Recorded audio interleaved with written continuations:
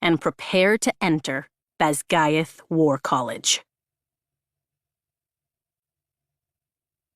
To Aaron, my own Captain America.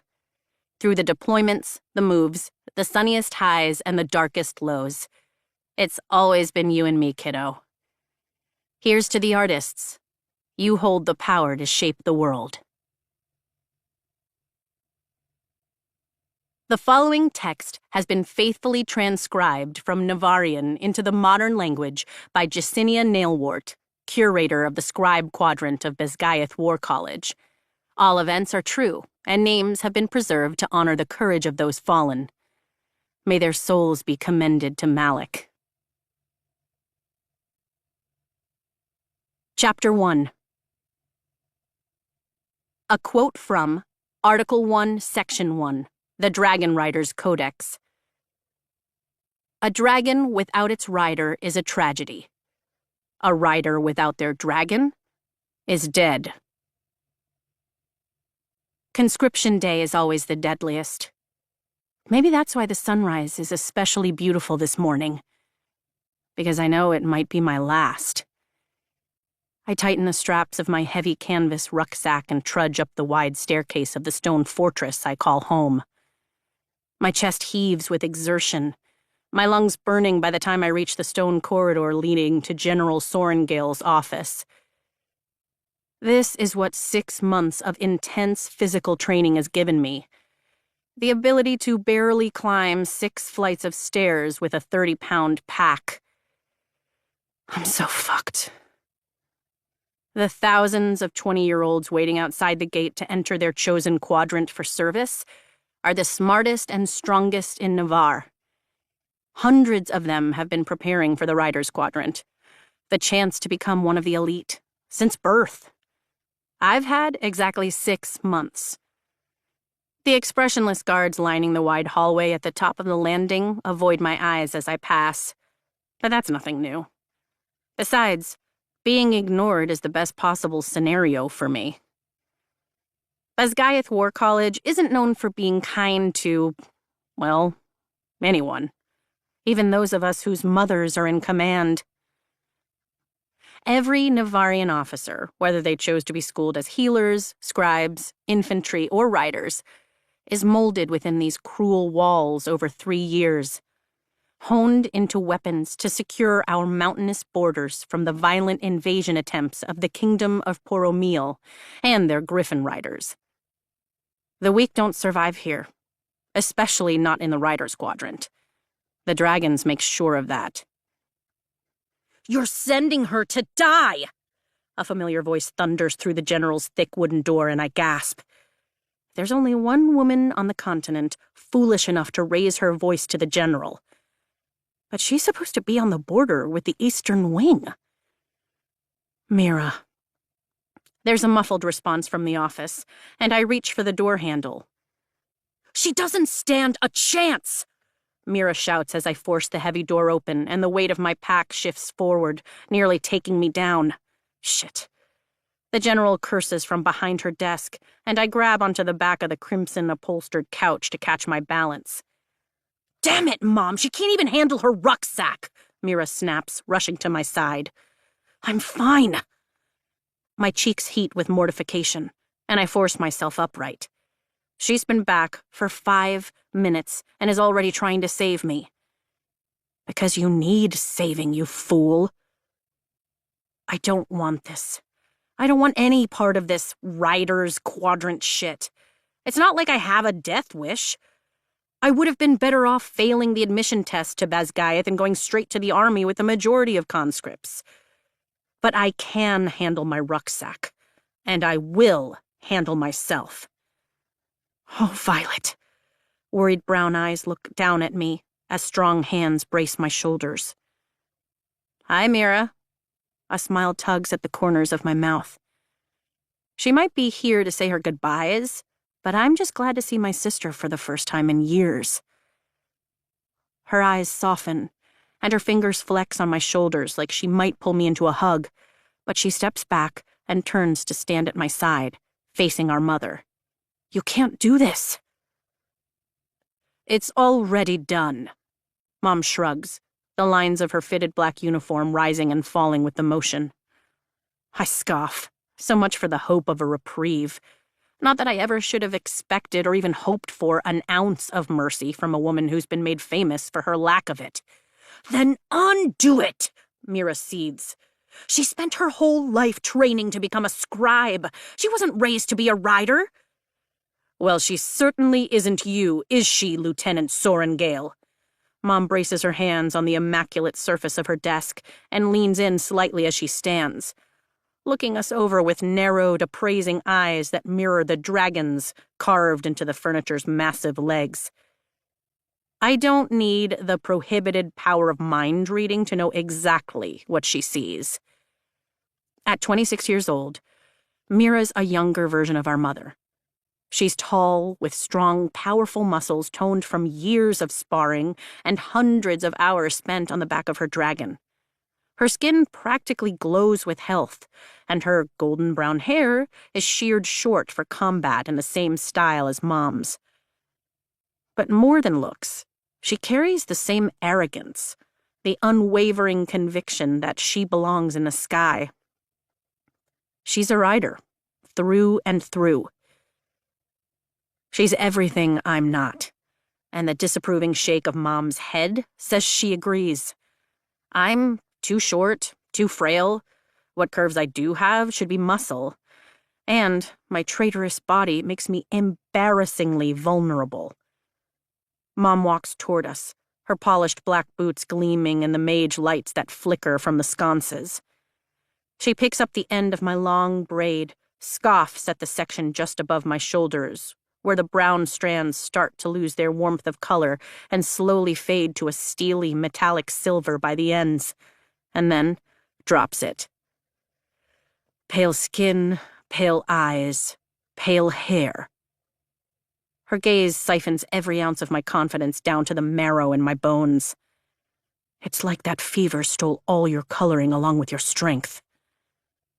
Grief flashes through her eyes and her brows furrow. I told him not to keep you in that library. It's not the first time I've heard her curse the sickness that nearly killed her while she was pregnant with me, or the library Dad made my second home when she'd been stationed here at Bezgaeth as an instructor, and he as a scribe. I love that library, I counter. It's been more than a year since his heart finally failed, and the archives are still the only place that feels like home in this giant fortress, the only place where I still feel my father's presence. Spoken like the daughter of a scribe, Mom says quietly, and I see it, the woman she was while Dad was alive. Softer, kinder, at least for her family. I am the daughter of a scribe. My back screams at me, so I let my pack slip from my shoulders, guiding it to the floor, and take my first full breath since leaving my room. Mom blinks, and that softer woman is gone, leaving only the general. You're the daughter of a rider. You are 20 years old, and today is conscription day. I let you finish your tutoring, but like I told you last spring, I will not watch one of my children enter the scribe quadrant, Violet. Because scribes are so far beneath riders, I grumble, knowing perfectly well that riders are the top of the social and military hierarchy. It helps that their bonded dragons roast people for fun. Yes, her customary composure slips, and if you dare walk into the tunnel toward the scribe quadrant today, I will rip you out by that ridiculous braid and put you on the parapet myself. My stomach turns over. Dad wouldn't want this, Mira argues, color flushing up her neck. I loved your father, but he's dead, Mom says, as if giving the weather report. I doubt he wants much these days. I suck in a breath but keep my mouth shut. Arguing will get me nowhere. She's never listened to a damn thing I've had to say before, and today is no different. Sending Violet into the Rider's Quadrant is tantamount to a death sentence. Guess Mira isn't done arguing. Mira's never done arguing with Mom, and the frustrating thing about it is that Mom has always respected her for it. Double standard for the win. She's not strong enough, Mom. She's already broken her arm this year. She sprains some joint every other week, and she's not tall enough to mount any dragon big enough to keep her alive in a battle. Seriously, Mira? What the hell? My fingernails bite into my palms as I curl my hands into fists. Knowing my chances of survival are minimal is one thing. Having my sister throw my inadequacies in my face is another. Are you calling me weak?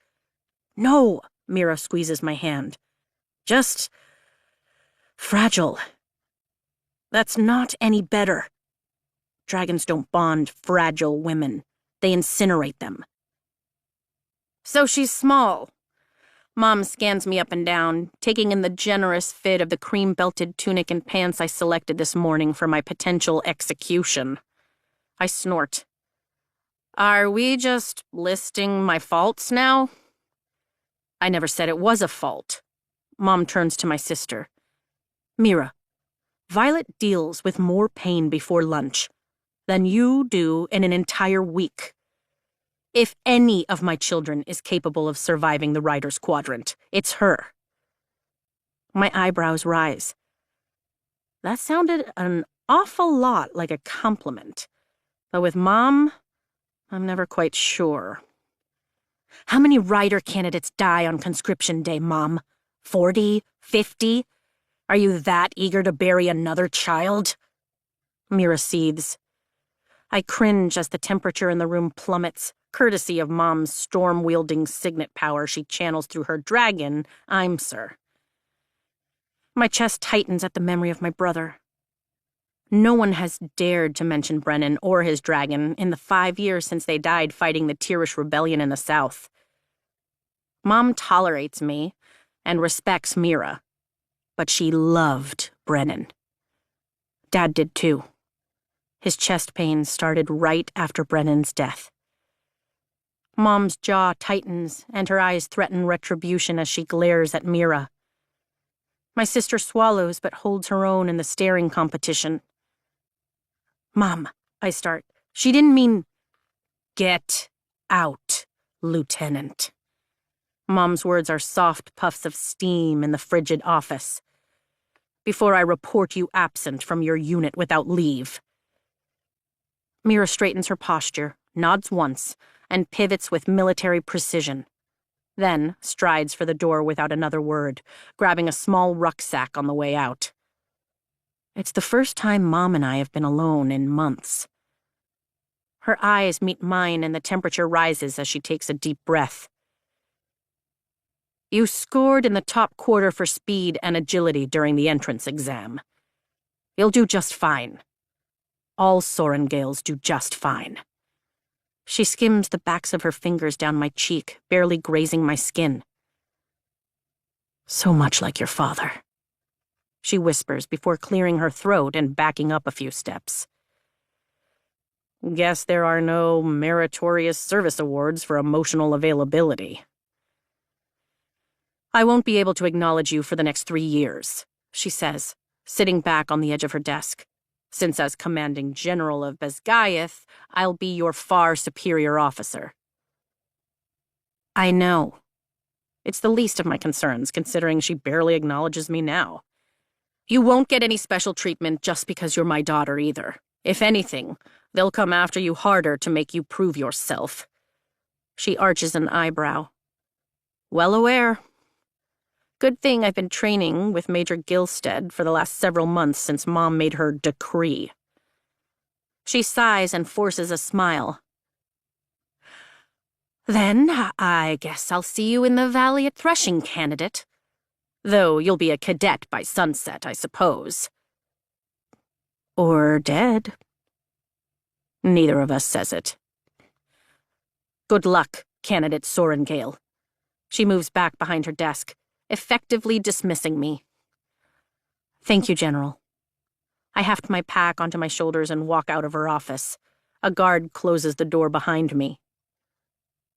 She's batshit crazy, Mira says from the center of the hallway, right between where 2 guards are positioned. They'll tell her you said that. Like they don't already know. She grinds out through clenched teeth. Let's go. We only have an hour before all candidates have to report, and I saw thousands waiting outside the gates when I flew over. She starts walking, leading me down the stone staircase and through the hallways to my room. Well, it was my room. In the 30 minutes I've been gone, all my personal items have been packed into crates that now sit stacked in the corner. My stomach sinks to the hardwood floor. She had my entire life boxed. She's fucking efficient, I'll give you that. Mira mutters before turning my way, her gaze passing over me in open assessment. I was hoping I'd be able to talk her out of it. You were never meant for the Writer's Quadrant. So you've mentioned, I lift an eyebrow at her, repeatedly. Sorry. She winces, dropping to the ground and emptying her pack. What are you doing? What Brennan did for me, she says softly, and grief lodges in my throat. Can you use a sword? I shake my head. Too heavy. I'm pretty quick with daggers, though. Really damned quick. Lightning quick. What I lack in strength, I make up for in speed. I figured, good. Now, drop your pack and take off those horrible boots. She sorts through the items she's brought, handing me new boots and a black uniform. Put these on. What's wrong with my pack? I ask, but drop my rucksack anyway. She immediately opens it, ripping out everything I'd carefully packed. Mira, that took me all night! You're carrying way too much, and your boots are a death trap. You'll slip right off the parapet with those smooth soles. I had a set of rubber-bottomed rider boots made for you just in case, and this, my dear Violet, is the worst case. Books start flying, landing in the vicinity of the crate. Hey, I can only take what I can carry, and I want those! I lunge for the next book before she has a chance to toss it, barely managing to save my favorite collection of dark fables. Are you willing to die for it? She asks, her eyes turning hard. I can carry it! This is all wrong. I'm supposed to be dedicating my life to books, not throwing them in the corner to lighten my rucksack. No, you can't. You're barely thrice the weight of the pack. The parapet is roughly 18 inches wide, 200 feet above ground, and last time I looked, those were rain clouds moving in. They're not going to give you a rain delay just because the bridge might get a little slick, sis. You'll fall, you'll die. Now are you going to listen to me, or are you going to join the other dead candidates at tomorrow morning's roll call? There's no trace of my older sister in the rider before me. This woman is shrewd, cunning, and a touch cruel.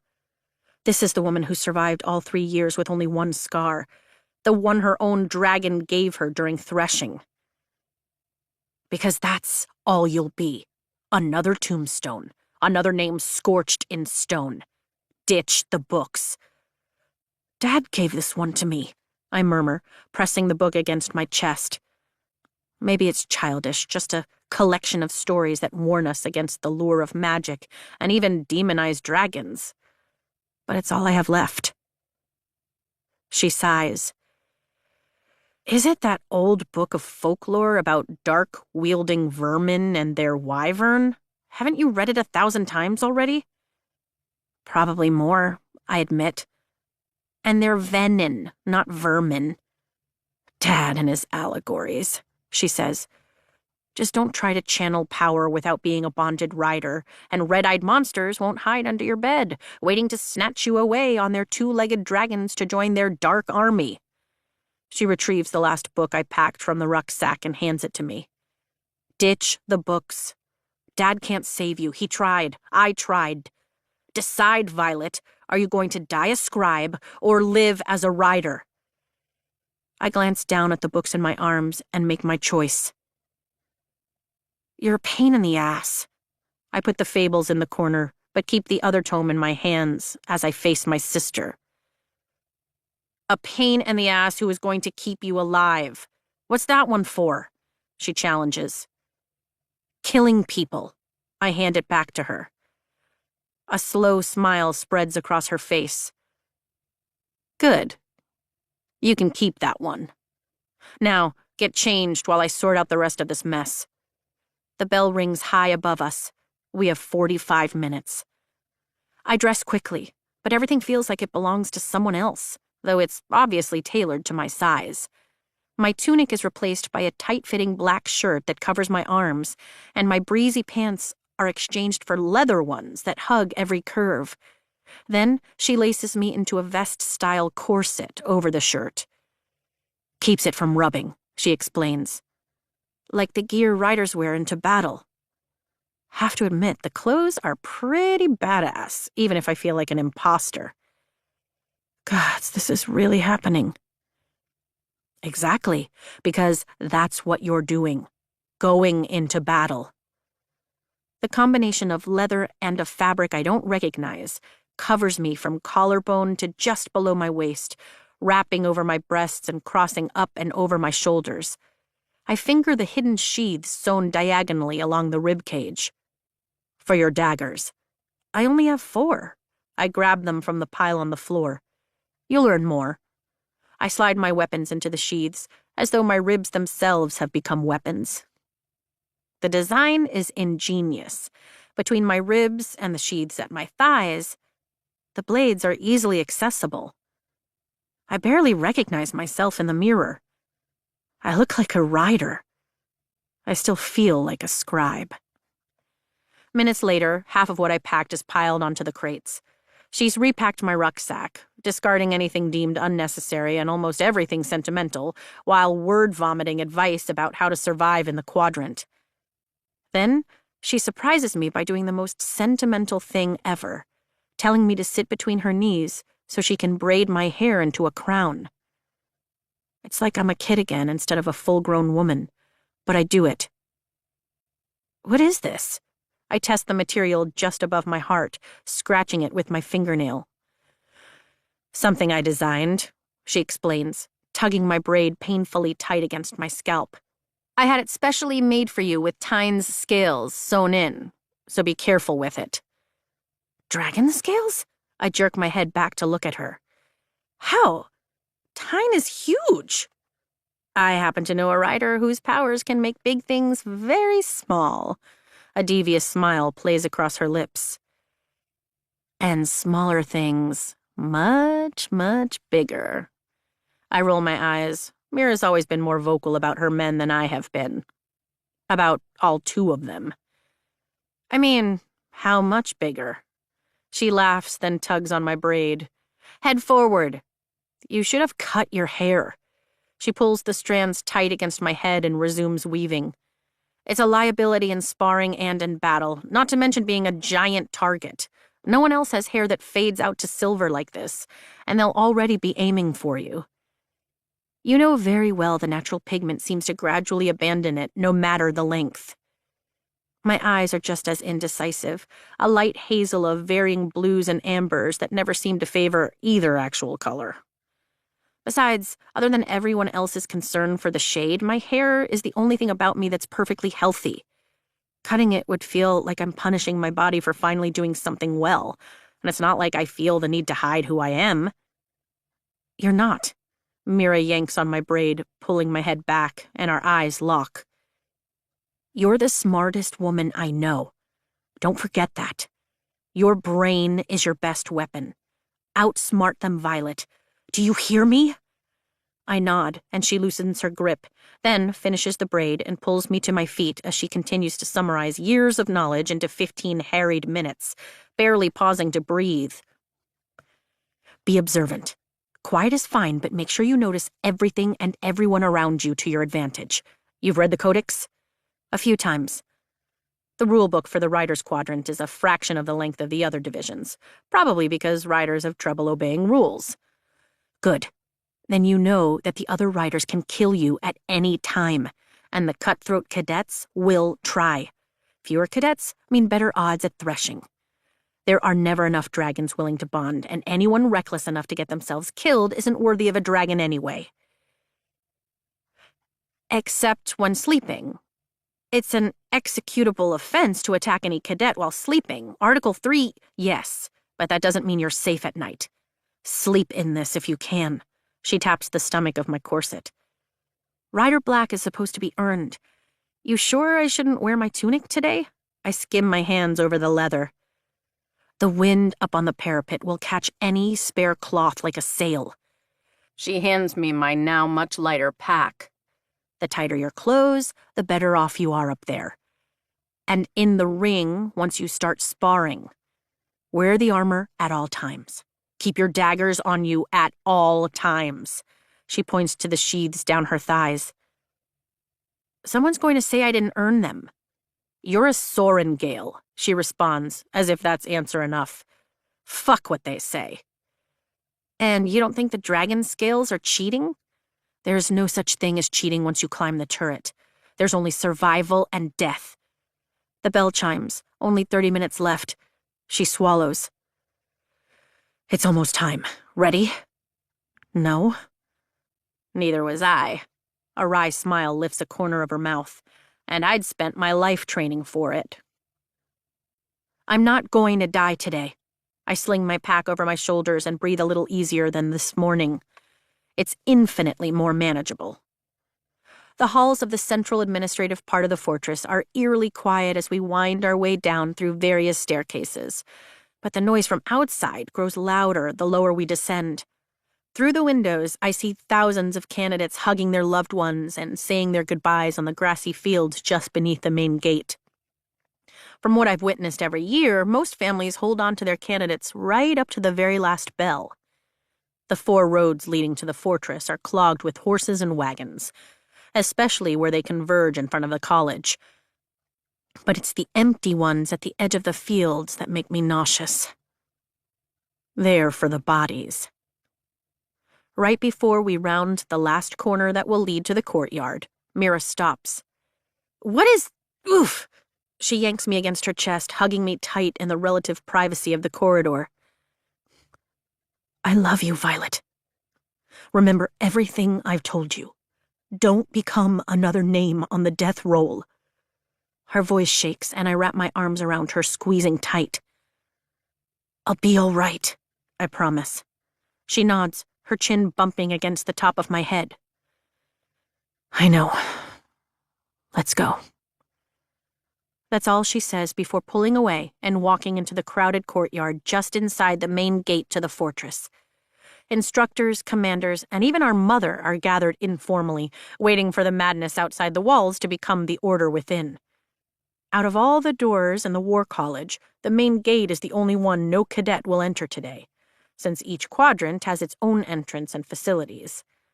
Hell, the riders have their own citadel. Pretentious, egotistical fucks. I follow Mira, catching her with a few quick strides. Find Dane Atos, Mira tells me as we cross through the courtyard, heading for the open gate. Dane? I can't help but smile at the thought of seeing Dane again, and my heart rate jumps. It's been a year, and I've missed his soft brown eyes and the way he laughs, the way every part of his body joins in. I've missed our friendship, and the moments I thought it might turn into more under the right circumstances. I've missed the way he looks at me, like I'm someone worth noticing. I've just missed him. I've only been out of the quadrant for 3 years, but from what I hear, he's doing well, and he'll keep you safe. Don't smile like that, Mira chides. He'll be a 2nd year. She shakes her finger at me. Don't mess around with 2nd years. If you want to get laid, and you should, she lifts her eyebrows, often, considering you never know what the day brings, then screw around in your own year. Nothing is worse than cadets gossiping that you've slept your way to safety. So I'm free to take any of the 1st years I want to bet, I say with a little grin. Just not the 2nd or 3rd years. Exactly, she winks. We cross through the gates, leaving the fortress, and join the organized chaos beyond. Each of Navarre's 6 provinces has sent this year's share of candidates for military service. Some volunteer, some are sentenced as punishment. Most are conscripted. The only thing we have in common here at Basgiath is that we passed the entrance exam, both written and an agility test I still cannot believe I passed, which means at least we won't end up as fodder for the infantry on the front line. The atmosphere is tense with anticipation as Mira leads me along the worn cobblestone path toward the southern turret. The main college is built into the side of Basgiath Mountain. As if It was cleaved from a ridgeline of the peak itself. The sprawling, formidable structure towers over the crowd of anxious, waiting candidates and their tearful families, with its stories tall stone battlements, built to protect the high rise of the keep within, and defensive turrets at each of its corners, one of which houses the bells. The majority of the crowd moves to line up at the base of the northern turret, the entrance to the infantry quadrant. Some of the mass heads toward the gate behind us, the healer quadrant that consumes the southern end of the college. Envy clenches my chest when I spot a few taking the central tunnel into the archives below the fortress to join the scribe quadrant. The entrance to the riders quadrant is nothing more than a fortified door at the base of the tower, just like the infantry entrance to the north. But while the infantry candidates can walk straight into their ground-level quadrant, we rider candidates will climb. Mira and I join the riders line waiting to sign in, and I make the mistake of glancing up. High above us, crossing the river-bottomed valley that divides the main college from the even higher, looming citadel of the riders quadrant on the southern ridgeline, is the parapet. The stone bridge that's about to separate rider candidates from the cadets over the next few hours. I can't believe I'm about to cross that thing. And to think, I've been preparing for the scribe's written exam all these years. My voice drips with sarcasm. I should have been playing on a balance beam. Mira ignores me as the line moves forward and candidates disappear through the door. Don't let the wind sway your steps. 2 candidates ahead of us, a woman sobs as her partner rips her away from a young man. The couple breaking from the line, retreating in tears down the hillside toward the crowd of loved ones lining the roads. There are no other parents ahead of us, only a few dozen candidates moving toward the roll keepers. Keep your eyes on the stones ahead of you and don't look down, Mira says, the lines of her face tightening. Arms out for balance. If the pack slips, drop it. Better it falls than you. I look behind us, where it seems hundreds have filed in within the span of minutes. Maybe I should let them go first, I whisper as panic fists my heart. What the hell am I doing?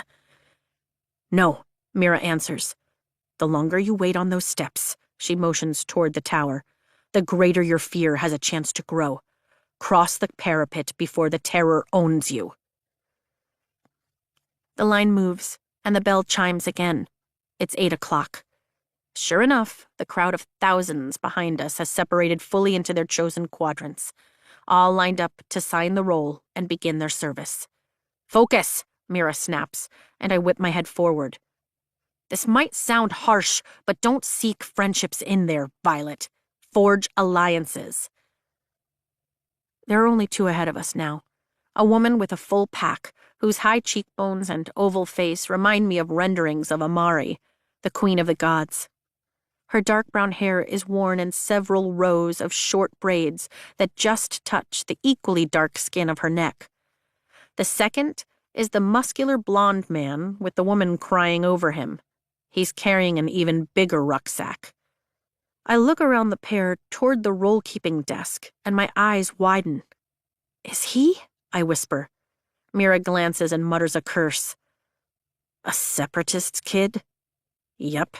See that shimmering mark that starts on the top of his wrist? It's a relic from the rebellion. I lift my eyebrows in surprise. The only relics I've ever heard of are when a dragon uses magic to mark the skin of their bonded rider. But those relics are a symbol of honor and power and generally in the shape of the dragon who gifted them. These marks are swirls and slashes that feel more like a warning than a claiming. A dragon did that? I whisper. She nods.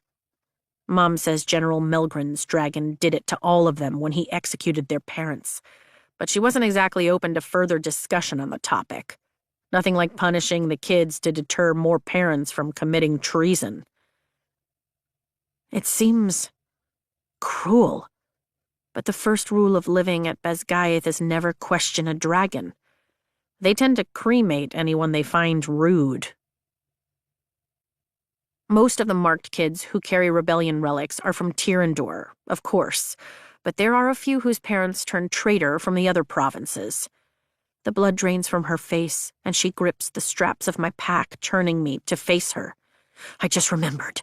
Her voice drops, and I lean in, my heart jumping at the urgency in her tone. Stay the hell away from Xaden Ryerson. The air rushes from my lungs. That name. That Xaden Ryerson, she confirms, fear lacing her gaze.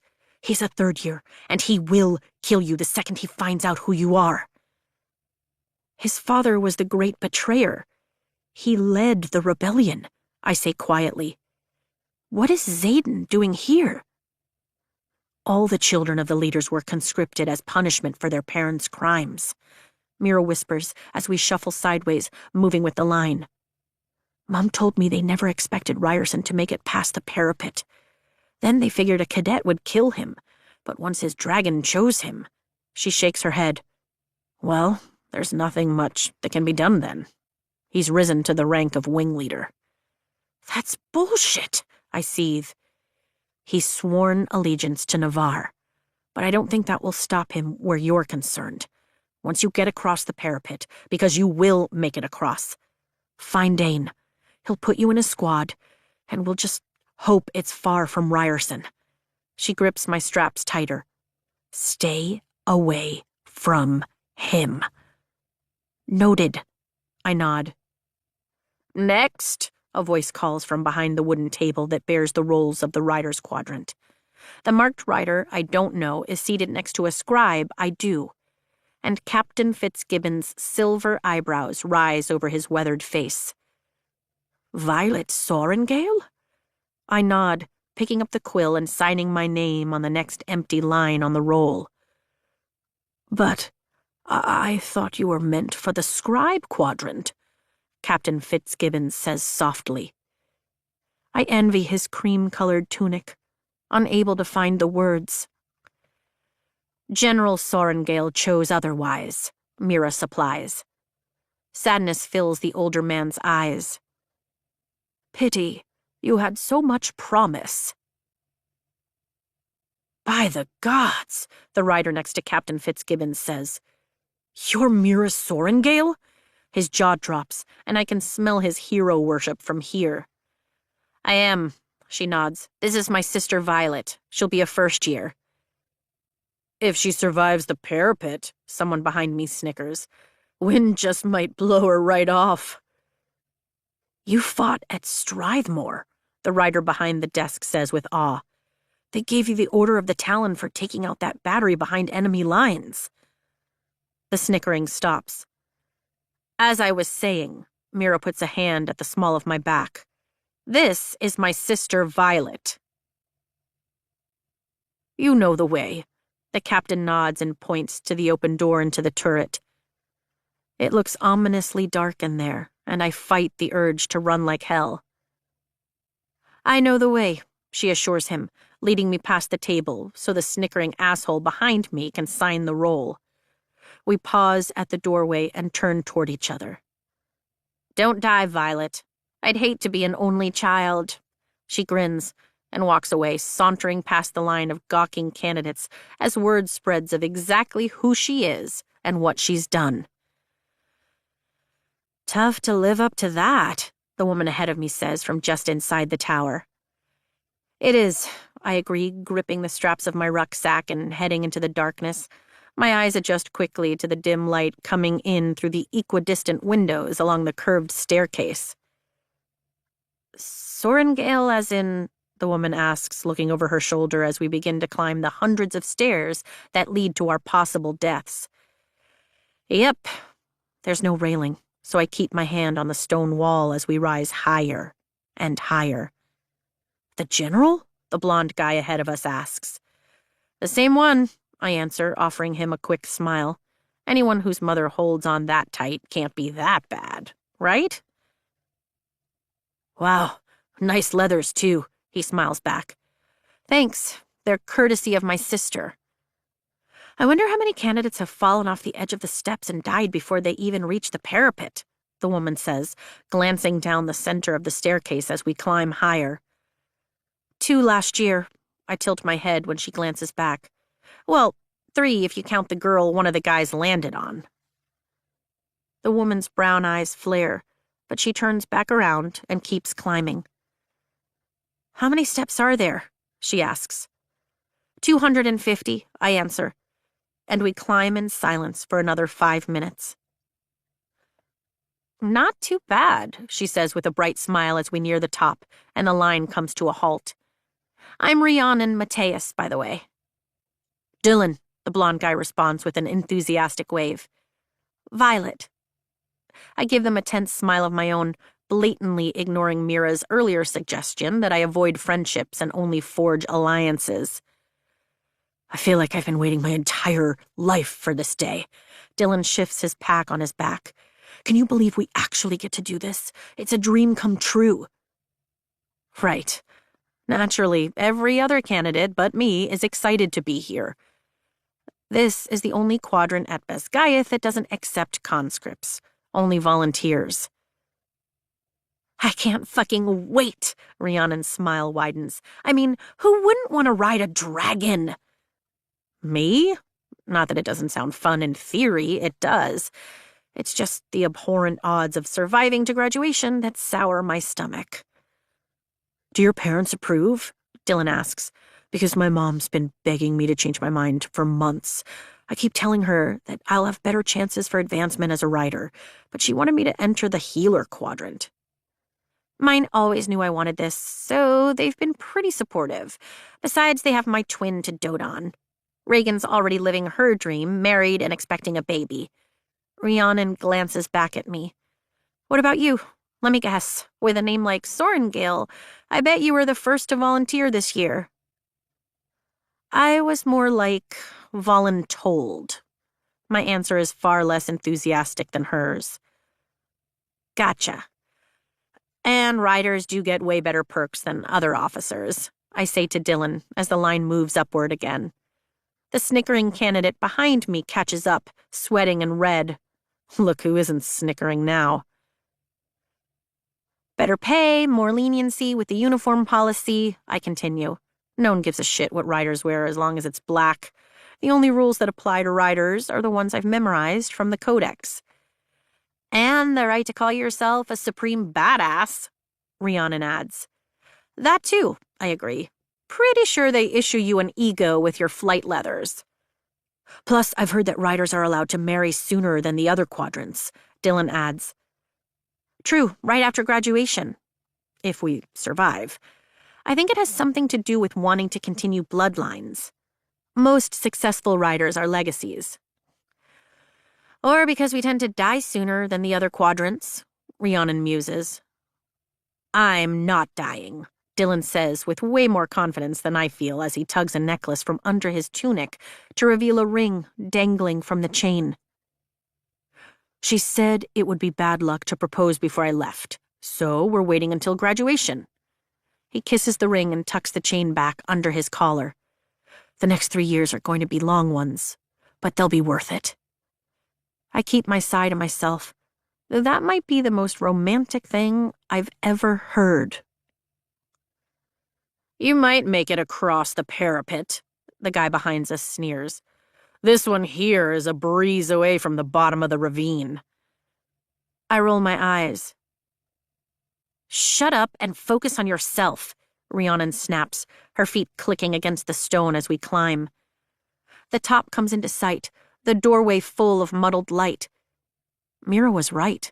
Those clouds are going to wreak havoc on us, and we have to be on the other side of the parapet before they do. Another step, another tap of Rhiannon's feet. Let me see your boots, I say quietly, so the jerk behind me can't hear. Her brow puckers, and confusion fills her brown eyes, but she shows me the soles. They're smooth, just like the ones I was wearing earlier. My stomach sinks like a rock. The line starts moving again, pausing when we're only a few feet from the opening. What size are your feet? I ask. What? Rhiannon blinks at me. Your feet, what size are they? 8, she answers, 2 lines forming between her brows. I'm a 7, I say quickly. It will hurt like hell, but I want you to take my left boot. Trade with me. I have a dagger in the right one. I'm sorry? She looks at me like I've lost my mind, and maybe I have. These are rider boots. They'll grip the stone better. Your toes will be scrunched and generally miserable, but at least you'll have a shot at not falling off if that rain hits. Rhiannon glances toward the open door and the darkening sky. Then, back to me. You're willing to trade a boot? Just until we get on the other side. I look through the open door. 3 candidates are already walking across the parapet, their arms stretched out wide. But we have to be quick. It's almost our turn. Rhiannon purses her lips in debate for a second, then agrees, and we swap left boots. I barely finish lacing up before the line moves again, and the guy behind me shoves my lower back, sending me staggering onto the platform and into the open air. Let's go. Some of us have things to do on the other side. His voice grates on my last freaking nerve. You are not worth the effort right now, I mutter, gaining my balance as the wind whips at my skin, the midsummer morning thick with humidity. Good call on the braid, Mira. The top of the turret is bare, the crenellations of stone rising and falling along the circular structure at the height of my chest and doing nothing to obscure the view. The ravine and its river below suddenly feel very, very far. How many wagons do they have waiting down there? 5? 6? I know the stats. The parapet claims roughly 15% of the rider candidates. Every trial in the quadrant, including this one, is designed to test a cadet's ability to ride. If someone can't manage to walk the windy length of the slim stone bridge, then they sure as hell can't keep their balance and fight on the back of a dragon.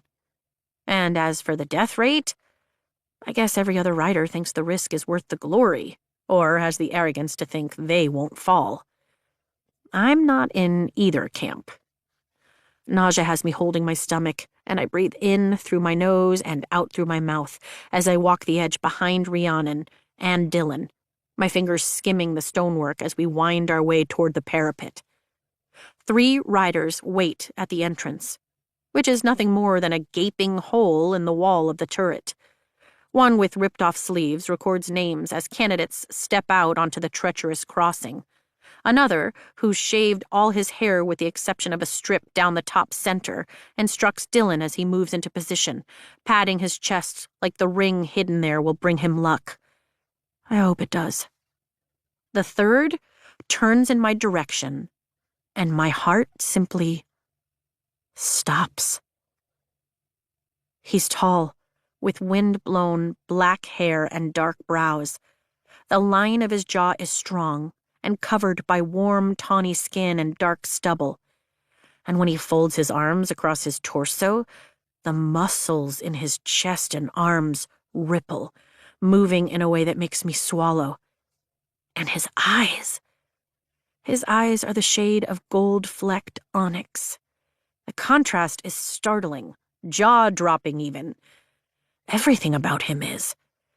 His features are so harsh that they look carved, and yet they're astonishingly perfect, like an artist worked a lifetime sculpting him, and at least a year of that was spent on his mouth. He's the most exquisite man I've ever seen. And living in the War College means I've seen a lot of men. Even the diagonal scar that bisects his left eyebrow and marks the top corner of his cheek only makes him hotter. Flaming hot. Scorching hot. Gets you into trouble and you like it level of hot. Suddenly I can't remember exactly why Mira told me not to fuck around outside my year group. See you two on the other side, Dylan says over his shoulder with an excited grin before stepping onto the parapet, his arms spread wide. Ready for the next one, Ryerson? The rider with the ripped sleeves says. Xaden Ryerson? You ready for this, Sorengale? Rhiannon asks, moving forward.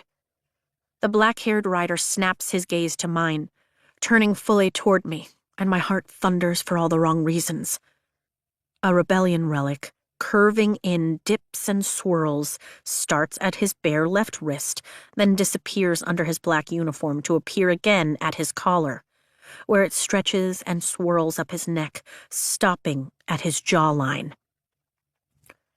"Oh, shit," I whisper, and his eyes narrow, as if he can hear me over the howl of wind that rips at my secured braid. "Sorrengail?" He steps toward me, and I look up. And up. Good gods, I don't even reach his collarbone. He's massive. He has to be more than 4 inches over 6 feet tall. I feel exactly what Mira called me. Fragile. But I nod once, and the shining onyx of his eyes transforms to cold, unadulterated hatred. I can almost taste the loathing wafting off him like a bitter cologne. "Violet?" Rhiannon asks, moving forward. "You're General Sorrengail's youngest." His voice is deep and accusatory. "You're Fen Ryerson's son," I counter, the certainty of this revelation settling in my bones. I lift my chin and do my best to lock every muscle in my body so I don't start trembling. "He will kill you the second he finds out who you are." Mira's words bounce around my skull and fear knots in my throat. He's going to throw me over the edge. He's going to pick me up and drop me right off this turret. I'm never going to get the chance to even walk the parapet. I'll die being exactly what my mother's always danced around calling me. Weak. Xaden sucks in a deep breath, and the muscle in his jaw flexes once. Twice. "Your mother captured my father and oversaw his execution." Wait, like he has the only right to hatred here? Rage races through my veins. "Your father killed my older brother. Seems like we're even." Hardly. His glaring gaze strokes over me like he's memorizing every detail or looking for any weakness. "Your sister is a rider." Guess that explains the leathers. Guess so. I hold his glare, as if winning this staring competition will gain me entrance to the quadrant, instead of crossing the parapet behind him. Either way, I'm getting across. Mira isn't going to lose both her siblings. His hands clench into fists and he tenses. I prepare for the strike. He might throw me off this tower, but I won't make it easy for him.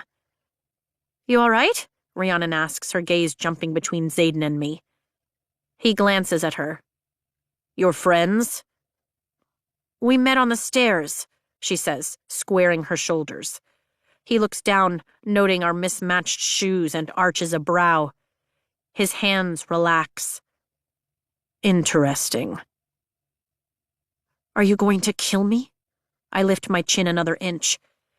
His gaze clashes with mine as the sky opens and rain falls in a deluge, soaking my hair, my leathers, and the stones around us in seconds.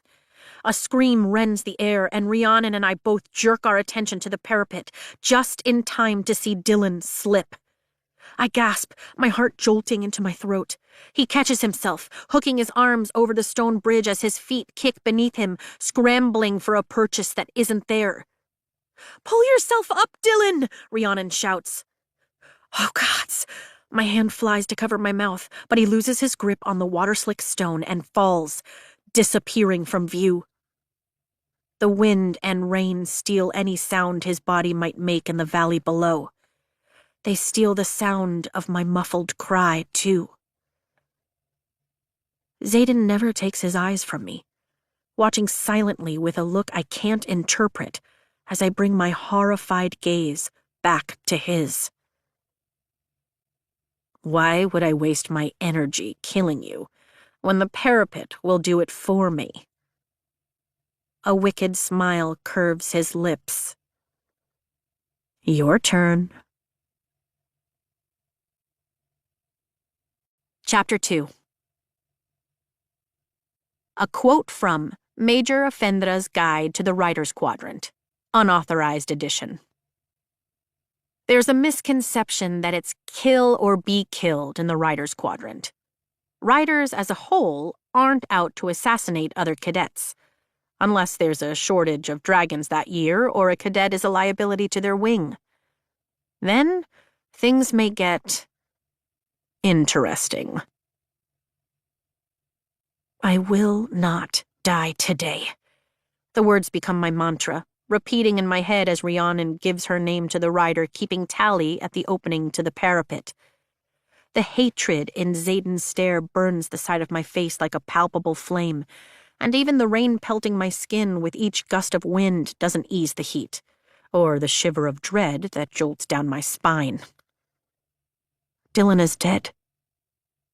He's just a name, another soon-to-be stone in the endless graveyards that line the roads to Basgiath, another warning to the ambitious candidates who would rather chance their lives with the riders than choose the security of any other quadrant. I get it now, why Mira warned me not to make friends. Rhiannon grips both sides of the opening in the turret, then looks over her shoulders at me. "I'll wait for you on the other side!" she shouts over the storm. The fear in her eyes mirrors my own. "I'll see you on the other side," I nod, and even manage a grimace of a smile. She steps out onto the parapet and begins walking, and even though I'm sure his hands are full today, I send up a silent prayer to Zanal, the god of luck. "Name?" the rider at the edge asks as his partner holds a cloak over the scroll in a pointless attempt to keep the paper dry. "Violet Sorengale," I answer as thunder cracks above me, the sound oddly comforting. I've always loved the nights where storms beat against the fortress window, both illuminating and throwing shadows over the books I curled up with, though this downpour might just cost me my life. With a quick glance, I see Dylan's and Rhiannon's names, already blurring at the end where water has met ink. It's the last time Dylan's name will be written anywhere but his stone. There will be another roll at the end of the parapet so the scribes have their beloved statistics for casualties. In another life, it would be me reading and recording the data for historical analysis. "Sorengale?" The writer looks up, his eyebrows rising in surprise. "As in General Sorengale?" "The same. Damn, that's already getting old. And I know it's only going to get worse. There's no avoiding the comparison to my mother, not when she's the commander here. Even worse, they probably think I'm a naturally gifted rider like Mira or a brilliant strategist like Brennan was. Or they'll take one look at me, realize I'm nothing like the three of them, and declare open season. I place my hands on either side of the turret and drag my fingertips across the stone. It's still warm from the morning sun, but rapidly cooling from the rain. Slick, but not slippery from moss growth or anything. Ahead of me, Rhiannon is making her way across, her hands out for balance. She's probably a fourth of the way, her figure becoming blurrier the farther she walks into the rain. "I thought she only had one daughter," the other rider asks, angling the cloak as another gust of wind blows into us. If it's this windy here, my bottom half sheltered by the turret, then I'm about to be in for a world of hurt on the parapet. I get that a lot. In through my nose, out through my mouth. I force my breathing to calm my heart rate to slow from its gallop. If I panic, I'll die. If I slip, I'll die. Oh, fuck it. There's nothing more I can do to prepare for this. I take the lone step up onto the parapet and grip the stone wall as another gust hits, knocking me sideways against the opening in the turret. "And you think you'll be able to ride?" the asshole candidate behind me mocks. "Some Sorengale with that kind of balance. I pity whatever wing you end up in." I regain my balance and yank the straps of my pack tighter. "Name?" the rider asks again, but I know he's not talking to me. "Jack Barlow," the one behind me answers. "Remember the name. I'm going to be a wing leader one day." Even his voice reeks of arrogance. "You better get going, Sorengale," Xaden's deep voice orders. I look over my shoulder and see him pinning me with a glare. "Unless you need a little motivation?" Jack lunges forward, his hands raised. Holy shit, he's going to shove me off. Fear shoots through my veins, and I move, leaving the safety of the turret as I bolt onto the parapet. There's no going back now. My heart beats so hard that I hear it in my ears like a drum. Keep your eyes on the stones ahead of you and don't look down. Mira's advice echoes in my head, but it's hard to heed it when every step could be my last.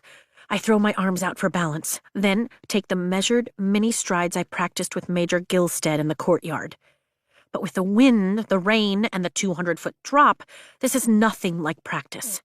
The stones beneath my feet are uneven in places, held together by mortar in the joints that make it easy to trip, and I concentrate on the path ahead of me to keep my eyes off my boots. My muscles are tight as I lock my center of gravity, keeping my posture upright. My head swims as my pulse skyrockets. Calm. I have to stay calm. I can't carry a tune, or even decently hum, so singing for a distraction is out. But I am a scholar. There's nowhere as calming as the archives, so that's what I think of. Facts, logic, history. Your mind already knows the answer, so just calm down and let it remember. That's what Dad always told me. I need something to keep the logical side of my brain from turning around and walking straight back to the turret.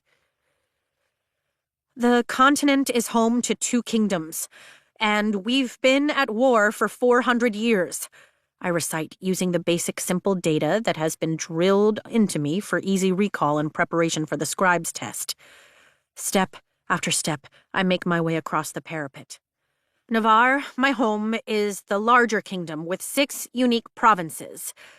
Tyrrendor, our southernmost and largest province, shares its border with the province of Krovla, within the Poromil kingdom.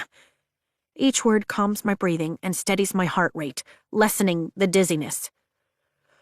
To our east lies the remaining 2 Poromil provinces of Breivik and Signisen, with the Espen Mountains providing a natural border. I pass the painted line that marks halfway. I'm over the highest point now, but I can't think about that. Don't look down. Beyond Krovla, beyond our enemy, lies the distant barrens, a desert. Thunder cracks, the wind slams into me, and I flail my arms. Shit! My body sways left with the gale, and I drop to the parapet, holding onto the edges and crouching so I don't lose my footing, making myself as small as possible as the wind howls over and around me. Stomach churning, I feel my lungs threaten to hyperventilate as panic seizes me at knife point. Within Navarre, Tyrrendor was the last of the bordering provinces to join the alliance and swear fealty to King Reginald. I shout into the howling wind, forcing my mind to keep moving against the very real threat of paralyzing anxiety. It was also the only province to attempt succession 627 years later, which would have eventually left our kingdom defenseless had they been successful. Rhiannon is still ahead of me, at what I think is the 3/4 point. Good. She deserves to make it. The kingdom of Poromil mainly consists of arable plains and marshlands, and is known for exceptional textiles, endless fields of grain, and unique crystalline gems capable of amplifying minor magics. I spare only a quick glance at the dark clouds above me before inching forward, one foot carefully placed in front of the other. In contrast, Navarre's mountainous regions offer an abundance in ore, hardy timber from our eastern provinces, and limitless deer and elk. My next step knocks a couple of pieces of mortar loose, and I pause as my arms wobble until I regain my balance. I swallow and test my weight before moving forward again. The trade agreement of Resin, signed more than 200 years ago, ensures the exchange of meat and lumber from Navarre for the cloth and agriculture within Poromil 4 times a year at the Athbin outpost, on the border of Krovla and Tyrrendor. I can see the Rider's Quadrant from here. The enormous stone footings of the citadel rise up from the mountain to the base of the structure, where I know this path ends if I can just get there. Scraping the rain from my face with the leather on my shoulder, I glance back to see where Jack is. He's stalled at just after the 1/4 mark, his stocky form standing still, like he's waiting for something. His hands are at his sides. The wind seems to have no effect on his balance, lucky bastard. I swear he's grinning across the distance. But it could just be the rain in my eyes. I can't stay here.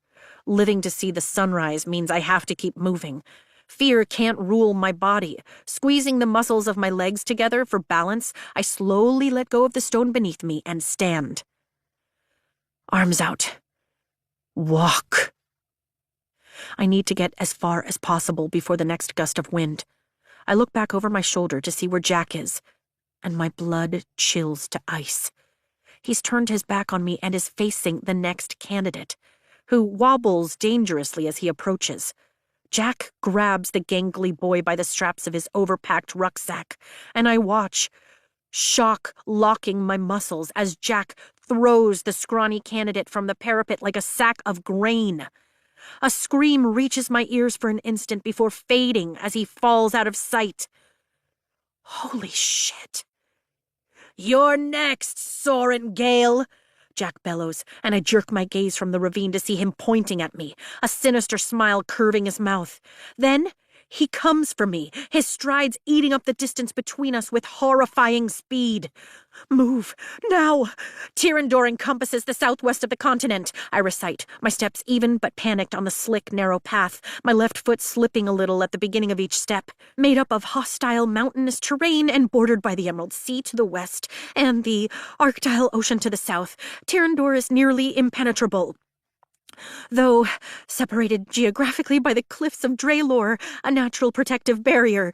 Another gust slams into me and my foot slips off the parapet. My heart lurches. The parapet rushes up to meet me as I stumble and fall. My knee slams into the stone and I yelp at the sharp bite of pain. My hands scramble for purchase as my left leg dangles off the edge of this bridge from hell. Jack, not far behind now. Then I make the gut-twisting error of looking down. Water runs off my nose and chin, splattering against the stone before falling to join the river, gushing through the valley more than 200 feet below. I swallow the growing knot in my throat and blink, fighting to steady my heart rate. I will not die today. Gripping the sides of the stone, I brace as much of my weight as I can trust on the slick stones to hold and swing my left leg up. The ball of my foot finds the walkway. From here, there aren't enough facts in the world to steady my thoughts. I need to get my right foot under me, the one that has better traction, but one wrong move, and I'll find out just how cold that river is beneath me. You'll be dead on impact. I'm coming for you, Soren Gale, I hear from behind me. I shove off the stone and pray my boots find the pathway as I burst to my feet. If I fall, fine. That would be my error, but I'm not about to let this asshole murder me. Best to get to the other side where the rest of the murderers wait.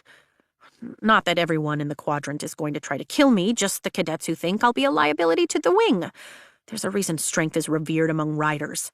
A squad, a section, a wing is only as effective as its weakest link, and if that link breaks, it puts everyone in danger. Jack either thinks I'm that link, or he's an unstable asshole who just enjoys killing. Probably both. Either way, I need to move faster.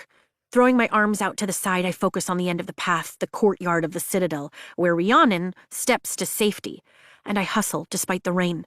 I keep my body tight, my center locked, and for once, am grateful I'm shorter than most. Will you scream the whole way down? Jack mocks, still shouting, but his voice is closer. He's gaining on me. There's no room for fear, so I block it out, envisioning shoving the emotion behind locked iron bars in my mind. I can see the end of the parapet now, the riders who wait at the entrance to the Citadel. There's no way someone who can't even carry a full rucksack passed the entrance exam. You're a mistake, Soren Gale, Jack calls out, his voice clearer, but I don't chance losing my speed to check how far he is behind me. It's really for the best that I take you out now, don't you think? It's so much more merciful than letting the dragons have at you. They'll start to eat you leg by rickety leg while you're still alive. Come on, he cajoles. It will be my pleasure to help you out. The fuck you will, I mutter. There are only a dozen feet left to the outside of the Citadel's enormous walls. My left foot slips and I wobble, but I only lose a heartbeat before I'm moving forward again. The fortress looms behind those thick battlements carved into the mountain in an L-shaped formation of tall stone buildings built to withstand fire for obvious reasons. The walls that surround the Citadel's courtyard are 10 feet thick and 8 feet tall, with one opening. And I'm just about there. I bite back a sob of relief as stone rises up on both sides of me. Think you'll be safe in there? Jack's voice is harsh and close.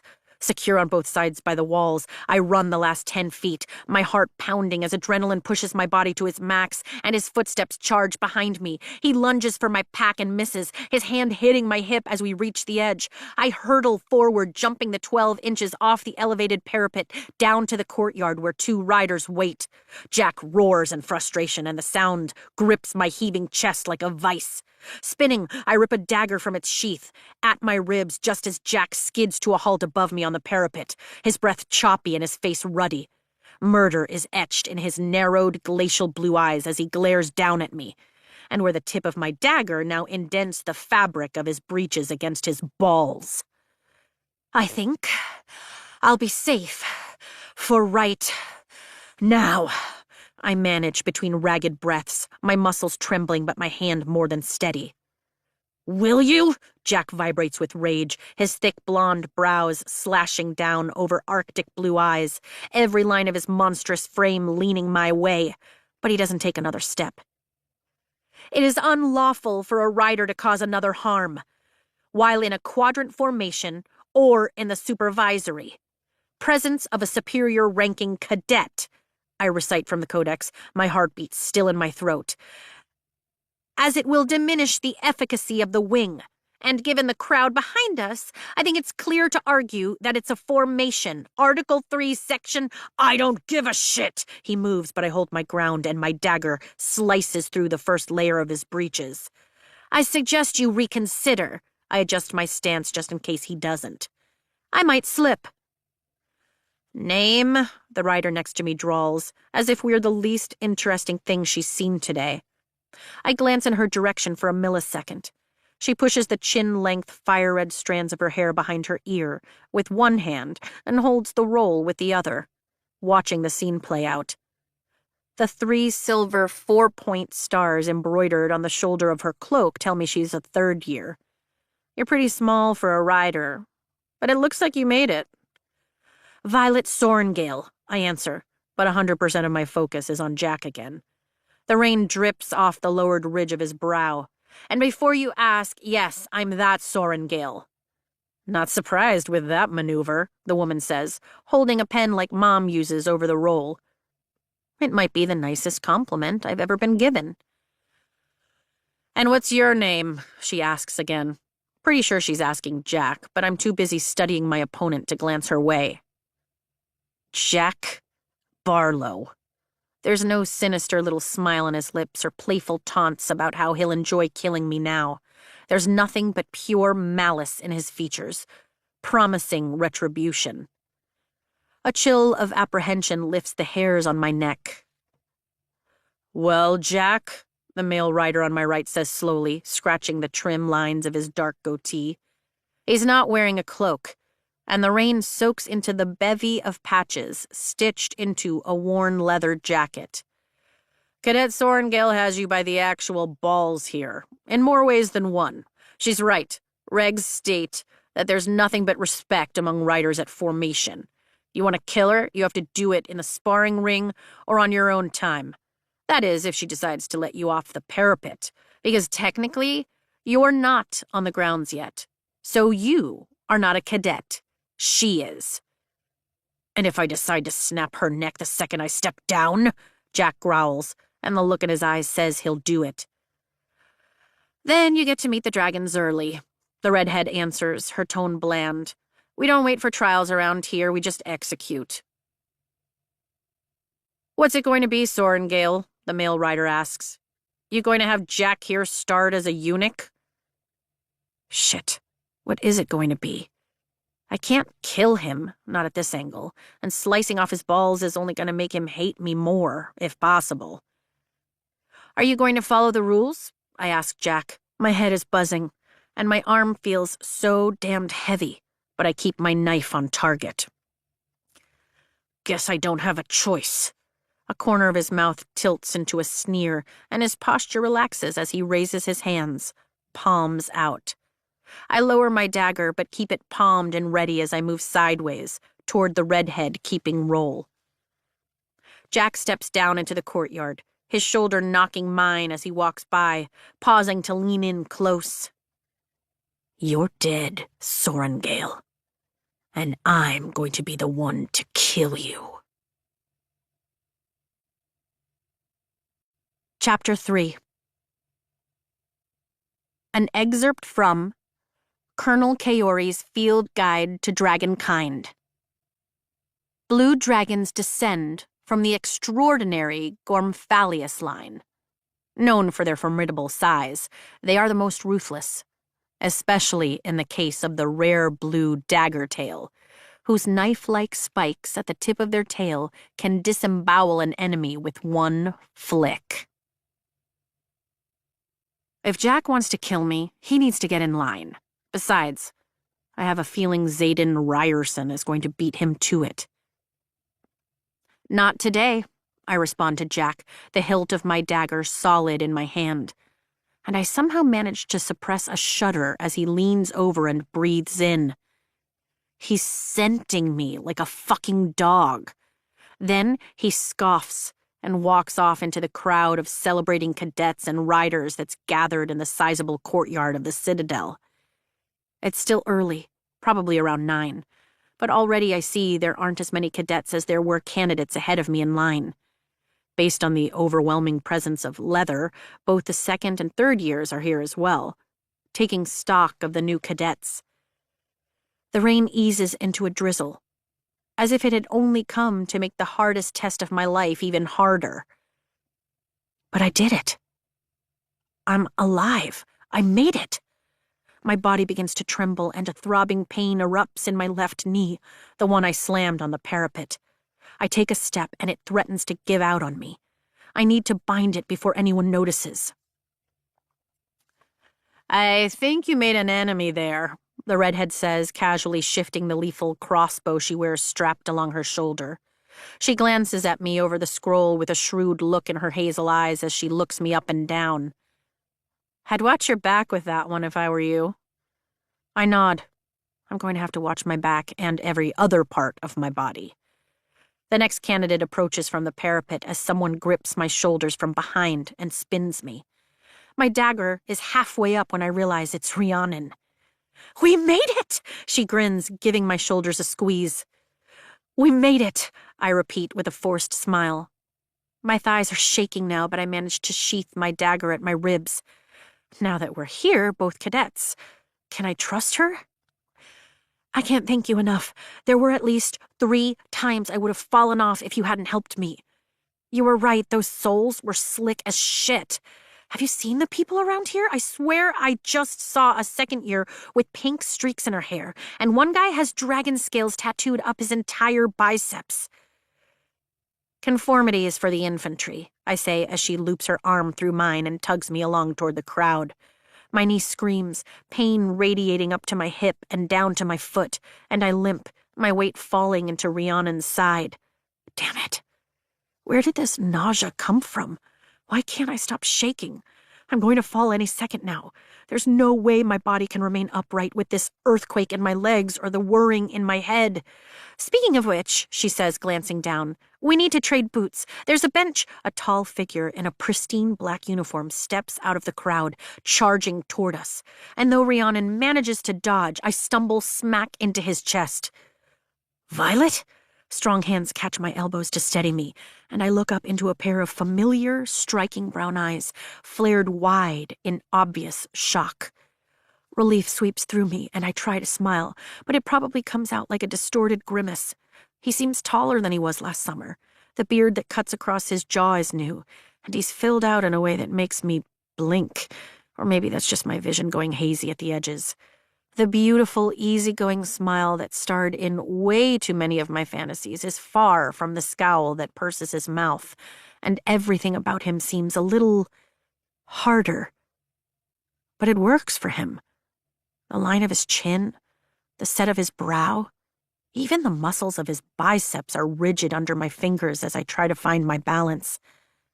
Sometime in the last year, Dane Atos went from attractive and cute to gorgeous. And I'm about to be sick all over his boots. "What the hell are you doing here?" he barks, the shock in his eyes transforming to something foreign, something deadly. This isn't the same boy I grew up with. He's a second-year rider now. "Dane, it's good to see you." That's an understatement, but the trembles turn into full-on shakes, and bile creeps up my throat, dizziness only making the nausea worse. My knees give out. "Damn it, Violet," he mutters, hauling me back to my feet. With one hand on my back and the other under my elbow, he quickly guides me away from the crowd and into an alcove in the wall, close to the first defensive turret of the Citadel. It's a shady, hidden spot with a hard wooden bench, which he sits me on, then helps me out of my rucksack. Spit floods my mouth. "I'm going to be sick." "Head between your knees," Dane orders in a harsh tone I'm not used to from him, but I do it. He rubs circles on my lower back as I breathe in through my nose and out through my mouth. "It's the adrenaline. Give it a minute, and it'll pass." I hear approaching footsteps on the gravel. "Who the hell are you?" "I'm Rhiannon. I'm Violet's friend." I stare at the gravel under my mismatched boots and will the meager contents of my stomach to stay put. "Listen to me, Rhiannon. Violet is fine," he commands. "And if anyone asks, then you tell them exactly what I said, that it's just the adrenaline working out of her system. Understand?" "It's no one's business what's going on with Violet," she retorts, her tone just as sharp as his. "So I wouldn't say shit, especially not when she's the reason I made it across the parapet." "You better mean that," he warns, the bite in his voice at odds with the ceaseless, comforting circles he makes on my back. "I could ask you just who the hell you are," she retorts. "He's one of my oldest friends." The trembles slowly subside, and the nausea wanes, but I'm not sure if it's from timing or my position, so I keep my head between my knees while I manage to unlace my left boot. "Oh," Rhiannon answers. "And a second-year rider, cadet," he growls. Gravel crunches like Rhiannon has backed up a step. "No one can see you here, Vi, so take your time," Dane says softly. "Because puking my guts up after surviving the parapet and the asshole who wanted to throw me off it would be considered weak." I rise slowly, sitting upright. "Exactly," he answers. "Are you hurt?" His gaze rakes over me with a desperate edge, like he needs to see every inch for himself. "My knee is sore," I admit in a whisper, because it's Dane. Dane, whom I've known since we were 5 and 6. Dane, whose father is one of my mother's most trusted advisors. Dane, who held me together when Mira left for the Riders Quadrant, and again when Brennan died. He takes my chin between his thumb and forefinger, turning my face left and right for inspection. "That's all. You're sure?" His hands run down my sides and pause at my ribs. "Are you wearing daggers?" Rhiannon takes my boot off and sighs in relief, wiggling her toes. I nod. 3 at my ribs and 1 at my boot. "Thank gods, or I'm not sure I'd be sitting here right now." "Huh." He drops his hands and looks at me like he's never seen me before, like I'm a complete stranger. But then he blinks and it's gone. "Get your boots switched. You two look ridiculous." "Vi, do you trust this one?" He nods toward Rhiannon. She could have waited for me at the security of the Citadel walls and thrown me off just like Jack tried to do, but she didn't. I nod. I'd trust her as much as anyone can trust another first year around here. "All right." He stands and turns toward her. There are sheaths at the sides of his leathers, too, but there are daggers in each of them, where mine are still empty. "I'm Dane Atos, and I'm the leader for 2nd Squad Flame Section, 2nd Wing." Squad leader? My brows jump. The highest ranks among the cadets in the quadrant are wing leader and section leader. Both positions are held by elite 3rd years. 2nd years can rise to squad leaders, but only if they're exceptional. Everyone else is simply a cadet before threshing, when the dragons choose who they will bond, and a rider after. People die too often around here to hand out ranks prematurely. Parapet should be over in the next couple of hours, depending on how fast the candidates cross or fall. Go find the redhead with the roll. She's usually carrying a crossbow. And tell her that Dane Atos put both you and Violet Sorengale into his squad. If she questions you, tell her she owes me for saving her ass at threshing last year. I'll bring Violet back to the courtyard shortly. Rhiannon glances at me and I nod. Go, before someone sees us, Dane barks. Going, she answers, shoving her foot into her boot and lacing it as quickly as I do the same with mine. You crossed the parapet with an equestrian boot too big for you? Dane asks, glaring down at me with incredulity. She would have died without trading mine. I stand and wince as my knee objects and tries to buckle. And you're going to die if we don't find you a way out of here. He offers his arm. Take it. We need to get you to my room. You need to wrap that knee. His eyebrows rise. Unless you found some miracle cure I don't know about in the last year? I shake my head and take his arm. Damn it, Violet. Damn it! He tucks mine discreetly against his side, grabs my rucksack with his empty hand, then leads me into a tunnel at the end of the alcove in the outer wall I hadn't even seen. Mage lights flicker on in the sconces as we pass and extinguish after we go by. You're not supposed to be here. Well aware. I let myself limp a little, since no one can see us now. You're supposed to be in the scribe quadrant, he seethes, leading me through the tunnel in the wall. What the hell happened? Please tell me you did not volunteer for the Riders Quadrant. What do you think happened? I challenge as we reach a wrought iron gate that looks like it was built to keep out a troll. Or a dragon. He curses. Your mother. My mother, I nod. Every Sorengale is a rider, don't you know? We make it to a set of circular steps, and Dane leads me up past the first and second floor, stopping us on the third and pushing open another gate that creaks with the sound of metal on metal. This is a second-year floor, he explains quietly, which means I'm not supposed to be up here, obviously. I tuck in a little closer. Don't worry, if someone sees us, I'll just say that I was overcome with lust at first sight and couldn't wait another second to get you out of your pants. Ever the smartass. A wry smile tugs at his lips as we start down the hall. I can throw in a few, "Oh, Dane," cries once we're in your room just for believability, I offer, and actually mean it. He snorts as he drops my pack in front of a wooden door, then makes a twisting motion with his hand in front of the handle. A lock audibly clicks. You have powers, I say. It's not news, of course. He's a second-year rider, and all riders can perform lesser magics once their dragons choose to channel their power. But it's Dane. Don't look so surprised. He rolls his eyes and opens the door, carrying my pack as he helps me inside.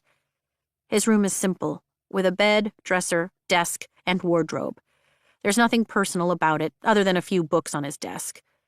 I note with a tiny burst of satisfaction that one is the tome on the Crovelin language that I gave him before he left last summer. He's always had a gift for languages.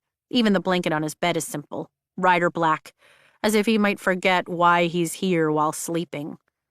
The window is arched, and I move toward it. I can see the rest of Basgiath across the ravine through the clear glass. It's the same war college, and yet an entire world away. There are 2 more candidates on the parapet, but I look away before I can feel invested just to watch them fall. There's only so much death one person can take in a day, and I'm at my fucking maximum. Do you have wraps in here? He hands me the rucksack. Got them all from Major Gilstead. I answer with a nod, plopping down on the edge of his expertly made bed and start to dig through my pack. Luckily for me, Mira is an infinitely better packer than I am, and the wraps are easy to spot. Make yourself at home, he grins, leaning back against the closed door and hooking one ankle over the other. As much as I hate that you're here, I have to say it's more than nice to see your face, Vi. I look up, and our eyes meet. The tension that's been in my chest for the last week, hell, the last 6 months, eases. And for a second, it's just us. I've missed you. Maybe it's exposing a weakness, but I don't care. Dane knows almost everything there is to know about me anyway. Yeah, I've missed you too, he says quietly, his eyes softening. My chest draws tight, and there's an awareness between us, an almost tangible sense of anticipation as he looks at me. Maybe after all these years, we're finally on the same page when it comes to wanting each other. Or maybe he's just relieved to see an old friend. You'd better get that leg wrapped. He turns around to face the door. I won't look. It's nothing you haven't seen before. I arch my hips and shimmy my leather pants down past my thighs and over my knees. Shit. The one on the left is swollen. If anyone else had taken that stumble, they would have ended up with a bruise, maybe even a scrape. But me, I have to fix it so my kneecap stays where it's supposed to. It's not just my muscles that are weak. My ligaments that hold my joints together don't work for shit either. Yeah, well, we're not sneaking away to swim in the river, are we? He teases. We grew up together through every post our parents had been stationed at, and no matter where we were, we always managed to find a place to swim and trees to climb. I fasten the wrap at the top of my knee, then wind and secure the joint in the same way I've done since I was old enough for the healers to teach me. It's a practiced motion that I could do in my sleep, and the familiarity of it is almost soothing. If it didn't mean I was starting in the quadrant wounded. As soon as I get it fastened with the little metal clasp, I stand and tug my leathers back up over my ass and button them. All covered. He turns and glances over me. You look different. It's the leathers, I shrug. Why? Is different bad? It takes a second to close my rucksack and haul it up and over my shoulders. Thank you, gods, the ache in my knee is manageable, with it bound like this. It's just... He shakes his head slowly, teasing his lower lip with his teeth. Different. Why, Dane Atos. I grin and walk toward him, then grasp the door handle at his side. You've seen me in swimwear, tunics, and even ball gowns. Are you telling me it's the leather that does it for you? He scoffs, but there's a slight flush to his cheeks as his hand covers mine to open the door. Glad to see our year apart hasn't dulled your tongue, Vi. Oh, I toss over my shoulder as we walk into the hallway. I can do quite a few things with my tongue. You'd be impressed. My smile is so wide that it almost hurts, and just for a second I forget that we're in the Riders Quadrant, or that I've just survived the parapet. His eyes heat. Guess he's forgotten, too. Then again, Mira's always made it clear that riders aren't an inhibited bunch behind these walls. There's not much reason to deny yourself when you might not live through tomorrow. We have to get you out of here, he says, shaking his head like he needs to clear it. Then he does the hand thing again, and I hear the lock slide into place. There's no one in the hallway, and we make it to the stairwell quickly. Thanks, I say as we start descending. My knee feels way better now. I still can't believe your mother thought putting you into the Riders Quadrant was a good idea. I can practically feel the anger vibrating off him next to me as we walk down the stairs. There's no banister on his side, but he doesn't seem to mind, even though a single misstep would be the end of him. Me neither. She announced her decree about which quadrant I'd choose last spring after I passed the initial entrance exam, and I immediately started working with Major Gilstead. He'll be so proud when he reads the rolls tomorrow and sees that I'm not on them. There's a door at the bottom of this stairwell, below the main level, that leads to the passage into the Healer's Quadrant, farther up the ravine, he says as we approach the first floor. We'll get you through that and into the Scribe Quadrant. What? I stop as my feet hit the polished stone, landing at the main floor, but he continues downward. He's already 3 steps beneath me when he realizes I'm not with him. The Scribe Quadrant, he says slowly, turning to face me. This angle makes me taller than he is, and I glare down at him. I can't go to the Scribe Quadrant, Dane. I'm sorry? His eyebrows fly up. She won't stand for it. I shake my head. His mouth opens, then shuts, and his fists clench at his sides. This place will kill you, Violet. You can't stay here. Everyone will understand. You didn't volunteer. Not really. Anger bristles up my spine, and my gaze narrows on him. Ignoring who did or did not volunteer me, I snap. 1, I'm well aware of what my chances are here, Dane. And 2, usually 15% of candidates don't make it past the parapet, and I'm still standing, so I guess I'm beating those odds already. He backs up another step. I'm not saying you didn't just kick absolute ass by getting here, Vi.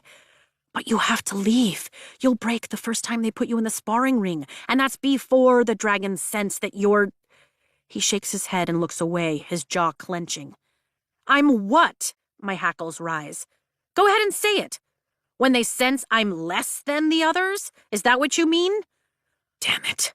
He rakes his hand over his close-cropped, light brown curls. Stop putting words in my mouth. You know what I mean. Even if you survived a threshing, there's no guarantee a dragon will bond you. As it was, last year we had 34 unbonded cadets who have just been sitting around waiting to restart the year with this class to get a chance at bonding again. And they're all perfectly healthy. Don't be an asshole. My stomach falls. Just because he might be right doesn't mean I want to hear it, or want to be called unhealthy. I'm trying to keep you alive, he shouts, his voice echoing off the stone of the stairwell. If we get you to the scribe quadrant right now, you can still ace their test and have a phenomenal story to tell when you're out drinking. I take you back out there? He points to the doorway that leads to the courtyard. It's out of my hands. I can't protect you here, not fully. I'm not asking you to. Wait, didn't I want him to? Wasn't that what Mira suggested? Why would you tell Rhiannon to put me in your squad if you just wanted to sneak me out the back door? The vice around my chest squeezes tighter. Next to Mira, Dane is the person who knows me best on the entire damned continent, and even he thinks I can't hack it here. To make her leave so I could get you out. He climbs 2 steps, shortening the distance between us, but there's no give in the set of his shoulders. If determination had a physical form, it would be Dane Atos right now. Do you think I want to watch my best friend die? Do you think it'll be fun to see what they'll do to you knowing you're General Sorengale's daughter? Putting on leathers doesn't make you a rider, Vi. They're going to tear you to shreds. And if they don't, the dragons will. In the rider's quadrant, you either graduate or die, and you know that. Let me save you. His entire posture droops, and the plea in his eyes shreds some of my indignation. Please, let me save you. You can't, I whisper. She said she'd haul me right back. I either leave here as a rider or as a name on a stone. She didn't mean it. He shakes his head. She can't mean that. She means it. Even Mira couldn't talk her out of it. He searches my eyes and tenses, as if he sees the truth of it there. Shit. Yeah. Shit. I shrug, like it's not my life we're talking about here. All right. I can see him mentally changing gears, adapting to the information. We'll find another way. For now, let's go. He takes my hand and leads me to the alcove we disappeared from. Get out there and meet the other first years. I'll go back and enter from the turret doorway. They'll figure out we know each other soon enough, but don't give anyone ammunition. He squeezes my hand and lets go, walking away without another word and disappearing into the tunnel. I grip the straps of my rucksack and walk into the dappled sunlight of the courtyard. The clouds are breaking, and the drizzle is burning off as the gravel crunches beneath my feet on my way toward the riders and cadets. The massive courtyard, which could easily fit 1,000 riders, is just like the map in the archives recorded. Shaped like an angular teardrop, the rounded end is formed by a giant outer wall at least 10 feet thick. Along the sides are stone halls. I know the 4-story building carved into the mountain with the rounded end is for academics, and the one on the right, towering over the cliff, is the dorms, where Dane took me. The imposing rotunda linking the two buildings also serves as the entrance to the gathering hall, commons, and library behind it. I quit gawking and turn in the courtyard to face the outer wall. There's a stone dais on the right side of the parapet, occupied by two uniformed men I recognize as the commandant and executive commandant, both in full military dress, their medals winking in the sunlight. It takes me a few minutes to find Rhiannon in the growing crowd, talking to another girl whose jet black hair is cut just as short as Dane's. "There you are!" Rhiannon's smile is genuine and full of relief. "I was worried. Is everything—" She lifts her eyebrows. "I'm good to go," I nod and turn toward the other woman as Rhiannon introduces us. Her name is Tara, and she's from the Moraine province to the north, along the coast of the Emerald Sea. She has that same air of confidence Mira does, and her eyes dance with excitement as she and Rhiannon talk about how they've both obsessed over dragons since childhood. I pay attention, but only enough to recall details if we need to form an alliance. An hour passes, then another, according to the Basgaeth bells, which we can hear from here. Then the last of the cadets walks into the courtyard, followed by the 3 riders from the other turret. Xaden is among them.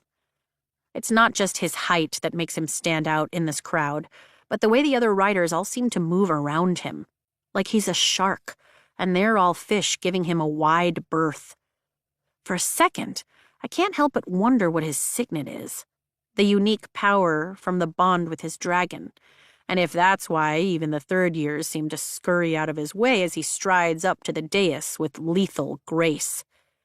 There are 10 of them in total up there now, and from the way Commandant Panchek moves to the front facing us, "I think we're about to start," I say to Rhiannon and Tara, and they both turn to face the dais.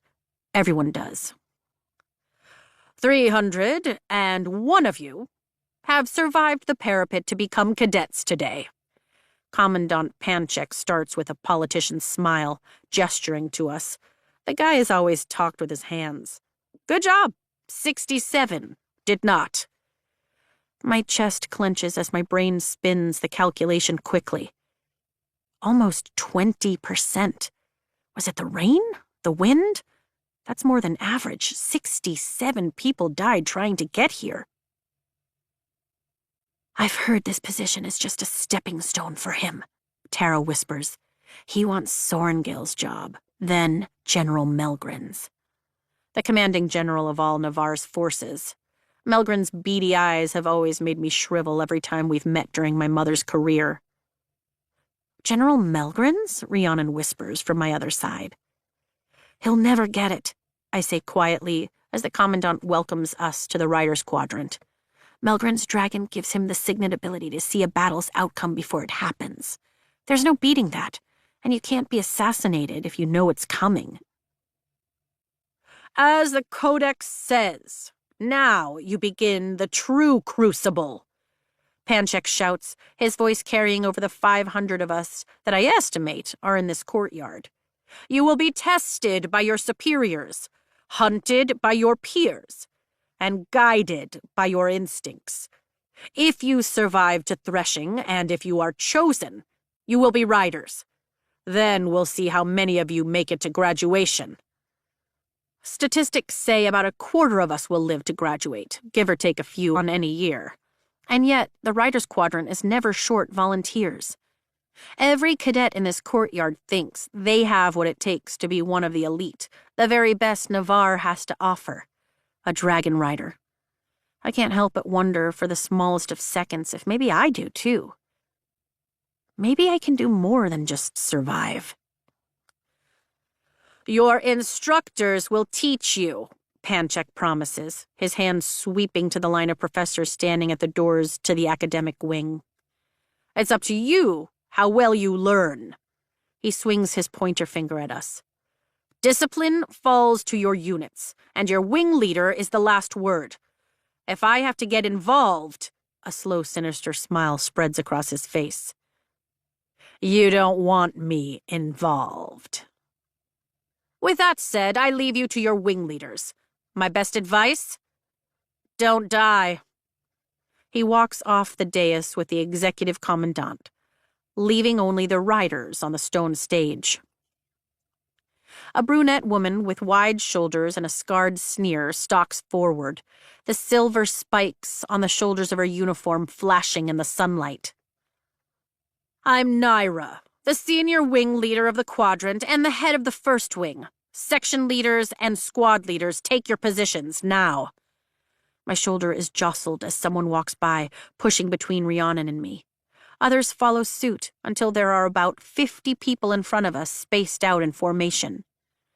Sections and squads, I whispered to Rhiannon, in case she didn't grow up in a military family. 3 squads in each section, and 3 sections in each of the 4 wings. Thank you, Rhiannon answers. Dane stands in the section for second wing, facing me, but averting his eyes. First squad, claw section, first wing, Naira calls out. A man closer to the dais raises his hand. Cadets, when your name is called, take up formation behind your squad leader, Naira instructs. The redhead with the crossbow and roll steps forward and begins calling names. One by one, cadets move from the crowd to the formation, and I keep count, making snap judgments based on clothing and arrogance. It looks like each squad will have about 15 or 16 people in it. Jack is called into the flames section of first wing. Tara is called into the tails section, and soon they will start on second wing. I let loose a thankful sigh when the wing leader steps forward, and it isn't Xaden. Rhiannon and I are both called to second squad flame section, second wing. We get into formation quickly, lining up in a square. A quick glance tells me that we have a squad leader, Dane, who isn't looking at me. A female executive squad leader, 4 riders who look like they might be second or third years, and 9 first years. One of the riders with 2 stars on her uniform and half-shaved, half-pink hair has a rebellion relic that winds around her forearm, from her wrist to above her elbow, where it disappears under her uniform. But I look away so she won't catch me staring. We're silent as the rest of the wings are called. The sun is out in full now, beating into my leathers and scorching my skin. I told him not to keep you in that library. Mom's words from the morning haunt me. But it's not like I could have prepared for this. I have exactly 2 shades when it comes to the sun, pale and burned. When the order sounds, we all turn to face the dais. I try to keep my gaze on the roll keeper, but my eyes jerk right like the traitors they are, and my pulse leaps. Xaden watches me with a cold, calculating look that feels like he's plotting my death from where he stands as the wing leader for fourth wing. I lift my chin. He cocks his scarred eyebrow. Then he says something to second wing's wing leader, and then every wing leader joins in on what's obviously a heated discussion. What do you think they're talking about? Rhiannon whispers. Quiet, Dane hisses. My spine stiffens. I can't expect him to be my Dane here. Not under these circumstances, but still, the tone is jarring. Finally, the wing leaders turn around to face us, and the slight tilt to Xaden's lips makes me instantly queasy. Dane Atos, you and your squad will switch with Aura Binehavens, Naira orders. Wait, what? Who is Aura Binehaven? Dane nods, then turns to us. Follow me, he says at once, then strides through formation, leaving us to scurry after him. We pass another squad on the way from... The very breath freezes in my lungs. We're moving to fourth wing. Xaden's wing. It takes a minute, maybe 2, and we take our place in the new formation. I force myself to breathe. There's a fucking smirk on Xaden's arrogant, handsome face. I'm now entirely at his mercy, a subordinate in his chain of command. He can punish me however he likes for the slightest infraction, even imaginary ones. Naira looks at Xaden as she finishes assignments, and he nods, stepping forward and finally breaking our staring contest. I'm pretty sure he won. considering my heart is galloping like a runaway horse. "You're all cadets now." Xaden's voice carries out over the courtyard stronger than the others. "Take a look at your squad. These are the only people guaranteed by Codex not to kill you.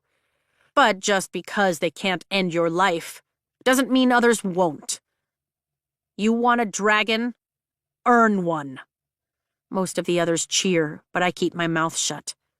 67 people fell or died in some other way today. 67 just like Dylan, whose parents would either collect their bodies or watch them be buried at the foot of the mountain under a simple stone. I can't force myself to cheer for their loss. Xaden's eyes find mine, and my stomach clenches before he looks away. "And I bet you feel pretty badass right now, don't you, first years?" More cheers. "You feel invincible after the parapet, don't you?" Xaden shouts. "You think you're untouchable. You're on the way to becoming the elite, the few, the chosen." Another round of cheers goes up with each declaration louder and louder. No, that's not just cheering. It's the sound of wings beating the air into submission. "Oh, gods, they're beautiful," Rhiannon whispers at my side as they come into view. A riot of dragons. I've spent my life around dragons, but always from a distance. They don't tolerate humans they haven't chosen. But these 8? They're flying straight for us. At speed. Just when I think they're about to fly overhead, they pitch vertically, whip the air with their huge, semi-translucent wings, and stop, the gusts of wing-made wind so powerful that I nearly stagger backward as they land on the outer semicircular wall. Their chest scales ripple with movement, and their razor-sharp talons dig into the edge of the wall on either side. Now I understand why the walls are 10 feet thick. It's not a barrier. The edge of the fortress is a damned perch. My mouth drops open. In my 5 years of living here, I have never seen this. Then again, I've never been allowed to watch what happens on conscription day. A few cadets scream. Guess everyone wants to be a dragon rider until they're actually 20 feet away from one. Steam blasts my face as the navy blue one directly in front of me exhales through its wide nostrils. Its glistening blue horns rise above its head in an elegant, lethal sweep, and its wings flare momentarily before tucking in, the tip of their top joint crowned by a single fierce talon. Their tails are just as fatal, but I can't see them at this angle or even tell which breed of dragon each is without that clue. All are deadly. "We're going to have to bring the masons in again," Dane mutters as chunks of rock crumble under the dragon's grips, crashing to the courtyard in boulders the size of my torso. There are 3 dragons in various shades of red, 2 shades of green, like Tyne, Mira's dragon, 1 brown, like Mom's, 1 orange, and the enormous navy one ahead of me. They're all massive, overshadowing the structure of the citadel as they narrow their golden eyes at us in absolute judgment. If they didn't need us puny humans to develop signet abilities from bonding and weave the protective wards they power around Navarre, I'm pretty sure they'd eat us all and be done. But they like protecting the Vale, the valley behind Basgiath the dragons call home, from merciless griffins, and we like living. So, here we are in the most unlikely of partnerships. My heart threatens to beat out of my chest, and I absolutely agree with it, because I'd like to run too. Just thinking that I'm supposed to ride one of these is fucking ludicrous. A cadet bolts out of third wing, screaming as he makes a run for the stone keep behind us. We all turn to look as he sprints for the giant arched door at the center. I can almost see the words carved into the arch from here, but I already know them by heart. A dragon without its rider is a tragedy. A rider without their dragon is dead. Once bonded, riders can't live without their dragons. But most dragons can live just fine after us. It's why they choose carefully, so they're not humiliated by picking a coward, not that a dragon would ever admit to making a mistake. The red dragon on the left opens its vast mouth, revealing teeth as big as I am. That jaw could crush me if it wanted, like a grape. Fire erupts along its tongue, then shoots outward in a macabre blaze toward the fleeing cadet. He's a pile of ash on the gravel before he can even make it to the shadow of the keep. 68 dead. Heat from the flames blasts the side of my face as I jerk my attention forward. If anyone else runs and is likewise executed, I don't want to see it. More screaming sounds around me. I lock my jaw as hard as I can to keep quiet. There are 2 more gusts of heat, one to my left and then another to my right. Make that 70. The Navy dragon seems to tilt its head at me, as if its narrowed golden eyes can see straight through me to the fear fisting my stomach and the doubt curled insidiously around my heart. I bet it can even see the wrap binding my knee. It knows I'm at a disadvantage, that I'm too small to climb its foreleg and mount, too frail to ride. Dragons always know. But I will not run. I wouldn't be standing here if I'd quit every time something seemed impossible to overcome. I will not die today. The words repeat in my head just like they had before the parapet and on it. I force my shoulders back and lift my chin. The dragon blinks, which might be a sign of approval or boredom, and looks away. Anyone else feel like changing their mind? Xaden shouts, scanning the remaining rows of cadets with the same shrewd gaze of the navy blue dragon behind him. No? Excellent. Roughly half of you will be dead by this time next summer.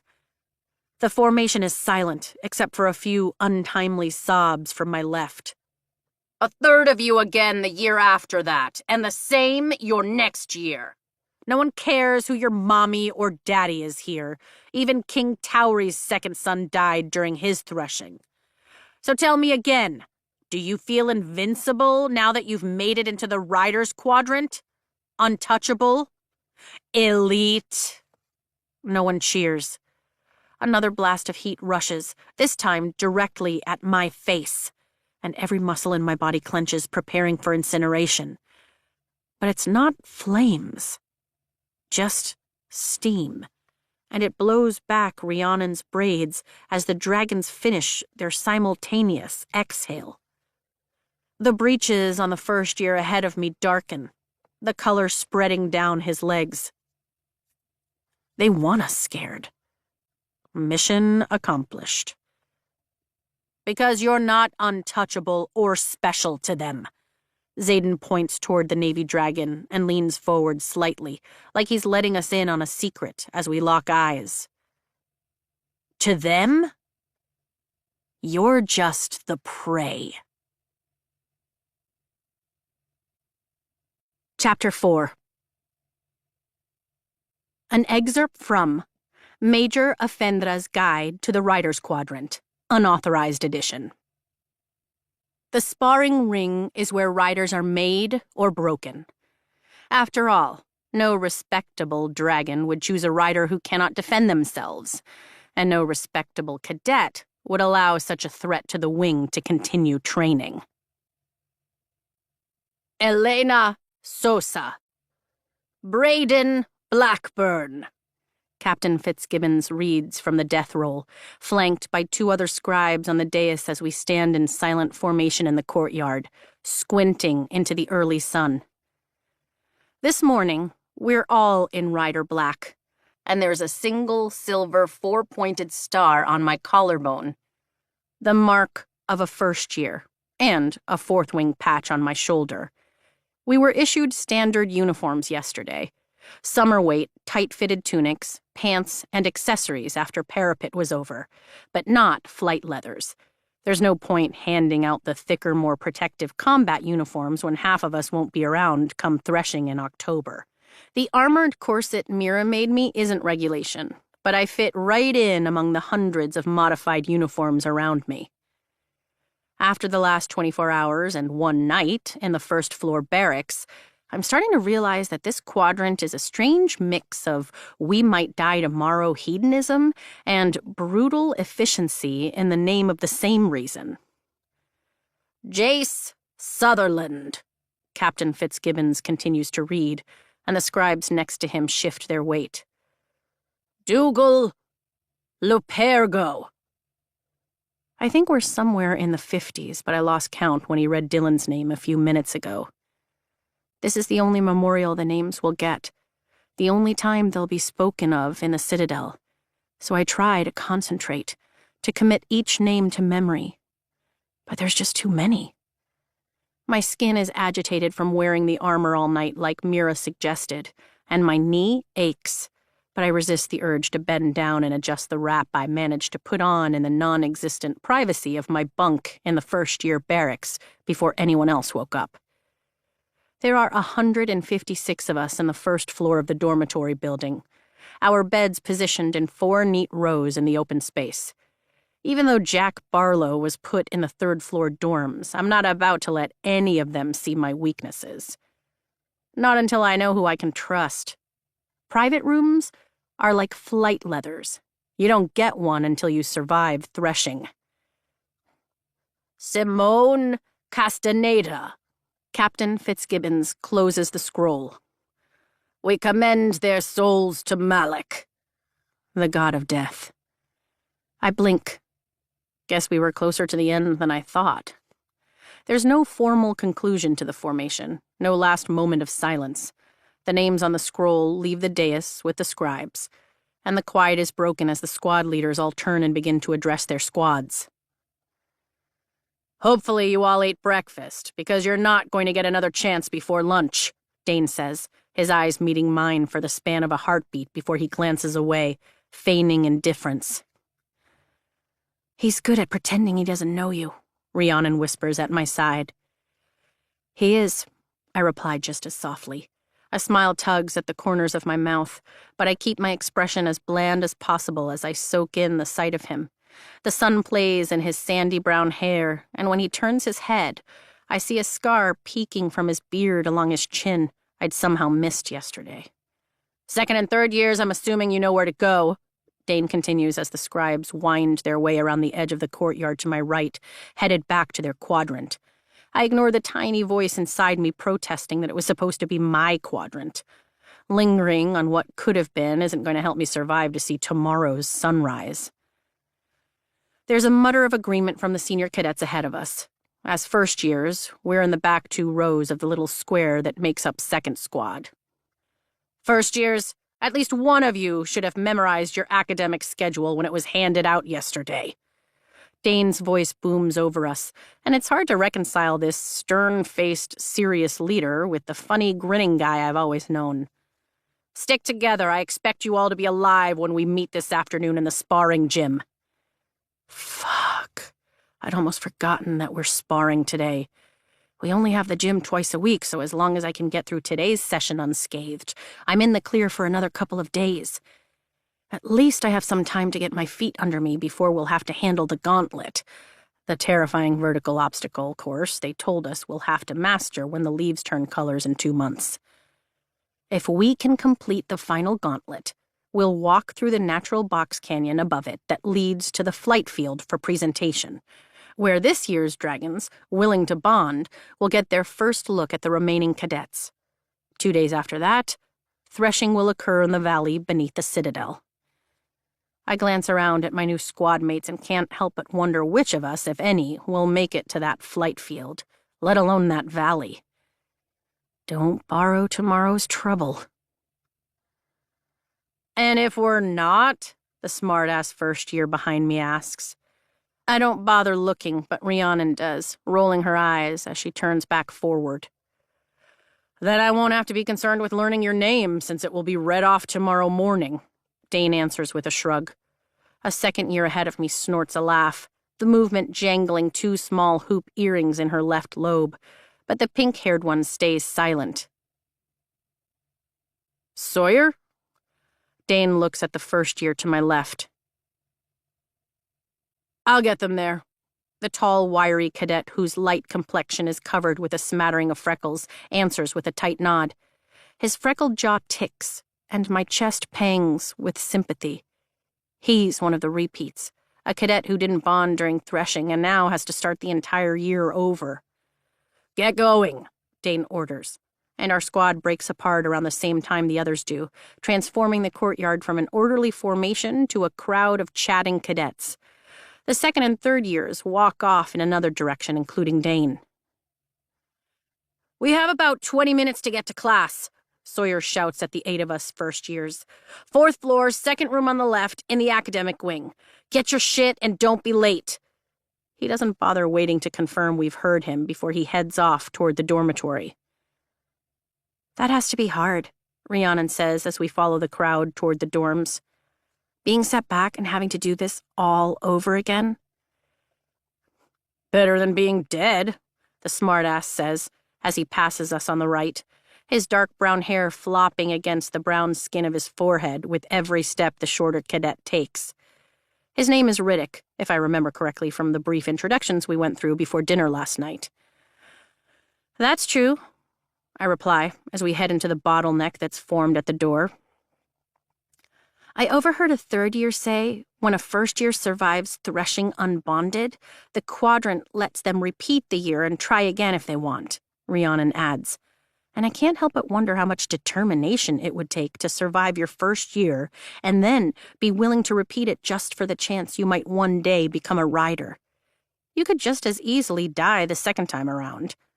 A bird whistles to the left, and I look over the crowd, my heart leaping because I immediately recognize the tone. Dane. The call sounds again, and I narrow it down to somewhere near the door to the rotunda. He's standing at the top of the wide staircase, and the seconds our eyes lock, he motions toward the door with a subtle nod. I start saying to Rhiannon, but she's already followed my line of sight. "I'll grab your stuff and meet you there. It's under your bunk, right?" she asks. "You don't mind?"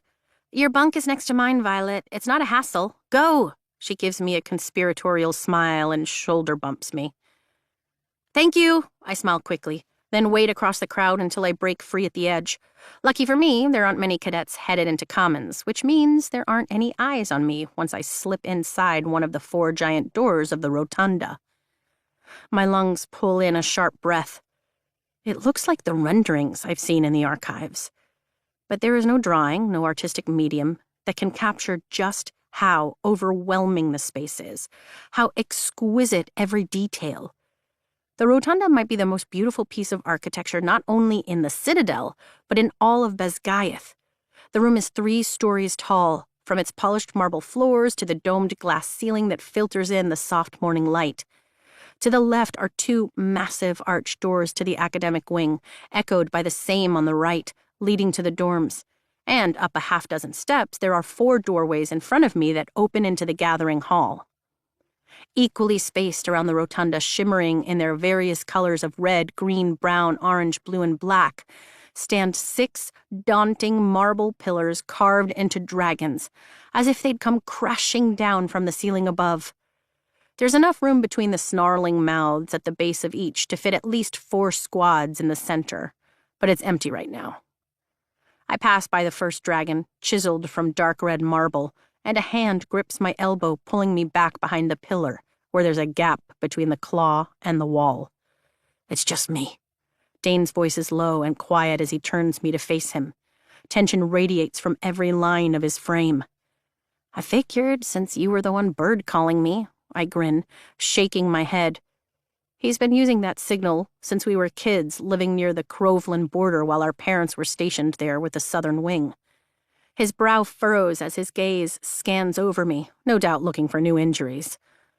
"We only have a few minutes before this place is packed. How's your knee?" "It hurts, but I'll live." I've had far worse injuries, and we both know it, but there's no use telling him to relax when he's obviously not going to. "No one tried to screw with you last night?" Concern creased his forehead, and I fold my arms to keep from smoothing the lines with my fingers. His worry sits on my chest like a stone. "Would it be so bad if they did?" I teased, forcing my smile to widen. He drops his arms to his sides and sighs so hard the sound echoes in the rotunda. You know that's not what I mean, Violet. No one tried to kill me last night, Dane, or even hurt me. I lean back against the wall and take some weight off my knee. Pretty sure we were all too tired and relieved to be alive to start slaughtering one another. The barracks fell quiet pretty quickly after lights out. There was something to be said for the emotional exhaustion of the day. And you ate, right? I know they usher you out of the dorms fast when the bells chime for 6. I ate with the rest of the first years, and before you even think about lecturing me, I rewrapped my knee under my covers and had my hair braided before the bell sounded. I've been keeping scribe hours for years, Dane. They're up an hour earlier. It makes me want to volunteer for breakfast duty, actually. He glances at the tight, silver-tipped braid I've pinned into a bun against the darker hair near the crown of my head. You should have cut it. Don't start with me. I shake my head. There's a reason women keep it short here, Vi. The second someone gets a hold of your hair in the sparring ring. My hair is the least of my concerns in the sparring ring, I retort. His eyes widen. I'm just trying to keep you safe. You're lucky I didn't shove you into Captain Fitzgibbon's hands this morning and beg him to take you out of here. I ignore the bluster of a threat. We're wasting time, and there's one piece of information I need from Dane. Why was our squad moved from 2nd Wing to 4th yesterday? He stiffens and looks away. Tell me. I need to know if I'm reading into a situation that doesn't exist. Fuck, he mutters, ripping his hand over his hair. Xaden Ryerson wants you dead. It's common knowledge among the leadership cadre after yesterday. Nope, not overreacting. He moved the squad so he has a direct line to me, so he can do whatever he wants and no one will question a thing. I'm his revenge against my mother. My heart doesn't even jump at the confirmation of what I already knew. That's what I thought. I just needed to be sure my imagination wasn't running away with me. I'm not going to let anything happen to you. Dane steps forward and cups my face, his thumb stroking over my cheekbone in a soothing motion. There's not much you can do. I push off the wall, stepping out of his reach. I have to get to class. Already there are a few voices echoing in the rotunda as cadets pass through. His jaw works for a second, and the lines are back between his eyebrows. Just do your best to keep a low profile, especially when we're in battle brief. Not like the colors in your hair don't give you away, but that's the one class the entire quadrant takes. I'll see if one of the second years can stand guard. No one is going to assassinate me during history. I roll my eyes. Academics are the one place I don't have to worry. What is Xaden going to do? Pull me out of class and run me through with a sword in the middle of the hallway? Or do you honestly think he'll stab me in the middle of battle brief? I wouldn't put it past him. He's fucking ruthless, Violet. Why do you think his dragon chose him? The navy blue one who landed behind the dais yesterday? My stomach twists, the way those golden eyes assessed me. Dane nods. Sigale is a blue daggertail, and she's vicious. He swallows. Don't get me wrong. Kath is a nasty piece of work when he gets riled. All red swordtails are. But even most dragons steer clear of Sigale. I stare at Dane, at the scar that defines his jaw and the hard set of his eyes that are familiar and yet not. What? He asks. The voices around us grow louder, and there are more footsteps coming and going. You bonded a dragon. You have powers I don't even know about. You open doors with magic. You're a squad leader. I say the sentences slowly, hoping they'll sink in, that I'll truly grasp how much he's changed. It's just hard to wrap my head around you still being Dane. I'm still me. His posture softens, and he lifts the short sleeve of his tunic, revealing the relic of a red dragon on his shoulder. I just have this now. And as for the powers, Kath channels a pretty significant amount of magic compared to some of the other dragons, but I'm nowhere near adept at it yet. I haven't changed that much. As for lesser magic powered through the bond of my relic, I can do the typical stuff like open doors, crank up my speed, and power ink pens instead of using those inconvenient quills. What's your signet power? Every rider can do lesser magic once their dragon begins channeling power to them, but the signet is the unique ability that stands out, the strongest skill that results from each unique bond between dragon and rider. Some riders have the same signets, Fire wielding, ice wielding, and water wielding are just a few of the most common signet powers, all useful in battle. Then there are the signets that make a rider extraordinary. My mother can wield the power of storms. Melgren can see the outcome of battles. I can't help but wonder again what Xaden's signet is, and if he'll use it to kill me when I least expect it. I can read a person's recent memories, Dane admits quietly. Not like an intrinsic reads minds or anything. I have to put my hands on the person, so I'm not a security risk. But my signet's not common knowledge. I think they'll use me in intelligence. He points to the compass patch beneath his fourth wing one on his shoulder. Wearing that sigil indicates that a signet is too classified. I just didn't notice it yesterday. No way. I smile, taking a calming breath as I remember Xaden's uniform didn't have any patches on it. He nods, an excited smile shaping his mouth. I'm still learning, and of course I'm better at it the closer I am to Kath, but yeah, I just put my hands on someone's temples, and I can see what they saw. It's incredible. That signet will more than set Dane apart. It will make him one of the most valuable interrogation tools we have. And you say you haven't changed, I half tease. This place can warp almost everything about a person, Vi. It cuts away the bullshit and the niceties, revealing whoever you are at your core. They want it that way. They want it to sever your previous bonds so your loyalty is to your wing. It's one of the many reasons that first years aren't allowed to correspond with their family and friends. Otherwise, you know I would have written you. But a year doesn't change that I still think of you as my best friend. I'm still Dane, and this time next year, you will still be Violet. We will still be us. If I'm still alive, I joke as the bells ring. I have to get to class. Yeah, and I'm going to be late to the flight field. He motions toward the edge of the pillar. Look, Ryerson is still a wing leader. He'll be after you. But he'll find a way to do it within the rules of the Codex, at least when people are watching. His cheeks flush. Really good friends with Amber Mavis, the current wing leader for Third Wing, last year. And I'm telling you, the Codex is sacred to them. Now, you go first. I'll see you in the sparring gym. He smiles reassuringly. I'll see you, I smile back and turn on my heel, walking around the base of the massive pillar into the semi-crowded rotunda. There's a couple dozen cadets in here, walking from one building to another, and it takes a second to get my bearings. I spot the academic doors between the orange and black pillars and start that way, blending into the crowd. The hairs on the back of my neck stand up and a chill races down my spine as I cross the center of the rotunda. Then, my steps halt.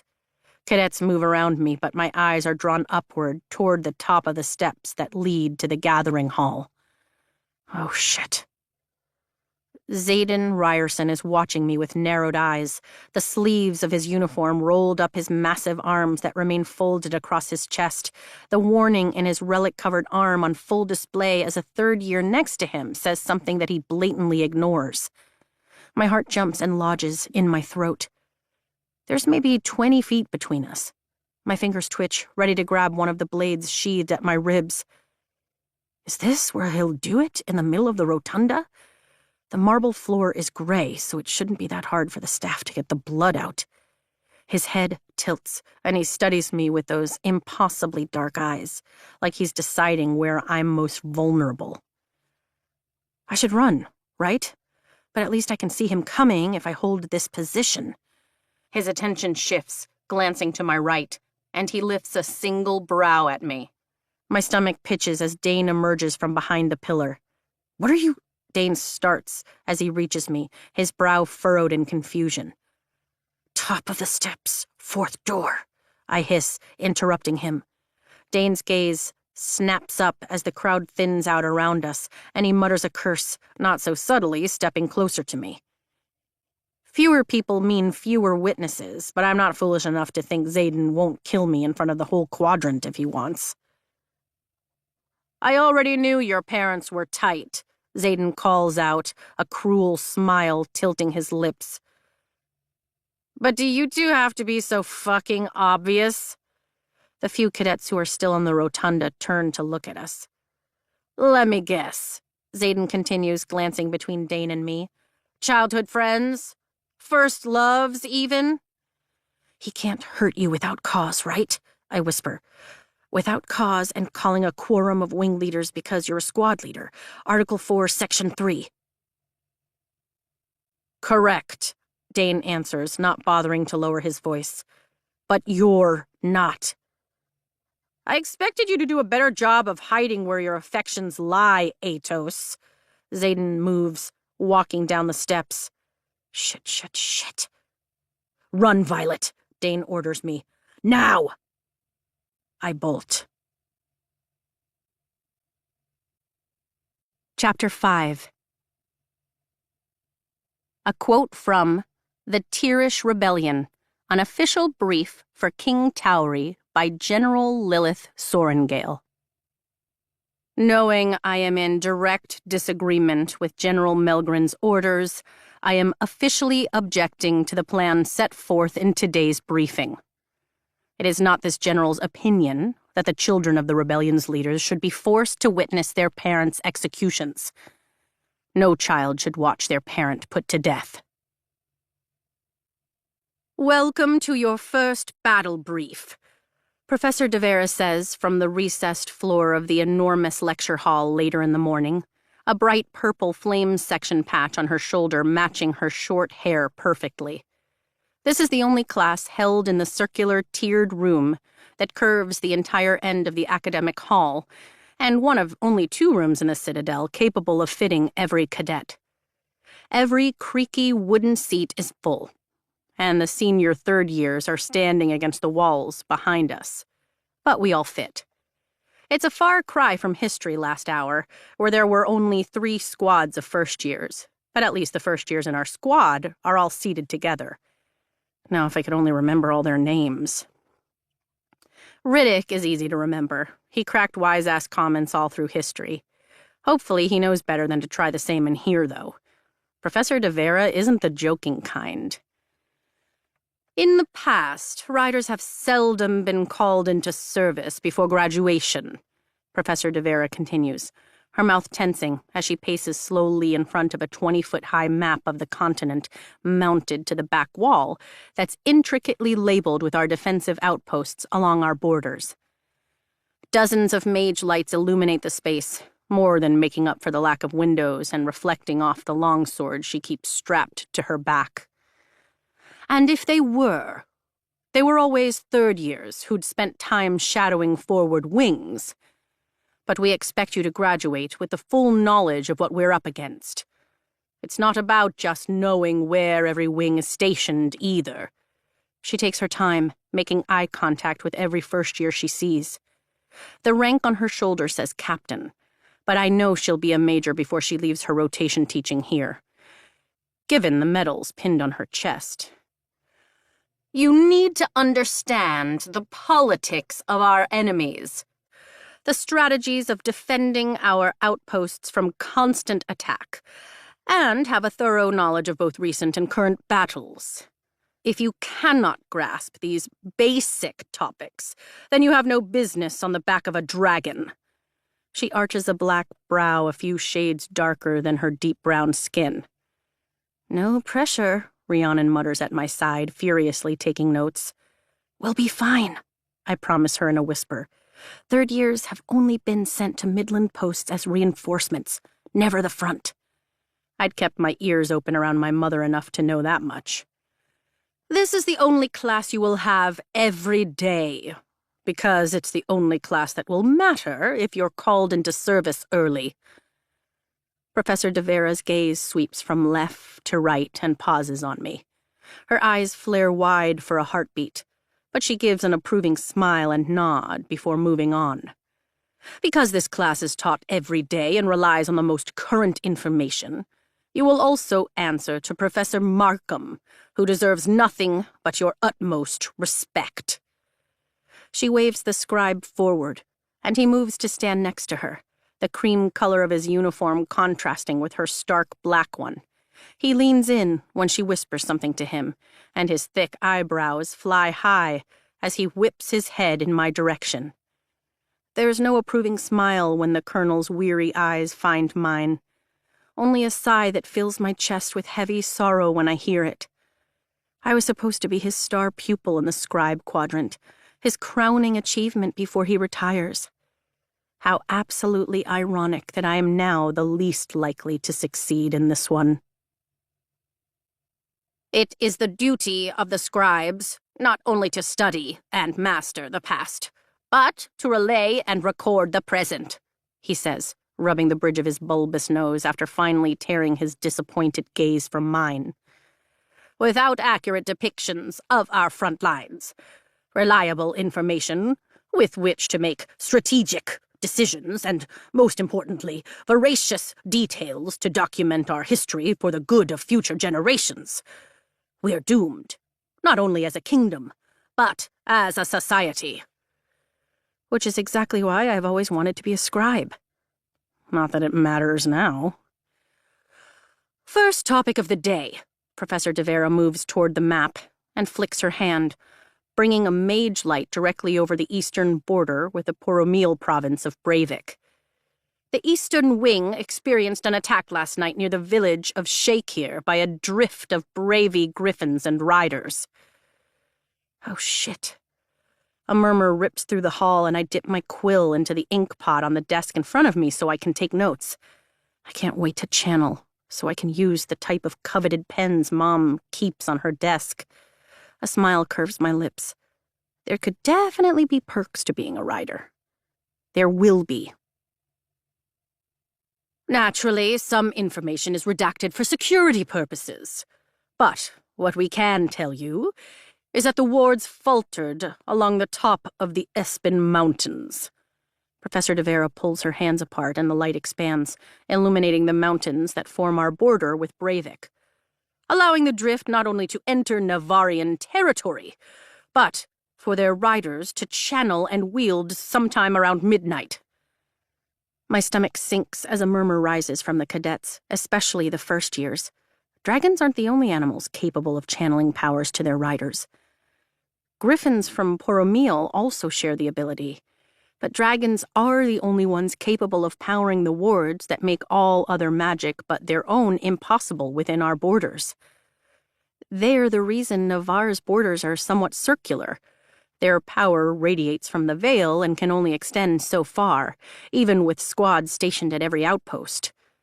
Without those wards, we're fucked. It would be open season on Navarian villages when the raiding parties from Poromil inevitably descend. Those greedy assholes are never content with the resources they have. They always want ours, too. And until they learn to be content with our trade agreements, we have no chance of ending conscription in Navarre. But if we're not on high alert, then they must have gotten the wards rewoven, or at least stabilized. 37 civilians were killed in the attack in the hour before a squad from the eastern wing could arrive, but the riders and dragons managed to repel the drift. Professor De Vera finishes, folding her arms over her chest. Based on that information, what questions would you ask? She holds up a finger. I only want answers from first years to start.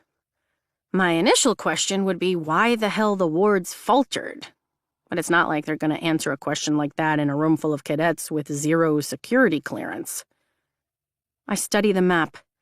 The Espen mountain range is the highest along our eastern border with Breivik, making it the least likely place for an attack, especially since griffins don't tolerate altitude nearly as well as dragons, probably due to the fact that they're half lion, half eagle and can't handle the thinner air at higher altitudes. There's a reason we've been able to fend off every major assault on our territory for the last 600 years, and we've successfully defended our land in this never-ending 400-year-long war. Our abilities, both lesser and signet, are superior because our dragons can channel more power than griffins. So why attack in that mountain range? What caused the wards to falter there? Come on, first years. Show me you have more than just good balance. Show me you have the critical thinking skills to be here, Professor de Vera demands. It's more important than ever that you're ready for what's beyond our borders. Is this the first time the words have faltered? A first year a couple of rows ahead asks. Professors de Vera and Markham share a look before she turns toward the cadet. No. My heart jolts into my throat and the room falls pin-drop quiet. It's not the first time. The girl clears her throat. And how often are they faltering? Professor Markham's shrewd eyes narrow on her. That's above your pay grade, cadet. He turns his attention to our section. Next relevant question to the attack we're discussing. How many casualties did the wing suffer? A first year down the row to my right asks. 1 injured dragon, 1 dead rider. Another murmur rises from the hall. Surviving graduation doesn't mean we'll survive service. Statistically, most riders die before retirement age, especially at the rate riders have been falling over the last 2 years. Why would you ask that particular question? Professor de Vera asks the cadet. To know how many reinforcements they'll need, he answers. Professor de Vera nods, turning toward Pryor, the meekest first year in our squad, who has his hand up, but he lowers it quickly, scrunching his dark eyebrows. Did you want to ask a question? Yes, he nods, sending a few locks of black hair into his eyes, then shakes his head. No, never mind. So decisive. Luca, the catty first year in our squad I'll do just about anything to avoid, mocks from next to him, tilting her head as cadets laugh around them. A corner of her mouth tilts up into a smirk, and she flips her long brown hair over her shoulder in a move that's anything but casual. Like me, she's one of the few women in the quadrant who didn't cut her hair. I envy her confidence that it won't be used against her, but not her attitude. And I've known her less than a day. He's in our squad. Orally, at least I think that's her name, chastises, her no-nonsense black eyes narrowing on Luca. Show some loyalty. Please, no dragon is bonding to a guy who can't even decide if he wants to ask a question. And did you see him at breakfast this morning? He held up the entire line because he couldn't choose between bacon or sausage. Luca rolls her coal-rimmed eyes. If Fourth Wing is done picking at one another, Professor de Vera asks, lifting a brow. Ask what altitude the village is at, I whisper to Rhiannon. What? Her brow furrows. Just ask, I reply, trying to keep Dane's advice in mind. I swear I can feel him staring at the back of my neck from 7 rows behind me. But I'm not going to turn and look, not when I know Xaden's up there somewhere, too. What altitude is the village at? Rhiannon asks. Professor de Vera's eyebrows rise as she turns to Rhiannon. Markham? A little less than 10,000 feet, he answers. Why? Rhiannon darts a dose of side-eye at me and clears her throat. Just seems a little high for a planned attack with griffins. Good job, I whisper. It is a little high for a planned attack, de Vera says. Why don't you tell me why that's bothersome, Cadet Sorengale? And maybe you'd like to ask your own questions from here on out? She levels a stare on me that has me squirming in my seat. Every head in the room turns in my direction. If anyone had an inkling of doubt about who I am, it's long gone now. Awesome. Griffins aren't as strong at that altitude, and neither is their ability to channel, I say. It's an illogical place for them to attack unless they knew the wards would fail, especially since the village looks to be about, an hour's flight from the nearest outpost? I glance at the map to be sure I'm not making a fool of myself. That is Shaker right there, isn't it? Scribe's training for the win. It is. A corner of Professor de Vera's mouth lifts into a smirk. Keep going with that line of thought. Wait a second. Didn't you say it took an hour for the squad of riders to arrive? My gaze narrows. I did. She looks at me with expectation. Then they were already on their way, I blurt, immediately recognizing how silly that sounds. My cheeks heat as a mumble of laughter sounds around me. Yeah, because that makes sense. Jack turns around in his seat from the front row and openly laughs at me. General Melgren knows the outcome of a battle before it happens, but even he doesn't know when it will happen, dumbass. I feel the chuckling of my classmates reverberate in my bones. I want to crawl under this ridiculous desk and disappear. Fuck off, Barlow, Rhiannon snaps. I'm not the one who thinks precognition is a thing. He retorts with a sneer. Gods help us if that one ever gets on the back of a dragon. Another round of laughter has my neck flaming too. Why do you think that, Violet? Professor Markham winces. Cadet Sorengale. Because there's no logical way they can get there within an hour of the attack unless they were already on their way, I argue, shooting a glare at Jack. Fuck him and his laughter. I might be weaker than he is, but I'm a hell of a lot smarter. It would take at least half that long to light the beacons in the range and call for help, and no full squad is sitting around just waiting to be needed. More than half those riders would have been asleep, which means they were already on their way. And why would they already be on their way? Professor de Vera prods, and the light in her eyes tells me I'm right, giving me the confidence to take my train of thought a step further. Because they somehow knew the words were breaking. I lift my chin, simultaneously hoping I'm right and praying to Dune, the goddess of war, that I'm wrong. That's the most, Jack starts. She's right, Professor de Vera interrupts, and a hush falls over the room. One of the dragons in the wing sensed the faltering ward, and the wing flew. Had they not, the casualties would have been far higher, and the destruction of the village much worse. A little bubble of confidence rises in my chest, which is promptly popped by Jack's glare, telling me he hasn't forgotten his promise to kill me. Second and third years take over, Professor de Vera orders. Let's see if you can be a little more respectful to your fellow cadets. She arches a brow at Jack as questions begin to fire off from the riders behind us. How many riders were deployed to the site? What killed the lone fatality? How long did it take to clear the village of the Griffins? Were any left alive for questioning? I write down every question and answer, my mind organizing the facts into what kind of report I would have filed if I'd been in the scribe quadrant, which information was important enough to include, and what was extraneous. What was the condition of the village? A deep voice asks from the back of the lecture hall. The hairs on my neck rise, my body recognizing the imminent threat behind me. Ryerson? Markham asks, shielding his eyes from the mage lights as he looks toward the top of the hall. The village, Xaden restates. Professor de Vera said the damage would have been worse. But what was the actual condition? Was it burned? Destroyed?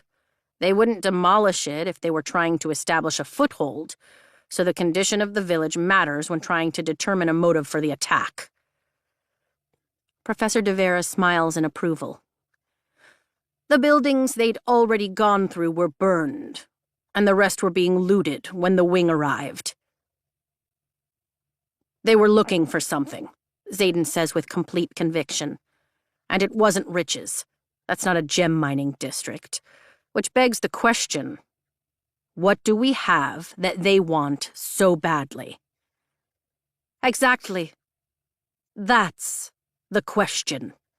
Professor de Vera glances around the room. And that right there is why Ryerson is a wing leader. You need more than strength and courage to be a good rider. So, what's the answer? A first year to the left asks. We don't know, Professor De Vera answers with a shrug. It's just another piece in the puzzle of why our constant bids for peace are rejected by the kingdom of Poromil. What were they looking for? Why that village? Were they responsible for the collapse of the ward, or was it already faltering?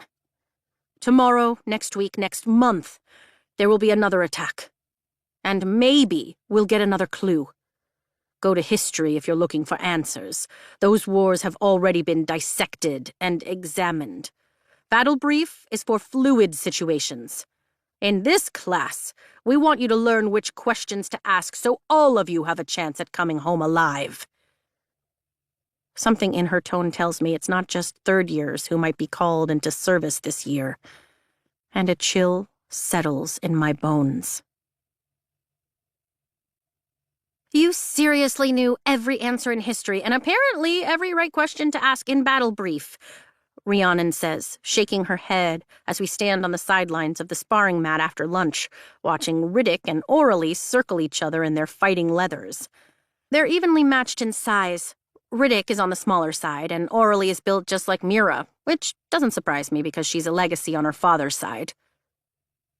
You're not even going to have to study for tests, are you? The rest of the first years stand on our side, but the second and third years line the others. They're definitely at an advantage here, considering they've already had at least a year of combat training. I was training to be a scribe, I shrug, and the vest Mira made me shimmers slightly with the movement. Other than the times the scales catch the light under the camouflaging mesh, it fits right in with the tops we've been given from Central Issue yesterday. All the women are dressed similarly now, though the cuts of their leathers are chosen by preference. The guys are mostly shirtless because they think shirts give their opponent something to grab onto. Personally, I'm not arguing with their logic, just enjoying the view. Respectfully, of course, which means keeping my eyes on my own squad's mat and off the other 20 mats in the massive gym that consumes the first floor of the academic wing. One wall is made entirely of windows and doors, all left open to let in the breeze. But it's still stiflingly hot. Sweat trickles down my spine under my vest. There are 3 squads from each wing here this afternoon. And lucky me, First Wing has sent their 3rd squads, which include Jack Barlow, who's been glaring at me from 2 mats over since I walked in. Guess that means you're not worried about academics, Rhiannon says, her brows rising at me. She's chosen a leather vest, too, but hers cuts in above the collarbone and secures at her neck, leaving her shoulders bare for movement. Stop circling each other like you're dance partners and attack, Professor Amaterio orders from across the mat, where Dane watches Oralee and Riddick's match with our squad executive leader, Sienna. Thank God Dane's shirt is on, because I don't need another distraction when it's time for my turn. I'm worried about this, I tell Rhiannon, tilting my chin toward the mat. Really? She shoots me a skeptical look. Her braids are twisted into a small bun at the nape of her neck. I figured as a Sorrengail you'd be a hand-to-hand threat. Not exactly. At my age, Mira had been training in hand-to-hand for 12 years. I have a whopping 6 months under my belt, which wouldn't matter as much if I wasn't as breakable as a porcelain teacup. But here we are. Riddick launches toward Oralee, but she ducks, sweeping out her leg and tripping him. He staggers but doesn't go down. He pivots quickly, palming a dagger in his hand. No blades today, Professor Amaterio bellows from beside the mat. He's only the 4th professor I've met, but he's definitely the one who intimidates me most. Or maybe it's just the subject he teaches that has me envisioning his compact frame as giant. We're just assessing. Riddick grumbles and sheathes his knife just in time to deflect a right hook from Oralee.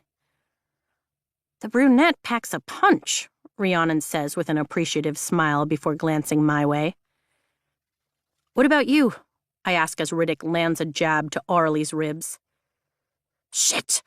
He shakes his head and backs up a step. I don't want to hurt you.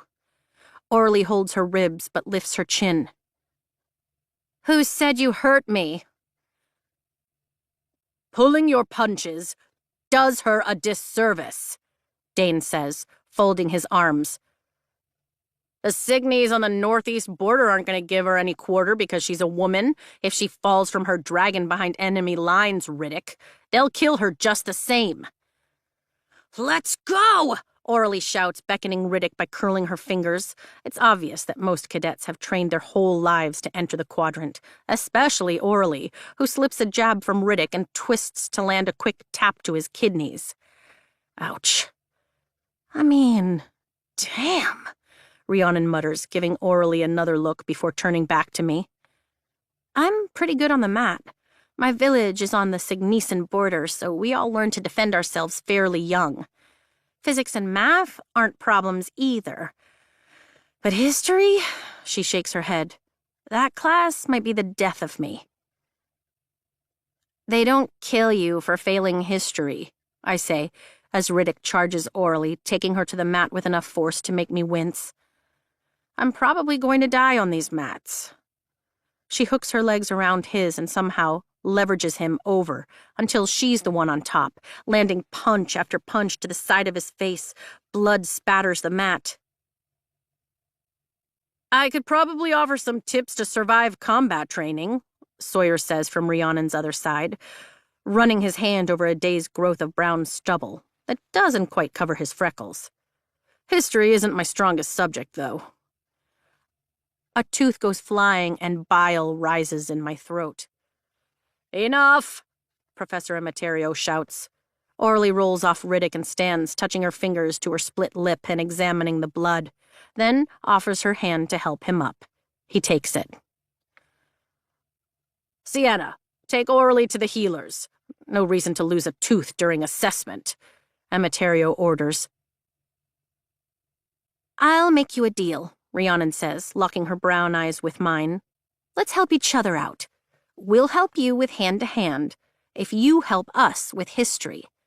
Sound like a deal, Sawyer? Absolutely. Deal, I swallow as one of the third years wipes down the mat with a towel. But I think I'm getting the better end of that. You haven't seen me try to memorize dates, Rhiannon jokes. A couple of mats over, someone shrieks and we all turn to look.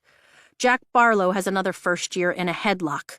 The other guy is smaller, thinner than Jack, but still has a good 50 pounds on me.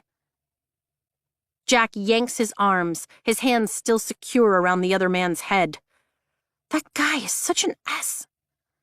Rhiannon starts. The sickening crack of bones breaking sounds across the gym, and the first year goes limp in Jack's hold. Sweet Malik, I whisper, as Jack drops the man to the ground. I'm starting to wonder if the god of death lives here for how often his name must be invoked. My lunch threatens to reappear, but I breathe in through my nose and out through my mouth, since it's not like I can shove my head between my knees here. What did I say? Their instructor shouts as he charges onto the mat. You broke his damn neck! How was I supposed to know his neck was that weak? Jack argues. You're dead, Sorengale. And I'm going to be the one to kill you. His promise from yesterday slithers through my memory.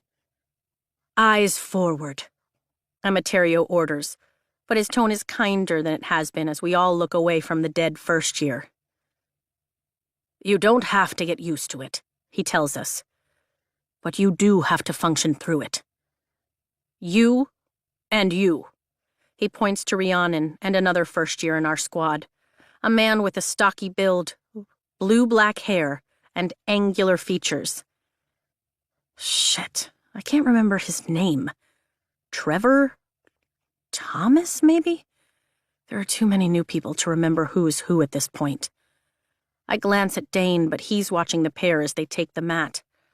Rhiannon makes quick work of the first year, stunning me every time she dodges a punch and lands one of her own. She's fast, and her hits are powerful, the kind of lethal combination that will set her apart, just like Mira. Do you yield? She asks the first-year guy when she takes him to his back, her hand stopped mid-hit, just above his throat. Tanner? I'm pretty sure it's something that starts with a T. No, he shouts, hooking his legs around Rhiannon's and slamming her to her back. But she rolls and quickly gains her feet before putting him in the same position again, this time with her boot to his neck. I don't know, Tynan, you might want to yield, Dane says with a grin. She's handing you your ass. Ah, that's right. Tynan. Fuck off, Atos! Tynan snaps, but Rhiannon presses her boot into his throat, garbling the last word. He turns a mottled shade of red. Yeah, Tynan has more ego than common sense. He yields, Emeterio calls out, and Rhiannon steps back, offering her hand. Tynan takes it. You, Emeterio points to the pink-haired second year with the rebellion relic. And you, his finger swings to me. She's at least a head taller than me, and if the rest of her body is as toned as her arms, then I'm pretty much fucked. I can't let her get her hands on me. My heart threatens to beat out of my chest, but I nod and step onto the mat. You've got this, Rhiannon says, tapping my shoulder as she passes me. Sorengale. The pink-haired girl looks me over like I'm something she scraped off the side of her boot, narrowing her pale green eyes. You really should dye your hair if you don't want everyone to know who your mother is. You're the only silver-haired freak in the quadrant. Never said I cared if everyone knows who my mother is. I circle the second year on the mat. I am proud of her service to protect our kingdom, from enemies both without and within. As her jaw tightens at the dig, a bubble of hope rises in my chest. Marked ones, as I'd heard some people this morning refer to those carrying rebellion relics on their arms. Blame my mother for the execution of their parents. Fine, hate me. Mom often says the minute you let emotion enter a fight, you've already lost. I've never prayed harder that my ice-in-her-veins mother was right. You bitch, she seethes. Your mother murdered my family. She lunges forward and swings wildly, and I quickly sidestep, spinning away with my hands up. We do that for a few more rounds, and I land a few jabs, start to think that my plan might just work. She growls low in her throat as she misses me again, and her foot flies at my head. I easily duck, but then she drops to the ground and kicks out with her other foot, which lands square in my chest, sending me backward. I hit the mat with a thud, and she's already above me, so damn fast. You can't use your powers in here, Imogen, Dane shouts. Imogen is trying her best to kill me. Her eyes are above mine, and I feel the quick slide of something hard against my ribs as she smiles at me. But her smile fades as we both look down, and I can't help but notice a dagger being resheathed. The armor just saved my life. Thank you, Mira. Confusion mars Imogen's face for just a second, long enough for me to send my fist into her cheek and roll out from under her. My hand screams with pain even though I'm sure I formed the fist right, but I blocked it out as we both gain our feet. What kind of armor is that? She asks, staring at my ribs as we circle each other. Mine! I duck and dodge as she comes at me again, but her movements are a blur. Imogen! Emeterio shouts. Do it again, and I swerve the wrong way this time, and she catches me, taking me to the floor. The mat smacks my face, and her knee digs into my back as she pulls my right arm behind me. Yield! She shouts. I can't. If I yield on the first day, what will the second bring? No! Now I'm the one lacking common sense like Tynan, and I'm far more breakable. She pulls my arm farther, and pain consumes every thought, blackening the edges of my vision. I cry out as the ligaments stretch, shred, then pop. Yield, Violet! Dane yells. Yield! Imogen demands. Gasping for breath against the weight of her on my back, I turn my face to the side as she wrenches my shoulder apart, the pain consuming me. She yields, Emeterio says. That's enough. I hear it again. The macabre sound of snapping bone. But this time, it's mine. Chapter 6. A quote from Major Frederick's Modern Guide for Healers. It is my opinion that of all the signet powers riders provide, mending is the most precious, but we cannot allow ourselves to become complacent when in the company of such a signet, for menders are rare, and the wounded are not. Flames of agony engulf my upper arm and chest as Dane carries me through the lower, covered passage out of the rider's quadrant, over the ravine, and into the healer quadrant. It's basically a stone bridge covered and sided with more stone, which pretty much makes it a suspended tunnel with a few windows.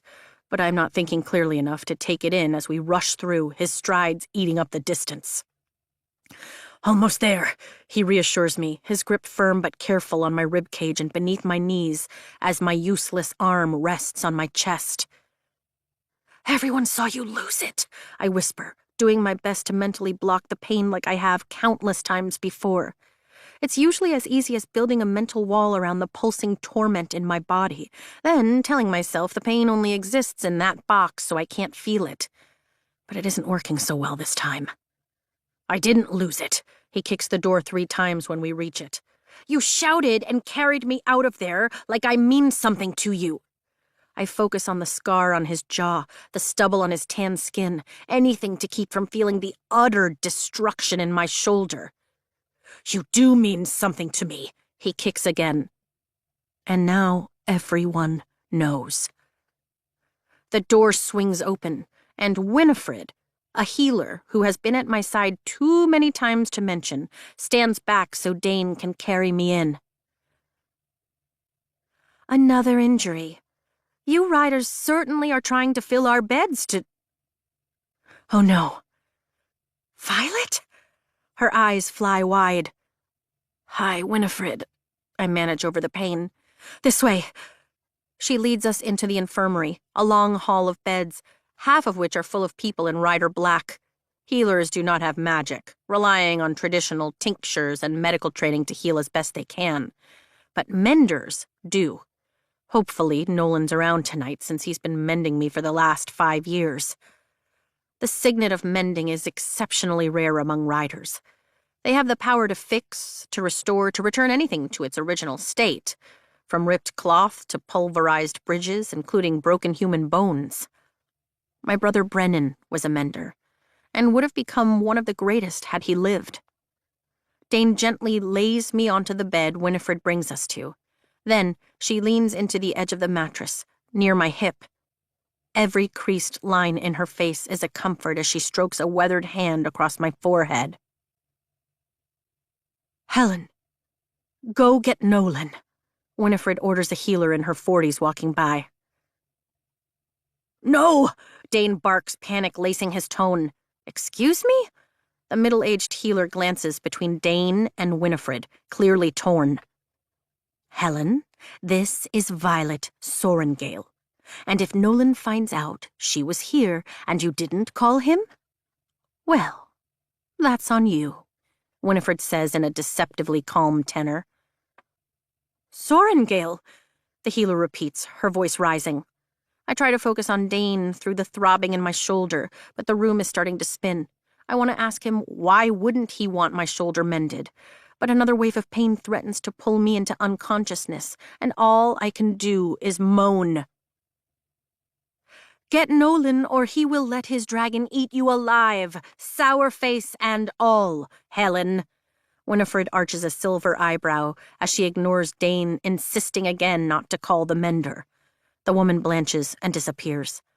Dane pulls a wooden chair closer to my bed, and it scrapes the floor with a god-awful sound. Violet, I know you're hurting, but maybe...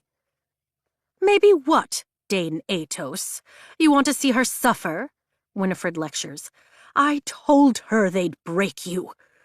She mutters as she leans over me, her gray eyes full of worry as she assesses me. Winifred is the best healer Basgiath has, and she prepares every tonic she prescribes herself, and has seen me through more scrapes than I care to count over the years. Would she listen to me? Absolutely not. Your mother is so damned stubborn. She reaches for my injured arm, and I wince as she raises it a couple of inches, prods my shoulder. Well, that's certainly broken, Winifred tisks, raising her brows at the sight of my arm. And it looks like we need a surgeon for that shoulder. What's happened? She asked Dane. Sparring, I explain in one word. You hush. Save your energy. Winifred looks back at Dane. Make yourself useful, boy, and pull the curtain around us. The fewer people who see her injured, the better. He jumps to his feet and quickly complies, drawing the blue fabric around us to make a small but effective room, separating us from the other riders who have been brought in. Drink this. Winifred brings out a vial of amber liquid from her belt. It will handle the pain while we get you sorted. You can't ask him to mend her, Dane protests as she uncorks the glass. The pair of us have been mending her for the past 5 years, she lectures, bringing the vial closer. Don't start telling me what I can and cannot do. Dane slides one hand under my back, the other under my head, helping me slightly upright so I can get the liquid down. It's bitter like always as I swallow, but I know it will do the trick. He settles me back on the bed and turns to Winifred. I don't want her in pain. That's why we're here. But if she's injured this severely, surely we can see if the scribes will take her as a late admission. It's only been a day. As his reasoning for not wanting a mender sinks in, my anger is able to pierce through the pain long enough for me to bite out. I'm not going to the scribes. Then I sigh, closing my eyes as a pleasant hum races through my veins. Soon there's enough distance between me and the pain to think somewhat clearly as I force my eyes open again. At least I think it's soon, but there's a conversation going on I clearly haven't been paying attention to, so it's obviously been a few minutes.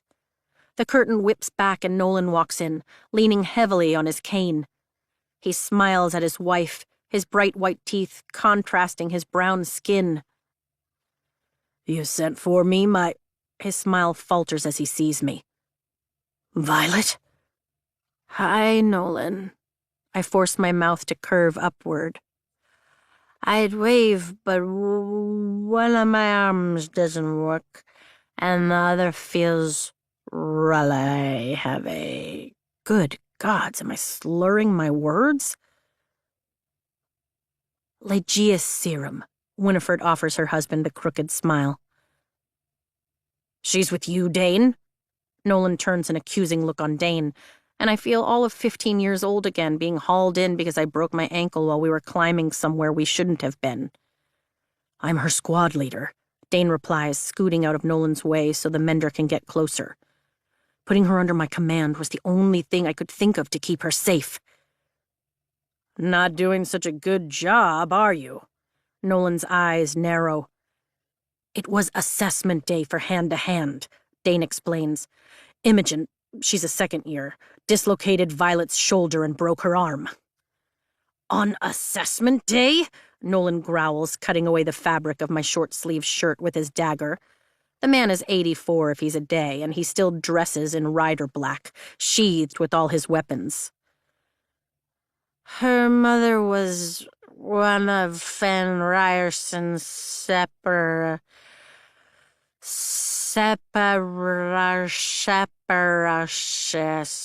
I explained slowly, trying to enunciate and failing. And I'm a Sorengil, so I get it. I don't, Nolan grumbles. I've never agreed with the way they've conscripted those kids to the Riders' Quadrant as punishment for the sins of their parents. We have never forced conscripts into that quadrant, ever, and for a very good reason. Most cadets don't survive, which was likely the point, I suspect. Regardless, you certainly shouldn't have to suffer for the honor of your mother. General Sorengil saved Navarre by capturing the great betrayer. So you won't mend her, right? Dane asks softly so he can't be heard outside the curtain. I'm just asking that the healers do their work and let nature take the time it needs. No magic. She doesn't stand a chance if she goes back in there in a cast or has to defend herself while her shoulder heals from reconstruction surgery. The last one took her 4 months. This is our chance to get her out of the Riders Quadrant while she's still breathing. I'm not going to the Sibes. So much for not slurring. Sibes. I try again. Sibes. Oh, fuck it. Mend me. I will always mend you, Nolan promises. Just this once. I concentrate on every word. If the others see I need mending all the time, they'll think I'm weak. Which is why we have to use this opportunity to get you out. Panic rises in Dane's voice and my heart sinks. He can't protect me from everything, and watching me break, watching me eventually die is going to ruin him. Walking out of here and going straight to the Scribe Quadrant is your best chance at survival. I glare at Dane and choose my words carefully. I'm not leaving the Riders just so Mom can throw me back. I'm staying. I turn my head and the room spins as I look for Nolan. Mend me, but just once. You know it's going to hurt like hell and will still ache for a couple of weeks, right? Nolan asks, sitting down in the chair beside my bed and staring at my shoulder. I nod. This isn't my first mending. When you're as brittle as I was born, the pain of mending is only second to the pain of the original injury. Basically, another Tuesday. Please, Vi, Dane begs quietly. Please switch quadrants. If not for you, then for me. Because I didn't step in fast enough. I should have stopped her. I can't protect you. I wish I'd figured out his plan before taking Winifred's potion so I could have explained better. None of this is his fault, but he's going to shoulder the blame just like he always does. Instead, I take a deep breath and say, I made my choice. Get back to the quadrant, Dane, Nolan orders without looking up. If she was any other first year, you would already be gone. Dane's anguished gaze holds mine, and I insist. Go. I'll find you at formation in the morning. I don't want him to see this anyway. He swallows the defeat and nods once, then turns and walks through the separation in the curtains without another word. I sincerely hope my choice today doesn't end up destroying my best friend later. Ready? Nolan asks, his hands hovering above my shoulder. Bite down. Winifred holds a strap of leather in front of my mouth, and I take it between my teeth. Here we go, Nolan mutters, lifting his hands over my shoulder. His brow furrows in concentration before he makes a twisting motion. White, hot agony erupts in my shoulder. My teeth slice into the leather as I scream, bearing down for one heartbeat. Then two, before blacking out. The barracks are nearly full by the time I make my way back later that night. My throbbing right arm cradled in a light blue sling that makes me an even bigger target, if that's possible. Slings say weak. They say breakable. They say liability to the wing.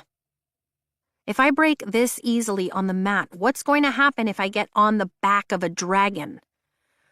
The sun has long since gone down, but the hall is lit by the soft glow of mage lights as the other first-year women get ready for bed.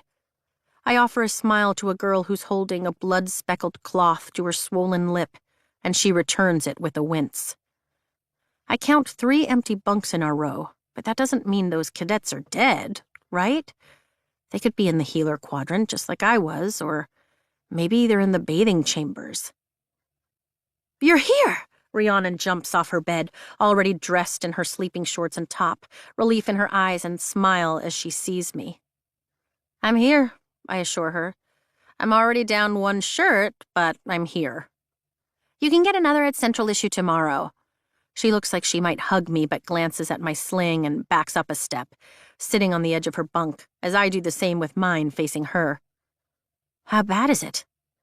It's gonna hurt for the next few days, but I'll be fine as long as I keep it immobilized.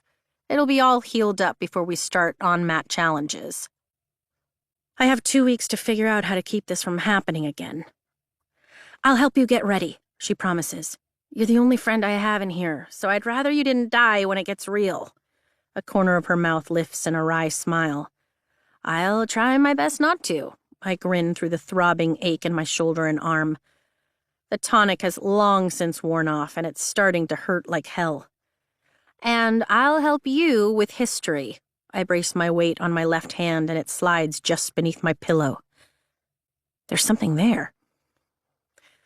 We'll be unstoppable, Rhiannon declares, her gaze tracking Tara, the dark-haired, curvy girl from Moraine, as she walks past our bunks. I pull out a small book. No, it's a journal, with a folded note on top that says Violet in Mira's handwriting. One-handed, I open the note. Violet, I stayed long enough to read the rolls this morning, and you aren't on them, thank gods. I can't stay. I'm needed back with my wing, and even if I could stay, they wouldn't let me see you anyway. I bribed a scribe to sneak this into your bunk. I hope you know how proud I am to be your sister. Brennan wrote this for me the summer before I entered the Quadrant. It saved me, and it can save you, too. I added my own bits of hard-earned wisdom here and there, but mostly it's his. And I know he'd want you to have it. He'd want you to live. Love, Mira. I swallow past the knot in my throat and set the note aside. What is it? Rhiannon asks. It's my brother's. The words barely make it past my lips as I open the cover. Mother burned everything he owned after he died, as tradition dictates. It's been ages since I've seen the bold strokes of his handwriting. And yet, there they are. My chest tightens and a fresh wave of grief sweeps through me. The Book of Brennan. I read along with the first page and then flip to the second. Mira, you're a Sorrengail, so you will survive. Perhaps not as spectacularly as I have, but we all can't live up to my standards, can we? All kidding aside, this is everything I've learned. Keep it safe, keep it hidden. You have to live, because Violet is watching. You can't let her see you fall. Brennan. Tears prick my eyes, but I blink them back. It's just his journal, I lie, thumbing through the pages. I can hear his quippy, sarcastic tone as I skim over his words, as though he's standing here, making light of every danger with a wink and a grin. Damn, I miss him. He died 5 years ago. Oh, that's... Rhiannon leans in, her eyes heavy with sympathy. We don't always burn everything either. Sometimes it's nice to have something, you know? Yeah, I whisper. It's everything to have this. And yet I know Mom will toss it in the fire if she ever finds it. Rhiannon sits back on her bed, opening her history book, and I fall back into Brennan's history, starting on the 3rd page. You survived Parapet. Good. Be observant the next few days, and don't do anything to draw attention to yourself. I've sketched a map that shows you not only where the classrooms are, but where the instructors meet too. I know you're nervous about challenges, but you shouldn't be. Not with that right hook of yours. The matches might seem random, but they're not. What the instructors don't tell you is that they decide challenges the week before, Mira. Any cadet can request a challenge, yes, but instructors will assign your matches based on weeding out the weakest. That means once the real hand-to-hand starts, the instructors already know who you'll be up against that day. Here's the secret. If you know where to look and can get out without being seen, You'll know who you're fighting, so you can prepare. I suck in a breath and devour the rest of the entry, hope blossoming in my chest. If I know who I'm fighting, then I can begin the battle before we even step on the mat. My mind spins, a plan taking shape. 2 weeks. That's how long I have to get everything I'll need before challenges begin. And no one knows the grounds of Basgiath like I do. It's all here. A slow smile spreads across my face. I know how to survive. Chapter 7. A quote from Addendum 5.2, Basgiath War College Code of Conduct. In the best interest of preserving peace within Navarre, no more than 3 cadets carrying rebellion relics may be assigned to any squad of any quadrant. A quote from Addendum 5.3, Basgiath War College Code of Conduct. In addition to last year's changes, marked ones assembling in groups of 3 or more will now be considered an act of seditious conspiracy and is hereby a capital offense. Damn it, I mutter as my toe catches a rock and I stumble in the waist-high grass that grows alongside the river beneath the citadel. The moon is nice and full, illuminating my way, but it means I'm sweating to death in this cloak to keep hidden, just in case anyone else is out here wandering after curfew. The Jacobos River rushes with summer runoff from the peaks above, and the currents are fast and deadly this time of year, especially coming out of the steep drop of the ravine. No wonder that first year died when he fell in yesterday during our downtime. Since Parapet, our squad is the only one in the quadrant not to lose anyone. But I know that's unlikely to last much longer in this ruthless school. Tightening my heavy satchel over my sling, I move closer to the river, along the ancient line of oaks, where I know 1 vine of Fonnelly berries will be coming into season soon. Ripe, the purple berries are tart and barely edible, but picked prematurely and left to dry will make an excellent weapon in the growing arsenal that 9 nights of sneaking out has given me. This was exactly the reason I brought the Book of Poisons with me. Challenges start next week, and I need every possible advantage. Spotting the boulder I've used as a landmark for the past 5 years, I count the trees on the riverbank. 1, 2, 3, I whisper, spotting the exact oak I'll need. Its branches spread wide and high, some even daring to reach out over the river. Lucky for me, the lowest is easily climbable, even more so with the grass oddly trampled underneath. A twinge of pain shoots up through my shoulder as I slip my right arm out of the sling and begin to climb by moonlight and memory. The pain quickly fades to an ache, just like it has every evening while Rhiannon has been kicking my ass on the mat. Hopefully tomorrow Nolan will let me out of the annoying sling for good. The Fonnelly vine looks deceptively like ivy as it winds up the trunk, but I've scaled this particular tree enough times to know this is the one. I've just never had to climb the damn thing in a cloak before. It's a pain in my ass. The fabric catches on almost every branch as I move upward slowly and steadily, climbing past the wide branch where I used to spend hours reading. Shit! My foot slips on the bark and my heart stutters for a heartbeat, while my feet find better holds. This would be so much easier during the day, but I can't risk being caught. Bark scrapes my palms as I climb higher. The tips of the vine leaves are white at this height, barely visible in the mottled moonlight through the canopy. But I grin as I find exactly what I've been searching for. There you are. The purple berries are a gorgeous, unripe lavender. Perfect. Digging my fingernails into the branch above me, I managed to keep from wobbling long enough to retrieve an empty vial in my satchel and uncork it with my teeth. Then I pluck just enough berries off the vine to fill the glass and shove the stopper back on. Between these, the mushrooms I've already hunted tonight, and the other items I've collected, I should be able to make it through the next month of challenges. I'm almost down the tree, only a handful of branches to go, when I spot movement beneath me and pause. Hopefully it's just a deer. But it's not. 2 figures in black cloaks, apparently tonight's disguise of choice, walk under the protection of the tree. The smaller one leans back against the lowest limb, removing her hood to reveal a half-shaved head of pink hair I know all too well. Imogen, the squad mate who nearly ripped off my arm 10 days ago. My stomach tightens, then knots as the second rider slips off his own hood.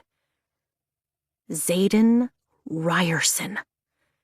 Oh, shit. There's maybe 15 feet between us, and nothing and no one out here to stop him from killing me. Fear clenches my throat and holds tight as I white-knuckle the branches around me, debating the merits of holding my breath so he can't hear me versus falling out of the tree if I faint from lack of oxygen. They begin speaking, but I can't hear what they're saying, not with the river rushing by. Relief fills my lungs.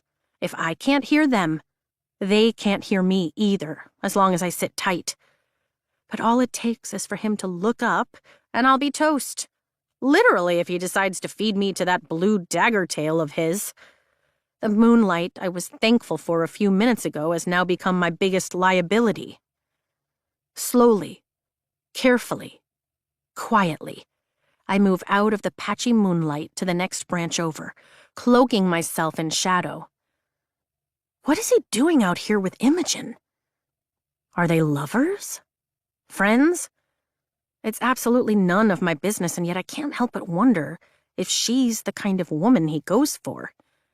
One whose beauty is only outmatched by her brutality. They fucking deserve each other. Xaden turns away from the river, as though he's looking for someone. And sure enough, more riders arrive, gathering under the tree. They're all dressed in black cloaks as they shake hands. And they all have rebellion relics. My eyes widen as I count.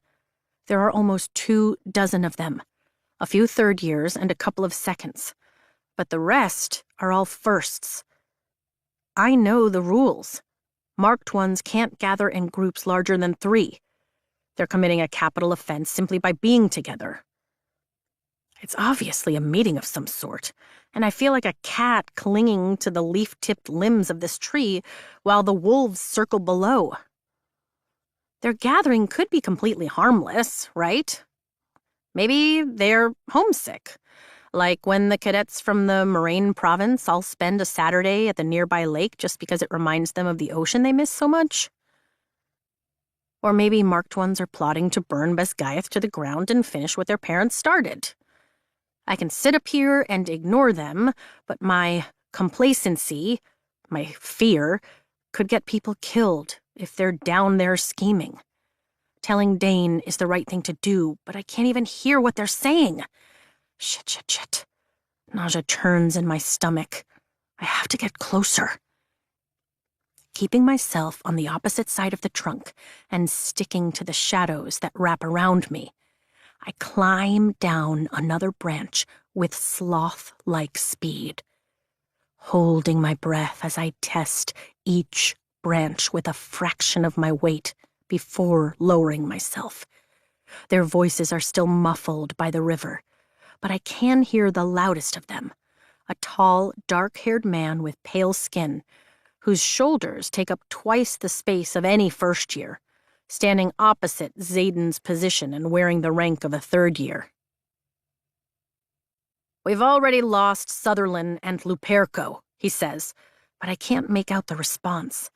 It takes 2 more rungs of branches before their words are clear. My heart pounds like it's trying to escape my ribs. I'm close enough for any one of them to see if they look hard enough. Well, everyone except Xaden, since his back is turned toward me. "Like it or not, we're going to have to stick together if you want to survive until graduation," Imogen says. One little hop to the right, and I could repay that callous shoulder maneuver she pulled on me with a quick kick to her head. I just happen to value my own life more than I want revenge at the moment, so I keep my feet to myself. And if they find out we're meeting? A first-year girl with an olive complexion asks, her eyes darting around the circle. We've done this for 2 years, and they've never found out, Xaden responds, folding his arms and leaning back against the limb below my right. They're not going to unless one of you tells. And if you tell, I'll know. The threat is obvious in his tone. Like Garrick said, we've already lost 2 first-years to their own negligence. There are only 41 of us in the Riders Quadrant, and we don't want to lose any of you. But we will if you don't help yourselves. The odds are always stacked against us. And trust me, every other Navarian in the Quadrant will look for reasons to call you a traitor or force you to fail. There's a muttered assent, and my breath hitches at the intensity in his voice. Damn it. I don't want to find a single thing about Xaden Ryerson admirable. And yet here he is, being all annoyingly admirable. Asshole. Have to admit, it would be nice if a high-ranking rider from my province gave a shit if the rest of us from the province lived or died. How many of you are getting your asses handed to you in hand-to-hand? Xaden asks. 4 hands shoot into the air, none of which belong to the spiky, blonde-haired first-year standing with his arms crossed, a head taller than most others. Liam Mari. He's in second squad tail section of our wing, and already the top cadet in our year. He practically ran across the parapet and destroyed every opponent on assessment day. Shit, Xaden swears, and I would give anything to see his expression as he lifts a hand to his face. The big one, Garrick, sighs. I'll teach them. I recognize him now. He's the Flame section leader in 4th Wing, my direct superior above Dane. Xaden shakes his head. You're our best fighter. You're our best fighter, a second-year near Xaden counters with a quick grin. He's handsome, with tawny brown skin crowned by a cloud of black curls and a litany of patches on what I can see of his uniform under his cloak. His features are close enough to Xaden's that they might be related. Cousins, maybe? Fen Ryerson had a sister, if I remember correctly. Shit, what was the guy's name? It's been years since I read the records, but I think it started with a B. Dirtiest fighter, maybe, Imogen snarks. Most everyone laughs, and even the first-years crack a smile. Fucking ruthless is more like it, Garrick adds. There's a general consensus of nods, including one from Liam Mari. Garrick is our best fighter, but Imogen is right up there with him, and she's a hell of a lot more patient, Xaden notes, which is just ludicrous considering she didn't seem too patient while breaking my arm. So, the 4 of you split yourselves up between the 2 of them for training. A group of 3 won't draw any unwanted attention. What else is giving you trouble? I can't do this, a gangly first-year says, rolling his shoulders inward and lifting his slim fingers to his face. What do you mean? Xaden asks, his voice taking on a hard edge. I can't do this, the smaller one shakes his head. The death, the fighting, any of it. The pitch of his voice rises with every statement. A guy had his neck snapped right in front of me on assessment day. I want to go home. Can you help me with that? Every head swings toward Xaden. No, Xaden shrugs. You're not going to make it. Best accept it now and not take up any more of my time. It's all I can do to smother my gasp, and some of the others in the group don't bother trying. What a dick. The smaller guy looks stricken, and I can't help but feel bad for him. That was a little harsh, cousin, the second-year who looks a little like Xaden says, lifting his eyebrows. What do you want me to say, Bodhi? Xaden cocks his head to the side, his voice calm and even. I can't save everyone, especially not someone who isn't willing to work to save themselves. Damn, Xaden. Garrick rubs the bridge of his nose. Way to give a pep talk. If they need a fucking pep talk, then we both know they're not flying out of the quadrant on graduation day. Let's get real. I can hold their hands and make them a bunch of bullshit empty promises about everyone making it through if that helps them sleep. But in my experience, the truth is far more valuable. He turns his head, and I can only assume he's looking at the panicked first year.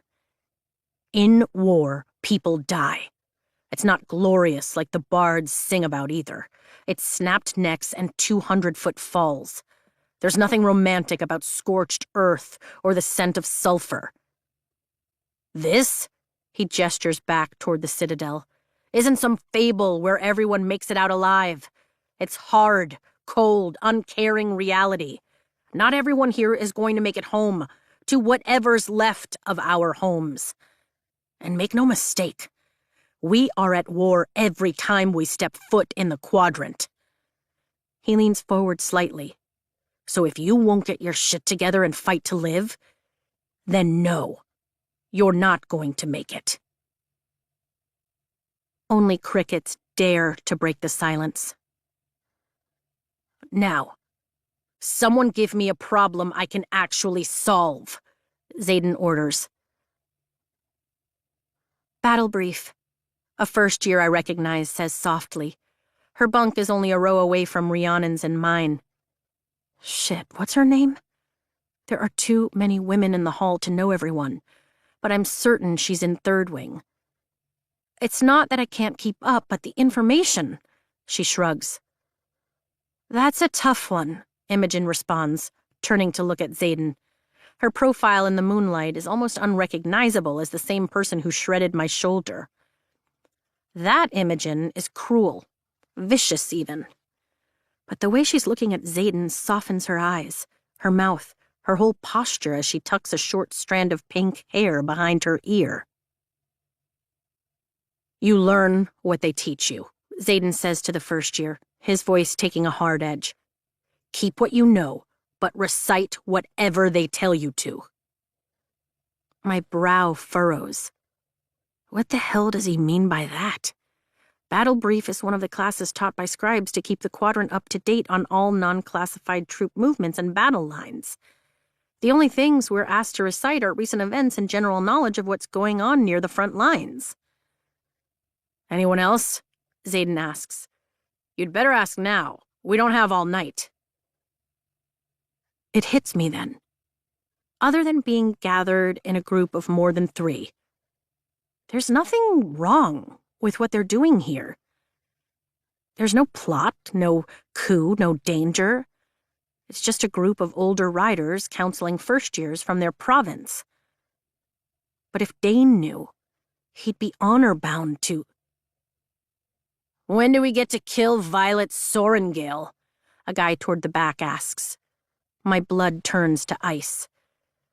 The murmur of assent among the group sends a jolt of terror down my spine. Yeah, Xaden, Imogen says sweetly, lifting her pale green eyes to him. When do we finally get to have our revenge? He turns just enough for me to see his profile and the scar that crosses his face as he narrows his eyes at Imogen. I told you already. The youngest Sorengale is mine. I'll handle her when the time is right. He'll handle me? My muscles thaw with the heat of indignation. I'm not some inconvenience to be handled. My short-lived admiration of Xaden is over. Didn't you already learn that lesson, Imogen? The look-alike Xaden chides from halfway down the circle. What I hear, Atos has you scrubbing dinner dishes for the next month for using your powers on the mat. Imogen's head snaps in his direction. Her mother is responsible for the execution of my mom and sister. I should have done more than just snap her shoulder. Her mom is responsible for the capture of nearly all our parents. Garrick counters, folding his arms over his wide chest. Not her daughter. Punishing children for the sins of their parents is the Navarian way, not the Tirish. So we get conscripted because of what our parents did years ago and shoved into this death sentence of a college, Imogen starts.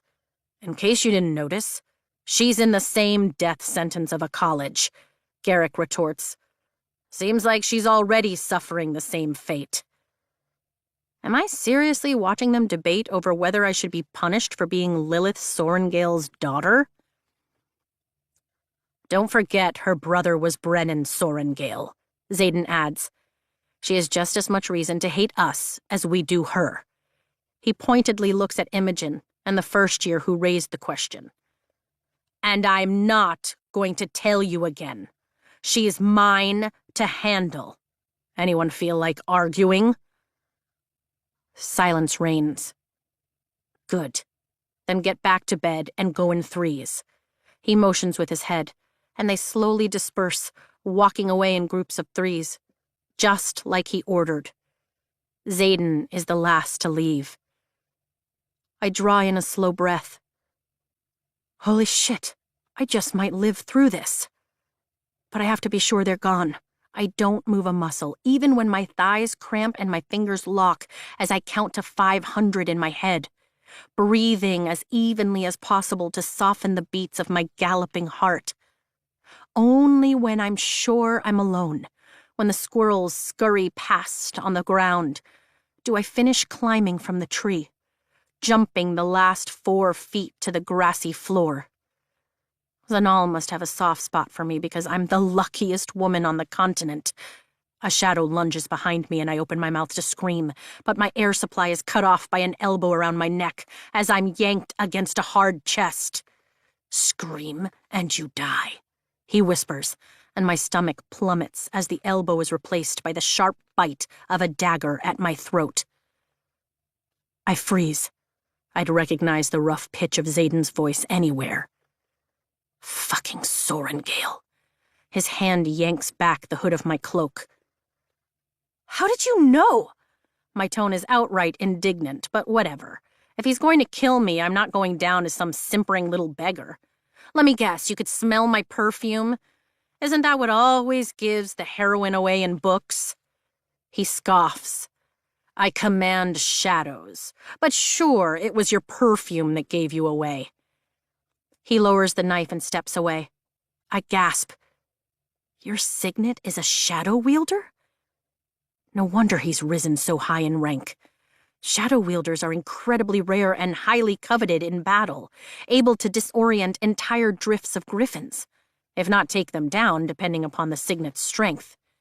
What? Atos hasn't warned you not to get caught alone in the dark with me yet? His voice is like rough velvet along my skin, and I shiver, then draw my own blade from the sheath at my thigh and raise it as I spin toward him, ready to defend myself to the death. Is this how you plan to handle me? Eavesdropping, were we? He arches a black brow and sheathes his dagger like I couldn't possibly pose a threat to him, which only serves to piss me off even more. Now I might actually have to kill you. There's an undertone of truth in those mocking eyes. This is just bullshit. Then go ahead and get it over with. I unsheath another dagger, this one from beneath my cloak where it was strapped in at my ribs, and back up a couple of feet to give me distance to throw them, if he doesn't rush me. He pointedly looks at one dagger, then the other, and sighs, folding his arms across his chest. That stance is really the best defense you can muster? No wonder Imogen nearly ripped your arm off. I'm more dangerous than you think, I flat out bluster. So I see. I'm quaking in my boots. The corner of his mouth rises into a mocking smirk. Fucking asshole. I flip the daggers in my hand, pinching them at the tips, then flick my wrists and fire them past his head, one on each side. They land solidly in the trunk of the tree behind him. You missed. He doesn't even flinch. Did I? I reach for my last 2 blades. Why don't you back up a couple of steps and test that theory? Curiosity flares in his eyes, but it's gone in the next second, masked by cold, mocking indifference. Every one of my senses is on high alert, but the shadows around me don't slide in as he moves backward, his eyes locked with mine. His back hits the tree, and the hilts of my daggers brush his ears. Tell me again that I missed, I threaten, taking the dagger in my right hand by the tip. Fascinating. You look all frail and breakable, but you're really a violent little thing, aren't you? An appreciative smile curves his perfect lips as shadows dance up the trunk of the oak, taking the form of fingers. They pluck the daggers from the tree and bring them to Xaden's waiting hands. My breath abandons me with a sharp exhale. He has the kind of power that could end me without him having to so much as lift a finger. Shadow wielding. The futility of even trying to defend myself against him is laughable. I hate how beautiful he is, how lethal his abilities make him as he strides toward me, shadows curling around his footsteps. He's like one of those poisonous flowers I've read about from the Signes forest to the east. His allure is a warning not to get too close, and I am definitely too close. Switching my grip to the hilts of my daggers, I prepare for the attack. You should show that little trick to Jack Barlow, Xaden says, turning his palms upward and offering me my daggers. I'm sorry? This is a trick. It has to be a trick. He moves closer, and I lift my blade. My heart stumbles, the beat irregular as fear floods my system.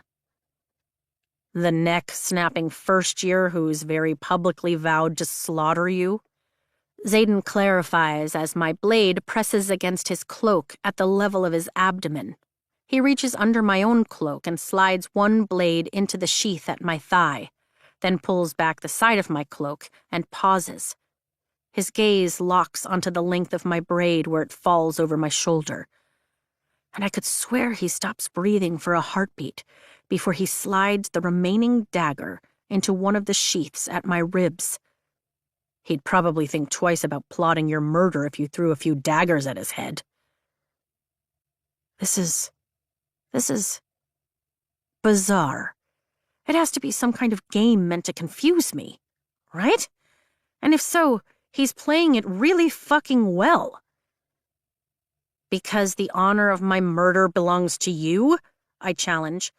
You wanted me dead long before your little club chose my tree to meet under, so I imagine you've all but buried me in your mind by now. He glances at the dagger poised at his stomach. Do you plan on telling anybody about my little club? His eyes meet mine, and there's nothing but cold, calculating death waiting there. No, I answer truthfully, suppressing a shiver. Why not? He tilts his head to the side, examining my face like I'm an oddity. It's illegal for the children of separatist officers to assemble in groups larger than 3, I'm well aware. I've lived at Basgiath longer than you. I lift my chin. And you're not going to run off to Mommy or your precious little Dane and tell them we've been assembling? His gaze narrows on mine. My stomach twists just like it did before I stepped out onto the parapet. Like my body knows that whatever action I take next will determine my lifespan. You were helping them. I don't see why that should be punished. It wouldn't be fair to him or the others. Was their little meeting illegal? Absolutely. Should they die for it? Absolutely not. And that's exactly what will happen if I tell. Those first years will be executed for nothing more than asking for tutoring, and the senior cadets will join them just because they helped. I'm not going to tell. He looks at me like he's trying to see through me, and ice prickles my scalp. My hand is steady, but my nerves tremble at what the next 30 seconds might bring. He can kill me right here, toss my body into the river, and no one will know I'm gone until they find me downstream. But I won't let him end me without drawing his blood first. That's for damn sure. Interesting, he says softly. We'll see if you keep your word. And if you do, then, unfortunately, it looks like I owe you a favor. Then he steps away, turns, and walks off, heading back toward the staircase and the cliff that leads up to the citadel. Wait. What? You're not going to handle me? I call after him, shock raising my brows. Not tonight, he tosses over his shoulder. I scoff. What are you waiting for? It's no fun if you expect it, he answers, striding into the darkness. Now get back to bed before your wing leader realizes you're out after curfew. What? I gawk after him. You're my wing leader. But he's already disappeared into the shadows, leaving me talking to myself like a fool. He didn't even ask what was in my satchel.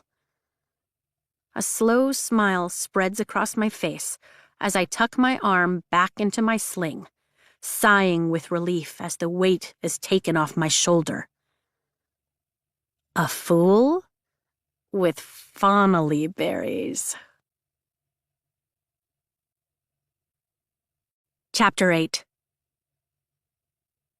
A quote from Effective Uses of Wild and Cultivated Herbs by Captain Lawrence Medina.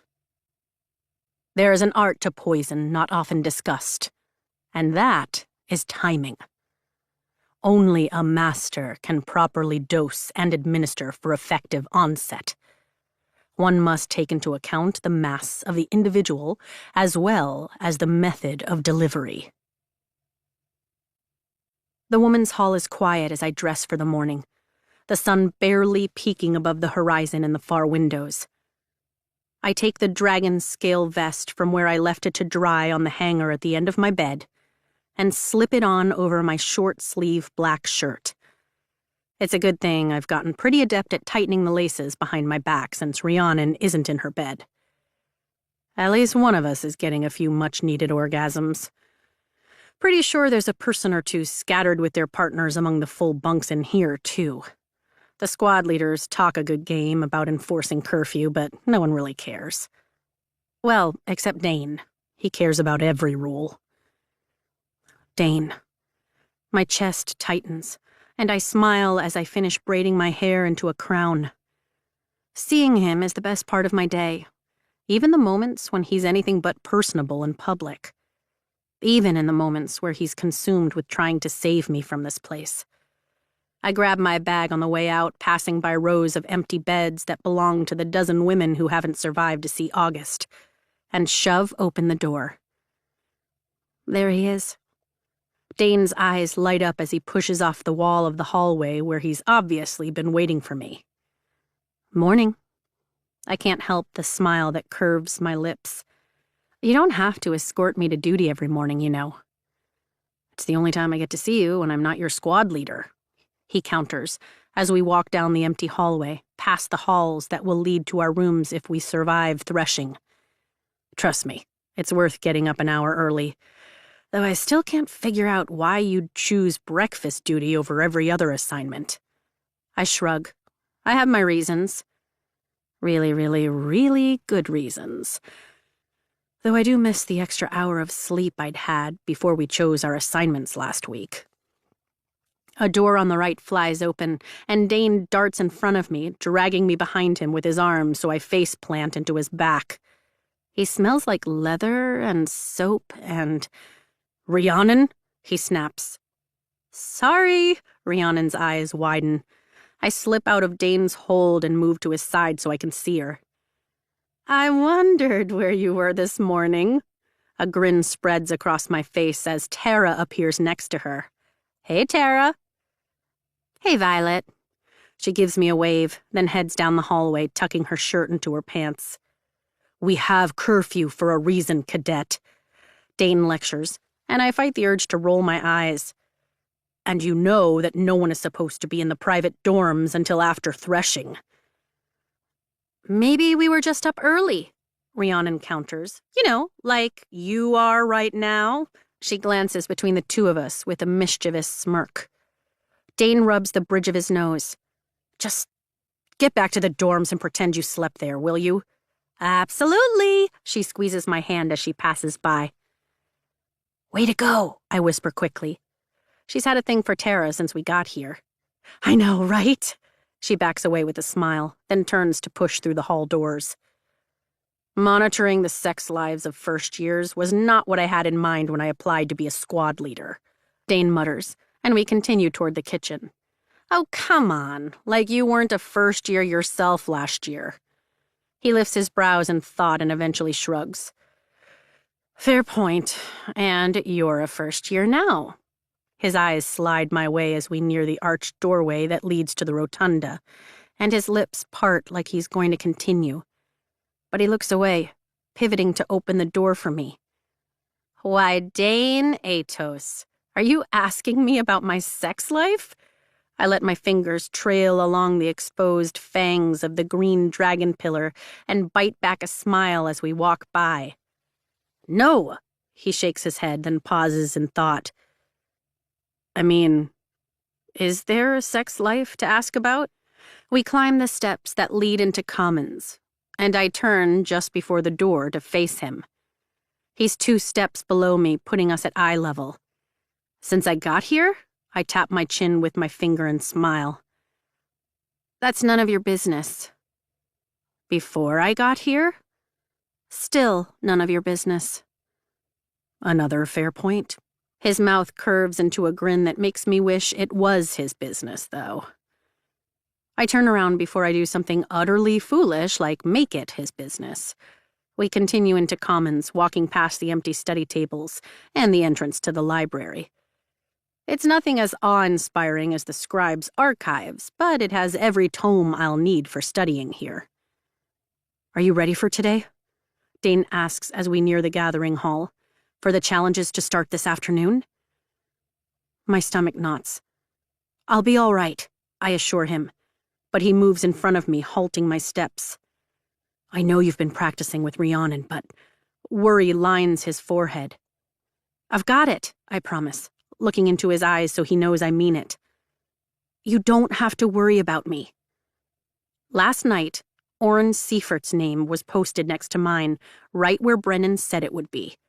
He's a tall blonde in first wing with tolerable knife skills, but one hell of a punch. I always worry about you. Dane's hands curl into fists. Don't, I shake my head. I can handle myself. I just don't want to see you get hurt again. My ribs squeeze my heart like a vice. Then don't watch. I take his calloused hand in mine. You can't save me from this, Dane. I'm going to be challenged once a week, just like every other cadet. And it's not going to stop there. You can't protect me from threshing or the gauntlet or Jack Barlow. You need to lay low with that one, Dane grimaces. Avoid that pompous ass whenever you can, Vi. Don't give him an excuse to come after you. He's already responsible for far too many names on the death roll. Then the dragons are going to love him. They always go for the vicious ones. Dane squeezes my hand gently. Just steer clear of him. I blink. The advice is so different from Xaden's throw a few daggers at his head approach. Xaden. The knot of guilt that's been lodged in my stomach since last week grows a fraction bigger. By code, I should tell Dane about seeing marked ones under the oak tree. But I won't. Not because I told Xaden that I wouldn't, but because keeping the secret feels like the right thing to do. I've never kept a secret from Dane in my life.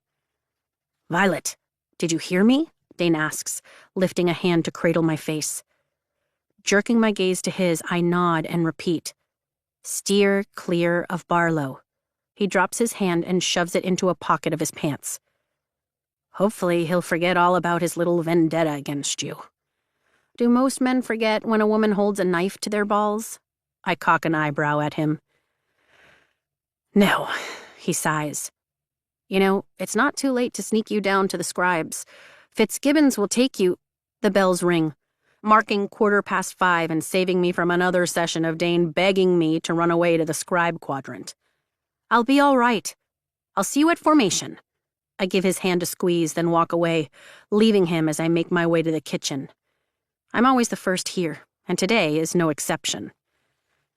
I pocket the vial of dried, powdered Fonnelly berries from my satchel and get started as the other workers come in, sleepy-eyed and grumbly. The powder is nearly white, nearly invisible as I take my place in the serving line an hour later, and completely undetectable as I sprinkle it over Orrin Seifert's scrambled eggs when he approaches. Keep the temperaments of each specific breed in mind when you decide which dragons to approach and which to run from at threshing, Professor Kaori says, his serious dark eyes slashing toward his nose as he studies the new recruits for a beat. Then he changes the projection he's conjured from a green dagger tail to a red scorpion tail. He's an illusionist and the only professor in the quadrant with the signet ability to project what he sees in his mind, which makes this class one of my favorites. He's also the reason I knew exactly what Orrin Seifert looked like. Do I feel guilty about blatantly misleading a professor about why I needed to find another cadet?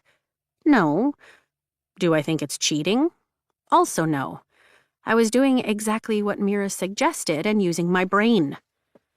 The red scorpion tail in the center of our circled tables is a fraction of its actual size, 6 feet tall at most, but it's an exact replica of the actual fire breather waiting in the Vale for threshing. Red scorpion tails like Grian here are the quickest to temper, Professor Kaori continues, his perfectly trimmed mustache curving as he smiles at the illusion like he's the dragon himself. We all take notes. So, if you offend him, you're... Lunch, Riddick says from my left, and the class laughs. Even Jack Barlow, who hasn't quit glaring at me since his squad took over their quarter of the room a half hour ago, snorts. Precisely, Professor Kaori responds. So, what's the best way to approach a red scorpion tail? He glances around the room. I know the answer, but I keep my hand to myself, heeding Dane's advice to lay low. You don't, Rhiannon mutters next to me, and I huff a laugh under my breath. They prefer that you approach from the left and from the front, if possible, a woman from one of the other squads answers. Excellent, Professor Kaori nods. For this threshing, there are 3 red scorpion tails willing to bond. The image changes in front of us to a different dragon. How many dragons are there in total? Rhiannon asks. 100 this year, Professor Kaori answers, changing the image again. But some might change their minds during presentation in about 2 months, depending on what they see. My stomach hits the floor. That's 37 fewer than last year. Maybe even fewer if they don't like the look of us after we have to parade by them for their perusal 2 days before threshing. Then again, there's usually fewer cadets after that particular event anyway. Professor Kaori's dark eyebrows rise. Yes, Cadet Sorengale, it is, and 26 fewer than the year before that.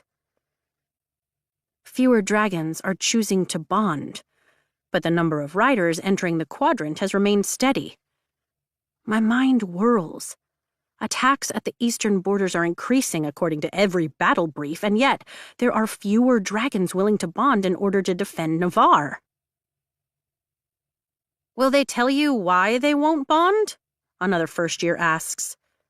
No, jackass, Jack scoffs, his icy blue gaze narrowing on the cadet. Dragons only talk to their bonded riders, just like they only give their full name to their bonded rider. You should know that by now. Professor Kaori sends Jack a look that shuts the first year's mouth, but doesn't stop him from sneering at the other cadet.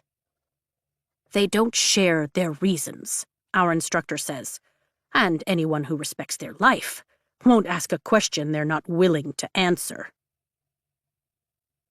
Do the numbers affect the wards? Orly asks from where she sits behind me, tapping her quill against the edge of her desk. She's never happy sitting still. Professor Kaori's jaw ticks twice. We're not sure. The number of bonded dragons has never affected the integrity of Navarre's wards before. But I'm not about to lie to you and say that we're not seeing increased breaches when you know from Battle Brief that we are. The words are faltering at a rate that makes my stomach tense every time Professor De Vera starts our daily battle brief. Either we're weakening, or our enemies are getting stronger. Both possibilities mean the cadets in this room are needed more than ever. Even me. The image changes to Sigale, the navy blue dragon bonded to Xaden. My stomach pitches as I remember the way she looked right through me that first day. You won't have to worry about how to approach blue dragons, since there are none willing to bond this threshing. But you should be able to recognize Sigale if you see her, Professor Kaori says. So you can fucking run, Riddick drawls. I nod along, while others laugh. She's a blue daggertail, the rarest of the blues, and yes, if you see her without her bonded rider, you should definitely find somewhere else to be. Ruthless does not begin to describe her, nor does she abide but what we assume to be what the dragons consider law. She even bonded the relative of one of her previous riders, which you all know is typically forbidden. But Sigale does whatever she wants, whenever she wants. In fact, if you see any of the blues, don't approach them. Just run, Riddick repeats, raking his hand through his floppy brown hair. Run, Professor Kaori agrees with a smile, the mustache above his top lip quivering slightly. There are a handful of other blues in active service, but you'll find them all along the Espen Mountains in the east, where the fighting is most intense. They're all intimidating, but Sigale is the most powerful of them all. My breath catches. No wonder Xaden can wield shadows. Shadows that can yank daggers out of trees. Shadows that can probably throw those same daggers. And yet, he let me live. I shove the kernel of warmth that thought gives me far, far away. Probably just to screw with you, a monster playing with his prey before pouncing. What about the black dragon? The first year next to Jack asks. There's one here, right? Jack's face lights up. I want that one. Not that it's going to matter. Professor Kaori flicks his wrist and Sigale disappears, and a massive black dragon takes her place. Even the illusion is bigger, making me crane my neck slightly to see its head. But just to appease your curiosity, since this is the only time you'll ever see him, here is the only other black besides General Melgren's. He's huge, Rhiannon says.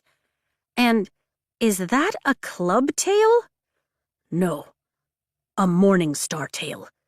He has the same bludgeoning power of a club tail, but those spikes will eviscerate a person just as well as a dagger tail.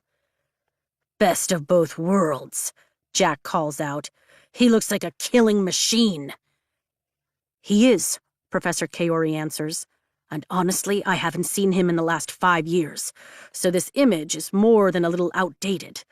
But since we have him up here, what can you tell me about black dragons? They're the smartest and most discerning, Orly calls out. They're the rarest, I add in. There hasn't been one born in the last century. Correct. Professor Kaori spins the illusion again, and I'm met with a pair of glaring yellow eyes. They're also the most cunning. There's no such thing as outsmarting a black dragon. This one is a little over 100, which makes him about middle-aged. He's revered as a battle dragon among their kind, and if not for him, we probably would have lost during the Tirish Rebellion. Add to it that he's a morning star tail, and he's one of the deadliest dragons in Navarre. I bet he powers one hell of a signet. How do you approach him? Jack asks, leaning forward in his seat. There's pure avarice in his eyes, mirrored by his friend next to him. That's the last thing this kingdom needs, someone as cruel as Jack bonding to a black dragon. No thank you. You don't, Professor Kaori answers. He hasn't agreed to bond since his previous and only rider was killed during the uprising. And the only way you'd ever be near him is if you're in the Vale, which you won't be, because you'd be incinerated before you ever got through the gorge. The pale redhead across the circle from me shifts in her seat and tugs her sleeve down to cover her rebellion relic. Someone should ask him again, Jack urges. It doesn't work that way, Barlow. Now, there is only one other black dragon, which is in service. General Melgrins, Sawyer says. His book is closed in front of him, but I can't blame him. I'd hardly be taking notes either if this was the second time I'd gone through this class. Coda, right? Yes, Professor Kaori nods. The eldest of their den and a swordtail.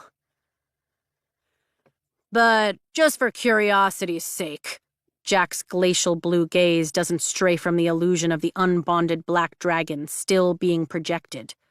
What signet ability would this guy gift his rider?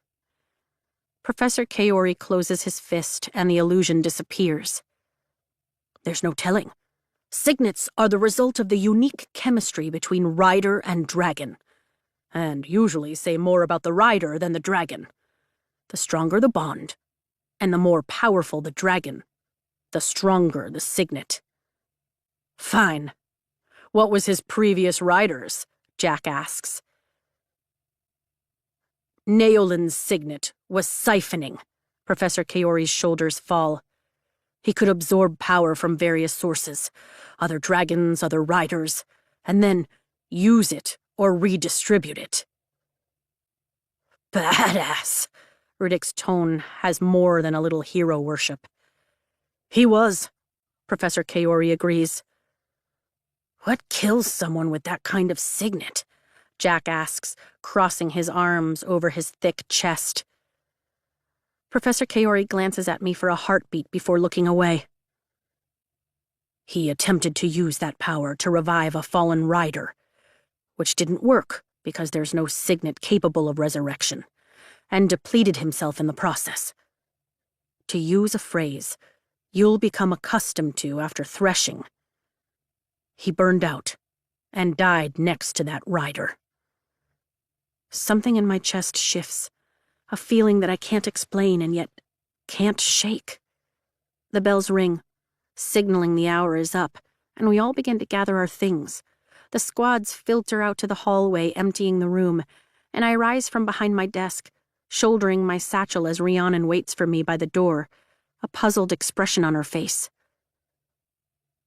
It was Brennan, wasn't it? I ask Professor Kaori. Sadness fills his gaze as he meets mine. Yes. He died trying to save your brother. But Brennan was too far gone. Why would he do that? I shift the weight of my satchel. Resurrection isn't possible. Why would he essentially kill himself when Brennan was already gone? A stampede of grief tramples my heart, stealing my breath. Brennan never would have wanted anyone to die for him. That wasn't in his nature. Professor Kaori sits back against his desk, pulling at the short, dark hairs of his mustache as he stares at me. Being a Sorengale doesn't do you any favors in here, does it? I shake my head. There are more than a few cadets who would like to take me, and my last name, down a peg. He nods. It won't be like that once you leave. After graduation, you'll find that being General Sorengale's daughter means others will do just about anything to keep you alive. Even pleased, not because they love your mother, but because they either fear her or want her favor. Which was Naolin? A little bit of both. And sometimes it's hard for a rider with a signet that powerful to accept his limits. After all, bonding makes you a rider. But resurrecting someone from the dead, now, that makes you a god. I somehow don't think that Malik takes kindly to a mortal treading on his territory. Thank you for answering. I turn and start toward the door. Violet, Professor Kaori calls out, and I pivot to look back. I taught both your siblings. A signet like mine is too useful here in the classroom to let me deploy with a wing for long. Brennan was a spectacular rider and a good man. Mira is shrewd and gifted in the seat when it comes to riding. I nod. But you're smarter than both of them. I blink. It's not often I get compared to my brother and sister and somehow come out on top. From what I've seen of you helping your friends study in commons every night, it seems you might be more compassionate, too. Don't forget that. Thank you, but being smart and compassionate isn't going to help me when it comes to threshing. A self-deprecating laugh escapes. You know more about dragons than anyone else in the quadrant, probably anyone else on the continent. They choose strength and shrewdness. They choose for reasons they don't see fit to share with us. He pushes off his desk. And not all strength is physical, Violet. I nod, because I can't find any appropriate words for his well-intentioned flattery, and head over to meet Rhiannon at the door. The only thing I know for certain right now is that compassion isn't going to help me on the mat after lunch. I'm so nervous I could puke as I stand at the side of the wide, black mat, watching Rhiannon beat the ever-loving shit out of her opponent. It's a guy from Second Wing, and it takes almost no time for her to get him into a headlock, cutting off his air supply. It's a move she's tried her best to drill into me over the last couple of weeks. She makes it look so easy, I say to Dane as he stands at my side, his elbow brushing mine. He's going to try to kill you. What? I glance up, then follow his line of sight 2 mats over. Dane's glaring daggers at Xaden across the mat, a look of sheer boredom on his face as Rhiannon squeezes the neck of the Second Wing first year tighter. Your opponent, Dane says softly. I overheard him and a few friends. They think you're a liability to the wing thanks to that Barlow kid. His gaze shifts to Orin, who's sizing me up like a damned plaything he's planning on breaking. But there's a greenish twinge to his complexion that makes me grin. I'm going to be fine, I recite, because that's my fucking mantra. I'm stripped down to the dragon scale vest that's starting to feel like a second skin, and my fighting leathers. All 4 of my daggers are sheathed, and if my plan goes correctly, I'll have 1 more to add to my collection soon. The Second Wing first year passes out, and Rhiannon rises victorious as we clap. Then she leans over her opponent and removes the dagger at his side. Looks like this is mine now. Enjoy your nap. She pats him on the head, which makes me laugh. Not sure why you're laughing, Sorengale, a sneering voice calls out from behind me. I turn around and see Jack standing with his feet apart against the wood-planked wall about 10 feet away, wearing a smile that can only be described as evil. Fuck off, Barlow. I gift him the middle finger. I honestly hope you win today's challenge. His eyes dance with a sadistic glee that makes me queasy. It would be a shame for someone else to kill you before I get the chance. But I wouldn't be surprised. Violets are such delicate, fragile things, you know? Delicate my ass. He'd probably think twice about plotting your murder if you threw a few daggers at his head. I unsheath both daggers from my ribs and flick them in his direction in one smooth movement. They land right where I intended, one nearly nicking his ear and the other an inch beneath his balls. Fear widens his eyes. I shamelessly grin and wiggle my fingers in a wave. Violet, Dane hisses as Jack maneuvers around my blades, stepping away from the wall. You'll pay for that, Jack points at me and stalks off, but the rise and fall of his shoulders is a little choppy. I watch his back retreat, then retrieve my daggers, sheathing them at my ribs before returning to Dane's side. "What the hell was that?" he seethes. "I told you to lay low when it comes to him, and you—" He shakes his head at me. "You just piss him off even more?" Laying low wasn't getting me anywhere, I say with a shrug as Rhiannon's opponent is carried off the mat. He needs to realize I'm not a liability. And I'll be harder to kill than he thinks. There's no ignoring the prickle at my scalp, and I let my gaze shift to meet Xaden's. My heart does that damn stuttering thing again, as if he'd sent shadows straight through my ribs to squeeze the organ. He lifts his scarred brow, and I swear there's a hint of a smile on his lips as he leaves, walking over to observe the Fourth Wing cadets at the next mat. "Badass," Rhiannon says as she moves to my other side. I thought Jack was going to shit himself. I smother a smile. "Stop encouraging her," Dane chastises. "Sorengale?" Professor Emeterio glances at his notebook and raises one bushy black brow before continuing. "Seifert." Swallowing back the panic that threatens to creep up my throat, I step onto the mat opposite Auron, who's definitely looking green now. Right on time. I've prepared the best I can, wrapped my ankles and my knees just in case he goes for the legs. "Don't take this personally," he says as we start to circle, both our hands raised. "But you'll only be a hazard to your wing." He charges at me, but his footwork is sluggish and I spin away, landing a punch to his kidney before bouncing back on my heels and palming a dagger.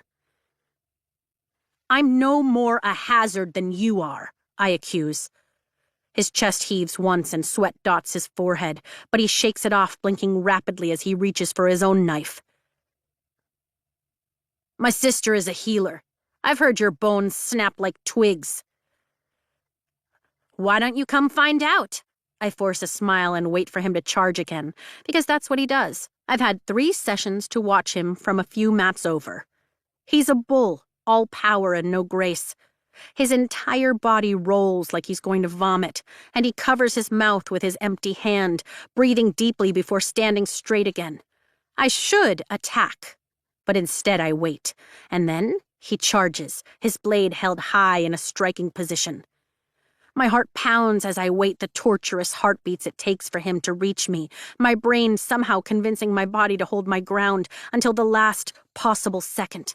He swings his knife downward, and I dodge to the left, nicking his side with my blade in the process, then turn and deliver a kick to his back, sending him sprawling. Now. He falls to the mat, and I take immediate advantage, digging a knee into his spine just like Imogen had with me, and putting my blade to his throat. "Yield! Who needs strength when you have speed and steel?" "No!" he shouts, but his body undulates under mine, and he retches, bringing up everything he's eaten since breakfast and splattering it across the mat to the side of us. So fucking gross. "Oh my gods," Rhiannon calls out, disgust dripping from her tone. "Yield!" I demand again, but he's heaving in earnest now, and I have to pull my knife away so I don't accidentally slit his throat. "He yields," Professor Emeterio declares, his face contorted in revulsion. I sheath my blade and climb off him, dodging the puddles of sick. Then I take the dagger Auron dropped a few feet back as he continues to vomit. The knife is heavier and longer than my others, but it's mine now, and I earned it. I sheathe it in an empty place at my left thigh. "You won!" Rhiannon says, clasping me in a hug as I walk off the mat. "He's sick," I say with a shrug.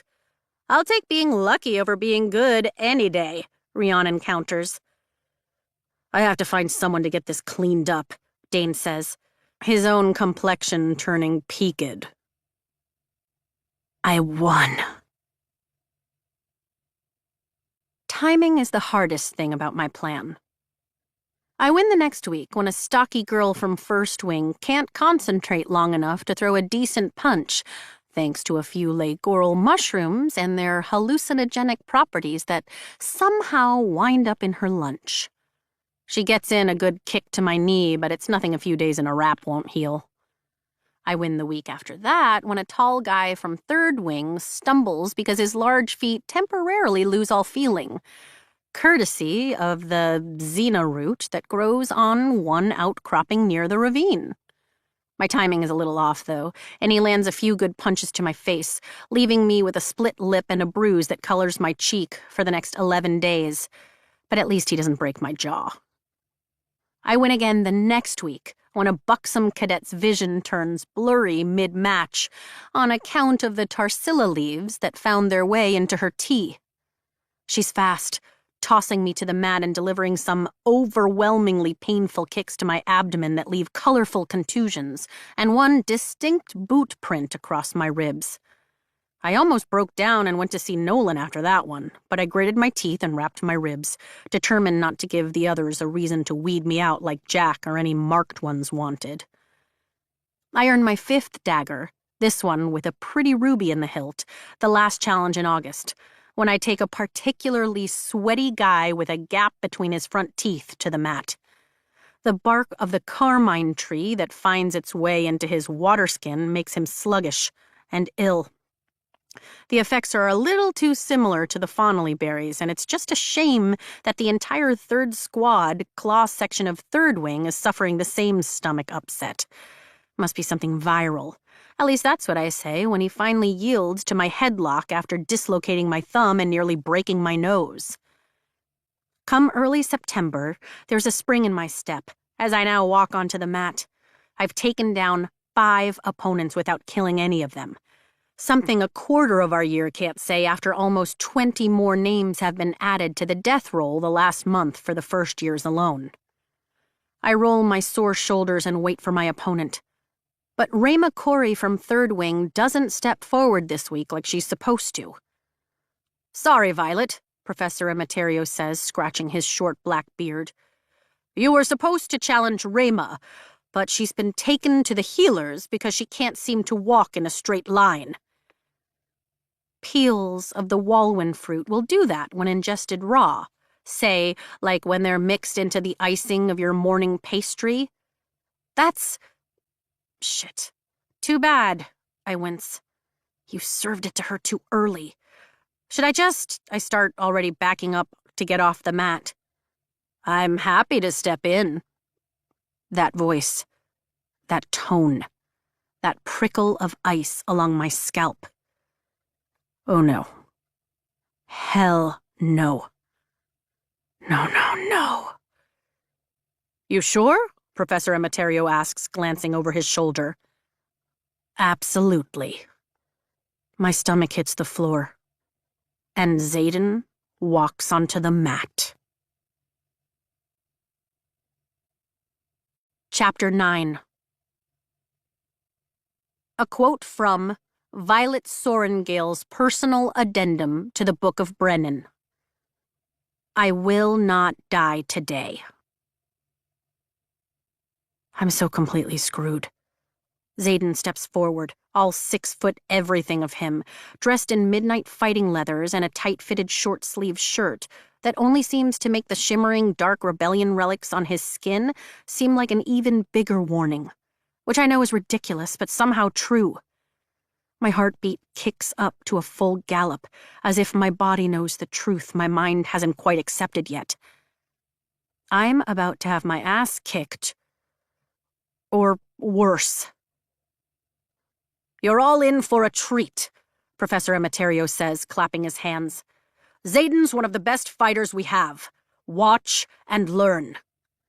Of course you are, I mutter, my stomach twisting like I am the one who's been snacking on Walwyn fruit peels. A corner of Xaden's mouth rises in a smirk, and the gold flecks in his eyes seem to dance. The sadistic ass is enjoying this. My knees, ankles, and wrist are wrapped, the white cloth protecting my healing thumb, a startling contrast against my black leathers. A little out of her league, don't you think? Dane argues from the side of the mat, tension radiating from every word. Relax, Atos. Xaden looks over my shoulder, his gaze hardening toward where I know Dane is standing, where he always stands when I'm on the mat. The look Xaden gives him makes me realize he's been taking it easy on me in the glaring department. She'll be in one piece when I'm finished teaching her. I hardly think it's fair, Dane's voice rises. No one asked you to think, squad leader. Xaden fires back as he moves to the side, discarding every weapon on his body. And there's a lot of them. And handing them to Imogen. The bitter, illogical taste of jealousy fills my mouth, but there's no time to examine that particular oddity, not when there's only seconds before he's in front of me again. You don't think you'll need those? I ask, palming my own blades. His chest is massive, with wide shoulders and heavily muscled arms alongside. A target this big should be easy to hit. Nope, not when you've brought enough for the both of us. A wicked smile curves his mouth as he stretches out his hand and curls his fingers in a come-hither motion. Let's go. My heart beats faster than the wings of a hummingbird as I take a fighting stance and wait for him to strike. This mat is only 20 feet in either direction, and yet my entire world narrows to its confines and the danger within. He's not in my squad. He can kill me without punishment. I fling a dagger straight at his ridiculously well-sculpted chest. He fucking catches it and clucks his tongue. Already seen that move. Holy shit, is he fast. I have to be faster. It's the single advantage I have. That's my only thought as I move forward in a swipe and kick combo Rhiannon's drilled into me over the past 6 weeks. He artfully dodges my blade and then captures my leg. The earth spins and I slam onto my back, the sudden impact driving the air from my lungs. But he doesn't go for the kill. Instead, he drops the dagger he's caught and kicks it off the mat. And a second later, when air squeaks into my lungs, I lunge up with the next blade, going for his thigh. He blocks my strike with his forearm, then grips my wrist with his opposite hand and plucks the knife out of my hand, leaning down so his face is only inches from mine. Going for blood today, are we, Violence? He whispers. Metal hits the mat again, and he kicks it past my head and out of my reach. He's not taking my daggers to use against me. He's disarming me just to prove he can. My blood boils. My name is Violet, I seethe. I think my version fits you better. He releases my wrist and stands, offering me a hand. We're not done yet. My chest heaves, still recovering from the way he's knocked the wind out of me. And I take the offering. He tugs me to my feet, then twists my arm behind my back and yanks me against his hard chest, pinning our joined hands before I have a chance to get my balance. Damn it! I snap. There's a tug at my thigh, and another of my daggers is pressed to my throat as his chest rests against the back of my head. His forearm is locked across my ribs, and he might as well be a statue for all the give there is in his frame. There's no use slamming my head back. He's so tall that I'd only annoy him. Don't trust a single person who faces you on this mat, he warns in a hiss, his breath warm against the shell of my ear. And even though we're surrounded by people, I realize he's quiet for a reason. This lesson is just for me. Even someone who owes me a favor? I counter, my voice just as low. My shoulder starts to protest the unnatural angle, but I don't move. I won't give him the satisfaction. He drops the third dagger he's taken from me and kicks it forward, to where Dane stands, the other two already in his hand. There's murder in his eyes as he glares at Xaden. I'm the one who decides when to grant that favor, not you. Xaden releases my hand and steps back. I whirl, punching for his throat, and he knocks my hand aside. Good, he says with a smile, deflecting my next blow without so much as a hitch to his breath. Going for the throat is your best option, as long as it's exposed. Fury makes me kick out again in the same pattern, muscle memory taking over, and he captures that leg again, this time snatching the dagger sheathed there and dropping it to the mat before he lets me go, cocking a disappointed eyebrow at me. I expect you to learn from your mistakes. He kicks it away. I only have 5 left, all sheathed at my ribs. Gripping one and putting my hands up defensively, I begin to circle him, and to my absolute annoyance, he doesn't even bother facing me. He just stands there in the center of the mat, his boots planted and his arms loose as I move around him. You going to prance, or you going to strike? Fuck him. I punch forward, but he dips and my knife sails over his shoulder, missing him by 6 inches. My stomach drops as he grips my arm, yanking me forward and flipping me around the side of his body. I'm airborne for a heartbeat before I smack into the mat, my ribs taking the impact. He cranks my arm into a submission hold, and white-hot pain shoots down the limb as I cry out, dropping the dagger. But he's not done. No, his knee is in my ribs, and, though he holds my arm captive with one hand, the other plucks a dagger from its sheath and flings it toward Dane's feet, before taking another and holding it to the tender area where my jaw meets my neck. Then he leans closer. Taking out your enemy before the battle is really smart. I'll give you that, he whispers, his warm breath brushing the shell of my ear. Oh, gods. He knows what I've been doing. The pain in my arm is nothing compared to the nausea churning in my stomach at the thought of what he might do with that knowledge. Problem is, if you aren't testing yourself in here. He scrapes the dagger down my neck, but there's no warm trickle of blood, so I know he hasn't cut me. Then you're not going to get any better. You'd rather I die, no doubt. I fire back, the side of my face pressed into the mat. This isn't just painful, it's humiliating. And be denied the pleasure of your company? He mocks. I fucking hate you. The words are past my lips before I can shut my mouth. That doesn't make you special. The pressure releases from my chest and arm as he gets on his feet, kicking both daggers toward Dane. 2 more. I only have 2 more, and now my indignation and anger far outweigh my fear. Ignoring Xaden's outstretched hand, I gain my feet, and his lips curve into an approving smile. She can be taught. She's a quick learner, I retort. That remains to be seen. He backs up 2 steps, putting a little space between us before crooking his fingers at me again. You've made your damn point, I snap loud enough that I hear Imogen gasp. Trust me, I've barely gotten started. He folds his arms and leans back on his heels, clearly waiting for me to move. I don't think, I just act, going low and kicking out the backs of his knees. He goes down like a tree, the sound more than satisfying, and I pounce, trying for a headlock. Doesn't matter how big someone is, they still need air. Catching his throat in the crook of my elbow, I squeeze. Instead of going for my arms, he twists, grabbing a hold of the backs of my thighs so I lose my leverage and our bodies careen into a roll.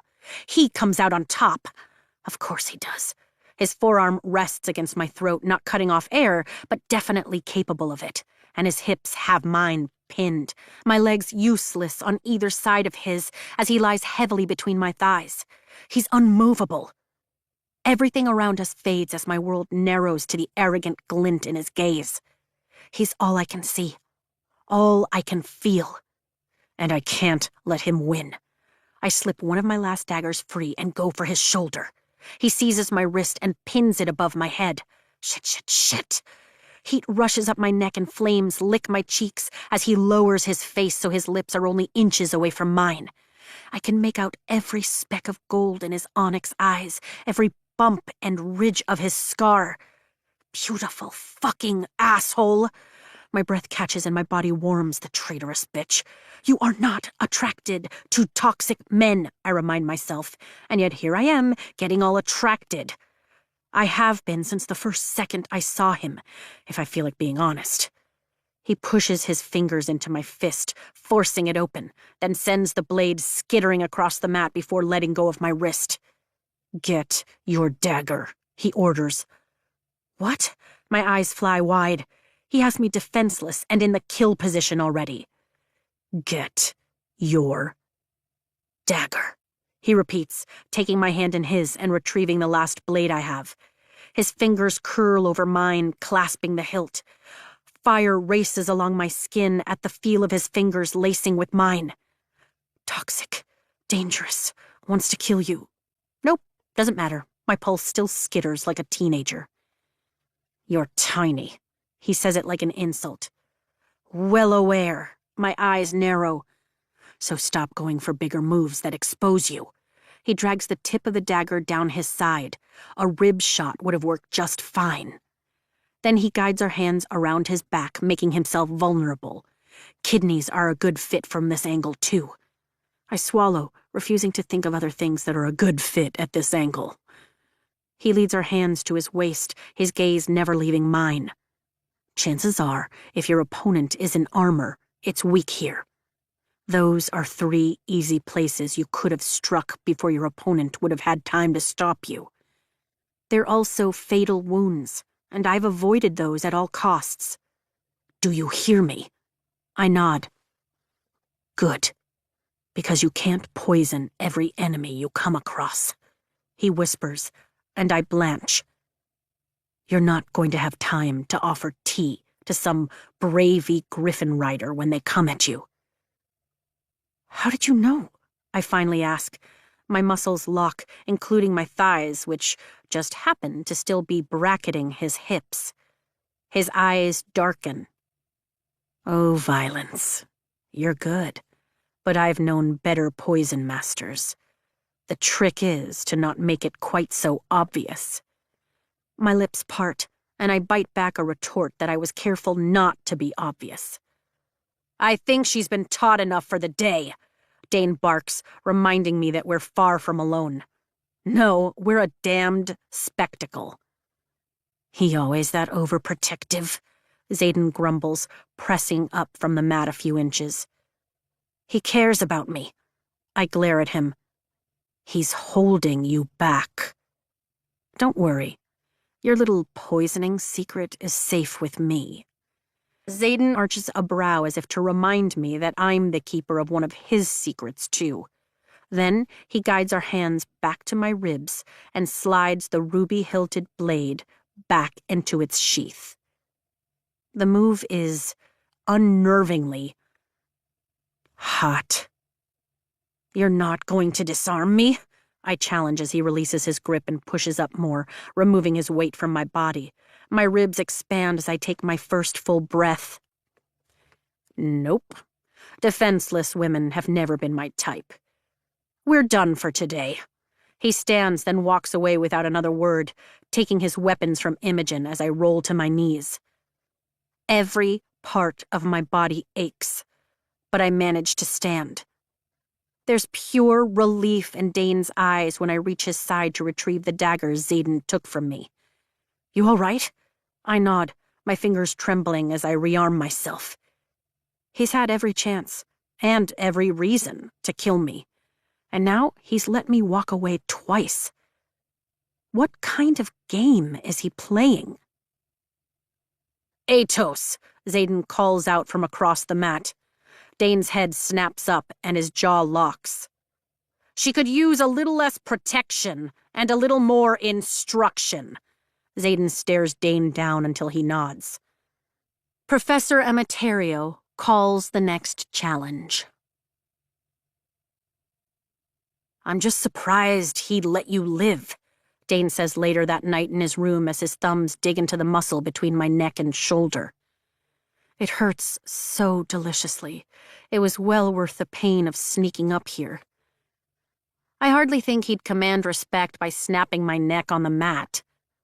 His blankets are soft against my belly and chest as I lay on his bed, bare from the waist up except for the constricting band around my breasts and ribs. Besides, that's not his way. Dane's hands pause on my skin. Because you know what his way is? The guilt of keeping Xaden's secret makes my stomach drop. He told me he didn't see a reason to kill me himself when the parapet would do it, I answer truthfully. And let's face it, he's had plenty of chances to take me out if he really wanted. Dane hums in that thoughtful tone of his, continuing to work out my stiff and aching muscles as he leans over from the side of his bed. Rhiannon drilled me for another 2 hours after dinner, and I was barely able to move by the end of it. Guess I wasn't the only one Xaden scared this afternoon.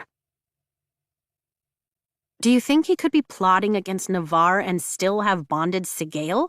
I ask, my cheek against his blanket. I did at first. His hands moved down my spine, pressing into the knots that made lifting my arms almost impossible that last half hour of training tonight.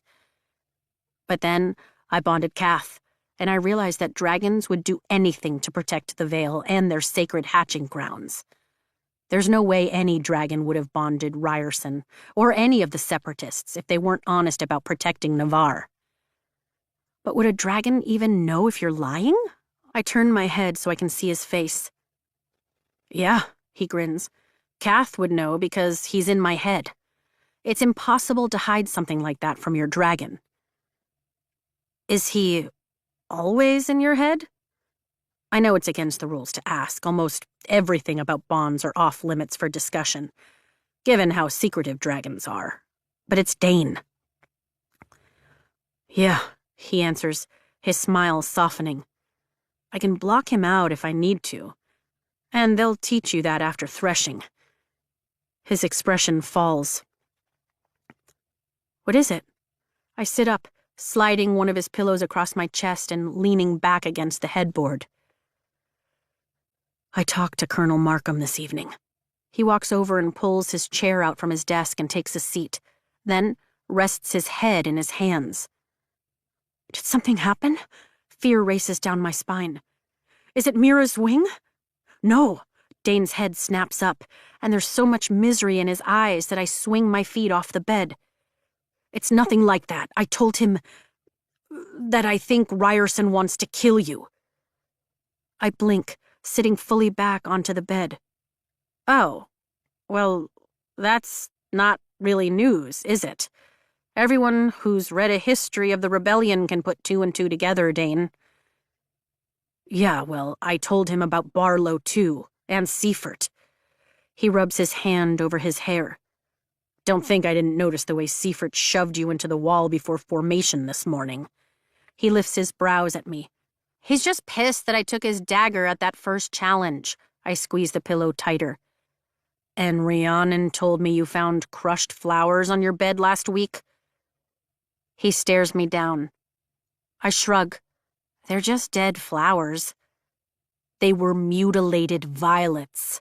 His mouth tightens and I go to him, resting my hands on his head. It's not like they came with a death note or anything, I tease, stroking his soft brown hair. He looks up at me, the mage lights making his eyes a little brighter above his trim beard. They're threats. I shrug. Every cadet gets threatened. Every cadet doesn't have to wrap their knees every day. He fires back. The injured ones do. My brow furrows, annoyance taking root in my chest. Why would you tell Markham about it anyway? He's a scribe, and there's nothing he would do even if he could. He said he'd still take you, Dane blurts, his hands flying to my hips, holding me in place when I try to step away. I asked him if he'd allow you into the scribe quadrant for your own safety, and he said yes. They'd put you with the first years. It's not like you'd have to wait until next conscription day or anything. You what? I twist, breaking my hold, and back away from my best friend. I saw a way to get you out of danger, and I took it. He stands. You went behind my back because you think I'm not cutting it.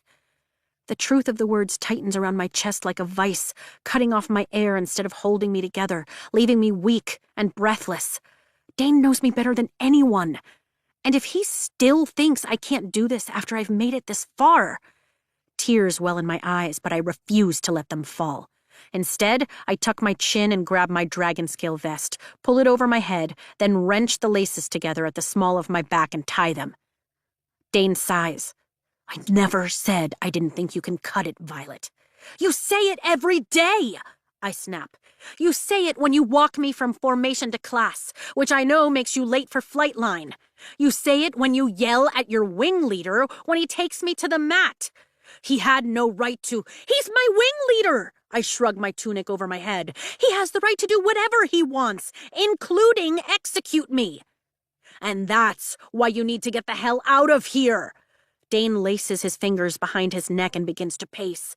I've been watching Vi. He's just toying with you like a cat plays with a mouse before the kill. I've held my own so far. My satchel is heavy with books as I settle it over my shoulder. I've won every challenge, except today when he wiped the floor with you time and again. He grasps my shoulders. Or did you miss the part where he took every weapon so you knew exactly how easy it is to defeat you?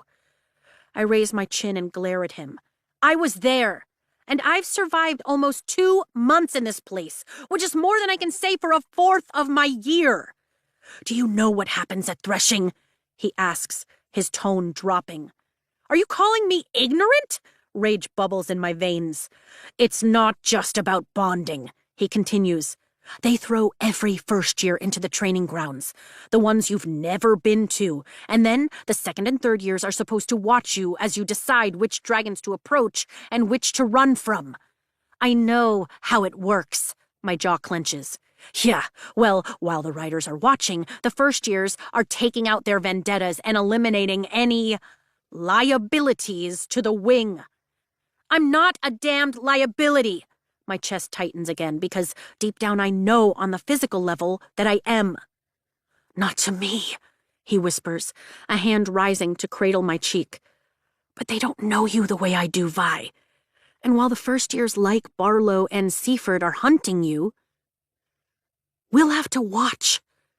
I'll have to watch, Violet. The break in his voice takes the anger right out of me. We are not allowed to help you, to save you. Dane, and when they gather the bodies for the roll, no one's going to document how that cadet died. You're just as likely to fall under Barlow's knife as a dragon's talon. I breathe through the jolt of fear. Markham says that he'll put you through the first year without telling your mother. By the time she finds out, you'll already be inducted as a scribe. There's nothing she can do after that. He lifts his other hand, so he's holding my face between both palms, tipping it upward toward his. Please, if you won't do it for yourself, then do it for me. My heart stutters, and I sway, his reasoning tugging me toward exactly what he's suggesting. But you've made it this far, a part of me whispers. I can't lose you, Violet, he whispers, resting his forehead against mine. I just can't. I squeeze my eyes shut. This is my way out. And yet, I don't want to take it. Just promise me you'll think about it, he begs. We still have 4 weeks until threshing. Just think about it. The hope in his tone and the tender way he holds me cuts through my defenses. I'll think about it. Chapter 10. A quote from page 46, The Book of Brennan. Don't underestimate the challenge of the Gauntlet Mira. It's designed to test your balance, strength, and agility. The times don't matter for shit. Only that you make it to the top. Reach for the ropes when you have to. Coming in last is better than coming in dead. I look up and up and up. Fear coiling in my stomach like a snake ready to strike. Well, that's... Rhiannon swallows, her head tilted just as far back as mine as we stare at the menacing obstacle course that's carved into the front of a ridgeline so steep, it might as well be a cliff. The zigzagging death trap of a trail rises above us, climbing in 5 distinct switchbacks of 180-degree turns, each increasing in difficulty on the way to the top of the bluff that divides the citadel from the flight field and the Vale. Amazing, Orally sighs. Rhiannon and I turn, both staring at her like she must have hit her head. You think that hellscape looks amazing? Rhiannon asks. I've been waiting years for this, Orally grins, her normally serious black eyes dancing in the morning sun as she rubs her hands together, shifting from one toned leg to the other in glee. My dad, he was a rider until he retired last year. Used to set up obstacle courses like this all the time so we could practice. And Chase, my brother, said it's the best part of being here before threshing. It's a real adrenaline rush. He's with the Southern Wing, right? I ask, focusing on the obstacle course running up the side of a fucking cliff. It looks more like a death trap than an adrenaline rush, but sure, we can go with that. Positive thinking for the win, right? Yep, pretty much desk duty for all the action they see near the Croveland border. She shrugs and points about 2/3 up the course. He said to watch out for those giant posts jutting from the side of the cliff. They spin, and you can get crushed between them if you're not fast enough. Oh, good. I was wondering when it might get difficult, Rhiannon mutters. Thanks, Orly. I locate the series of nearly touching, 3-foot-wide logs that jut out from the rocky terrain like a set of round steps rising from the ground to the switchback above it, and nod. Go fast. Got it. You could have included that tidbit, Brennan. The obstacle course is the embodiment of my worst nightmare. For the first time since Dane begged me to leave last week, I consider Markham's offer. There are no death courses in the scribe quadrant, that's for certain. But you've already made it this far. Ah, there she is, the little voice that's been riding my shoulder lately, daring to give me hope that I might actually survive presentation. Still not sure why they call it the gauntlet, Riddick says from my right, blowing into his cupped hands to ward off the morning chill. The sun hasn't touched this little crevice, but it's shining above the last quarter of the course. To ensure dragons keep coming to threshing by weeding out the weaklings, Tynan sneers from Riddick's other side, folding his arms over his chest as he casts a pointed look at me. I shoot him a glare and then shake it off. He's been pissy ever since Rhiannon handed his ass to him on the mat at assessment. Knock it the fuck off, Riddick snaps, earning the entire squad's attention. My eyebrows lift. I've never seen Riddick lose his temper or use anything but humor to diffuse a situation before. What's your problem?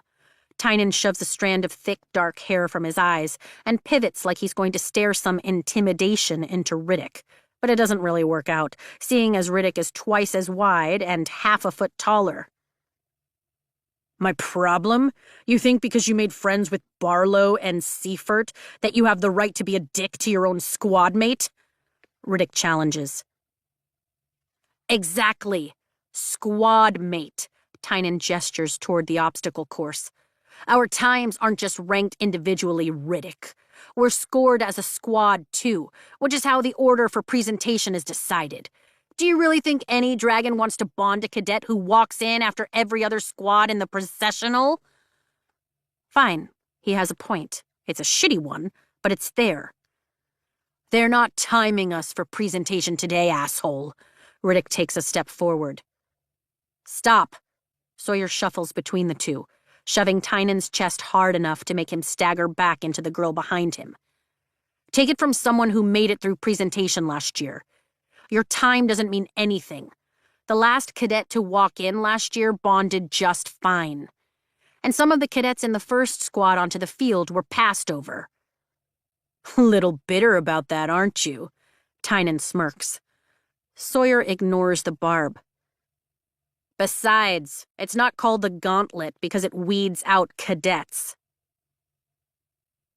It's called the gauntlet because this is the cliff that guards the Vale, Professor Emeterio says, walking up behind our squad, his shaved head glinting in the growing sunlight. Plus, actual gauntlets, armored gloves made of metal, are slippery as hell, and the name stuck about 20 years ago. He cocks a brow at Tynan and Sawyer. Are you two done arguing? Because all 9 of you have exactly an hour to get to the top before it's another squad's chance to practice. And from what I've seen of your agility on the mat, you're going to need every second.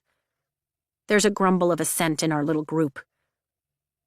As you know, hand-to-hand challenges are on hold for the next 2.5 weeks before presentation so you can focus here. Professor Emeterio flips a page on the little notebook he carries. Sawyer, you're going to show them how it's done since you already have the lay of the land. Then, Pryor, Trina, Tynan, Rhiannon, Riddick, Violet, Orally, and Luca. A smile curves the harsh line of his mouth as he finishes calling out every name in our squad, and we file into order. You're the only squad to remain intact since Parapet. That's incredible. Your squad leader must be very proud. Wait here for a second. He walks past us, waving at someone high up on the cliff. No doubt that someone has a watch. Atos is especially proud of Sorengale. Tynan gifts me with a mocking sneer once our instructor is out of hearing range. I see red. Look, if you want to talk shit about me, that's one thing, but leave Dane out of it. Tynan? Sawyer warns, shaking his head. Like it doesn't bother any of you that our squad leader is fucking one of us? Tynan throws out his hands. I'm not! I start, indignation getting the best of me before I can take a deep breath. Honestly, it's none of your goddamn business who I'm sleeping with, Tynan. Though, if I'm going to get accused, can't I have some of the perks? If I know Dane, he's hung up on the whole fraternization is discouraged within the chain of command thing, like this asshole. But surely Dane would actually make a move if he really wanted to, right? It is if it means you get preferential treatment, Luca adds in. For fuck's sake, Rhiannon mumbles, rubbing the bridge of her nose. Luca, Tynan, shut up. They're not sleeping together. They've been friends since they were kids. Or do you not know enough about our own leadership to know his dad is her mom's aide? Tynan's eyes widen like he's actually surprised. Really? Really. I shake my head and study the course. Shit, I'm sorry. Barlow said...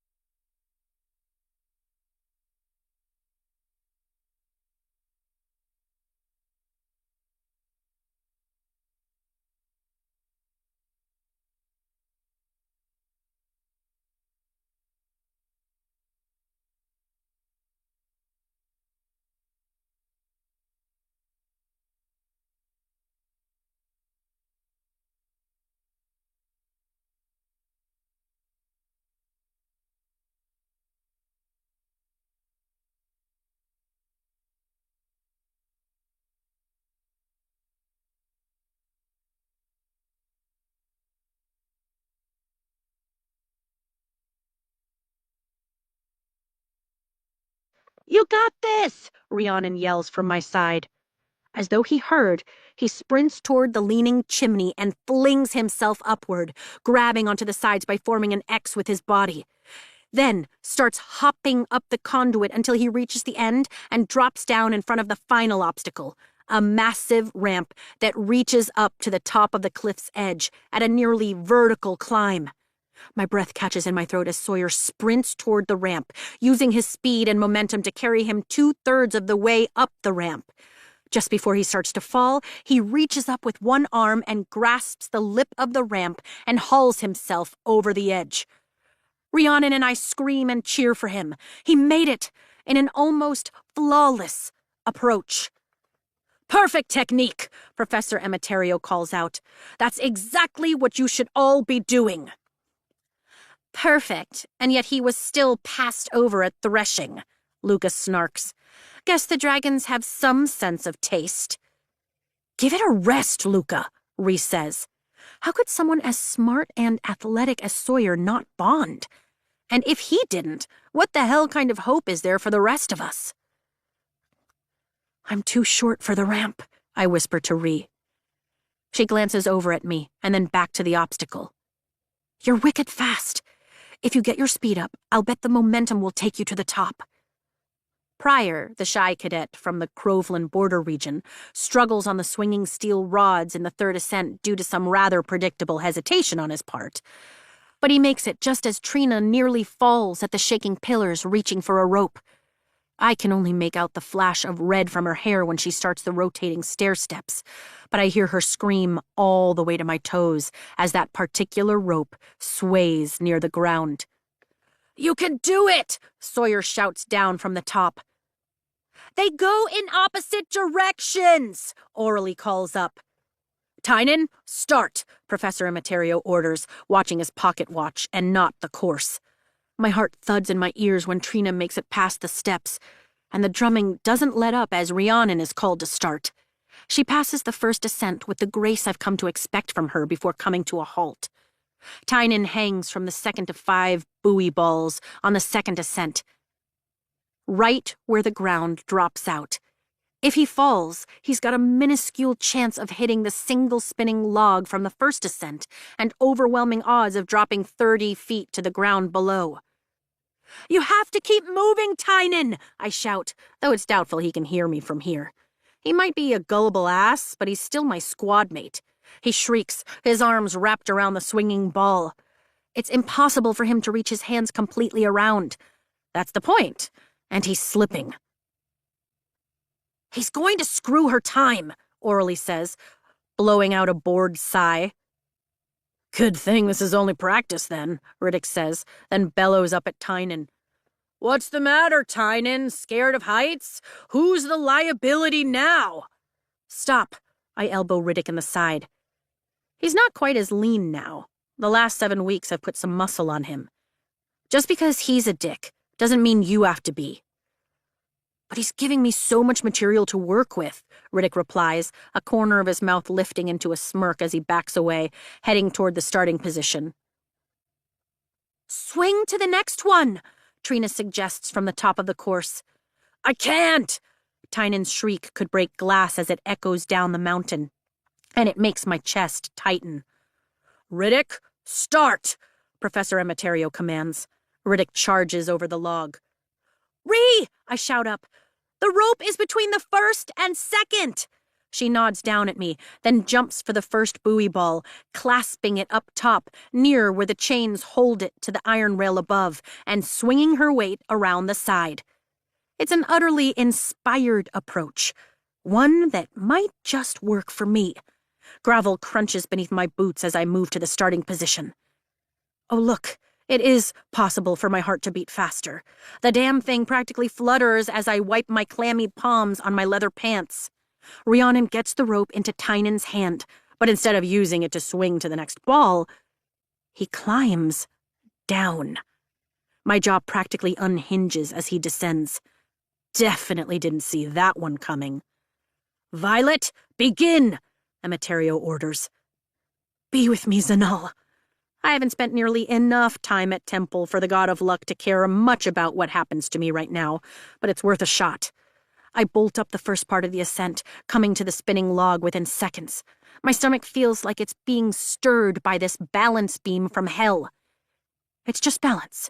You can balance, I mumble, and start across. Quick feet, quick feet, quick feet. I repeat all the way across, jumping off the end to land on the first of 4 granite columns, each one higher than the last. There are about 3 feet between them, but I manage to leap from one pillar to the next without skidding off the ends. And this is the easy part. A knot of fear works its way up my throat. I jump into the rotating wheel and run, leaping over the only opening as it flies by once, then watching it come around a second time. Timing. This one is all about timing. The opportunity comes and I seize it, racing through the opening and turning back onto the gravel path of the second ascent. The buoy balls are just ahead, and I'm going to fall on my ass if I don't calm down and get my palms to stop sweating. Feathertail dragons are the breed we know the least about, I recite in my mind, needing every ounce of my lung capacity as I spring from the edge of the path onto the first ball, grasping it up top like Rhiannon did. The immediate strain on my shoulders makes me tense every muscle to keep the joints from dislocating. Stay calm. Stay calm. Throwing my weight, I force the ball to rotate, swinging me toward the next one. This is because feathertails reportedly abhor violence and are not suitable for bonding. I repeat motions, grasping from one ball to the next, keeping my eyes on the chains and nothing else. Though this scholar cannot be certain, as one has never left the Vale within my lifetime, I continue reciting from memory as I reach the 5th and final ball. With one last swing, I throw myself sideways, releasing the ball and landing on the shoulder-wide gravel path without rolling an ankle. It's all momentum for the next ascent. Green dragons, I mutter under my breath, known for their keen intellect, descend from the honorable Waloidsig line and continue to be the most rational of dragonkind, making them the perfect siege weapons, especially in the case of clubtails. I finish as I line my body up with the first metal rod and get ready to sprint forward. Are you studying? Orally calls up from where she leaps onto the first ball below. Calms me down, I shoot back in quick explanation. There's no time to be embarrassed here. That can wait for later. There are 3 iron rails in front of me, each lined up like a battering ram toward the next. The scribe quadrant is looking pretty good right now, I grumble under my breath, then launch myself toward the first. At least the texture gives me something to keep hold of as I work my way hand over hand. The ache in my shoulders grows into a throbbing pain when I reach the end of the first rail, swinging my feet to work up the momentum for the next. The first clang of iron as the rails meets makes my fingers slip, and I gasp as terror claws its way out of my stomach. Orange dragons, coming in various shades of apricot to carrot, are the most, I throw myself to the next rail, unpredictable of dragonkind and therefore always a risk. I move across the rail with the same hand-over-hand motion, ignoring the outright protests of my shoulders. Descending from the fake Horain line, my right hand loses purchase and my weight swings me into the face of the steep mountainside, my cheek slamming into the rock. A high-pitched ringing erupts in my ears and my vision darkens at the edges. Violet! Rhiannon shouts from the top. Next to you! The rope is next to you! Orally calls up. Iron scrapes my fingertips as my left hand slips, but I spot the rope and take hold, bracing my feet on the knot beneath me and clinging tight until the ringing fades in my head. I have to swing over or climb down. I've survived 7 weeks in this damned quadrant, and this course isn't going to beat me today. Pushing off the edge, I swing out for the rail and make it, immediately starting the hand over hand to get me to the next one, and then the next, until I finally let go, landing on the first shaking iron pillar. My brain is rattled as the thing shudders violently, and I leap to the next, barely gaining a foothold before jumping to the gravel path at the end of the ascent. Orally is right behind me, landing with a grin. This is the best! You clearly need to see the healers. You must have hit your head if you think this is fun. My breaths are choppy gasps, but I can't help but smile at her obvious joy. Just run straight across this one, she says as we reach the twisting staircase posts, jutting straight from the side of the cliff face.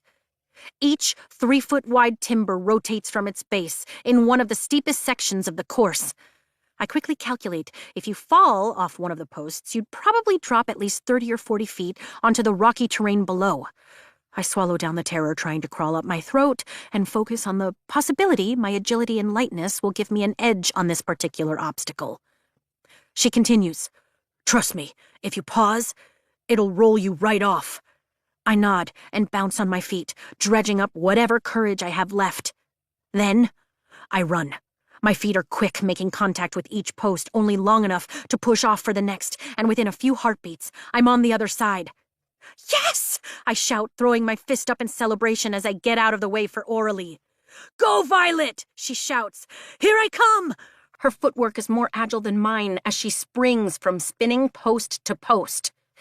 A roar sounds from overhead, and I jerk my gaze up just in time to see the underbelly of a green dagger tail as it flies directly over us, headed back to the Vale. I'm never going to get used to that. Oralee cries out, and my head snaps toward her just in time to see her wobble and slip on the 5th post. The air freezes in my lungs as she careens forward, her belly hitting the next-to-last spinning log as if in slow motion. "Oralee!" I scream, lunging for her, my fingertips skimming the 7th post. Our eyes meet, shock and terror filling her wide black eyes as the post rolls her away from me. And she falls, halfway down the cliff. The sun burns my eyes as we stand in mourning formation.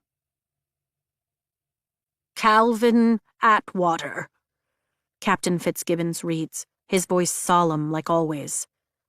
"First Squad, Claw Section, 4th Wing." He sits 2 rows behind me in battle brief. He's sat. There's nothing special about this morning. Our first trial on the gauntlet has made the roll longer, but it's just another list on just another day. Except it's not.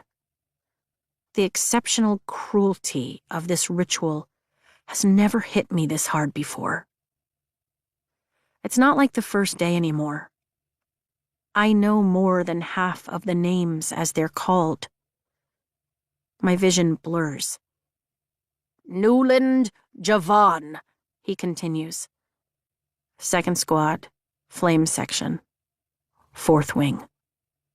He had breakfast duty with me. We have to be in the 20s by now.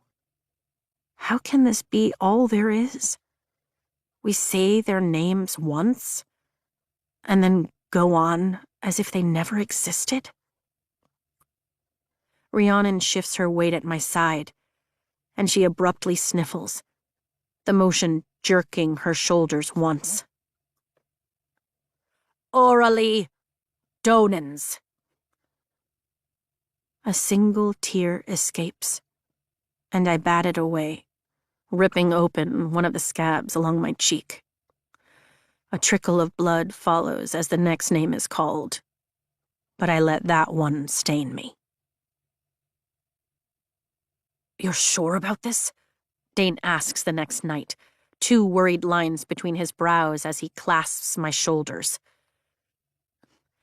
If her parents aren't coming to bury her body, then I should be the one to handle her things. I'm the last person she saw, I explain, rolling my shoulders to adjust the weight of Oralee's pack. Every Basgiath parent has the same option when their cadet is killed. They can retrieve the body and personal effects for burial, or burning, or the school will put their body under a stone and burn their effects themselves. Oralee's parents have chosen door number 2. "And you don't want me to go with you?" he asks, palming my neck. I shake my head. "I know where the burn pit is." He mutters a curse. "I should have been there." "You couldn't have done anything, Dane," I say softly, covering his hand with mine so our fingers lightly lace. "None of us could have." "She didn't even have time to reach for the rope," I whisper. I've replayed that moment over and over in my head, coming to the same conclusion each time. "I never got the chance to ask you if you made it all the way up," he says. I shake my head. I got caught at the chimney formation and had to use a rope to get back down. I'm too short to span the distance. But I'm not thinking about that tonight. I'll figure something out before the official timed gauntlet on presentation day. I'll have to. They don't allow cadets to climb back down on the final day. You either complete the gauntlet, or you fall to your death. All right, let me know if you need me. He lets me go. I nod and make every excuse to get out of the dormitory hallway. The weight of Orly's pack is staggering. She was strong enough to carry so much over the parapet, and yet she fell. And I'm somehow still standing. I can't shake the feeling that I'm carrying her with me as I climb the stairs of the academic tower's turret, past the battle brief room, and up to the stone roof, going by a few other cadets on their way down. The burn pit is nothing more than an extra-wide iron barrel, whose only purpose is to incinerate, and the flames burn bright against the night sky as I stumble out onto the roof, my lungs straining for oxygen. A couple of months ago, I couldn't have carried a pack this heavy. There's no one else up here as I slip the bag from my shoulder. I'm so sorry, I whisper, my fingers digging into the wide strap of the pack as I fling it up and over the metal edge of the bin. The flames catch and whoosh as it becomes more fuel for the fire. Just another tribute to Malik, the god of death. Instead of walking back down the stairs, I make my way to the edge of the turret. It's a cloudy night, but I can make out the shadows of 3 dragons as they approach from the west, and even see the ridge where the gauntlet lays, waiting to claim its next victim. It won't be me. But why? Because I'll conquer it? Or because I'll give in to Dane's request and hide in the scribe quadrant? My entire being repels against the second option, which makes me question everything as I stand here letting minutes tick by before the bells sound for curfew. I climb back down the stairs without a solid answer as to why. I walk through the courtyard, empty, but for a couple who can't decide if they'd rather kiss or walk near the dais. And I avert my gaze, heading for the alcove where Dane and I first sat after parapet. It's almost been 2 months, and I'm still here, still waking every morning to the sunrise. Doesn't that mean something? Isn't there a chance, no matter how small, that I might just be enough to make it through threshing? That I might just belong here? The door that leads to the tunnel we took to cross the ridgeline to the gauntlet this morning opens along the courtyard wall, just left of the academic building, and my brow furrows. Who would be returning this late? Sitting back against the wall, I let the darkness conceal me as Xaden, Garrick, and Bodhi, Xaden's cousin, pass under a mage light, headed in my direction. 3 dragons. They were out. Doing what? There were no training ops that I know of tonight, not that I'm privy to everything 3rd years do. There has to be something more we can do, Bodhi argues, looking to Xaden, his voice low as they pass by me, their boots crunching on the gravel. We're doing everything we can, Garrick hisses.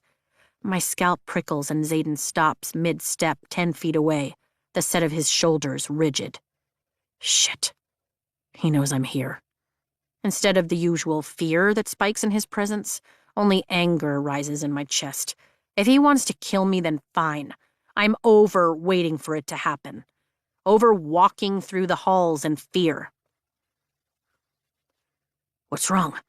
Garrick asks, immediately looking over his shoulder in the opposite direction, toward the couple who definitely decided making out is more important than getting into the dorms by curfew.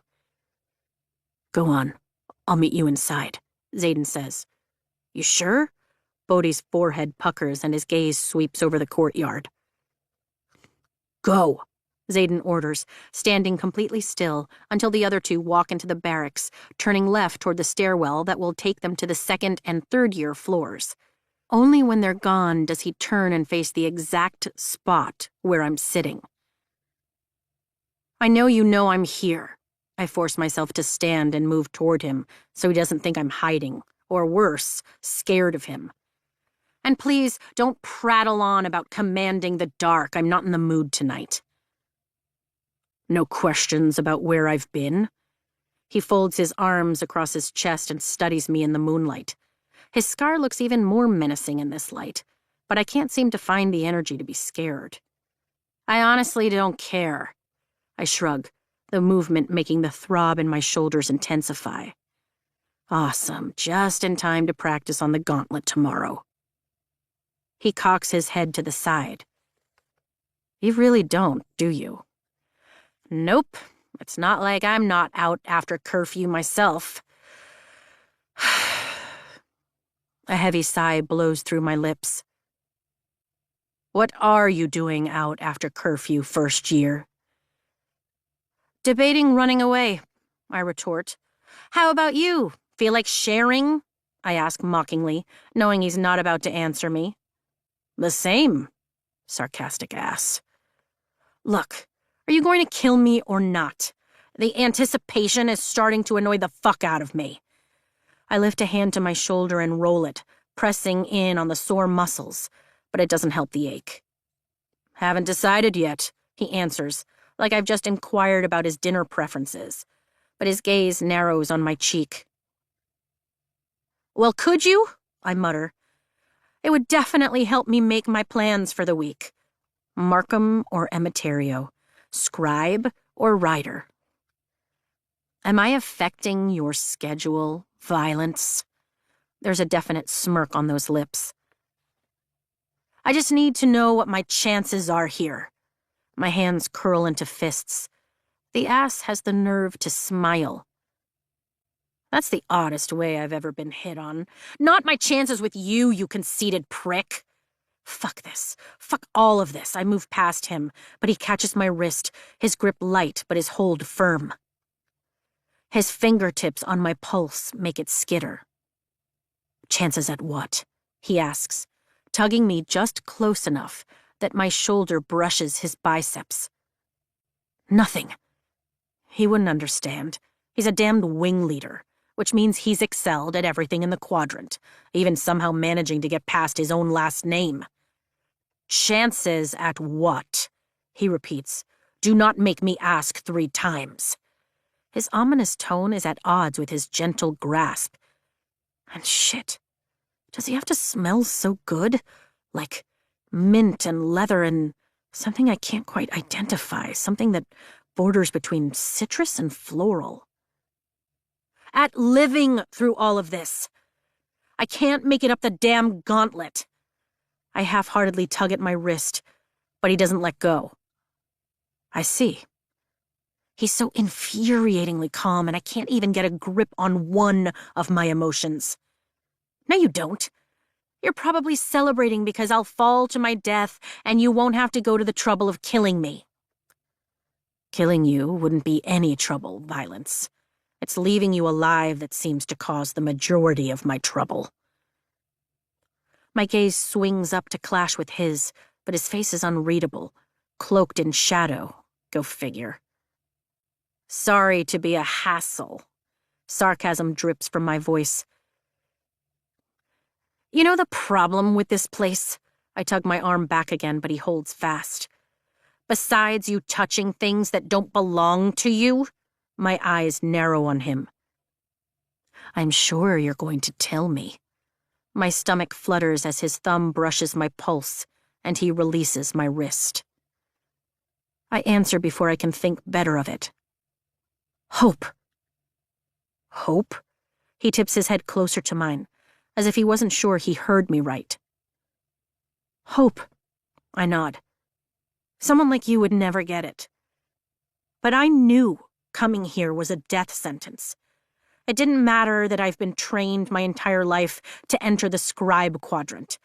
When General Sorengale gives an order, you can't exactly ignore it. Gods, why am I running off at the mouth to this man? What's the worst he'll do, kill you? Sure you can, he shrugs. You just might not like the consequences. I roll my eyes, and to my utter embarrassment, instead of pulling away now that I'm free, I lean in just a little, like I can siphon off some of his strength. He certainly has enough to spare. I knew what the odds were, and I came anyway, concentrating on that tiny percentage of a chance that I would live. And then I make it almost 2 months, and I shake my head, clenching my jaw. Hopeful. The word tastes sour. And then you lose a squad mate, and you can't quite get up the chimney, and you give up. I'm starting to see. It's not a flattering picture, but if you want to run off to the scribe quadrant, I gasp, fear punching a hole in my stomach. How do you know about that? If he knows, if he tells, Dane is in danger. A wicked smile curves Xaden's perfect lips. I know everything that goes on here. Darkness swirls around us. Shadows, remember? They hear everything, see everything, conceal everything. The rest of the world disappears. He could do anything to me in here, and no one would be the wiser. My mother would definitely reward you if you told her about Dane's plan, I say softly. She'd definitely reward you for telling her about my little, what did you call it? Club. I'm not going to tell her. The words sound defensive. I know. It's why you're still alive. He holds my gaze locked with his. Here's the thing, Sorengale. Hope is a fickle, dangerous thing. It steals your focus and aims it toward the possibilities instead of keeping it where it belongs, on the probabilities. So what am I supposed to do? Not hope that I live? Just plan for death? You're supposed to focus on the things that can kill you, so you find ways to not die. He shakes his head. I can barely count the number of people in this quadrant who want you dead, either as revenge against your mother or because you're just really good at pissing people off. But you're still here, defying the odds. Shadows wrap around me, and I swear I feel a caress along the side of my wounded cheek.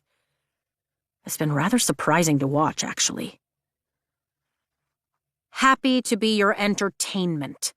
I'm going to bed.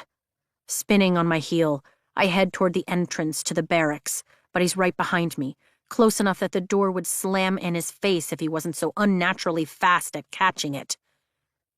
Maybe, if you stopped sulking in your self-pity, you'd see that you have everything you need to scale the gauntlet, he calls after me, his voice echoing down the hallway. Myself what? I turn around, my jaw dropping. People die, he says slowly, his jaw ticking before he drags in a deep breath. It's going to happen over and over again. It's the nature of what happens here. What makes you a rider is what you do after people die. You want to know why you're still alive? Because you're the scale I currently judge myself against every night.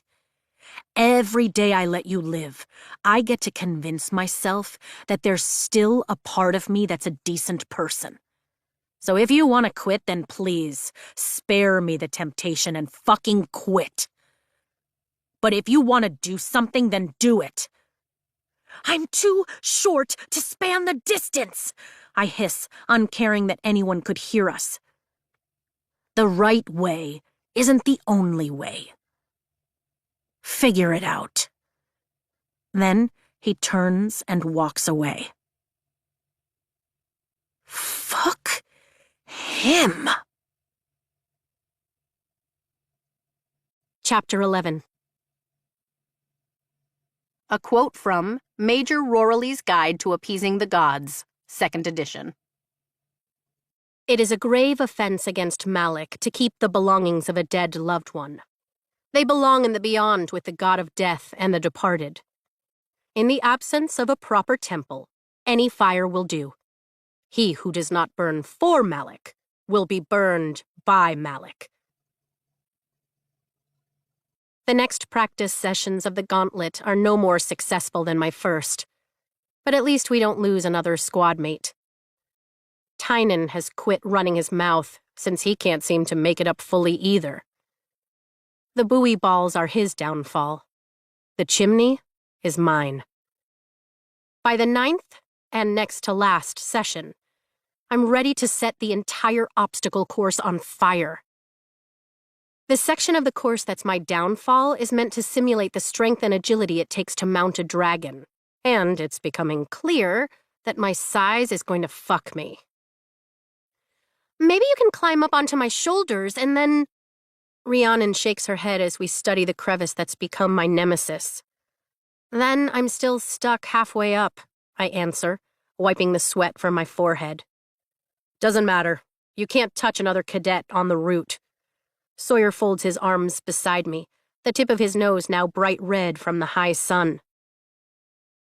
Are you here to squash hopes and dreams, or do you have a suggestion? Rhiannon retorts.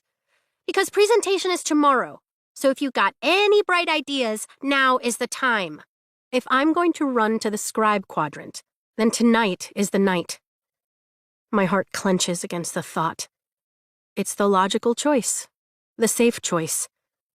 There are only 2 thoughts stopping me. 1, there's no guarantee my mother won't find out. Just because Markham would keep quiet doesn't mean the instructors there will. But most importantly, if I go, if I hide, I'll never know if I'm good enough to make it here. And while I might not survive if I stay, I'm not sure I can live with myself if I leave. Doria Merrill, Captain Fitzgibbons says from the dais. Every one of his features is crystal clear, not only because the sun is behind the shade of the clouds, but because I'm closer. Our formation gets tighter with every cadet who falls.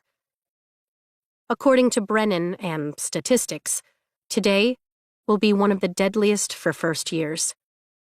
It's presentation day, and in order to get to the flight field, we'll have to climb the gauntlet first. Everything about the Riders Quadrant is designed to weed out the weak, and today is no exception. Cameron Dyer, Captain Fitzgibbons continues to read from the roll. I flinch. His seat was across from mine in dragon kind. Arvel Palipa. Imogen and Quinn, both second years, suck in a breath ahead of me. First years aren't the only ones at risk. We're just the most likely to die. Michael Iverum, Captain Fitzgibbons closes the roll. We commend their souls to Malik. And with that final word, formation breaks. Second and third years, unless you're on gauntlet duty, head to class. First years, it's time to show us what you've got. Dane forces a smile and skips right over me as he looks at our squad. Good luck today. Imogen tucks an errant strand of pink hair behind her ear and aims a sickly sweet smile right at me. Hopefully you won't fall short. See you later, I reply, lifting my chin.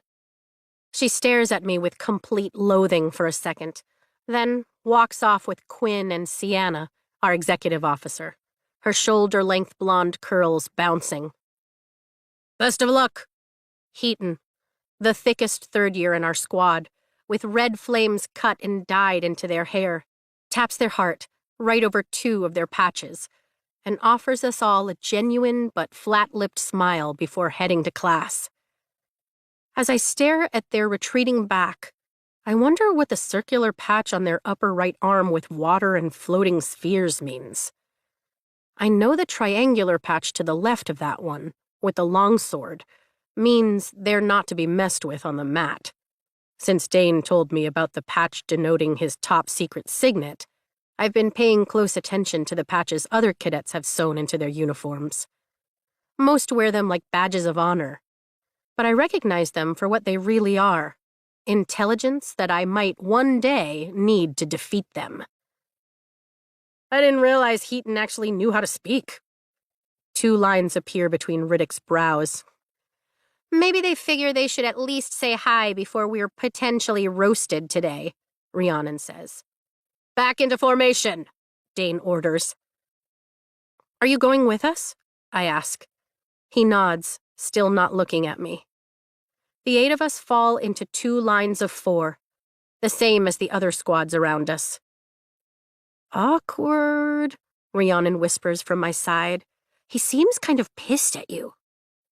I glance up over Trina's slim shoulders as the breeze whips at the braid I've woven like a crown.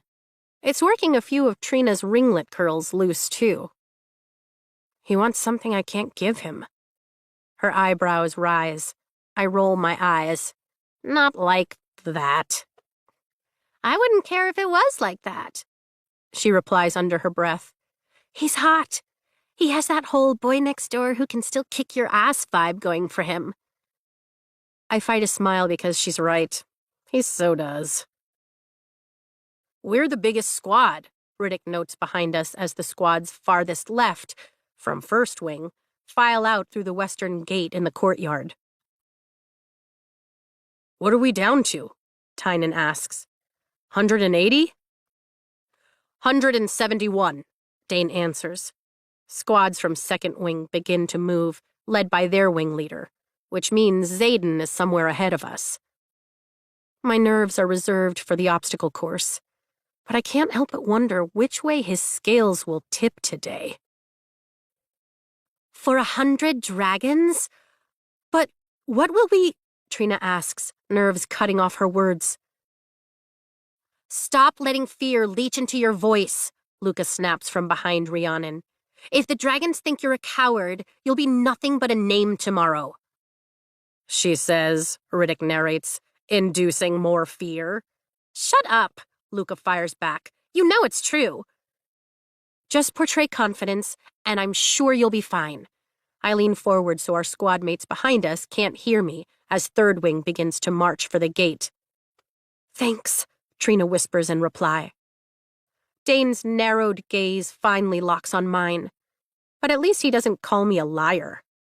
There's enough accusation in his eyes that I might as well be tried and convicted of it, though. Nervous, Rhi? I ask, knowing we're about to be called next.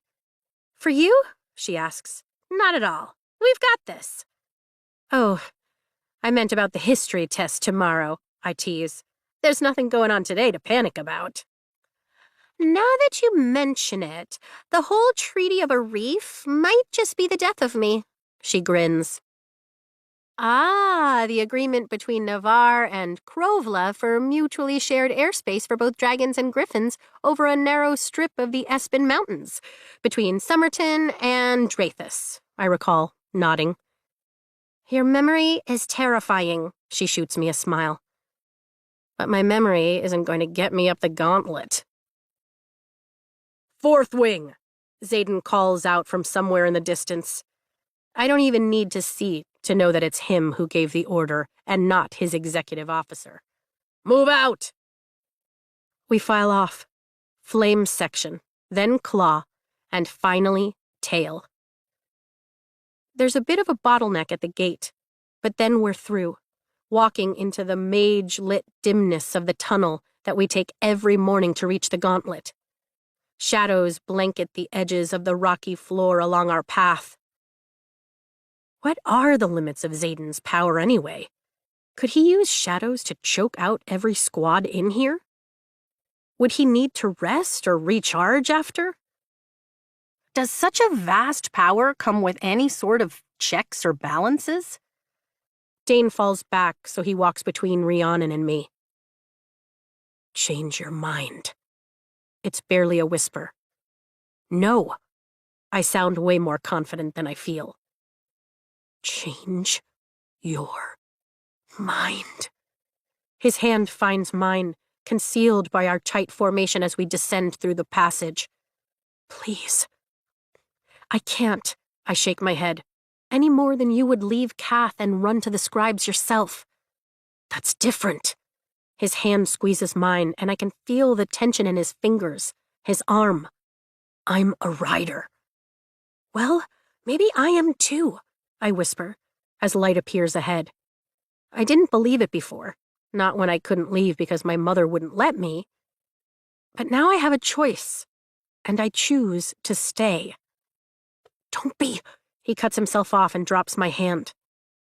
I don't want to bury you, Vi. It's inevitable that one of us will have to bury the other. It's not macabre, just fact. You know what I mean. The light grows into an archway that's 10 feet high, leading us to the base of the gauntlet. Please don't do this, Dane begs, not bothering to lower his voice this time, as we emerge into the mottled sunlight. The view is spectacular as always. We're still high on the mountain, thousands of feet above the valley, and the greenery seems to stretch endlessly to the south, with random clusters of squat trees among colorful slopes of wildflowers. My gaze turns to the gauntlet carved into the face of the cliff, and I can't help but follow each obstacle higher and higher until I'm staring at the top of the ridgeline that the maps I've studied show leads into a box canyon. The flight field. I bite my lip as I stare at the break in the tree line. Normally, only riders are allowed on the flight field, except for presentation. I don't know if I can watch, Dane says, drawing my attention back to his strong face. His perfectly trimmed beard brackets full lips drawn tight into a frown. Then close your eyes. I have a plan. A shitty one, but it's worth a try. What changed between Parapet and now? Dane asks again, a wealth of emotions in his eyes that I can't begin to interpret.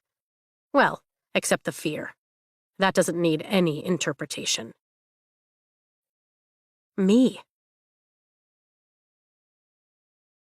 An hour later, my feet fly over the spinning posts of the staircase, and I jump to the safety of the gravel path. Third ascent complete. 2 more to go, and I haven't touched a single rope. I swear I can feel Dane staring from the bottom of the course, where Tynan and Luca have yet to start their climb. But I don't look down. There's no time for what he thinks will be one last look, and I can't afford the delay of comforting him when there are still 2 obstacles ahead of me. Which means there's one I haven't even had the chance to practice, the nearly vertical ramp at the end. You can do it! Rhiannon yells from the top as I reach the chimney structure. Or you can do us all a favor and fall, another voice yells. Jack, no doubt. At least it's only been our squad at practice sessions. But every first year can watch now. Either from the base of the course or the edges of the cliff above. I look up at the hollow column I'm supposed to climb, then dart back a few feet along the path. What are you doing? Rhiannon shouts as I grab one of the ropes and drag it horizontally across the surface of the cliff, sending pebbles into freefall. It's heavy as hell and protests the stretch, but I manage to get the bottom portion onto the chimney structure. Pulling the rope as tight as it can go, I plant one foot on the side of the shaft and give the rope a tug.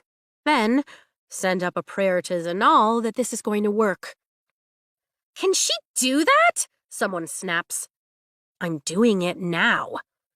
Then, I lift my other foot and begin to climb up the chimney, using only the right side, walking up stone and leveraging my weight with the rope, hand over hand. The line slips about halfway up as the rope scrapes over a large boulder, but I quickly take up the slack and keep climbing.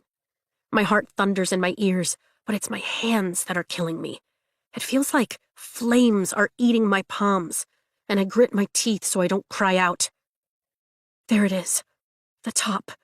The rope barely cuts the corner of the structure now, and I use what's left of my upper body strength to pull myself up, scrambling to my hands and knees on the path. Hell yes! Riddick yells, hooting from the top.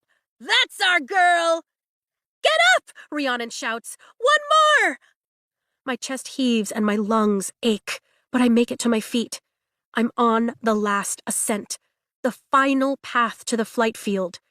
And standing in front of me, is a ramp made of wood that juts out 10 feet from the cliff wall, then curves upward like the inside of a bowl, the highest point level with the cliff top 10 feet above. The obstacle is meant to test a cadet's ability to scale a dragon's foreleg and reach its saddle. And I'm too short. But Xaden's words that the right way wasn't the only way have played over and over in my head all night long. By the time the sun rose and chased away the darkness, I had a plan. I only hope I can actually pull it off. I unsheath my largest dagger from home and wipe away the sweat on my forehead with the back of my dirty palm. Then I forget the agony in my hands, the throbbing of my shoulders, and the twinge in my knee from landing wrong after the pillars. I block out all the pain, lock it behind a wall like I've done my entire life, and focus on the ramp as though my life depends on making it. There's no rope here. There's only one way I'm getting over this. Sheer fucking will. And so I charge, using my speed to my advantage. There's a drum-like sound as my feet beat against the ramp and the incline sharpens. Just because I haven't personally conquered this obstacle doesn't mean I haven't watched my squad mates take it over and over again. I throw my body forward and momentum carries me upward, running up the side of the ramp. I wait until I feel the precious shift, the moment gravity reclaims my body almost 2 feet from the top, and I swing my arm up and slam my dagger into the slick, soft wood of the ramp, and use it to fling myself the last foot upward. A primal scream rips from my throat as my shoulder cries in protest, just as my fingers graze the lip of the edge. I throw my elbow over the top to gain more leverage and pull myself up and over, using the handle of my dagger as a final step before lurching onto the top of the cliff. Not done yet. On my stomach, I turn to face the ramp, then reach over the side and yank my dagger free, sheathing it at my ribs before I stagger to my feet. I made it. Relief sucks the adrenaline straight out of my body. Rhiannon's arms sweep around me, taking my weight as I gasp for air. Riddick hugs my back, squeezing me like I'm the filling of a sandwich as he hollers in happiness. I'd protest, but right now they're all that's keeping me upright. "She can't do that," someone shouts. "Yeah, well, she just did," Riddick tosses over his shoulder, loosening his grip on me. My knees shake, but they hold as I suck in breath after breath. "You made it!" Rhiannon takes my face in her hands, tears filling her brown eyes. "You made it!" "Luck," I draw in another breath and beg my galloping heart to slow. "And adrenaline." "Cheating!" I turn toward the voice. It's Amber Mavis, the strawberry blonde wing leader from Third Wing, who was Dane's close friend last year. And there's nothing but fury on her face as she charges toward Xaden, who's only a couple of feet away with the roll, recording times with a stopwatch and looking rather bored with it all. "Back the hell up, Mavis," Garrick threatens, the sun flashing off the 2 swords the curly-haired section leader keeps strapped to his back as he puts his body between Amber and Xaden. "The cheater clearly used foreign materials not once, but twice," Amber yells. "It's not to be tolerated. We live by the rules or we die by them." No wonder she and Dane are so close. They're both in love with the Codex. "I don't take kindly to calling anyone in my section a cheater," Garrick warns, his massive shoulders blocking her from view as he turns. "And my wing leader will handle any rule-breaking in his own wing." He moves to the side, and I'm met with Amber's glaring blue eyes. "Sorengale?" Xaden asks, arching an eyebrow in obvious challenge, a pen poised over the book. I notice, not for the first time, that other than his 4th Wing and Wing Leader emblems, he doesn't wear the patches others are so fond of displaying. "I expect the 30-second penalty for using the rope," I answer, my breath steadying. "And the knife?" Amber's gaze narrows. "She's disqualified." When Xaden doesn't answer, she turns that glare on him. "Surely she's out. You can't tolerate lawlessness within your own wing, Ryerson. But Xaden's gaze never leaves mine as he silently waits for me to respond. A rider may only bring to the quadrant the items they can carry, I start. Are you quoting the Codex to me? Amber shouts. And they shall not be separated from those items, no matter what they may be, I continue. For once carried across the parapet, they are considered part of their person. Article 3, Section 6, Addendum B. Her blue eyes flare wide as I glance at her. That addendum was written to make thievery an executional offense. Correct, I nod, looking between her and the onyx eyes that see straight through me. But in doing so, it gave any item carried across the parapet the status of being a part of the rider. I unsheathed the chipped and battered blade with a sharp bite of pain in my palms. This isn't a challenge blade. It's one I carried across and therefore considered part of myself. His eyes flare, and I don't miss the hint of a smirk on that infuriatingly decadent mouth of his. It should be against the Codex to look that good and be so ruthless. The right way isn't the only way. I use his own words against him. Xaden holds my gaze. She has you, Amber. On a technicality, she still has you. He turns slightly and delivers a look that I never want directed at me. You think like a scribe, she barks at me. It's intended as an insult, but I just nod. I know. She marches off, and I sheathe the dagger again, letting my hands fall to my sides and closing my eyes as relief shucks the weight from my shoulders. I did it. I passed another test. Sorengale, Xaden says, and my eyes fly open. You're leaking. His gaze drops pointedly to my hands, where blood is dripping from my fingertips. Pain erupts, pushing past my mental dam like a raging river at the sight of the mess I've made of my palms. I've shredded them. Do something about it, he orders. I nod and back away, joining my squad. Rhiannon helps me cut off the sleeves of my shirt to bandage my hands, and I cheer our last two squad mates up the cliff. We all make it. Chapter 12. A quote from Colonel Kaori's Field Guide to Dragonkind.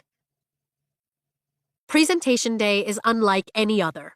The air is ripe with possibilities, and possibly the stench of sulfur from a dragon who has been offended. Never look a red in the eye. Never back down from a green. If you show trepidation to a brown, well, just don't. There are 169 of us by the time the morning is done. And even with my penalty for the rope, we've placed 11th out of the 36 squads for presentation. The piss-inducing parade of cadets before this year's Dragons, willing to bond. Anxiety seizes my legs at the thought of walking so close to dragons determined to weed out the weak before threshing. And I suddenly wish we'd placed last. The fastest up the gauntlet was Liam Mari, of course, earning him the gauntlet patch. Pretty sure that guy doesn't know how to take second place. But I wasn't the slowest, and that's good enough for me. The box canyon that makes up the training field is spectacular in the afternoon sun, with miles of autumn-colored meadows and peaks rising on three sides of us as we wait at the narrowest part, the entrance to the valley. At the end, I can make out the line of the waterfall that might be just a trickle of a creek now, but will rush at runoff season. The leaves of the trees are all turning gold, as though someone has brought in a paintbrush with only one color and streaked it across the landscape. And then there are the dragons. Averaging 25 feet tall, they're in a formation of their own, lined up several feet back from the path, close enough to pass judgment on us as we walk by. Let's go, second squad. You're up next, Garrick says, beckoning us with a wave that makes the rebellion relic on his bared forearm gleam. Dane and the other squad leaders stayed behind. I'm not sure if he'll be thrilled I made it up the gauntlet or disappointed that I bent the rules. But I've never felt more thrilled. "Into formation," Garrick orders, his tone all business, which doesn't surprise me given that his leadership style is more mission first, niceties last. Go figure he seems to be so close to Xaden. Unlike Xaden, though, the right side of his uniform has a neat line of patches proclaiming him Flames section leader, as well as more than 5 patches advertising his skill with a multitude of weapons. We comply, and Rhiannon and I end up near the back this time. There's a sound like rushing wind in the distance that stops as quickly as it starts, and I know someone else has been found lacking. Garrick's hazel eyes skim over us. "Hopefully Atos has done his job, so you know that it's a straight walk down the meadow. I'd recommend staying at least 7 feet apart." "In case one of us gets torched," Riddick mutters from ahead. "Correct, Riddick. Cluster if you want. Just know if a dragon finds disfavor with one of you, it's likely to burn the whole lot to weed one out," Garrick warns, holding our gazes for a beat. "Also, remember you're not here to approach them, and if you do, you won't be making it back to the dormitory tonight." "Can I ask a question?" Luca says from the front row. Garrick nods, but the ticking of his jaw says he's annoyed. I can't blame him. Luca annoys the shit out of me, too. It's her constant need to tear everyone down that makes most of us keep our distance. "Third squad, tails section of 4th wing already went through, and I talked to some of the cadets." "That's not a question." He lifts his brows. Yep, he's annoyed. "Right, it's just that they said there's a Feathertail?" Her voice pitches upward. "A Feathertail?"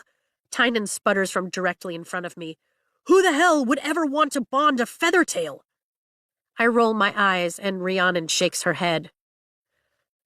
"Professor Kiori never told us there would be a Feathertail," Sawyer says. "I know because I memorized every single dragon he showed us. All 100 of them." "Well, guess there's 101 now," Garrick replies, looking at us as if we're children he'd like to be rid of before glancing back over his shoulder at the entrance to the valley. "Relax. Feathertails don't bond. I can't even remember the last time one has been seen outside the Veil. It's probably just curious. You're up. Stay on the path. You walk up, you wait for the entire squad, you walk back down. It really doesn't get any easier than this from here on out, kids. So if you can't follow those simple instructions, then you deserve whatever happens in there." He turns and heads over to a path before the canyon wall where the dragons are perched. We follow, breaking away from the crowd of first years. The breeze bites at my bare shoulders from where we ripped my sleeves for bandages. But we got the blood flow stopped at my hands. "They're all yours," Garrick says to the Quadrant's senior wing leader, a woman I've seen a few times in battle brief murmuring to Xaden. Her uniform still has her signature spikes on the shoulders, but this time they're gold and look sharp as hell, like she wanted to throw in a little extra badass today. She nods and dismisses him. "Single file." We all shuffle into a line. Rhiannon is at my back and Tynan just ahead of me, which means I'll be treated to his commentary the whole time, no doubt. Awesome. "Talk," the senior wing leader says, folding her arms across her chest.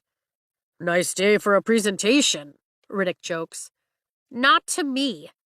The senior wing leader narrows her gaze on Riddick, then motions to the line of cadets before her.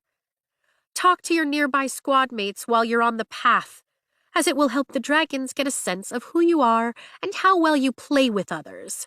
There's a correlation between bonded cadets and level of chatter." And now I want to switch places. Feel free to look at the dragons, especially if they're showing off their tails. But I would abstain from eye contact if you value your life. If you come across a scorch mark, just make sure nothing's currently on fire before continuing along. She pauses long enough for that last bit of advice to sink in, then adds, "See you after your stroll." With a sweep of her hand, the senior wing leader steps to the side, revealing the dirt path that leads through the center of the valley, and up ahead, sitting so perfectly still that they might be gargoyles, are the 101 dragons who have decided to bond this year. The line starts, and we give one another the suggested 7 feet before following. I'm hyper-aware of every step as I walk down the path. The trail is hard beneath my boots, and there's a definite lingering odor of sulfur. We pass a trio of red dragons first. Their talons are almost half my size. "I can't even see their tails," Tynan shouts from in front of me. "How are we supposed to know what breed they are?" I keep my eyes locked at the level of their massive, muscled shoulders as we walk by. "We're not supposed to know what breed they are," I respond. "Fuck that," he says over his shoulder. "I need to figure out which one I'm going to approach during threshing." "Pretty sure this little walk is so they can decide," I retort. "Hopefully one of them will decide you don't get to make it to threshing," Rhiannon says, her voice quiet so it barely reaches me. I laugh as we approach a set of browns, both slightly smaller than my mother's Aimser, but not by much. "They're a little bigger than I thought they would be," Rhiannon says, her voice rising. "Not that I didn't see the ones at Parapet, but—" I look over my shoulder to see her wide gaze flickering between the path and the dragons. She's nervous. "So, do you know if you're having a niece or nephew?" I ask, continuing to walk forward past a handful of oranges. "What?" she answers. "I've heard some of the healers can make pretty good guesses once a woman is further along in her pregnancy." "Oh, no," she says. "No clue. Though I'm kind of hoping she'll have a girl. I guess I'll find out once we finish the year and can write our families." "That's a bullshit rule," I say over my shoulder, lowering my gaze immediately when I accidentally make eye contact with one of the oranges. Breathe normally, swallow the fear. Fear and weakness will get me killed. And since I'm already bleeding, the odds aren't exactly in my favor here. "You don't think it encourages loyalty to the wing?" Rhiannon asks. "I think I'm just as loyal to my sister whether I've had a letter from her or not," I counter. "There are bonds that can't be broken." "I'd be loyal to your sister too," Tynan says, turning around and grinning as he walks backward. "She's one hell of a rider. And that ass. I saw her right before Parapet, and damn, Violet, she's hot." We pass by another set of reds, then a single brown and a pair of greens.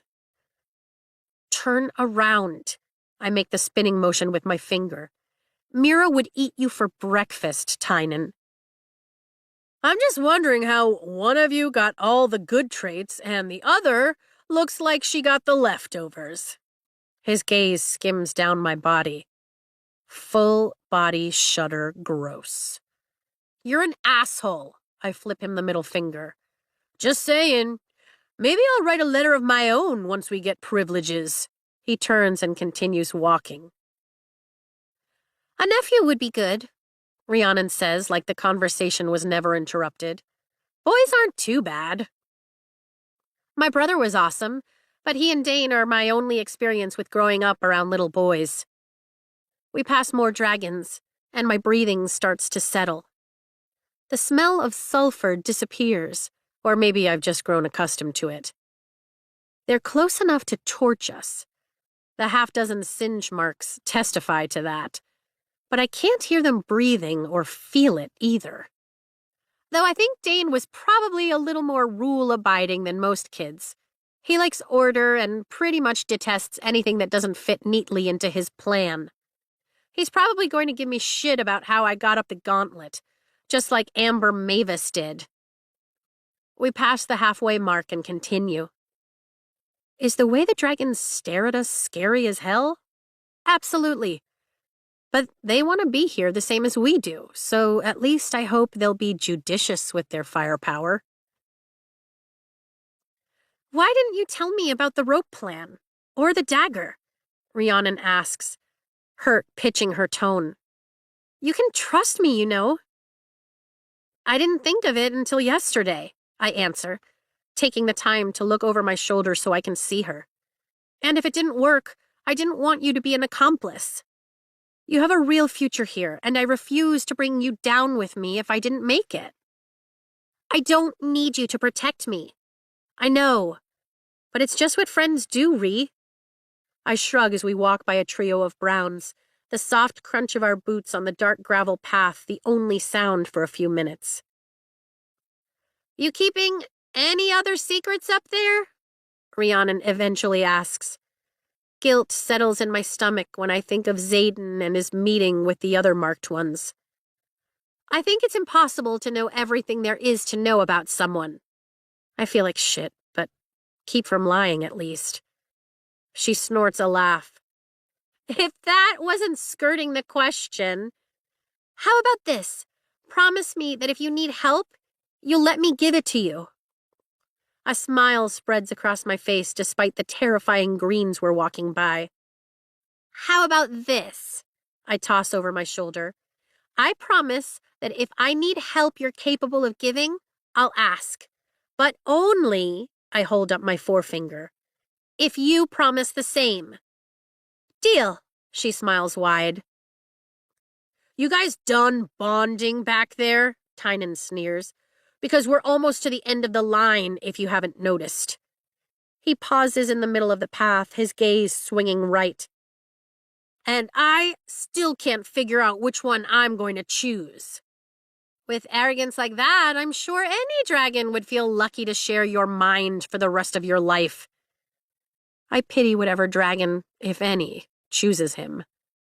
The rest of the squad is gathered ahead of us, facing our direction at the end of the path, but all their attention is focused to the right. We pass the last brown dragon, and I inhale sharply. What the hell? Tynan stares. Keep walking, I order, but my gaze is transfixed. Standing at the end of the line is a small, golden dragon. Sunlight reflects off its scales and horns as it stands to its full height, flicking a feathered tail around the side of its body. The feather tail. My jaw drops as I take in the sharp teeth and quick darting movements of its head as it studies us. At its full height, it's probably only a few feet taller than I am, like a perfect miniature of the brown next to it. I walk straight into Tynan's back and startle. We've reached the end of the path, where the rest of the squad has been waiting. Get off me, Sorengale, Tynan hisses and shoves me back. Who the hell would bond that thing? My chest tightens. They can hear you, I remind him. It's fucking yellow. Luca points right at the dragon, disgust curling her lip. So not only is it obviously too small to carry a rider in battle, but it's not even powerful enough to be a real color. Maybe it's a mistake, Sawyer says quietly. Maybe it's a baby orange? It's full grown, Rhiannon argues. There's no way the other dragons allow a baby to bond. No human alive has ever seen a baby. It's a mistake, all right. Tynan looks at the golden one and scoffs. You should totally bond it, Sorengale. You're both freakishly weak. It's a match made in heaven. It looks powerful enough to burn you to death, I counter, heat flushing my cheeks. He called me weak, and not just in front of our squad, but in front of them. Sawyer lunges between us, grabbing Tynan's collar. Don't ever say that about a squad mate, especially not in front of unbonded dragons. Let him go. He's just saying what we're all thinking, Luca mutters. I turn slowly to stare at her, my mouth slightly agape. Is this what happens to us the second we're out of hearing range of any superior cadet? We turn on one another? What? She gestures to my hair. Half your hair is silver and you're petite, she finishes with a fake smile. Golden and small. You match. Trina puts her hand on Sawyer's arm. Don't make a mistake in front of them. We don't know what they'll do, she whispers. And now we're grouped up. I shuffle backward a little as Sawyer drops Tynan's collar. Someone should kill it before it bonds, Tynan sputters. And for the first time in my life, I actually want to kick someone while they're down. And keep kicking until they stay down. It's just going to get its rider killed. And it's not like we get a choice if it wants to bond us. You're just picking up on that now, are you? Riddick shakes his head. We should go back, Pryor says, his gaze darting around the group. I mean, if you think we should, we don't have to, of course. For once in your life, Tynan says, pushing past Pryor to start down the path. Make a damn decision, Pryor. We take off one by one, leaving the suggested space between us. Rhiannon goes before me this time, and Riddick follows behind, with Luca bringing up the rear. They're pretty incredible, aren't they? Riddick says, and the wonder in his voice makes me smile. They are, I agree. They're honestly a little underwhelming after seeing that blue at Parapet. Luca's voice carries all the way to Rhiannon, who turns around with an incredulous look. Like this isn't stressful enough without you insulting them? Rhi asks. I need to diffuse this quickly. I mean, it could be worse. We could be walking past a line of wyvern, right? Oh, please, Violet. Do give us one of your nervous babble story times, Luca says sarcastically. Let me guess, wyvern or some elite squad of griffin riders created because of something we did at a battle only you can manage to remember with your scribe brain? You don't know what a wyvern is? Rhi asks, then begins walking again. Didn't your parents tell you bedtime stories, Luca? Do enlighten me, Luca drawls. I roll my eyes, continuing along the path. They're folklore, I say over my shoulder. Kind of like dragons, but bigger, with 2 feet instead of 4. A mane of razor-sharp feathers streaking down their necks, and a taste for humans. Unlike dragons, who think we're a little gamey. My mom used to love telling my sister Reagan and me that we'd be plucked right off the front porch by one if we talked back. And their eerie-eyed venin riders would take us prisoner if we took treats we weren't allowed to have. Rhi says, flashing a grin at me, and I can't help but notice that her step is lighter. Mine is too. I notice each dragon as we pass, but my heartbeat steadies.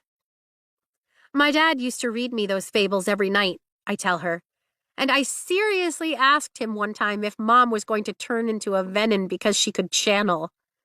Rhiannon chuckles as we walk by a set of glaring reds. Did he tell you people supposedly only turn into venin if they channel directly from the source?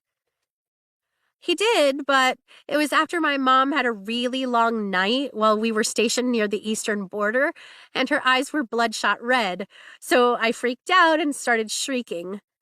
I can't help but smile at the memory. She took my books of fables away for a month because the outpost guards all came running, and I was hiding behind my brother who couldn't stop laughing, and, well, it was a mess. I keep my eyes front and center as a large orange sniffs the air when I pass. Rhiannon's shoulders shake with laughter. I wish we'd had a book like that. I seriously think Mom just altered the stories to scare us whenever we stepped out of line. That sounds like some border village nonsense, Luca scoffs. Venin, wyvern. Anyone with a modicum of education knows that our wards stop all magic that isn't channeled directly from dragons. They're stories, Luca, Rhi says over her shoulder, and I can't help but notice how much ground we've covered. Pryor, you can walk a little faster if you want up there. Maybe we should slow down and take our time, Pryor suggests from ahead of Rhiannon, rubbing his palms along the sides of his uniform. Or, I guess we can go faster if we want to get out of here. A red steps out of line, putting one claw forward toward us, and my stomach drops to the ground from the weight of the dread filling my entire body. No, no, no, I whisper, freezing in place, but it's too late. The red opens its mouth, exposing sharp, glistening fangs, and fire erupts along the sides of its tongue, streaming through the air and into the path ahead of Rhiannon. She yells in shock. Heat blasts the front of my face. Then, it's over. The scent of sulfur and burned grass, burned something, fills my lungs, and I see a charred patch of ground in front of Rhiannon that hadn't been there before. Are you all right, Rhi? I call forward. She nods, but the movement is hurried and jerky. Pryor's dead. My mouth waters like I'm going to vomit, but I breathe in through my nose and out through my mouth until the feeling passes. Keep walking, Sawyer shouts from farther down the path. It's all right, Rhi. You just have to... She just has to what? Walk over his corpse? Is there a corpse? Fire's out, Rhiannon says over her shoulder. I nod because there's nothing I can say to reassure her. Holy shit, are we insignificant. She walks forward and I follow, maneuvering around the pile of ash that used to be Pryor. Oh my gods, the smell, Luca complains.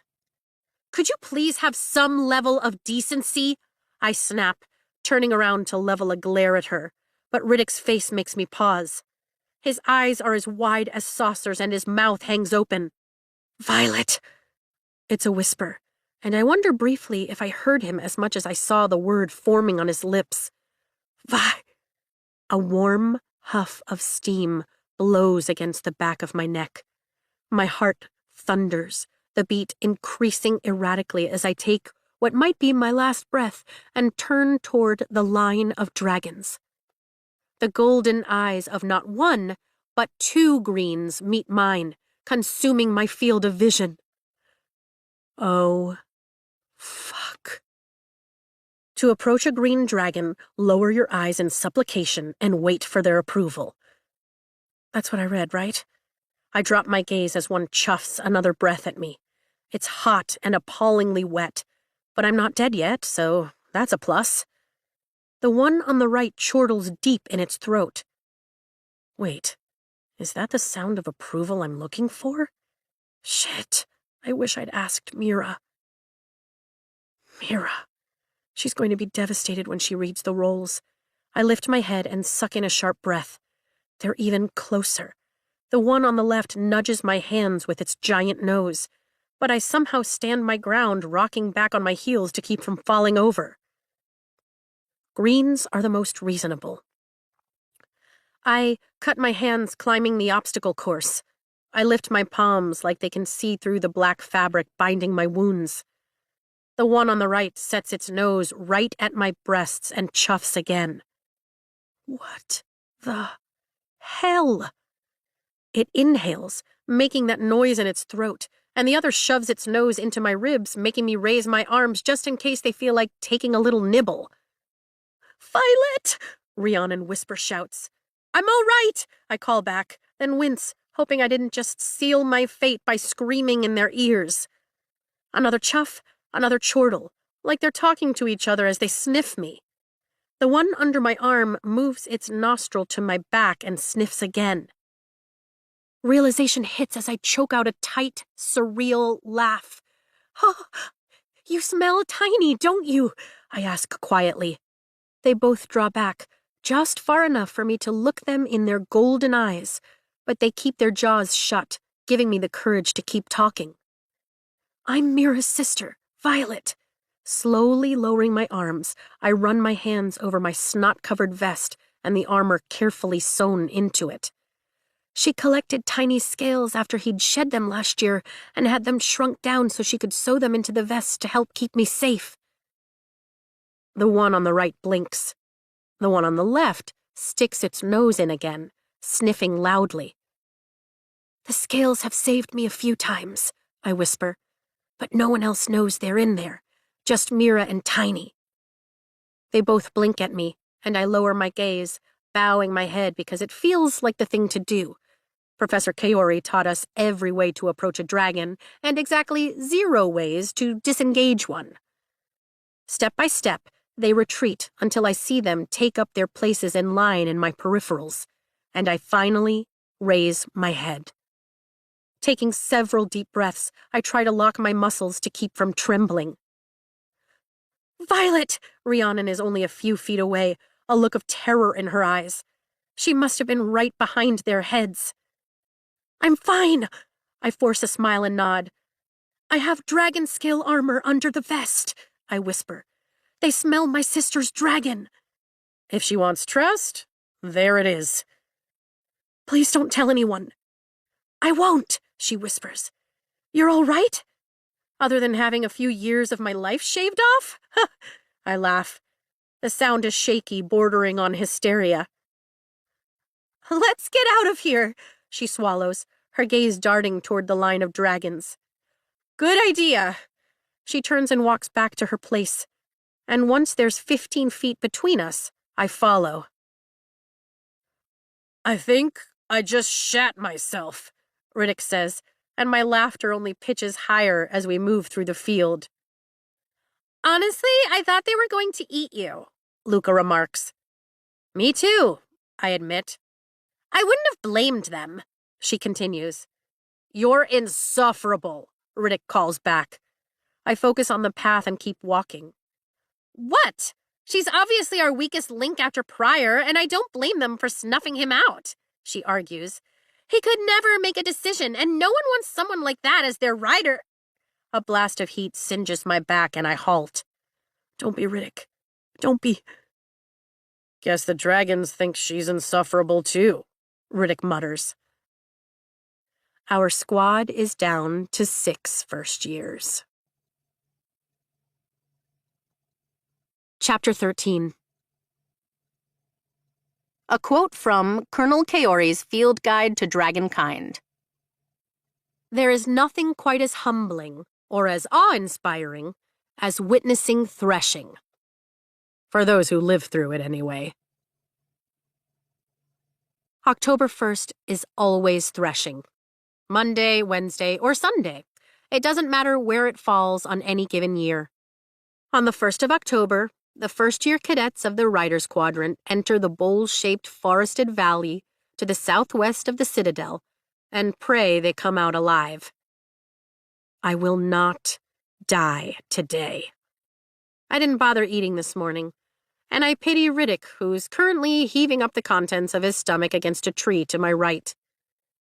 A sword is strapped to Rhiannon's back, the hilt jostling against her spine as she bounces, stretching her arms across her chest, one at a time. "Remember to listen here," Professor Kaori says from in front of the 147 of us here, tapping his chest. "If a dragon has already selected you, they'll be calling." He thumps his chest again. "So pay attention to not just your surroundings, but your feelings, and go with them." He grimaces. "And if your feelings are telling you to go in the other direction, listen to that, too." "Which one are you going for?" Rhiannon asks quietly. "I don't know." I shake my head, but can't ditch the feeling of absolute failure in my chest. At this point, Mira knew she wanted to seek out Tiny. "You memorized the cards, right?" she asks, lifting her brows. "So you know what's out there?" "Yes. I just don't feel connected to any of them." Which is better than feeling connected to a dragon another rider has their eye on. I have no desire to fight to the death today. Dane tried talking me into a brown. "Dane lost his vote when he tried talking you into leaving," she counters. There's a lot of truth to that. I've only talked to him once in the past 2 days since presentation, and he tried to get me to run within the first 5 minutes. We've only seen professors this morning, but I know the 2nd and 3rd-year riders are scattered throughout the valley in order to observe. "What about you?" She grins.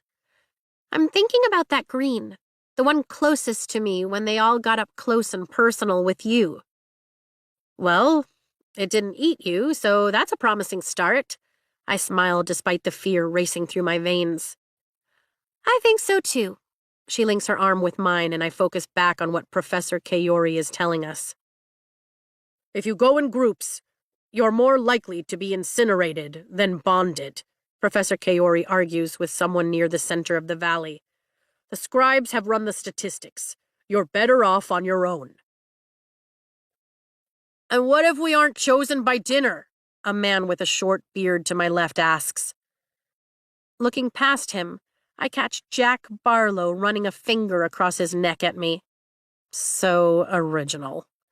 Then Oren and Tynan flank his sides. So much for squad loyalty. It's everyone for themselves today. If you're not chosen by nightfall, there's a problem, Professor Kaori responds, his thick mustache turned down at the ends. You'll be brought out by a professor or senior leadership. So don't give up and think we've forgotten about you. He checks his pocket watch. Remember to spread out and use every foot of this valley to your advantage. It's 9, which means they should be flying in any minute now. The only other words I have for you are good luck. He nods, sweeping his gaze over the crowd of us with such intensity that I know he'll be able to recreate this moment in a projection. Then he leaves, marching up the hill to our right and disappearing into the trees. My mind whirls. It's time. I'll either leave this forest as a rider, or likely never leave. Be careful, Rhiannon pulls me into a hug, her braids swinging over my shoulder as she tightens her arms around me. You too, I squeeze her back, and am immediately swept into another pair of arms. Don't die, Riddick orders. That's our only goal. As what's left of our squad separates, each heading in our own direction, like we've been flung apart by centrifugal motion, at the mercy of a spinning wheel. Guessing by the position of the sun, it's been at least a couple of hours since the dragons flew overhead, landing in the valley in a succession that sounded like thunder and making the earth shake. I've come across 2 greens, a brown, 4 oranges, and... My heart stumbles and my feet freeze to the forest floor as a red steps into my field of vision, its head just under the canopy of enormous trees. This is not my dragon. I'm not sure how I know, but I do. I hold my breath, trying not to make a sound as its head sweeps right, then left, and my gaze plummets to the ground as I bow my head. For the last hour or so, I've seen dragons launch into the air with a cadet, now a rider, on their back. But I've also seen more than a couple of plumes of smoke, and I have no desire to be one of those. The dragon huffs a breath, then continues along its path, its club tail flicking upward and catching one of the lower hanging branches. The limb falls to the ground with a monstrous crash, and only after the footsteps recede do I finally raise my head. I've now come across every color of dragon, and none of them has spoken to me or given me the sense of connection we're reportedly supposed to feel. My stomach sinks. What if I'm one of the cadets who's destined to never become a rider? One who's thrown back time and again to restart first year until eventually something puts me on the death roll. Has this all been for nothing? The thought is too heavy to carry. Maybe if I could just see the valley, then I'd get a feeling like Professor Kaori was talking about. I spot the nearest climbable tree and get to work, scaling branch after branch. Pain radiates from my hands, but I don't let it distract me, the bark catching the wraps that still cover my palms. Now that's an annoyance that makes me pause every few feet and pull the cloth free of the bark. Pretty sure the higher branches aren't going to support my weight, so I stop about 3/4 to the top and survey the immediate area. There are a few greens in plain sight to my left, standing out against the fall foliage. Oddly enough, this is the one time of year when oranges, browns, and reds have the highest chance of blending in. I watch the trees for movement and spot a couple more directly south, but there's no pull, no aching need to head in that direction, which probably means those aren't mine either.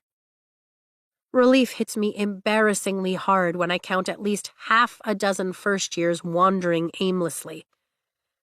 I shouldn't be so happy that they haven't found their dragons either, but at least I'm not the only one, which gives me hope. There's a clearing to the north, and my eyes narrow as a flash like a mirror catches the sun. Or like a golden dragon. Guess the little Feathertail is still out here appeasing its curiosity. But I'm apparently not going to find my dragon up a tree, so I climb down carefully and as quietly as possible. My feet hit the ground just before voices approach, and I tuck myself against the trunk to hide from being seen. We're not supposed to be in groups. I'm telling you, I think I saw it headed this way. It's a cocky voice I immediately recognize as Tynan. You'd better be right, because if we just hiked all the way the fuck over here just to find nothing, I'm going to run you through.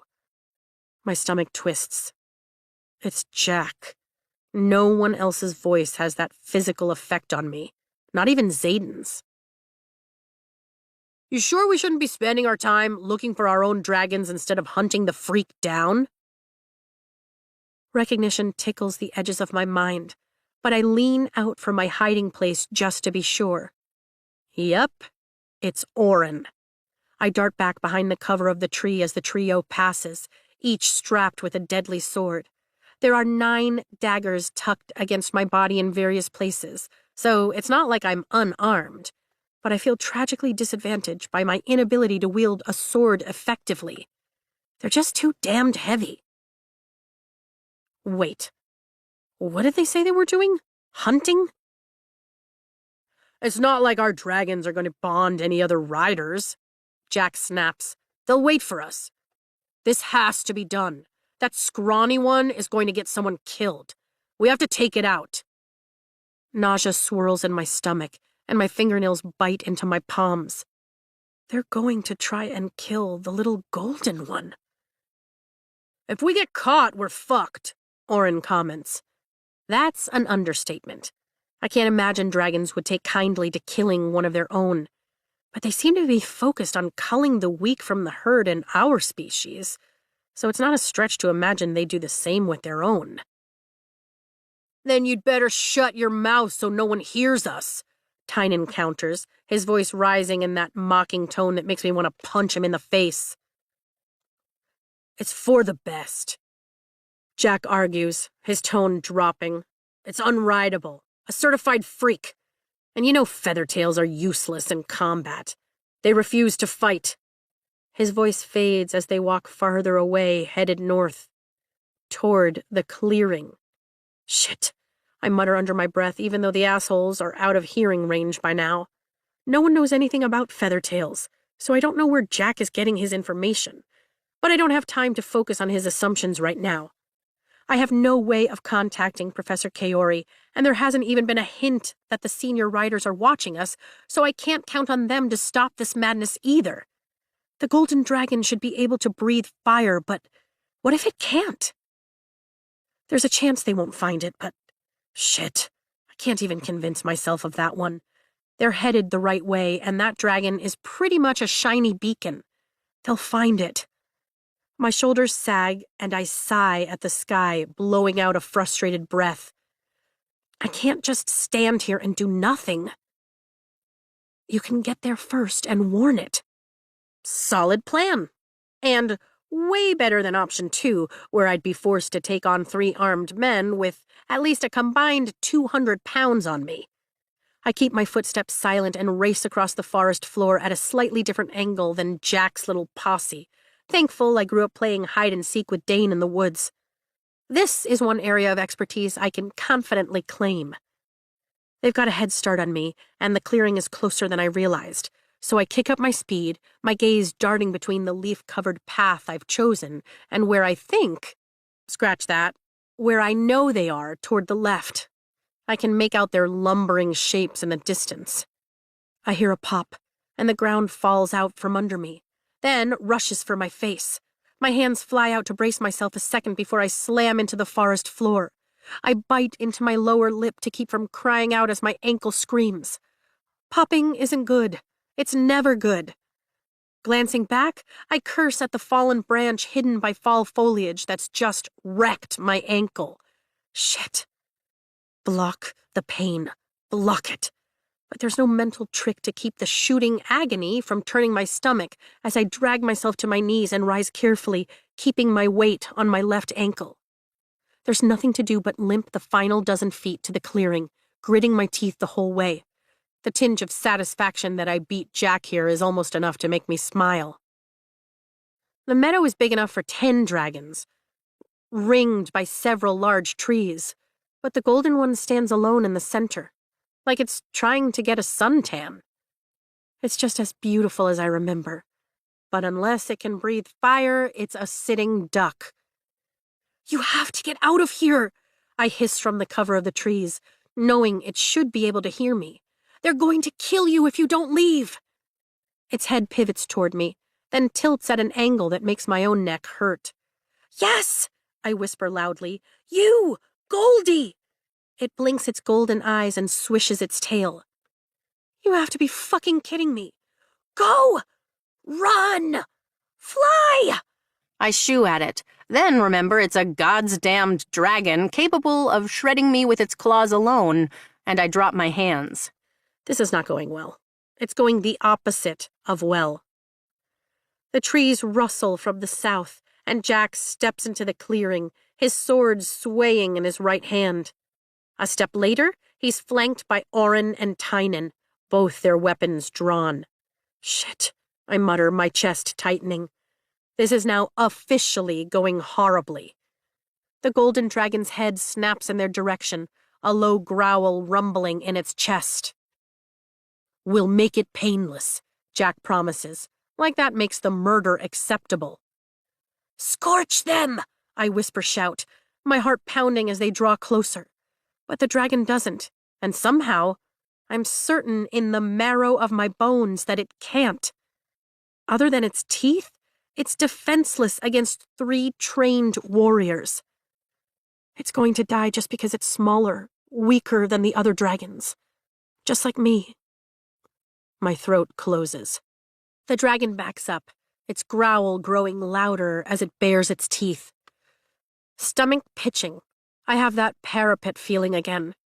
Whatever I do next has overwhelming odds of ending my life. And yet I'm still going to do it because this is wrong. You can't do this! I take the first step into the shin-high grass, and Jack's attention swings my way. My ankle has a heartbeat of its own, and agony streaks up my spine, chattering my teeth as I force my weight onto my ruined joint so they won't see me limping. They can't know I'm hurt, or they'll just attack faster.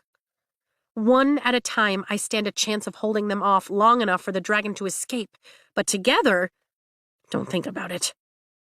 Ho-ho, look! Jack grins, pointing his sword my way. We can take out both the weakest links at the same time. He looks at his friends and laughs, pausing their advance. Each step hurts worse than the last, but I make it to the center of the clearing, putting myself between Jack's group and the golden dragon. Been waiting a long time for this, Sorengale. He walks forward slowly. If you can fly, now would be a good time, I shout over my shoulder at the small dragon, drawing 2 daggers from the sheaths at my ribs. The dragon chuffs. So helpful. You can't kill a dragon, I try reasoning, shaking my head at the trio, fear lacing my veins with adrenaline. Sure we can, Jack shrugs, but Oren looks a little uncertain, so I pin my gaze on him as they spread out slightly about a dozen feet away, setting up the perfect formation for an attack. You can't, I say directly to Oren. It goes against everything we believe in. He flinches. Jack doesn't.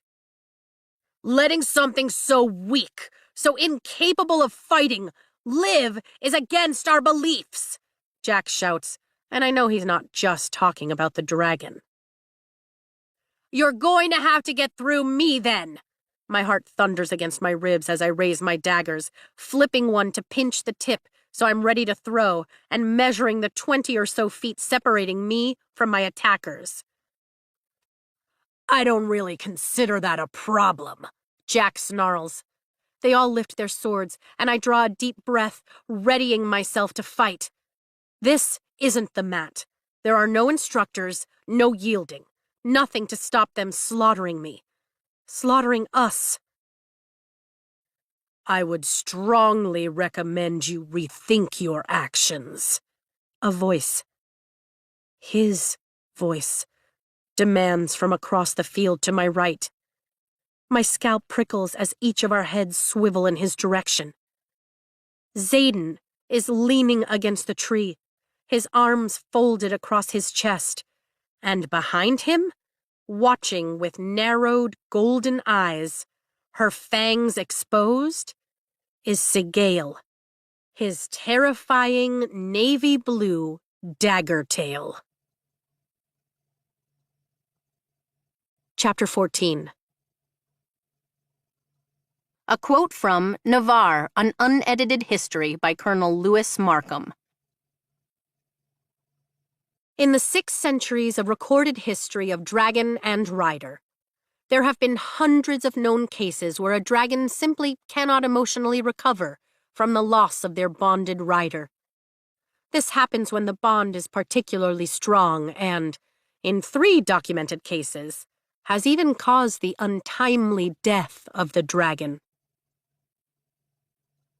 Xaden. For the first time, the sight of him fills my chest with hope. He won't let this happen. He might hate me, but he's a wing leader. He can't just watch them kill a dragon. But I know the rules probably better than anyone else in this quadrant. He has to. Bile rises in my throat, and I tilt my chin to quell the burning.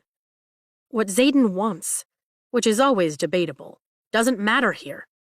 He can only observe, not interfere. I'm going to have an audience for my death. Fantastic. So much for hope. And if we don't want to rethink our actions, Jack shouts. Xaden looks toward me, and I swear I can see his jaw clench, even from this far away. Hope is a fickle, dangerous thing. It steals your focus and aims it toward the possibilities, instead of keeping it where it belongs, on the probabilities. Xaden's words come back to me with alarming clarity, and I rip my gaze from his and concentrate on the 3 probabilities in front of me. There's nothing you can do, right? Wing leader? Jack bellows. Guess he knows the rules, too.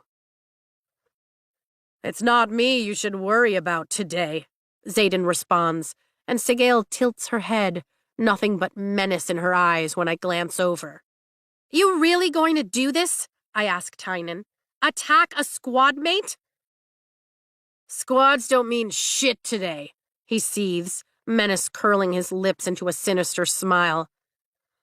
So I guess that's a no on the flying? I toss over my shoulder again, and the golden dragon chuffs low in its throat in response.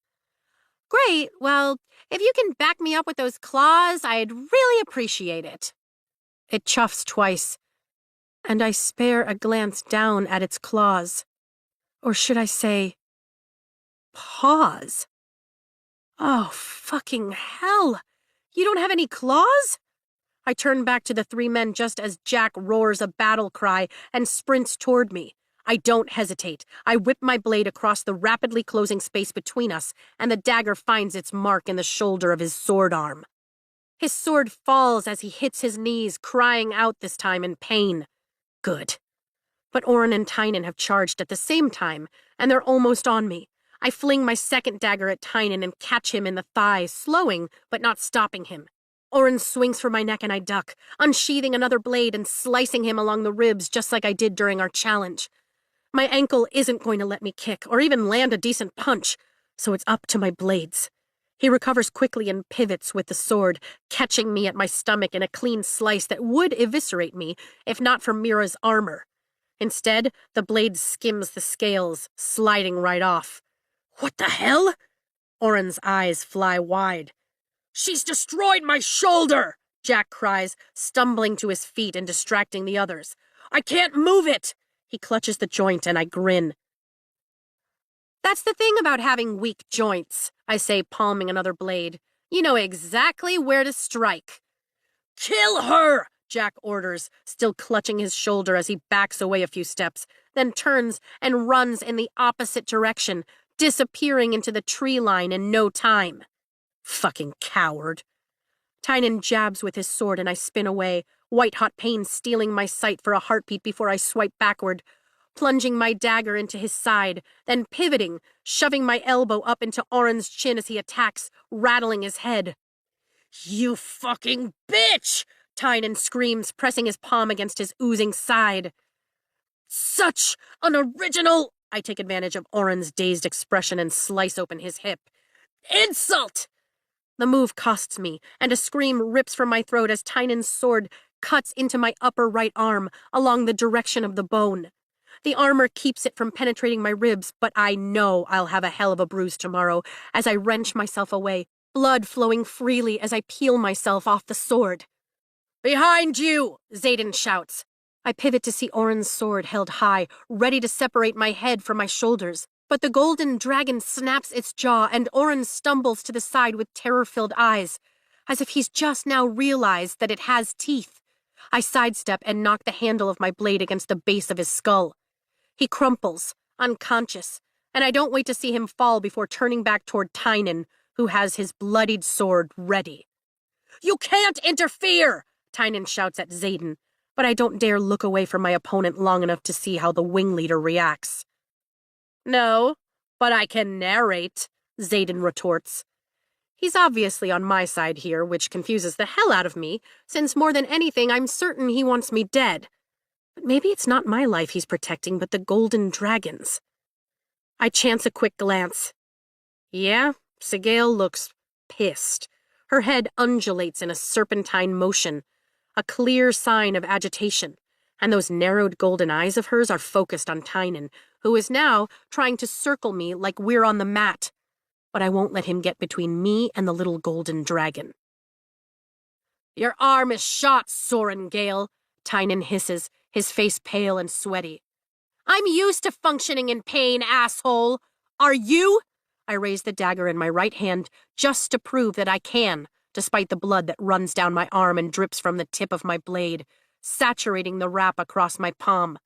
My gaze drops meaningfully to his side. I know exactly where I sliced into you.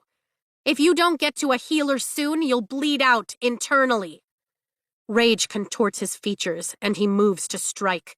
I try to flick my knife at him, but it slips from my blood-soaked hand and lands with a thud in the grass several feet away.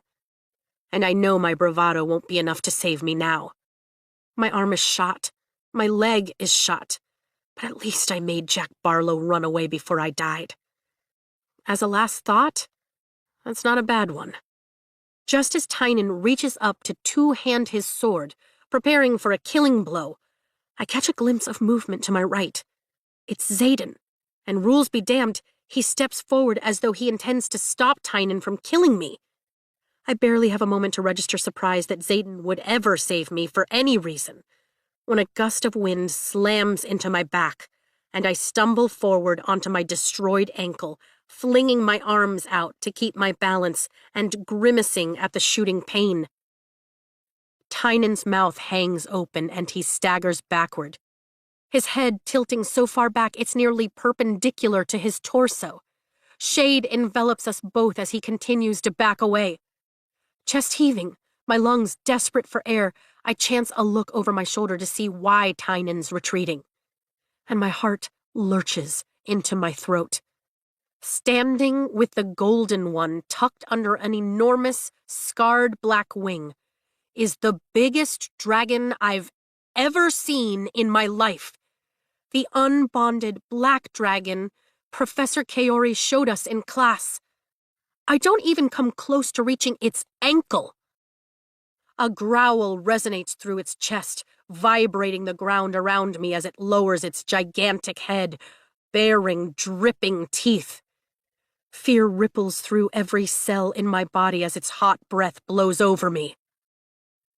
"Step aside, Silver One," a deep, gruff, definitely male voice orders. I blink. Wait. What? Did he just speak to me? "Yes, you. Move."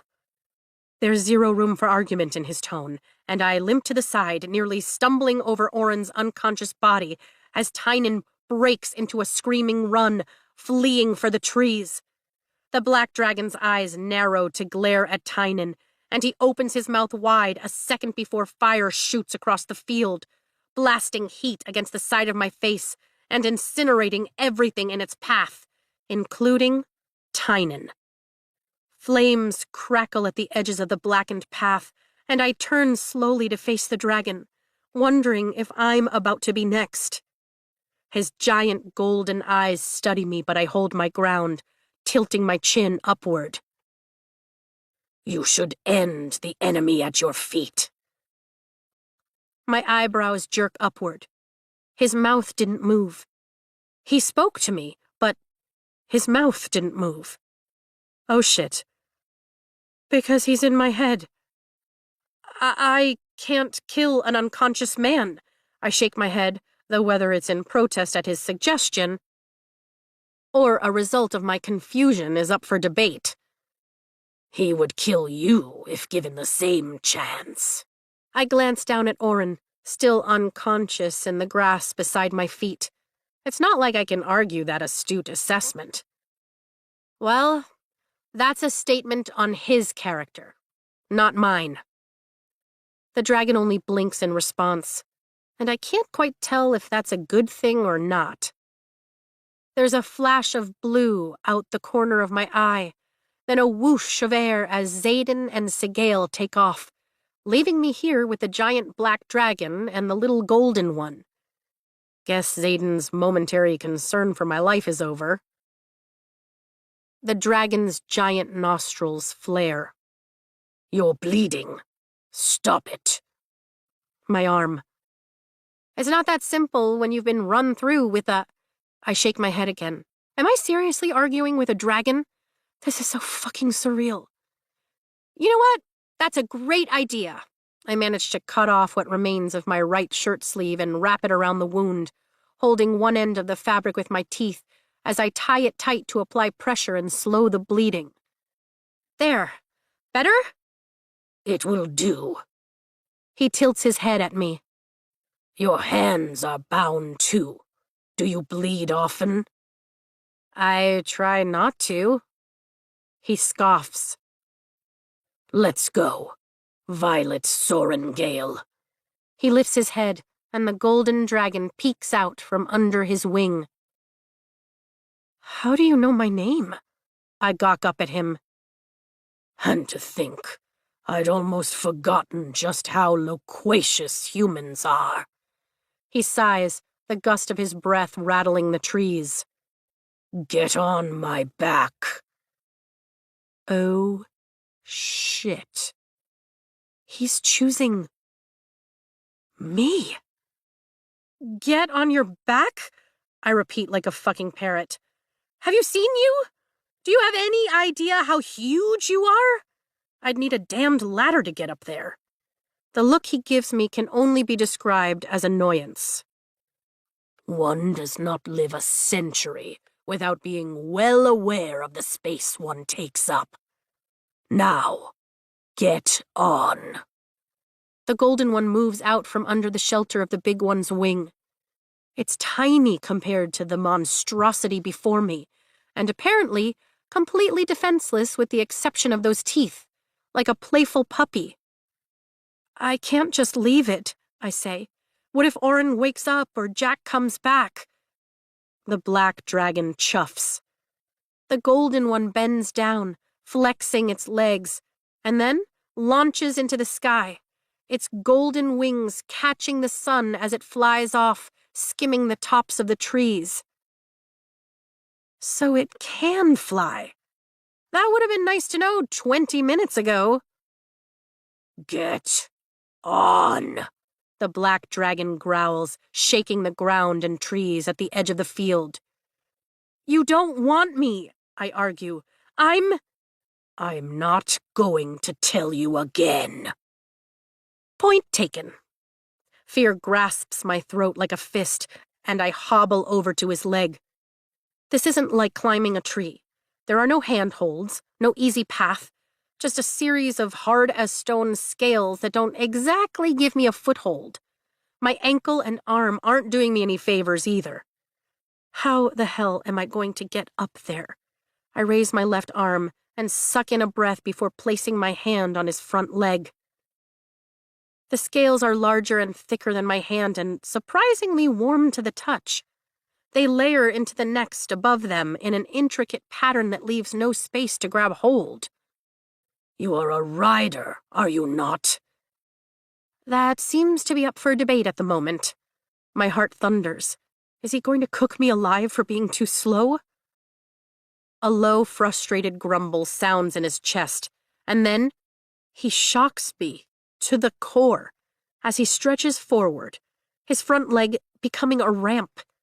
Dragons never supplicate for anyone, and yet here he is bowing to make it easier for me to climb on. It's steep, but manageable. I don't hesitate, crawling up his front leg on my hands and knees to balance my weight and spare my ankle. But the strain on my arm has me gasping by the time I climb over his shoulder and reach his back, dodging the pointed spikes that ripple down most of his neck like a mane. Holy shit, I'm on the back of a dragon. Sit. I see the seat, the smooth, scaly divot just in front of his wings, and sit, bending my knees like Professor Kaori taught us. Then I grab a hold of the thick ridges of scales we call the pommel, where his neck meets his shoulders. Everything about him is bigger than any model we practiced on. My body isn't built to stay on any dragon, let alone one of his size. There's no way I'll be able to stay seated. This is about to be the first and last ride of my life. My name is Ternanok, son of Muet Koidim and Fia Clanfuel, descended from the cunning Dubmadine line. He stands to his full height, bringing me eye level with the canopy of trees around the clearing, and I squeeze a little tighter with my thighs. But I am not going to assume that you'll be able to remember that once we reach the field. So Tern will do until I inevitably have to remind you. I inhale swiftly, but there's no time to process his name, his history, before he bends slightly and launches us into the sky. It feels like I imagine a stone does after being flung from a catapult, except it takes every ounce of strength I have to stay on this particular stone. Holy shit! The ground falls away as we soar, Tern's enormous wings beating the air into submission and pitching upward. My body lifts off his back, and I dig in with my hands, trying to keep anchored, but the wind, the angle, it's all too much, and my grip falters. My hands slip. Fuck! Scrambling for purchase, my hands rake down Tern's back as I skid past his wings, rapidly approaching the sharp scales of his morning star tail. No, no, no! He banks left, and whatever hope I had of getting a handhold tumbles right off with me. I'm in free fall. Chapter 15. A quote from page 50, the Book of Brennan. Just because you survive threshing doesn't mean you'll survive the ride to the flight field. Being chosen isn't the only test, and if you can't hold your seat, then you'll fly straight into the ground. Terror clogs my throat and stutters my heart. Air rushes past me as I plummet toward the mountainous terrain beneath, and the sun catches the scales of the golden one far beneath me. I'm going to die. That's the only possible outcome. Vices clamp around my ribs and over my shoulders, stopping my descent, and my body jerks with whiplash as I'm yanked upward again. You're making us look bad. Stop it. I'm clasped in Tarn's claws. He's actually caught me, instead of finding me unworthy and letting me fall to my death. It's not like it's easy to stay on your back when you're doing acrobatics, I shout up. He glances down at me, and I swear the ridge above his eye arches. Simple flight is hardly acrobatics. There is absolutely nothing simple about you! I wrap my arms around the knuckles of his claws, noting that his sharp talons are draped harmlessly around the sides of my body. He's huge, but he's also careful as he flies us along the mountain. He's one of the deadliest dragons in Navarre. Professor Kaori's lesson. What else had he said? The only unbonded black dragon hadn't agreed to bond this year? He hadn't even been seen in the last 5 years. His rider died in the Tirish Rebellion. Tarn swings me upward and then releases me, sending me flying high above him, and I flail. My stomach drops at the height of his toss, and then I fall for 2 heartbeats before Tarn rushes up, catching me on his back between his wings. Now, get in a seat and actually hold on this time, or no one is going to believe that I've actually chosen you, he growls.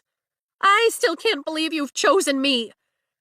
I have half a mind to tell him that getting back to the seat isn't as easy as he's implying, but he levels out and his wings catch the air in a gentle glide, cutting the wind resistance. Inch by inch, I crawl up his back until I reach the seat and settle in again. I hold on to his ridges so hard my hands cramp.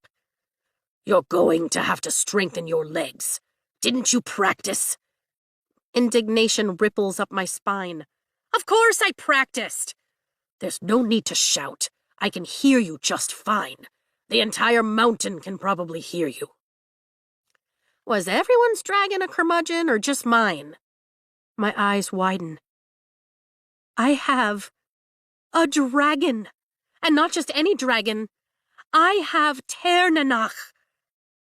Grip harder with your knees. I can barely feel you back there. I'm trying. I push my knees in, and the muscles of my thighs tremble as he banks left, softer this time than last, his angle not quite as steep as he changes course in a wide arc, taking us back toward Basgaeth. I'm just not as strong as other riders. I know exactly who and what you are, Violet Sorengale. My legs shake until they lock, the muscles freezing in place as though bands have been wrapped around them. But there's no pain. I glance over my shoulder and see his Morningstar tail, what feels like miles behind us. He's doing this. He's holding me in place. Guilt settles in my stomach. I should have focused more on strength training for my legs. I should have spent more time preparing myself for this. He shouldn't have to spend his energy on keeping his riders seated. I'm sorry. I just didn't think I'd make it this far. A loud sigh resonates through my mind. I didn't think I would either. So we have that in common. I sit higher in the seat and look out over the landscape, wind ripping tears from the corners of my eyes. No wonder most riders choose to wear goggles. There are at least a dozen dragons in the air, each putting their rider through a trial of dips and turns. Reds, oranges, greens, browns, the sky is speckled with color. My heart lurches as I see a rider fall from the back of a red swordtail, and, unlike Tarn, the dragon doesn't dip to catch the first year. I look away before the body hits the ground. It's not anyone you know. That's what I tell myself. Rhiannon, Riddick, Trina, Sawyer, they're all probably safely bonded and already waiting at the field. We're going to have to put on a show. Awesome. The idea is anything but. You will not fall. I will not allow it. The bands around my legs extend to my hands and I feel the pulse of invisible energy. You will trust me. Not a question, an order. Let's get it over with. I can't move my legs, my fingers, my hands, so there's nothing I can do but sit back and hope I enjoy whatever hell he's about to put me through. His wings give a mighty beat, and we lurch upward in what feels like a 90-degree climb, leaving my stomach back at the lower altitude. He crests the top of the snow-dusted peaks, and we hang there for a breath of a second before he twists, diving back down at the same terrifying angle. It's the most horrifying and yet exhilarating moment of my life. Until he twists again, sending us into a spiral. My body is wrenched this way and that as he completes turn after turn, pulling us out of the dive only to bank so hard I swear the land becomes the sky. Then repeats it all until my face splits into a grin. There is nothing like this. I think we made our point. He pulls us level, then banks right, starting up the valley that leads to the box canyon of the training fields. The sun is close to setting behind the peaks, but there's plenty of light to see the golden dragon up ahead, hovering as though it's waiting. Maybe it didn't choose a rider, but it will live to decide again next year. And that's all that matters. Or maybe it will see that we humans aren't so great after all. Why did you choose me? I have to know, because as soon as we land, there are going to be questions. Because you saved her. Taryn's head inclines towards the golden as we approach, and she follows after us. Our speed slows. But I shake my head. Dragons value strength and cunning and ferocity in their riders, none of which defines me. Please, do tell me more about what I should value. Sarcasm drips from his tone as we pass over the gauntlet and crest the narrow entrance to the training fields. I suck in a sharp breath at the sight of so many dragons. There are hundreds gathered along the rocky edges of the mountain slopes behind the bleachers that were erected overnight. Spectators. And at the bottom of the valley, in the same field I'd walked only a couple of days before, are two lines of dragons facing each other. They are divided between those still in the quadrant who chose in years past, and those who chose today. Taryn tells me. We are the 71st bond to enter the fields. Mom will be here, on the dais in front of the bleachers, and maybe I'll get more than a cursory glance, but her attention will mostly be on the 70 or so newly bonded pairs. A ferocious roar of celebration goes up among the dragons as we fly in, every head swinging our way, and I know it's in deference to Taryn. So is the parting of the dragons at the very center of the field, making room for Taryn to land. He releases the bands holding me in my seat, then hovers over the grass for a few wing beats, and I see the golden dragon flying furiously to catch up. How ironic. Taryn is the most celebrated dragon in the Vale, and I'm the most unlikely rider in the quadrant. You are the smartest of your year, the most cunning. I gulp at the compliment, brushing it off. I was trained as a scribe, not a rider. You defended the smallest with ferocity. And strength of courage is more important than physical strength, since you apparently need to know before we land. My throat tightens from his words, emotion forming a knot I have to swallow past. Oh, shit. I hadn't spoken those words, I'd thought them. He can read my thoughts. See? Smartest of your year. So much for privacy. You'll never be alone again. That sounds more like a threat than a comfort, I think. Of course I knew that dragons maintain a mental bond with their riders, but the extent of it is more than a little daunting. Taryn scoffs in reply. The golden dragon reaches us, her wings beating twice as fast as Taryn's, and we land in the dead center of the field. The impact jars me slightly, but I sit up tall in the seat and even let go of the pommel ridges. See, I can hang on just fine when you're not moving. Tairn tucks his wings up and looks over his shoulder at me with an expression that's the closest thing to a dragon rolling his eyes that I've ever seen. You need to dismount before I rethink my selection. Then tell the roll keeper. I know what to do. I pull in a shaky breath. I just didn't think I'd be alive to do it. Surveying both options for dismount, I move right to shelter my ankle as long as possible. There are no healers allowed in the flight field, only riders. But hopefully someone thought to pack a medical kit because I'm going to need stitches and a splint. I scoot over the scales of Tairn's shoulder and, before I can lament the distance I'm about to have to jump on the wreckage of my ankle, Tairn shifts slightly, angling his front leg. There's a sound from the slopes that reminds me of muttering, if dragons mutter. They do, and they are. Ignore it.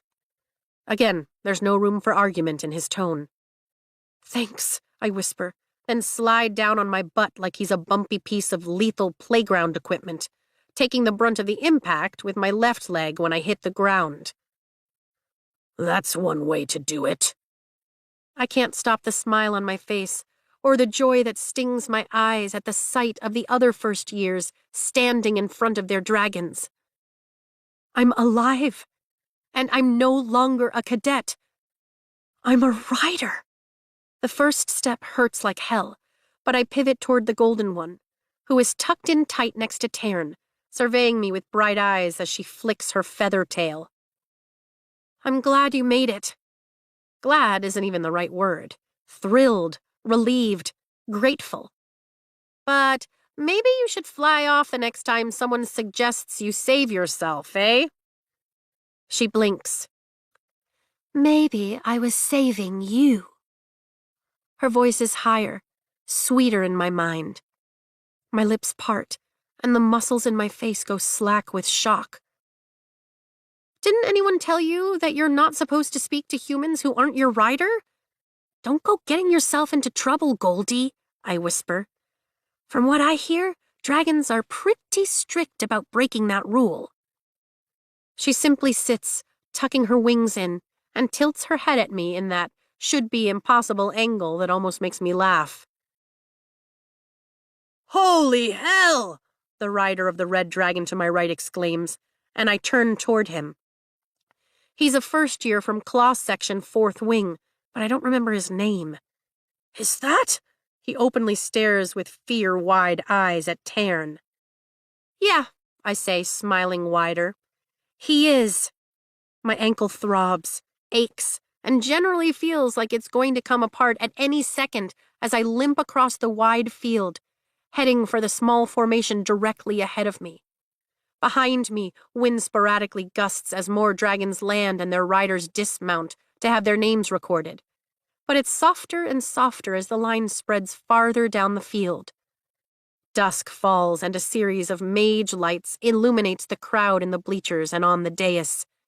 In the very center, right above where the redhead from Parapet is recording roll, sits my mother, dressed in all her military finery, medals and all, lest anyone forget exactly who she is. Though there is an assortment of generals on the dais, each representing their wing, there's only one more highly decorated than Lilith Sorengale. And Melgrin, the commanding general of all Navarian forces, has his beady eyes on Tairn in open assessment. His focus flicks toward me, and I suppress a shudder. There's nothing but cold calculation in those eyes. Mom rises as I approach the roll keeper at the base of the dais, who's recording bonded pairs before motioning the next rider forward to maintain secrecy of a dragon's full name. Professor Kaori jumps off the 6-foot platform to my left and stares open-mouthed at Tairn, his gaze sweeping over the massive black dragon, memorizing every single detail. Is that really? Commandant Panchek starts. hovering at the edge of the dais with more than a dozen other uniformed high-ranking officers all gaping. "Don't say it," Mom hisses, her eyes on Tairn, not me. "Not until she does." Because only a rider and the roll keeper know a dragon's full name. And she's not certain I'm really his. That's exactly what she's implying. Like I'd be able to hijack Tairn. Anger simmers in my veins, overtaking the pain coursing through my body as I move forward in the line so there's only one other rider ahead of me. Mom forced me into the rider's quadrant. She didn't care if I lived or died as I crossed the parapet. The only thing she cares about now is how my flaws might mar her sterling reputation, or how my bonding might further her own agenda. And now she's staring at my dragon without even bothering to look down and see if I'm all right. Fuck her. It's everything I expected, and yet still so disappointing. The rider ahead finishes, moving out of the way, and the roll keeper looks up, glancing wide-eyed at Tairn before lowering her shocked gaze to mine and beckoning me forward. "Violet Sorengale," she says as she writes in the Book of Riders. "Nice to see that you made it." She offers me a quick, shaky smile. "For the record, please tell me the name of the dragon who chose you." I lift my chin. "Ternanok." "Pronunciation could use some work." Tairn's voice rumbles through my head. "Hey, at least I remembered." I think back in his general direction, wondering if he'll hear me across the field. "At least I didn't let you fall to your death." He sounds utterly bored, but he definitely heard me. The woman grins, shaking her head as she writes down his name. I can't believe he bonded. Violet, he's a legend. I open my mouth to agree. Andarna Yuram. The sweet high voice of the golden fills my mind. Andarna, for short. I feel the blood rush from my face, and the edges of my vision sway as I pivot on my good ankle, staring back across the field at where the golden dragon, Andarna, now stands between Tairn's front legs. "Excuse me?" "Violet, are you all right?" the redhead asks, and everyone around me above me leans in. "Tell her," the golden insists. "Tairn, what am I supposed to—" I think at him. "Tell the roll keeper her name," Tairn echoes. "Violet," the roll keeper repeats. "Do you need a mender?" I turn back to the woman and clear my throat. Andarna Yuram, I whisper. Her eyes fly wide. "Both dragons?" she squawks. I nod. And all hell breaks loose. Chapter 16. A quote from Colonel Kaori's Field Guide to Dragonkind. Though this officer considers himself to be an expert on all matters dragonkind, there is a great deal we don't know about the way dragons govern themselves. There is a clear hierarchy among the most powerful, and deference is paid to elders. But I have not been able to discern how it is they make laws for themselves, or at what point a dragon decided to bond only one rider, rather than go for better odds with two. "Absolutely not!" One general shouts loud enough that I can hear her all the way from the little medical station that's been set up at the end of the bleachers for riders. It's nothing but a row of a dozen tables and some flown-in supplies to tide us over until we can get to the healer quadrant. But at least the pain medication is taking effect. 2 dragons. I have 2 dragons. The generals have been screaming at each other for the last half hour, long enough for a chill to settle in the night air, and for an instructor I've never met to sew up both sides of my arm. Lucky for me, Tynan mostly sliced through muscle, but didn't sever it. Unlucky for me, Jack is getting his shoulder examined about a dozen feet away. He strutted over from the back of an orange scorpion tail to record his bond with the roll keeper, who'd kept doing her job regardless of the generals arguing on the dais behind her. Jack hasn't quit staring at Tern across the field. "How is that?" Professor Kaori asks quietly, tightening the straps around my splinted ankle. There are about 1,000,000 other questions in his slashing dark eyes, but he keeps them to himself. "Hurts like hell." The swelling made it nearly impossible to get my boot back on without loosening every single lace to its widest position. But at least I don't have to crawl across the field like a girl from Second Wing who had broken her leg during dismount. She's 7 tables back, crying softly as the rider field medics try to set her leg. "You'll be focused on strengthening your bonds and riding in the next couple of months, so as long as you don't have any trouble mounting or dismounting." His head tilts as he ties off the straps of my splint, which after what I saw, I don't think you will. This sprain should heal before your next round of challenges. 2 lines deepen between his brow. Or I can call Nolan. "No," I shake my head. "I'll heal." "If you're sure." He obviously isn't. Every eye in this valley is on me and my dragon. Dragons, I correct myself. I can't afford to appear weak. He frowns, but nods. "Do you know who made it out of my squad?" I ask, fear knotting my throat. "Please let Rhiannon be alive, and Trina and Riddick and Sawyer, all of them." "I haven't seen Trina or Tynan." Professor Kaori answers slowly, like he's trying to soften a blow. It doesn't. "Tynan won't be coming," I whisper, guilt gnawing at my stomach. "That is not your kill to take credit for," Tern mentally growls. "I see," Professor Kaori murmurs. "What the hell do you mean you think it needs surgery?" Jack bellows from my left. "I mean, it looks like the weapon severed a couple of ligaments. But we'll have to get you to the healers to be sure," the other instructor says, his voice infinitely patient as he secures Jack's sling. I look Jack straight in those evil eyes and smile. I'm done being scared of him. He ran back in that meadow. Rage mottles his cheeks in the mage light, and he swings his feet over the end of his table and charges toward me. "You!" "I what?" I slip off the end of my table and leave my hands loose by the sheaths at my thighs. Professor Kaori's eyebrows jump as he glances between us. "You?" he murmurs. "Me," I answer, keeping my focus on Jack.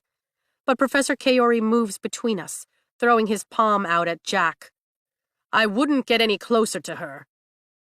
"Hiding behind our instructors now, Soren Gale?" Jack's uninjured fist curls. "I didn't hide out there, and I'm not hiding here." I raise my chin. "I'm not the one who ran." "She doesn't need to hide behind me when she's bonded to the most powerful dragon of your year," Professor Kaori warns Jack, whose eyes narrow on me. "Your orange is a good choice, Barlow." "Bide, right?" "He's had 4 other riders before you." Jack nods. Professor Kaori looks back over his shoulder at the line of dragons. "As aggressive as Bide might be, from the way Tern's looking at you, he'll have no problem scorching your bones into the earth if you take another step toward his rider." Jack stares at me in disbelief. "You?" "Me." The throbbing in my ankle is down to a manageable, dull ache, even standing on it. He shakes his head, and the look in his eyes transforms from shock to envy to fear as he pivots toward the professor. "I don't know what she told you about what happened out there." "Nothing."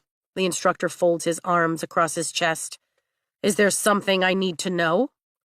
Jack pales, going white as a sheet in the mage light as another injured first-year hobbles over, blood streaming from his thigh and torso. "Everyone who needs to know already knows."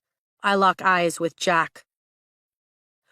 Guess we're done for the night, Kaori says as a line of dragons flies in, only visible by their silhouettes in the darkness. The senior riders are back. You two should return to your dragons. Jack huffs and marches off across the field. I glance at the generals still gathered in heated discussion on the dais. Professor Kaori, has anyone ever bonded two dragons? If anyone knows, it's the professor of dragon kind. He turns with me to face the arguing leadership. You would be the first. Not sure why they're fighting about it, though. The decision won't be up to them. It won't? Wind gusts as dozens of dragons land on the opposite side of the first years, rows of mage lights hanging between them. Nothing about who dragons choose is up to humans, Kaori assures me. We only like to maintain the illusion that we're in control. Something tells me they've just been waiting for the others to make it back before they meet. The leadership? My brow furrows. Kaori shakes his head. The dragons. The dragons are going to meet? Thank you for tending to my ankle. I'd better get back over there. I offer him a tentative smile and head across the dimly lit field to Tairn and Undarna, feeling the weight of every stare in the valley as I stop and stand between the two dragons. You two are causing a ruckus, you know. I look at Undarna, then glance up at Tairn before turning around to face the field like the other first years. They're not going to let us do this. Oh shit, what if they make me choose? My stomach plummets. It's up to the Empyrean to decide, Tairn says, but there's an edge of tension in his tone. Don't leave the field. This might take a while. What might? My question dies on my tongue as the biggest dragon I've ever seen, even larger than Tairn, stalks toward us from the opening to the valley. Each dragon it passes walks into the center of the field and follows after, gathering dozens as it walks. Is that? Coda, Tairn answers. General Melgren's dragon.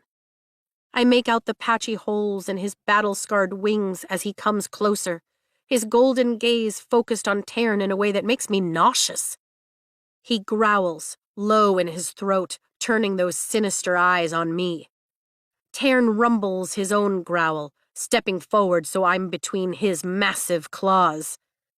There's zero doubt I'm the subject of both disgruntled snarls. Yep, we're talking about you, Undarna says as the line passes by, and she joins.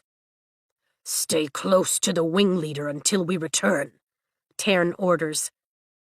Surely he meant to say squad leader. You heard what I said. Or not. I glance around and spot Xaden standing across the field, his arms crossed and legs spread, as he stares at Tairn.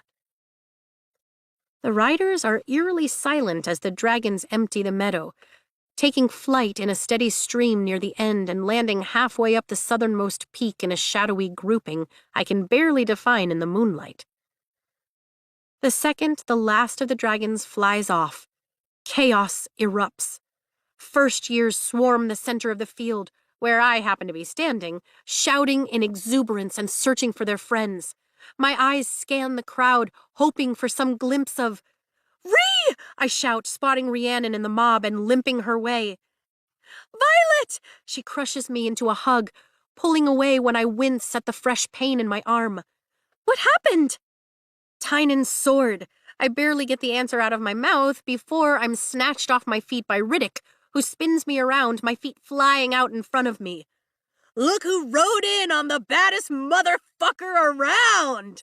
Put her down, Rhiannon chides. She's bleeding! Oh, shit. Sorry, Riddick says, and my feet find the ground. It's fine. There's fresh blood on the bandage, but I don't think I've torn my stitches, and painkillers are awesome. Are you all right? Who did you guys bond? The green dagger tail, Rhiannon grins. Fierg. And it was just Easy, she sighs. I saw her and just knew. Iotrum, Riddick says with pride. Brown swordtail. Sleeg! Sawyer throws his arms around Rhiannon's and Riddick's shoulders. Red swordtail! We all cheer, and I'm swept into his hug next. Out of all of us, I'm happiest for him, for all he's had to endure to get here. Trina? I ask as he lets me go. One by one, they shake their heads, looking to the others for answers. An impossible heaviness settles in my heart, and I search for any other reason. I mean, there's a possibility she's just unbonded, right? Sawyer shakes his head, sorrow slackening his shoulders. I saw her fall from the back of an orange clubtail. My heart sinks. Tynan? Riddick asks, his gaze jumping between us. Tairn killed him, I say softly. In his defense, Tynan had already run me through once. I gestured to the wound on my arm, and he was trying to... He tried what? I'm spun around by the shoulders and yanked against a chest. Dane. My arms wind around his back and hold fast as I breathe deeply. Damn it, Violet, just... Damn! He squeezes me tight, then pushes me to arm's length. You're hurt. I'm fine, I assure him, but that doesn't quell the worry in his eyes. I'm not sure anything ever will. But we're all that's left of our squad's first years. Dane's gaze rises to look at the others and he nods. 4 out of 9. That's... His jaw ticks once. To be expected. The dragons are currently holding a meeting of the Empyrean. Their leadership. Stay here until they return. He says to the others before looking down at me. You come with me. It's probably my mother beckoning me through him. Surely she'll want to see me with everything that's going on. I glance across the field, but it's not Mom I find watching me, but Xaden, his expression unreadable. When Dane takes my hand and tugs, I turn away from Xaden, following Dane to the opposite edge of the field, where we're hidden in shadow. Guess it's not about Mom. What the actual fuck happened out there? Because I've got Calf telling me that not only did Tairn choose you, but so did the small one? Adarn? His fingers lace with mine, panic swirling in his brown eyes. Andarna, I correct him, a smile playing on my lips at the thought of the small golden dragon. They're going to make you choose. His expression hardens, and the certainty there makes me recoil. I'm not choosing. I shake my head, disengaging our hands. No human has ever chosen, and I'm not about to be the first. And who the hell is Dane to tell me that? You are. He rips his hand over his hair and his composure slips. You have to trust me. You do trust me, right? Of course I do. Then you have to choose Andarna. He nods as if his decree equals a decision made. The gold one is the safest choice of the two. Why, because Tairn is... Tairn? Does Dane think I'm too weak for a dragon as strong as Tairn? My mouth opens, then shuts like a fish out of water as I search for any reply that isn't fuck off. There's no way in hell I'm rejecting Tairn.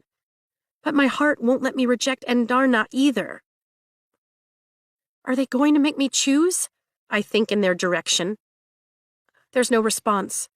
And where I've felt an extension in my mind of who I am, stretching my mental boundaries since Tairn first spoke to me in that field, there's nothing now. I'm cut off. Don't panic. I'm not choosing, I repeat, softer this time. What if I can't have either of them? What if they've broken some sacred rule and now we'll all be punished? You are, and it has to be Andarna. He grips my shoulders and leans in, an edge of urgency in his tone. I know she's too small to bear a rider. That hasn't been tested, I say defensively, even though I know it's true. The physics just don't match up. And it doesn't matter. It will mean that you won't be able to ride with a wing. But they'll probably make you a permanent instructor here like Kaori. That's because his signet power makes him indispensable as a teacher, not because his dragon can't fly, I argue. And even he had the requisite 4 years with a combat wing before he was put behind a desk. Dane looks away, and I can almost see the gears in his mind turning as he calculates. What, my risk, my choice, my freedom?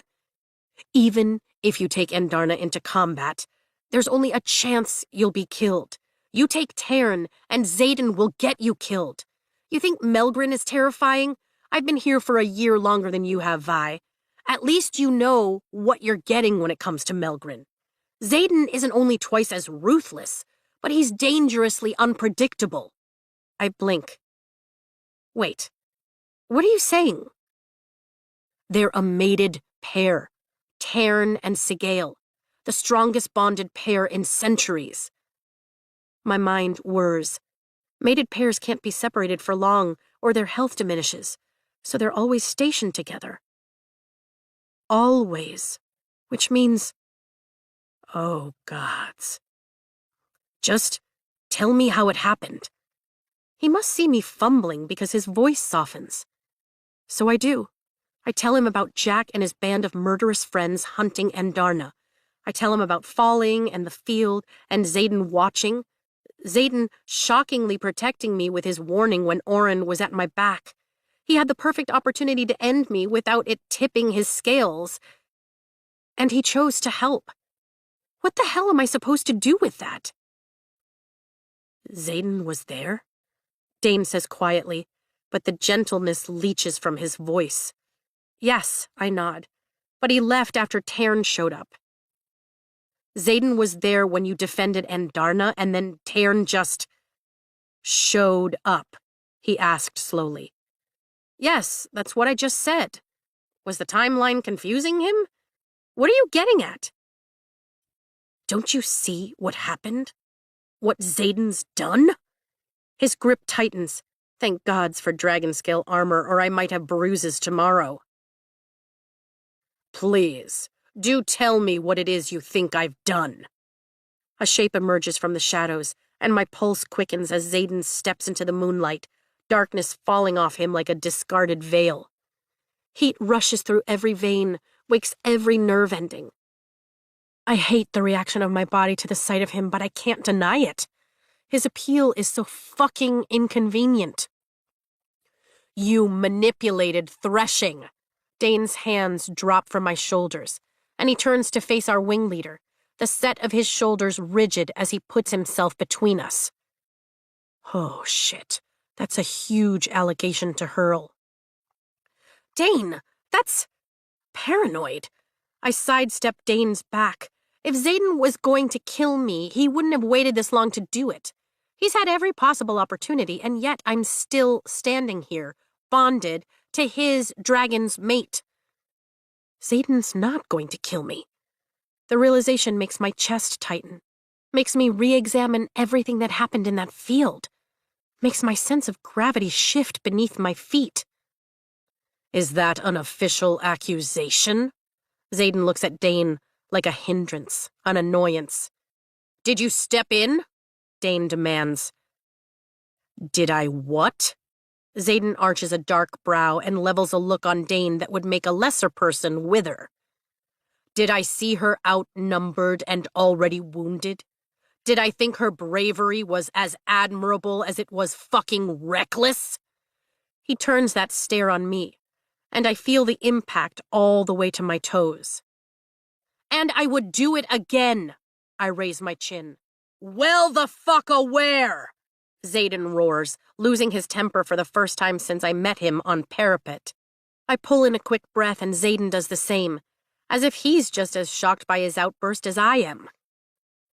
Did I see her fight off 3 bigger cadets? His glare pivots to Dane, because the answer to all of those is yes. But you're asking the wrong question, Atos. What you should be asking is if Sigale saw it too. Dane swallows and looks away, obviously rethinking his position. His mate told him, I whisper. Sigale called for Tern. She's never been a fan of bullies, Xaden says to me. But don't mistake it as an act of kindness toward you. She's fond of the little dragon. Unfortunately, Tairn chose you all on his own. Fuck, Dane mutters. My thought exactly. Xaden shakes his head at Dane. Sorengale is the last person on the continent I'd ever want to be chained to me. I didn't do this. Ouch. It takes all the willpower in my body not to reach for my chest and make sure he didn't just rip my heart out from behind my ribs, which makes absolutely zero sense since I feel the same way about him. He's the son of the great betrayer. His father was directly responsible for Brennan's death. And even if I had, Xaden moves toward Dane, towering over him.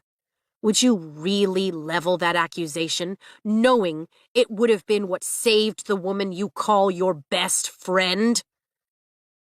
My gaze flies to Dane, and a silent, damning moment passes. It's a simple question, and yet I find myself holding my breath for his answer. What do I really mean to him? There are rules. Dane tilts his chin to look Xaden in the eyes. And out of curiosity, would you have, let's say, bent those rules to save your precious little Violet in that field? His voice ices over as he studies Dane's expression with rapt fascination. Xaden had taken a step. Right before Tairn landed, he'd moved. Toward me. Dane's jaw flexes, and I see the war in his eyes. That's unfair to ask him. I move to Dane's side as the sound of whipping wings interrupts the night. The dragons are flying back. They've made their decision. I'm ordering you to answer, squad leader. Xaden doesn't even spare me a glance. Dane swallows, his eyes slamming shut. No. I wouldn't have. My heart hits the ground. I've always known deep down that Dane valued rule and order more than relationships, more than me. But to have it so cruelly displayed cuts deeper than Tynan's sword. Xaden scoffs. Dane immediately jerks his head toward mine. It would have killed me to watch something happen to you, Vi, but the rules... It's all right, I force out, touching his shoulder. But it isn't. The dragons are returning, Xaden says as the first of them lands on the illuminated field. Get back to formation, squad leader. Dane rips his gaze from mine and walks away, blending into the crowd of hurried riders and their dragons. Why would you do that to him? I hurl at Xaden, then shake my head. I don't care why. Forget it, I mutter, then march off, heading back toward the spot where Tairn told me to wait. Because you put too much faith in him, Xaden answers anyway, catching up to me without even lengthening his stride. And knowing who to trust is the only thing that will keep you alive. Keep us alive. Not only in the quadrant, but after graduation. There is no us, I say, dodging a rider as she races past. Dragons land left and right, the ground trembling with the force of the riot's movement. I've never seen so many dragons at flight in the same moment. Oh, I think you'll find that's no longer the case, Xaden murmurs next to me, gripping my elbow and yanking me out of the path of another rider, running from the other direction. Yesterday, he would have let me run head first into him. Hell, he might have even pushed me. Tairn's bonds are so powerful, both to mate and rider, because he's so powerful. Losing his last rider nearly killed him, which in turn nearly killed Sigale. Mated pairs' lives are interdependent, I know that. We move forward until we're dead center in the line of riders. If I wasn't so aggravated by Xaden's callous attitude toward Dane, I would take the time to admire just how spectacular it is to see hundreds of dragons land all around us. Or maybe I'd question how the man next to me manages to consume all the air in the massive field. Each time a dragon chooses a rider, that bond is stronger than the last. Which means that if you die violence, it sets off a chain of events that potentially ends with me dying too. His expression is immovable marble, but the anger in his eyes leaves me breathless. It's pure rage. So yeah, unfortunately for everyone involved, there's now an us if the Empyrean lets Tairn's choice stand. Oh, gods. I'm tethered to Xaden Ryerson. And now that Tairn is in play, that other cadets know he's willing to bond? He sighs, annoyance rippling over his features, his strong jaw working as he looks away. That's why Tairn told me to stay with you, I whisper, as the consequences of today's actions settle in my churning stomach. Because of the unbonded. There are at least 36 of them standing on the opposite side of the field, watching us with avarice in their eyes, including Orin Seifert. The unbonded are going to try to kill you in hopes they'll get Tairn to bond them. Xaden shakes his head at Garrick as he approaches, and the section leader glances between us, his mouth set in a firm line before retreating across the field. Tairn is one of the strongest dragons on the continent, and the vast power he channels is about to be yours. The next few months, the unbonded will try to kill a newly paired rider while the bond is weak, while they still have a chance of that dragon changing its mind and picking them so they're not set back a full year. And for Tairn, they'll do just about anything. He sighs again like it's his new full-time job. There are 41 unbonded riders for which you are now target number 1. He holds up a single finger. And Tairn thinks you'll play bodyguard? I snort. Little does he know just how much you dislike me. He knows exactly how much I value my own life, Xaden retorts, glancing down my body. You're freakishly calm for someone who just heard she's about to be hunted. It's a typical Wednesday for me, I shrug, ignoring the way his gaze heats my skin. And honestly, being hunted by 41 people is a lot less intimidating than constantly watching dark corners for you. A breeze hits my back as Andarna lands behind me, followed by a gust of wind and shuddering ground when it's Tairn. Without another word, Xaden rips his gaze from mine and walks away, cutting a slightly diagonal path across the field to where Sigale overshadows the other wing leader's dragons. Tell me it's going to be all right, I murmur toward Andarna and Tairn. It is how it should be, Tairn answers, his voice gruff and bored at the same time. You didn't answer before. Fine, it sounds a little accusatory. Humans can't know what's said within the Empyrean, Andarna answers. It's a rule. So every rider was blocked, not just me. The thought is oddly comforting. Also, the whole Empyrean is a new term for me today. Kaori must be in heaven tonight with all the dragon politics coming to light. What did they decide? I glance at my mother, but she's looking everywhere but my direction. General Melgren moves toward the front of the dais, his uniform dripping in medals. Dane's right in one way. The top general in our kingdom is terrifying. He's never had an issue using infantry for fodder, and his cruelty when it comes to overseeing the interrogation and execution of prisoners is well known, at least at my family's dining room table. His enormous nightmare of a dragon takes up the entire space beside the dais, and a hush falls over the crowd as Melgren angles his hands in front of his face. Coda has relayed that the dragons have spoken regarding the Sorengale girl. Lesser magic allows his voice to magically amplify over the field for all to hear. Woman, I mentally correct him, my stomach nodding.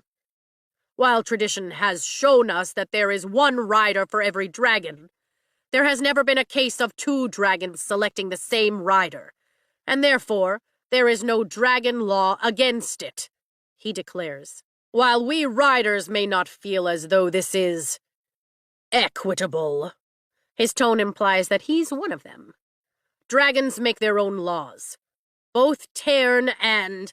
He looks over his shoulder, and his aide rushes forward to whisper in his ear.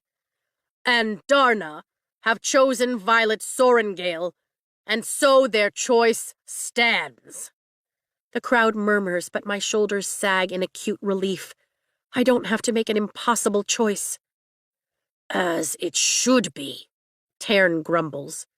Humans have no say in the laws of dragons. Mom steps forward and makes the same gesture with her hands to project her voice, but I can't concentrate on what she's saying as she closes out the formal portion of the threshing ceremony, promising the unbonded riders another chance next year. If they don't manage to kill one of us while our bonds are weak in the next few months and try to bond our dragons themselves. I belong to Tern and Endarna.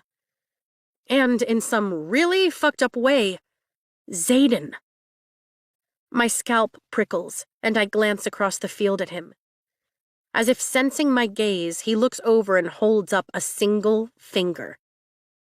Target number 1. Welcome to a family that knows no boundaries, no limits, and no end, my mother finishes, and a cheer resounds around the field.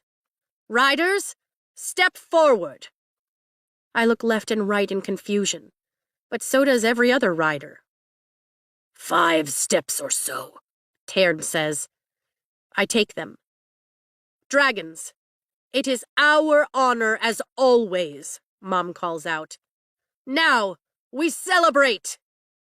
Heat blasts my back, and I hiss in pain as riders on both sides of me cry out.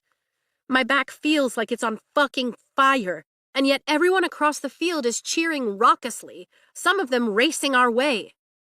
Other riders are caught up in embraces. You'll like it, Tern promises. It's unique. The pain fades to a dull ache, and I glance over my shoulder. There's a solid black something peeking out from the vest. I'll like what?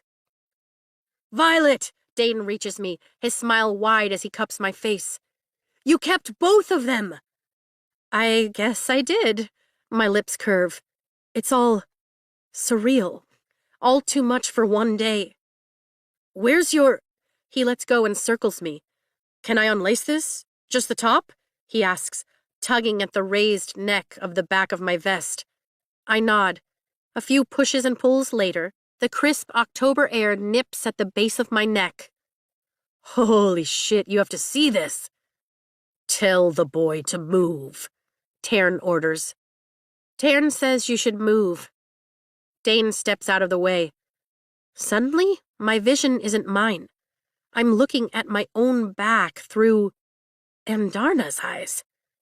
A back that has a glistening black relic of a dragon mid-flight, stretching from shoulder to shoulder, and, in the center, the silhouette of a shimmering golden one.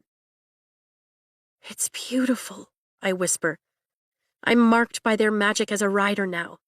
As their rider. We know, Endarna answers. I blink and my vision is mine again. And Dane's hands lace up my corset quickly, then are on my face, tipping it up toward his. You have to know that I would do anything to save you, Violet, to keep you safe. He blurts, panic in his eyes. What Ryerson said, he shakes his head. I know, I say reassuringly, nodding even as something cracks in my heart. You always want me safe. He'd do anything. Except break the rules. You have to know how I feel about you. His thumb strokes over my cheek, his eyes searching for something. And then, his mouth is on mine. His lips are soft, but the kiss is firm. And delight races up my spine. After years, Dane is finally kissing me. The thrill is gone in less than a heartbeat. There's no heat, no energy, no sharp slice of lust. Disappointment sours the moment, but not for Dane. He's all smiles as he pulls away. It was over in an instant. It was everything I've ever wanted, except... shit. I don't want it anymore. Chapter 17. A quote from Major Offendra's Guide to the Writer's Quadrant, unauthorized edition. It is therefore only natural that the more powerful the dragon, the more powerful the signet its rider manifests. One should beware of a strong rider who bonds a smaller dragon, but even warier of the unbonded cadet who will stop at nothing to seize a chance to bond. After sleeping in the crowded barracks for the last 2 months, it's weird and oddly decadent to have my own room. I'll never take the luxury of privacy for granted again. I close my door behind me as I limp into the hallway. Rhiannon's door, across the small hall from mine, opens, and I see Sawyer's tall, lean frame come out. He runs his fingers through his hair, and when he sees me, his eyebrows rise and he freezes, his cheeks almost as red as his freckles. "Good morning," I grin. "Violet?" He forces an awkward smile and walks off, headed toward the main hallway of the first-year dormitory. A couple from second wing holds hands as they come out of the room next to Rhiannon's, and I offer them a smile as I lean back against my door and wait, testing my ankle by rolling it. It's sore, just like every time I sprain it, but the brace and my boot hold it in place well enough to keep my weight on it. If I were anywhere else, I would call for crutches, but that would just put another target on my back, and according to Xaden, I already have a big enough one as it is. Rhiannon walks out of her room and smiles as soon as she sees me. "No more breakfast duty?" I was told last night that all the less desirable duties were being handed off to the unbonded so our energy can be redirected for flight lessons. Which means I'll have to find another way to weaken my opponents before challenges. Xaden's right. I can't always count on taking every enemy down with poison. But I'm not going to ignore the only advantage I have here, either. "One more reason for the unbonded to hate us," Rhiannon mutters. "So, Sawyer, huh, Rhi?" We start down our hallway, passing a few other rooms before meeting up with the main corridor that leads to the rotunda. I have to say, the first-year rooms aren't as spacious as the second years, but at least we both got ones with windows. A grin curves her lips. I felt like celebrating. She darts a quick side-eye at me. "And why have I not heard of you celebrating?" We melt into the crowd, moving toward the gathering hall. "Haven't found anyone I want to celebrate with." "Really? Because I heard that you and a certain squad leader had a moment last night." My gaze whips toward hers, and I nearly stumble over my feet. "Come on, Vi, the entire quadrant was out there. And you don't think someone saw you?" She rolls her eyes. "You're not going to get a lecture from me. Who gives a shit if it's frowned upon to be in a relationship with a superior officer? There's no regulation, and it's not like any of us is guaranteed to live through the day." Solid points, I admit. But I shake my head, searching for the right words. It's not like that with us.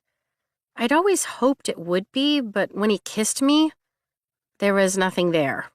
Like, nothing. It's impossible to keep the disappointment out of my voice. "Well, that's shitty to hear." She hooks her arm through mine. "I'm sorry." "Me too," I sigh.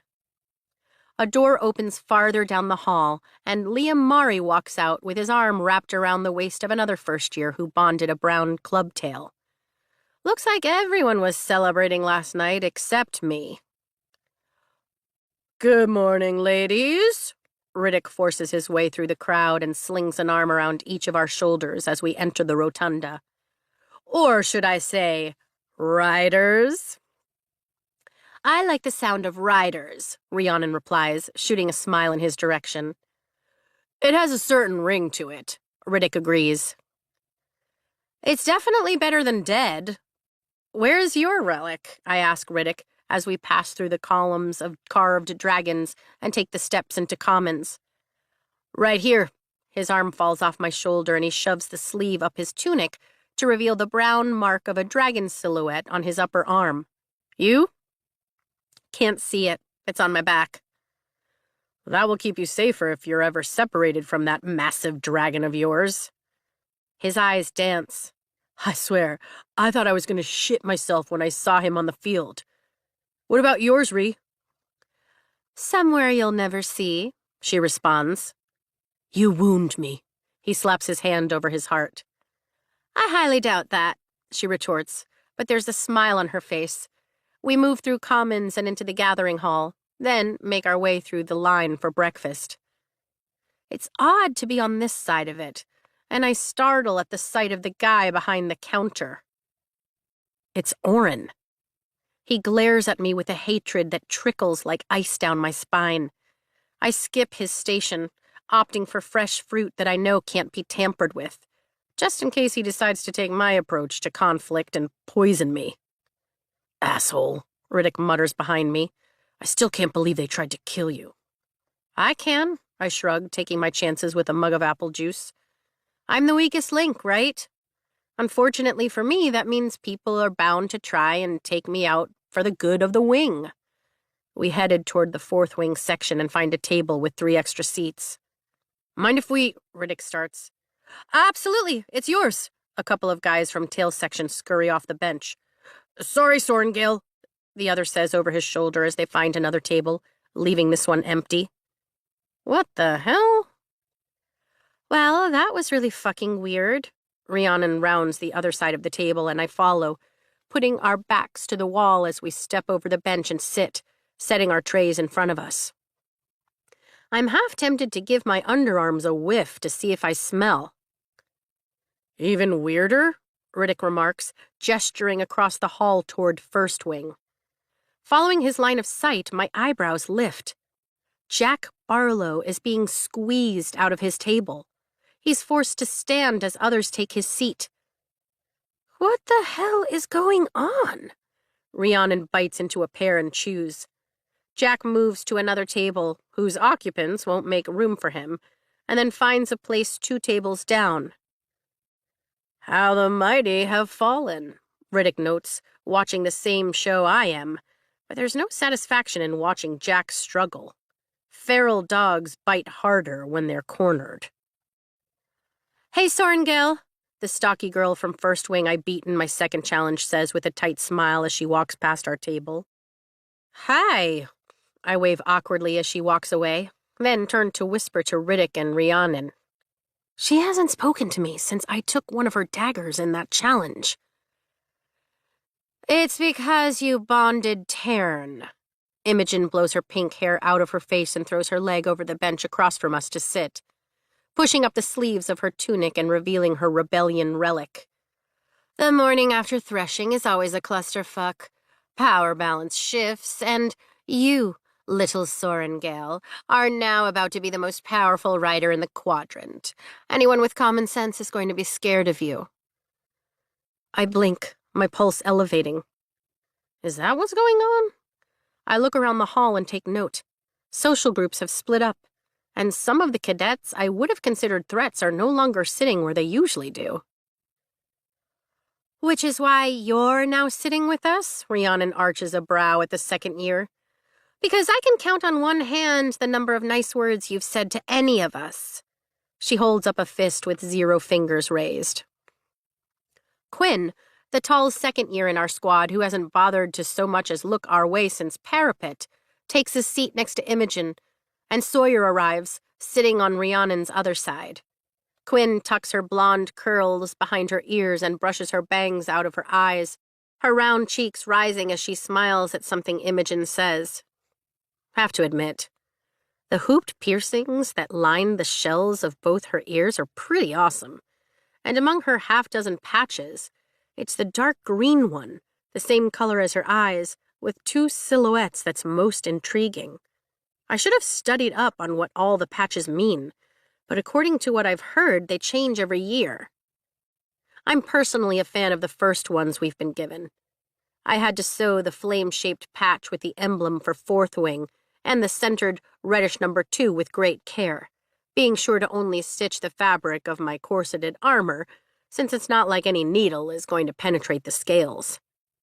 My favorite patch, though, is the one beside the flame section one. We're the squad to have the most surviving members since Parapet. This year's Iron Squad. You weren't interesting enough to sit with before, Imogen responds, then bites into a muffin. I usually sit with my girlfriend in Kloss section.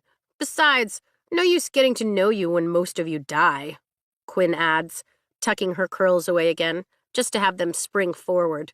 No offense. None taken? I start on my apple.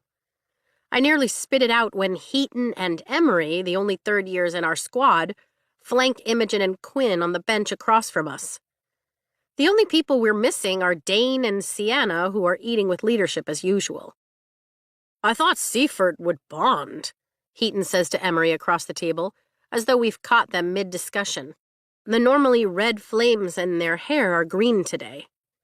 Other than losing to Sorengale, he nailed every challenge. He tried to kill Endarna. Shit, maybe I should have kept that to myself. Every head at the table turns toward me. My guess would be that Tairn told the others. I shrug. But Barlow bonded? Riddick questions. Though from what I've heard, his orange scorpion tail is on the smaller side. She is, Quinn confirms, which is why he's struggling this morning. Don't worry, I'm sure he'll make up for his lack of social standing in other ways, Rhiannon mutters, her gaze narrowing on my tray. You have to have some protein, Vi. You can't just survive on fruit. It's the only food I can be sure isn't tampered with, especially with Oren behind the counter. I busy myself with peeling an orange. Oh, for fuck's sake. Imogen scrapes 3 pieces of sausage onto my plate. She's right. You're going to need all your strength to ride, especially with a dragon as big as Tairn. I stare at the sausage. Imogen hates me just as much as Oren does. Hell, she's the one who broke my arm and ripped out my shoulder on assessment day. You can trust her, Tairn says, and I startle, dropping the orange. She hates me. Stop arguing with me and eat something. There's zero room for debate in his tone. My gaze rises to meet Imogen's, and she tilts her head, staring back in challenge. I use my fork to cut the link, then pop it into my mouth and chew, focusing on the conversation at the table again. What's your signet? Rhiannon asks Emery. Air rushes down the table, rattling the glasses. Air manipulation. Got it. That's epic. Riddick's eyes widen. How much air can you move? None of your business. He barely spares him a glance. Sorengale, after class is out today, you're mine, Imogen says. I swallow my current bite. I'm sorry? Her pale green eyes lock on mine. Meet me in the sparring gym. I'm already working with her on sparring, Rhiannon starts. Good. We can't afford her to lose any challenges. Imogen retorts. But I'm going to help you with weights. We need to strengthen the muscles around your joints before challenges resume. That's the only way you'll survive. The hairs rise on the back of my neck. And since when do you care about my survival? This isn't a squad thing. It can't be, not when she didn't give a shit before. Since now, she says, gripping her fork in her fist. But it's the lightning-fast glance toward the dais at the end of the hall that gives her away. Her concern isn't coming from the goodness of her heart. Something tells me it's an order. Squads are about to be condensed at morning formation. We'll be down to 2 in every section, she continues. Atos kept the highest number of his first years alive, hence the patch, so he'll be allowed to retain his squad. but we'll probably gain a few when they strip the squads from those who weren't as successful. As discreetly as I can, I look to my right, past the other fourth wing tables, and to the dais where Xaden sits with his executive officer and the section leaders, including Garrick, whose shoulders look like they should take up at least 2 seats. It's Garrick who looks my way first, his forehead lining with... What is that? Worry? Then he looks away. The only reason he'd be remotely worried... He knows. He knows my fate is tethered to Xaden's. My gaze snaps to Xaden and my chest tightens. So freaking beautiful. Apparently my body doesn't care that he's as dangerous as they come in the quadrant because heat rushes through my veins, flushing my skin. He's using a dagger to peel an apple, removing the rind in one long curl, and the blade continues its path as his eyes lift, locking with mine. My whole head tingles. Gods, is there any part of my body that doesn't physically react to the sight of him? He glances toward Imogen and back to me, and that's all it takes for me to know for certain. He's ordered her to help train me. Xaden Ryerson is now in the business of keeping his mortal enemy alive. A few hours later, after the squads are rearranged and the death roll is read, all the first-year riders and fourth wings stand in our newly issued flight leathers, waiting in front of our dragons on the flight field. The uniform is thicker than our usual one, with a full jacket I've buttoned over my dragon scale armor. And unlike our regular uniforms, whatever we choose them to be, flight leathers bear no insignia besides our rank at our shoulder and any leadership designation. No names, no patches, nothing that could give us away if we're separated from our dragons behind enemy lines. Just a lot of sheaths for weapons. I try not to think about possibly fighting in the war effort one day and focus on the organized chaos evolving on the flight field that morning. I can't miss the way the other cadets look at Tairn, or the wide berth the other dragons give him. Honestly, if I had those teeth bared at me, I'd back away too. No, you wouldn't, because you didn't. You stayed and defended Andarna. His voice fills my head, and I can tell from his tone there are places he'd rather be. Only because there was a lot going on at the moment, I respond. Andarna isn't coming this morning? She has no need for flight lessons when she can't bear you. Good point. Though it would have been nice to just see her. She's quieter in my head, too. Not as meddlesome as Tairn. I heard that. Now pay attention. I roll my eyes but focus on what Kaori is saying from the center of the field. His hand is up, using common lesser magic to project his voice so we can all hear.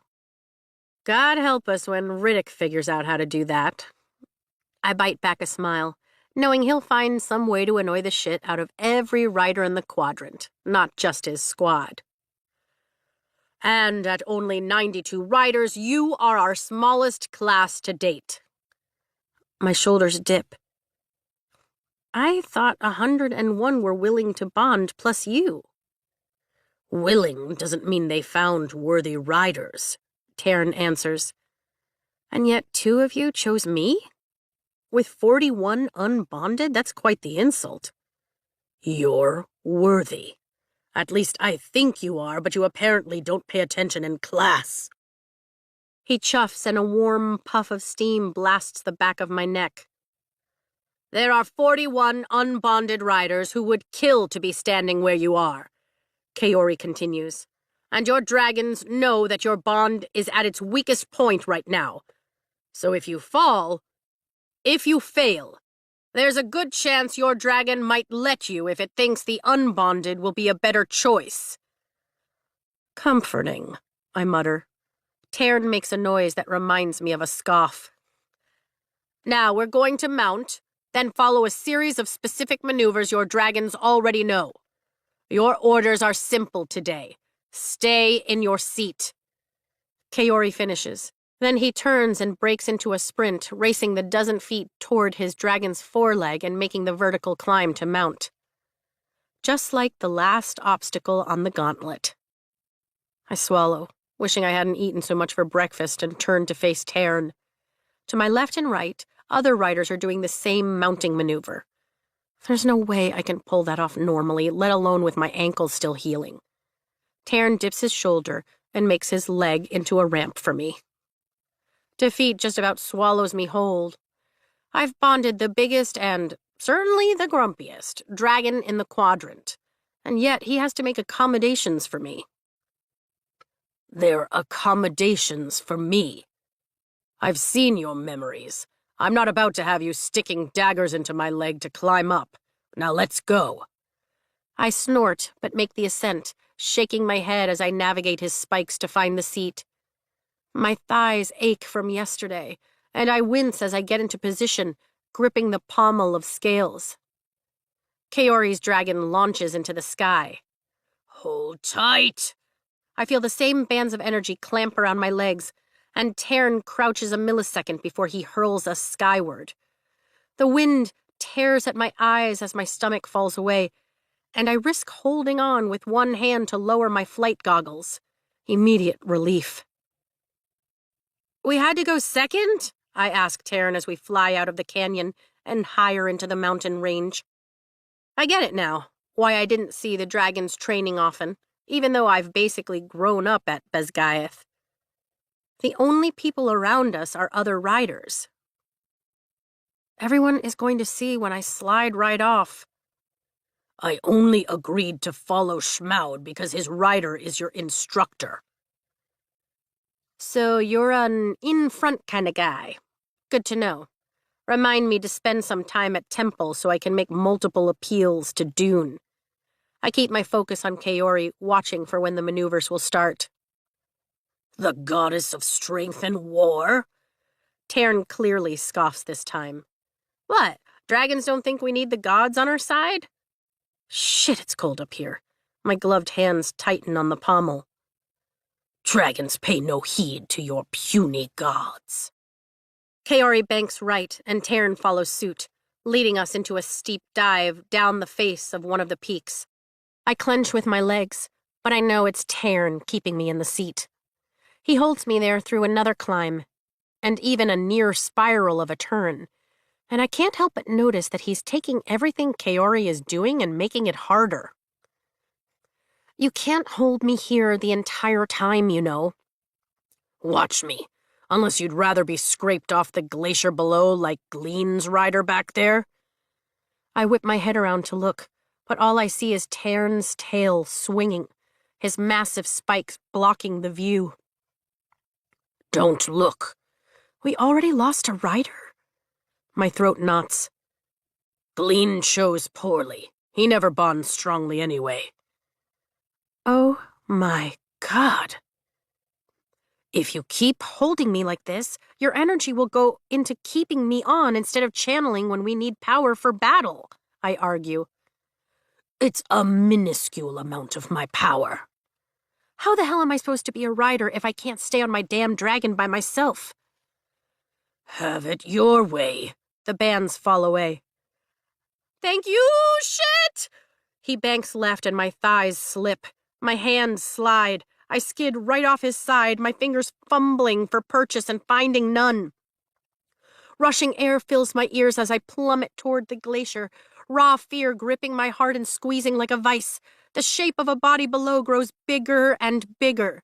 I'm yanked upward as Tairn's claws catch me, harnessing me just like he did during threshing. He climbs high, then tosses me again, but at least I'm prepared for impact this time as his back rises to meet my falling bottom. There's a disgusted roar of something I don't understand in my head. What the hell does that mean? I scramble for the seat and get myself into position as he flies level. The closest translation for humans is probably, for fuck's sake. Now, are you going to stay in your seat this time? He dips back into formation, and I manage to stay on. I have to be able to do this by myself. We both need me to do this, I argue. Stubborn silver human, Tairn mutters, following Kaori into a dive. I fall again, And again, and again. Later that evening, after dinner, I make my way to the sparring gym. Everything hurts from how many times I slid off Taryn's back, and I'm pretty sure there are bruises under my arms from him catching me. I'm through the rotunda and crossing into the academic wing when I hear Dane calling my name, jogging to catch up with me. I wait for that familiar swell of happiness that we might have a minute alone, but it doesn't come. Instead, there's a sea of awkwardness that I don't know how to navigate. What the hell is wrong with me? Dane is gorgeous and kind and a really, really good man. He's honorable and my very best friend, so why don't we have any chemistry? Rhiannon said you were headed this way, he says once he reaches my side, concern knitting his brow. I'm going to work out. I force a smile as we turn the corner where the gym is just ahead of us. The large, arched doors open. You didn't get enough during flight today? He touches my shoulder and stops. So I do too, pivoting to face him in the empty hallway. I definitely fell enough today. I checked the bandage on my arm. At least I didn't tear open my stitches. His jaw works. I honestly thought you'd be all right once Taryn chose you. And I will be, I assure him, my voice rising. I just need to strengthen my muscles to stay seated through maneuvers. And Taryn insists on making everything harder than what Kaori is doing. For your own good. Are you always around? I snap back mentally. Yes, get used to it. I fight the urge to growl at the intrusive, overbearing, still here. Violet? Dane asks. Sorry, I'm not used to Taryn butting into my thoughts. It's a good sign. Means your bond is strengthening. And honestly, I'm not sure why he's giving you a hard time with maneuvers. It's not like there's any aerial threat out there besides griffins. And we all know one breath of fire means those birds are goners. Tell him to ease up on you. Tell him to mind his own business. I'll, do that. I bite back a laugh. Take it easy on him. He's my best friend. Taryn snorts.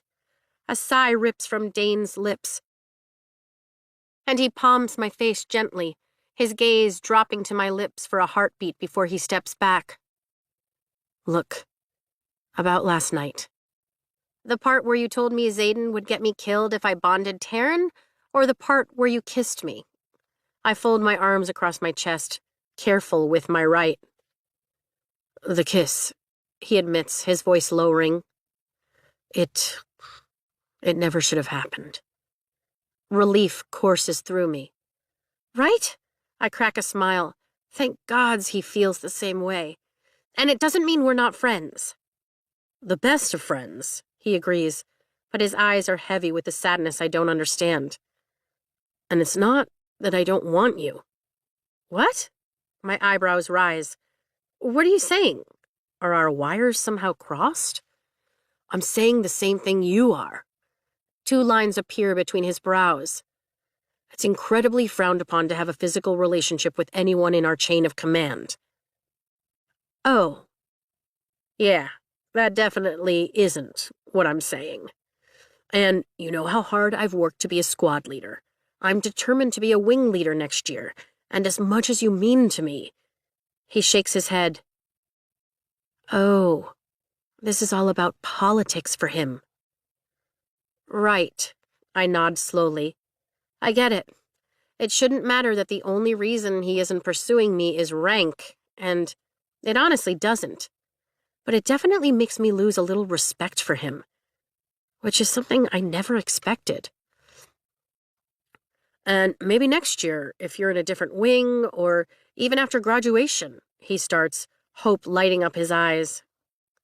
Sorengale, let's go. I'm not sitting around all night. Imogen calls from the doorway, her arms folded across her chest. If our squad leader is done with you, that is. Dane rears back, glancing between Imogen and me. She's training you? She offered, I shrug. Squad loyalty and all that, blah, blah. Imogen offers a smile that doesn't reach her eyes. Don't worry, I'll take good care of her. Bye, Atos. I toss Dane a quick smile and walk away, refusing to look over my shoulder to see if he's still there. She quickly follows after me, then leads me toward the corner on the left where the glass meets stone, and pushes open a door I've never taken the time to notice before. The room is lit with mage lights and full of a variety of wooden machinery with racks and ropes and pulleys, benches with levers and bars attached to the wall. And on the other side, doing push-ups on a mat, is one of the first-year tears I saw in the woods that night. Garrick crouched down next to her, urging her on. Don't worry, Sorengale. Imogen coos in a saccharine sweet tone. There's only 3 of us in here. You're perfectly safe. Garrick turns, his gaze meeting mine, even as he continues calling off reps for the other first year. He nods once, then goes back to his task. You're the only one I worry about, I say as she leads me to a machine with a polished wooden seat and 2 cushioned squares that meet in front of it at knee height. She laughs, and I think it's the first genuine sound I've heard her make. Fair point. Since we can't work that ankle of yours or your arms until they heal, we're going to start with the most important muscles you have for staying on a dragon. She glances down my body and sighs with obvious distaste. Those weak-ass inner thighs. You're only doing this because Xaden is making you, right? I ask, parking my ass in the seat of the machine with the cushioned wood between my knees as she makes adjustments. Her eyes meet mine and narrow. Rule number 1? He's Ryerson to you, first year. And you never get to question me about him. Ever. That's 2 rules. I'm starting to think my first guess about them is right. With that kind of fierce loyalty, they have to be lovers. I am not jealous. Nope. That pit of ugliness spreading inside my chest isn't jealousy. It can't be. She scoffs and pulls a lever that puts immediate tension on the wood, and they rush outward, separating my thighs. Now get to work. Push them back together. 30 reps. Chapter 18. A quote from Colonel Daxton's Guide to Excelling in the Scribe Quadrant. There is nothing more sacred than the archives. Even temples can be rebuilt, but books cannot be rewritten. The wooden library cart squeaks as I push it over the bridge that connects the Writer's Quadrant to the Healer, and then past the clinic doors into the heart of Besgaeth. Mage lights illuminate my way down the tunnels as I take a path so familiar that I could walk it with my eyes shut. The scent of earth and stone fills my lungs the deeper I descend, and the stab of longing that's hit me nearly every day for the past month since I was assigned to archives duty isn't quite as sharp as it was yesterday, and that wasn't as sharp as the day before. I nod to the first-year scribe at the entrance to the archives, and he jumps out of his seat, hurrying to open the vault-like door. Good morning, Cadet Sorengale, he says, holding the entrance open so I can pass. I missed you yesterday. Good morning, Cadet Pearson. I offer him a smile as I push the cart through. As quadrant chores go, I've scored my favorite. I wasn't feeling well. I'd had dizzy spells all day, no doubt from not drinking enough water, but at least I'd been able to rest. The archives smell like parchment, bookbinding glue, and ink. They smell like home. Rows of 20-foot-high shelves run the length of the cavernous structure, and I soak in the sight as I wait by the table nearest the entrance, the place where I spent the majority of my hours these past 5 years. Only scribes may pass any farther, and I am a rider. The thought brings a smile to my lips as a woman approaches in a cream tunic and hood, a single rectangle of gold woven onto her shoulder. A first year. When she pulls the fabric from her head, bearing long brown hair, and brings her gaze to meet mine, I full-on grin. I sign. Jacinia! Cadet Sorengale, she signs back. Her bright eyes sparkle, but she smothers her smile. For just this second, I abhor the rituals and customs of the scribes. There would be nothing wrong with pulling my friend into a hug, but she'd be chastised for a loss of composure. After all, how could we know how earnest the scribes are about their work, how dedicated they remain, if they were to crack a smile? It's really good to see you, I sign, and can't quit grinning. I knew you'd pass the test. Only because I studied with you for the past year, she signs back, pressing her lips together so they don't curve upward.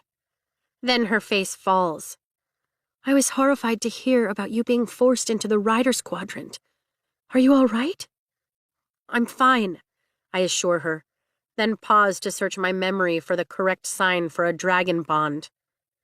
I'm bonded, and my feelings are complicated, but I think about the way it felt to soar on Tairn's back, the gentle nudges from Andarna to keep going when I thought my muscles might give out during Imogen's training sessions, and my relationships with my friends. And I can't deny the truth. I'm happy. Her eyes widen. Aren't you constantly worried you're going to... She glances left and right, but there's no one near enough to see us. You know, die? Sure, I nod, but oddly enough, you kind of get used to that. If you say so, she looks skeptical. Let's get you taken care of. Are these all returns? I nod and reach into the pocket of my pants for a small scroll of parchment and hand it to her before signing. And a few requests from Professor De Vera. The writer in charge of our small library sends a list of requests and the returns every night, and I fetch them before breakfast, which is probably why my stomach is growling. Burning all the extra calories from a combination of flight, Rhiannon's sparring lessons, and Imogen's torture sessions means I have an all-new capacity for food. Anything else? She asks after putting the scroll in a hidden pocket in her robes. Maybe it's being in the archives, but a stab of homesickness nearly bowls me over. Any chance you guys have a copy of The Fables of the Baron? Mira was right. I had no business bringing the Book of Fables with me, but it would be nice to spend an evening curled up with a familiar story. Jacinia's brow furrows. I'm not familiar with that text. I blink. It's not for academics or anything, just a collection of folklore my dad shared with me. A little on the dark side, honestly, but I love it. I think for a moment. There's no sign for wyvern or venin, so I spell them out. Wyvern, venin, magic, the battles of good and evil. You know, the good stuff. I grin. If anyone understands my love of books, it's Jacinia. I've never heard of that one, but I'll look for it while I pull these. Thank you. I'd really appreciate it. Now that I'm going to be the one wielding magic, I could use a few good folk tales of what happens when humans defile the power channeled to them. No doubt they were written as a parable to warn us of the dangers of bonding dragons. But in Navarre's 600-year history of unification, I've never read of a single rider losing their soul to their powers. The dragons keep us from that. Jacinia nods and pushes the cart, disappearing into the shelves. It usually takes about 15 minutes to gather the requests that come in from both professors and cadets in my quadrant. But I'm more than content to wait. Scribes come and go, some in groups as they train to become our kingdom's historians, and I found myself staring at every hooded figure, searching for a face I know I can't find. Searching for my father. Violet? I turn to the left and see Professor Markham leading a squad of first-year scribes. Hello, Professor. Keeping my face emotionless around him is easier because I know he'll expect it. I didn't realize you had library chore duty. He glances toward the spot in the shelves where Jacinia disappeared. Are you being helped? Jacinia, I cringe. I mean, Cadet Nailwort is most helpful. You know, he says to the squad of 5 as they arc around me. Cadet Sorengale here was my prized student until the Riders' Quadrant stole her away. His gaze meets mine under his hood. I had hoped she would return, but alas, she has bonded to not 1, but 2 dragons. A girl to his right gasps, then covers her mouth and mutters an apology. Don't worry, I felt the same way, I tell her.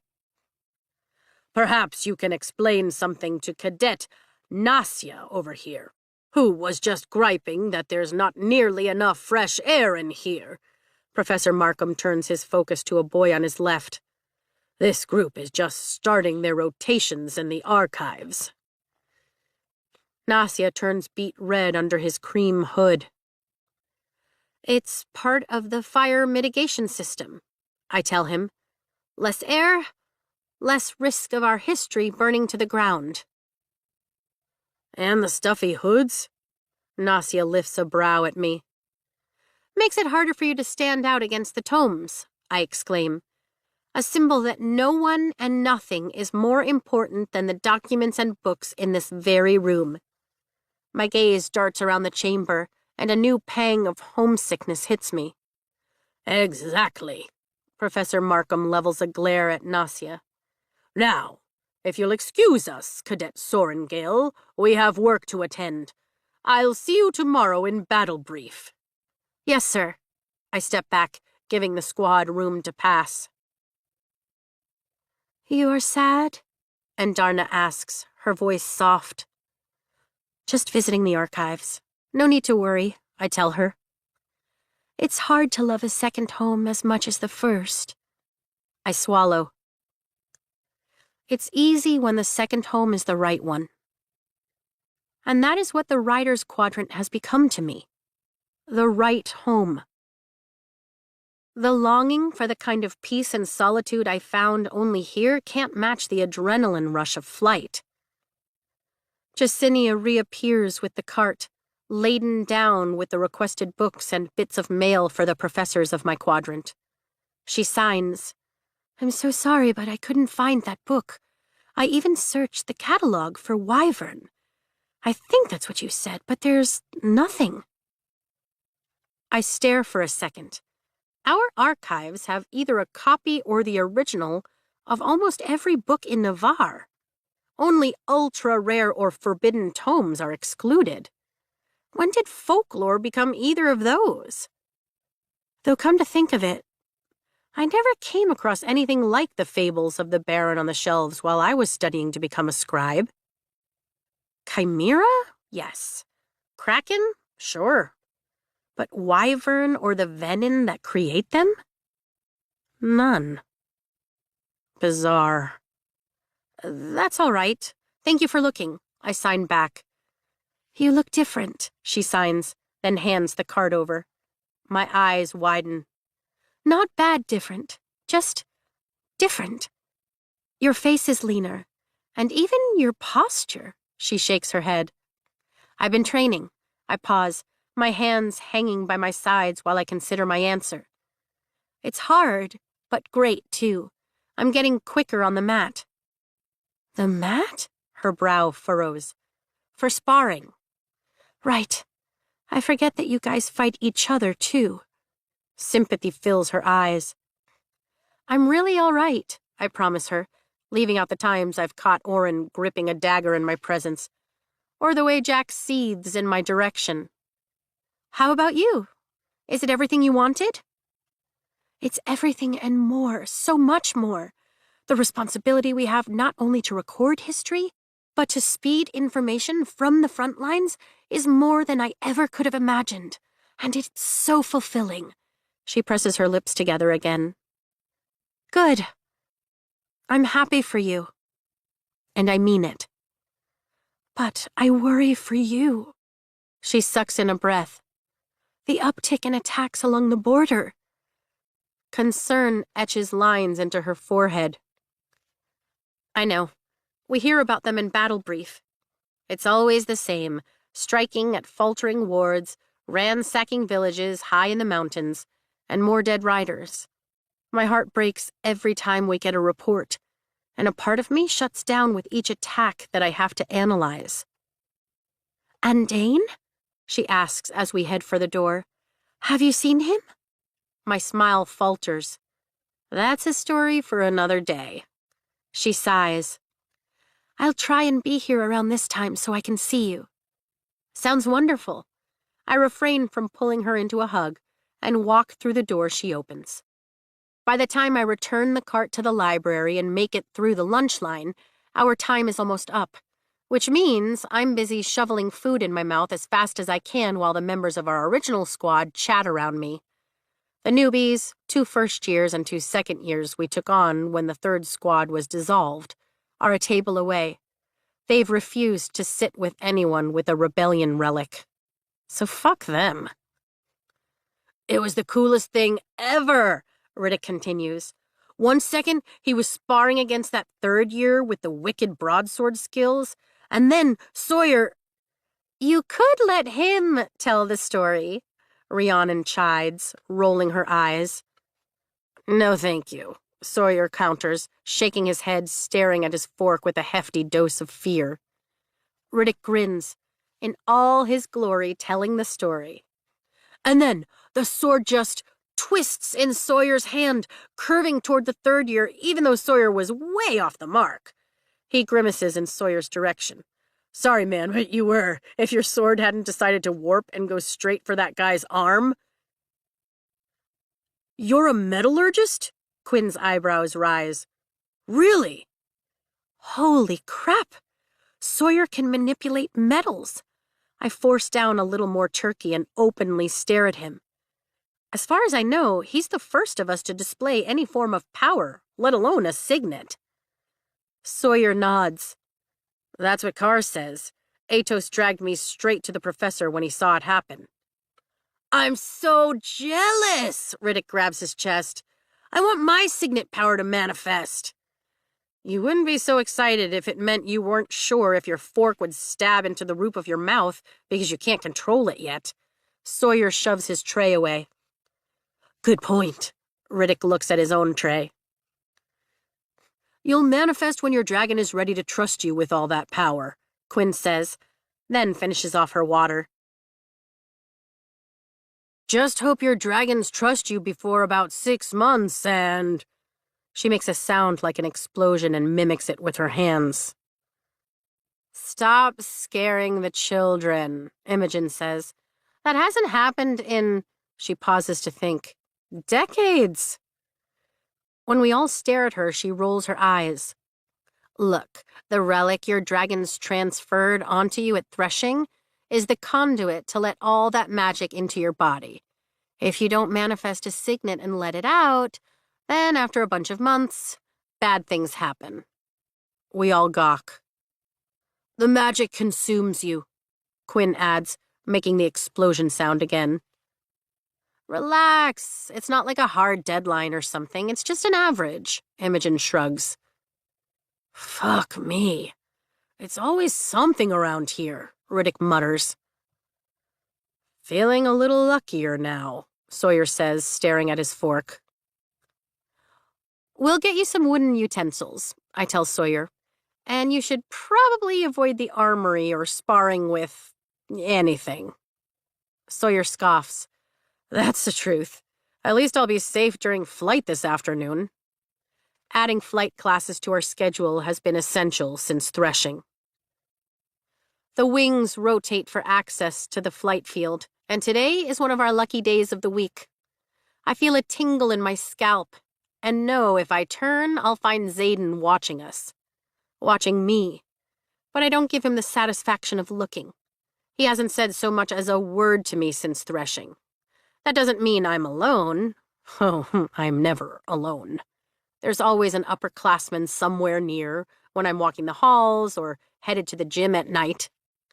And they all have rebellion relics. "I like it better when we have it in the morning," Rhiannon says, her face souring. "It's way worse after we've eaten breakfast and lunch." "Agreed," I managed between mouthfuls. "Finish the turkey," Imogen orders. "I'll see you tonight." She and Quinn clear their trays, taking them back to the window for scullery. Is she any nicer when she's training you? Rhiannon asks. No, but she's efficient. I finish the turkey as the room begins to clear, and we all make our way toward the scullery window.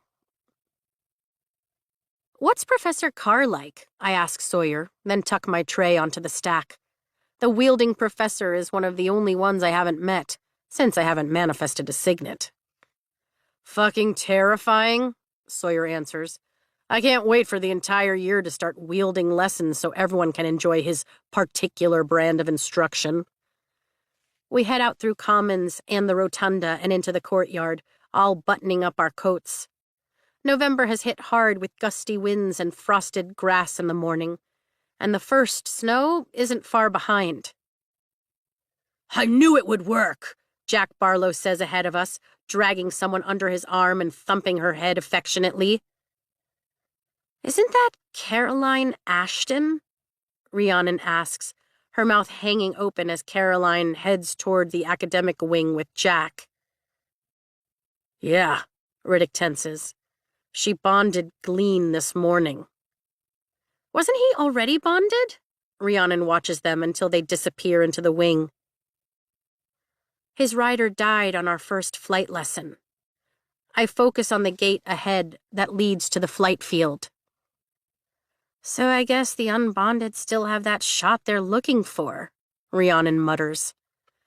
Yeah, Sawyer nods, his features tense. They do. You only fell about a dozen times that trip, Taryn remarks as we land on the flight field. I can't tell if that's a compliment or not. I take deep breaths and try to calm my racing heart. Take it as you wish. I mentally roll my eyes and scoot out of the seat as he dips his shoulder so I can slide down his foreleg. The move has become so practiced that I barely even notice that other riders are capable of leaping to the ground or descending the proper way. Besides, you can make it easier, you know. Oh, I know. I'm not the one putting us into spirals with steep banks while Kaori is teaching plain dives. My feet hit the ground of the field, and I arch an eyebrow at Taryn. I'm training you for battle. He's teaching you parlor tricks. He blinks a golden eye at me and looks away.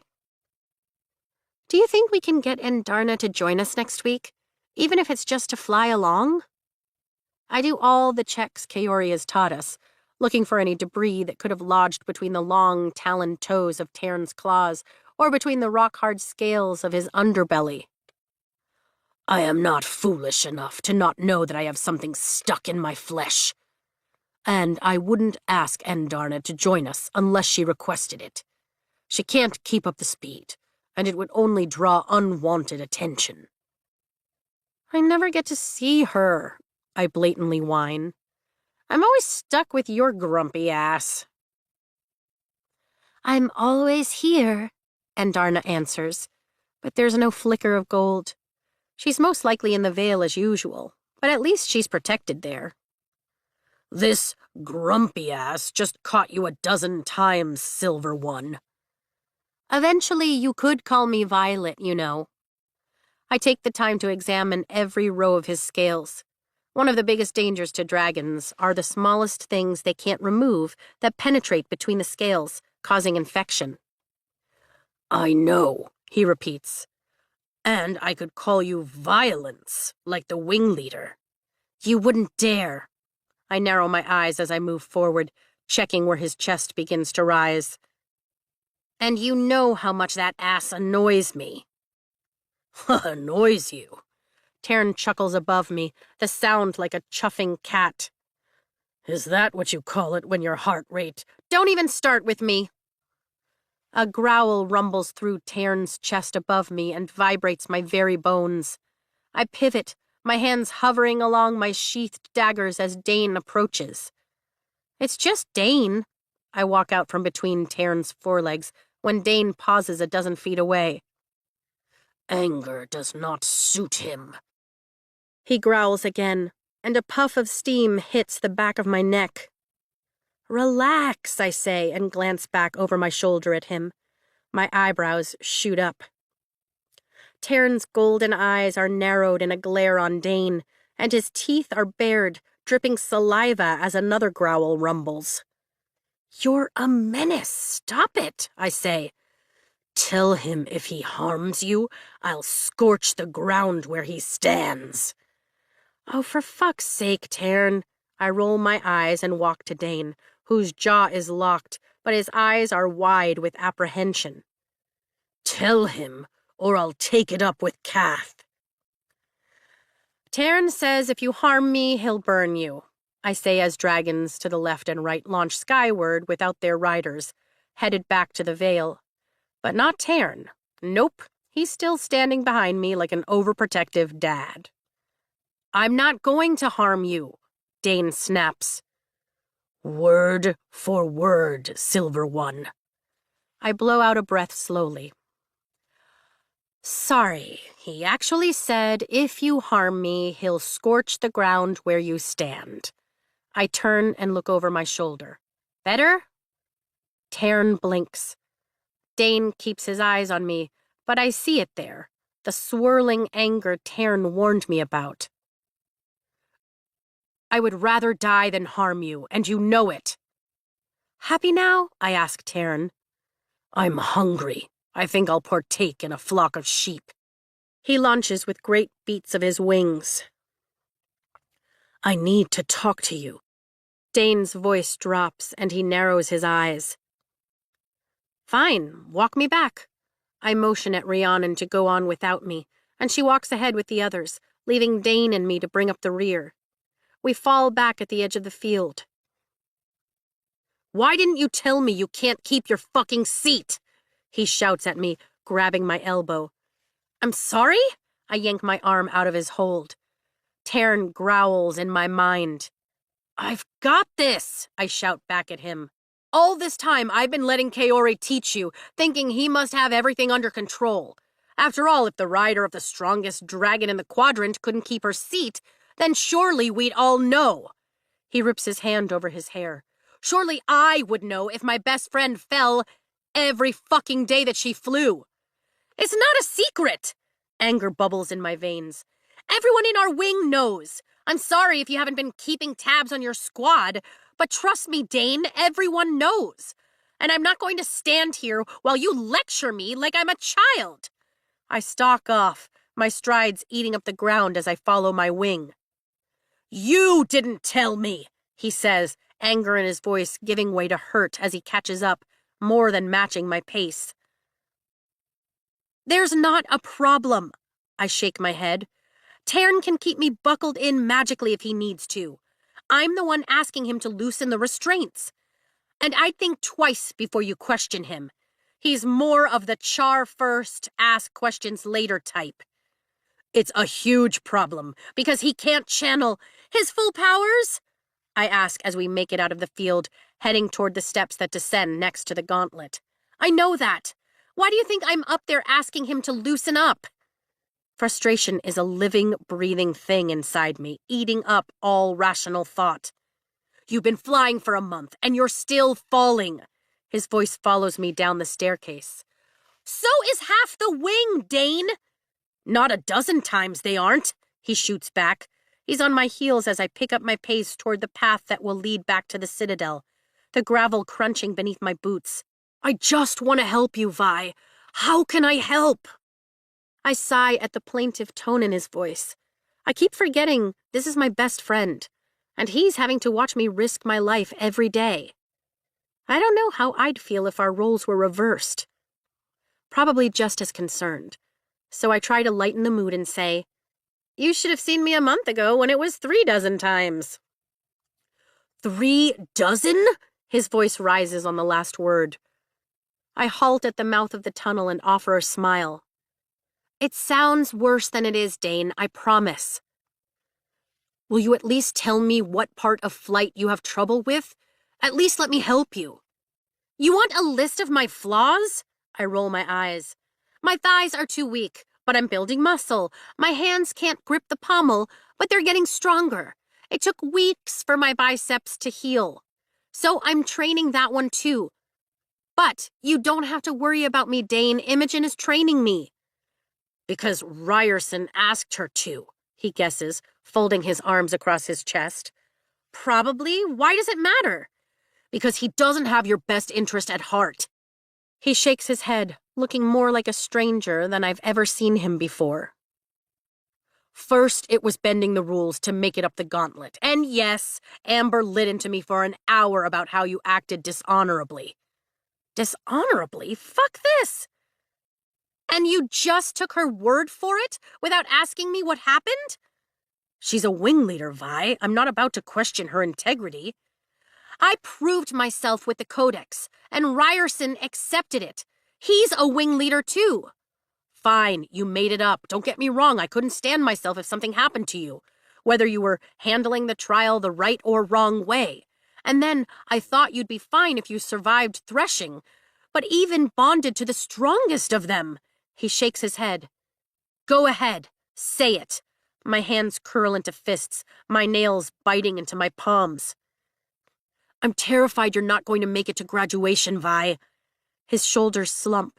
You know exactly how I feel about you, whether or not I can do anything about it, and I'm terrified. It's that last line that does me in. Laughter bubbles up through my throat and escapes. His eyes widen. This place cuts away the bullshit and the niceties, revealing whoever you are at your core. I repeat his words from this summer. Isn't that what you said to me? Is this who you really are at your core?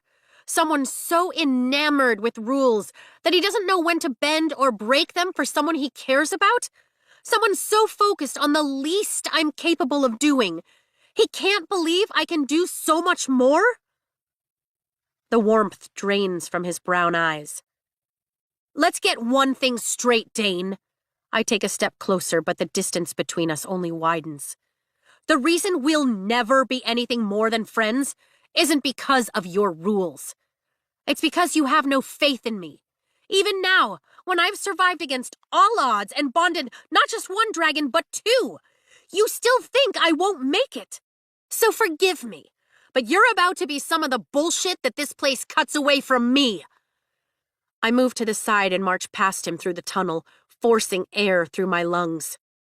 Other than the last year, when he entered the Riders Quadrant, I can't remember a time without Dane in my life. But I can't take his constant pessimism about my future anymore.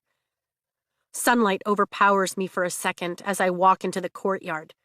Classes are out for the afternoon, and I see Xaden and Garrick leaned up against the wall of the academic building like gods surveying their domain.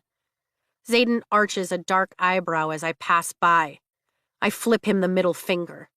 I'm not taking his shit today either. Everything all right? Rhiannon asks as I catch up to her and the guys.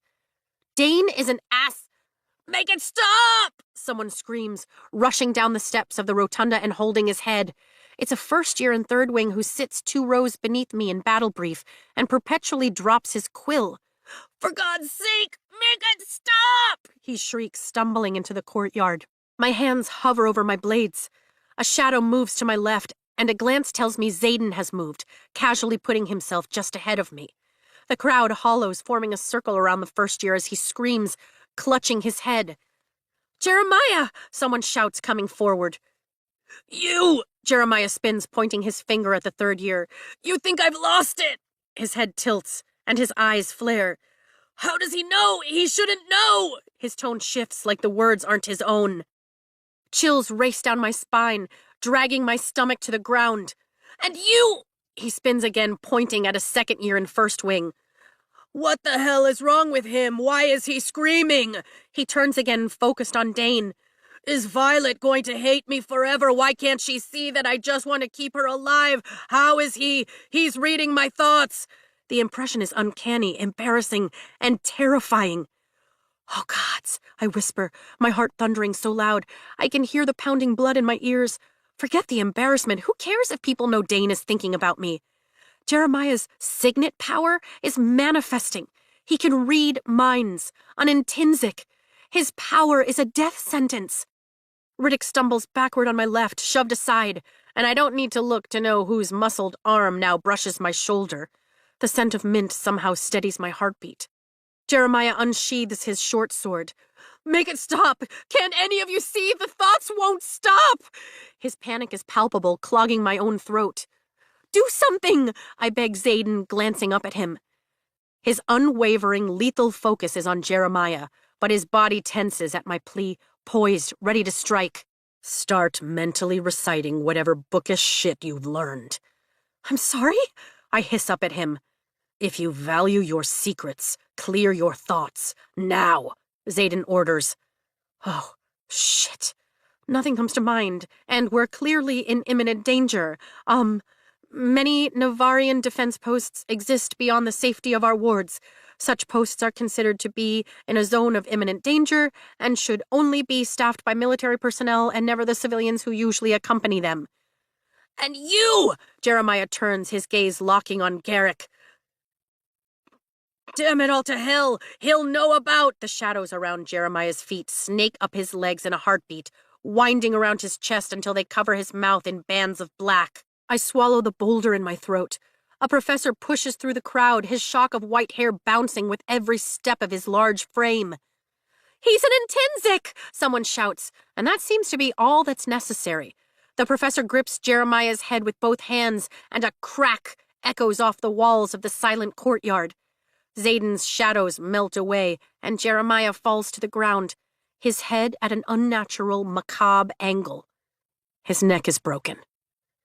The professor bends down and lifts Jeremiah's body with surprising strength, carrying him into the rotunda.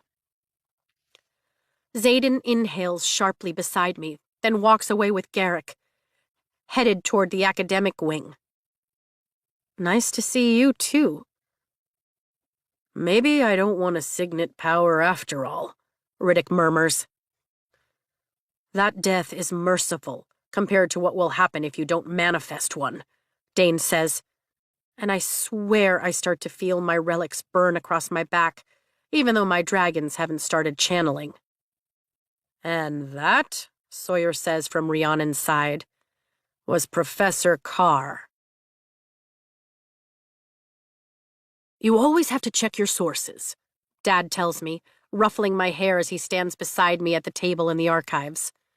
"Remember that first-hand accounts are always more accurate. But you have to look deeper, Violet. You have to see who is telling the story." "But what if I want to be a writer?" I ask with the voice of a much younger version of me.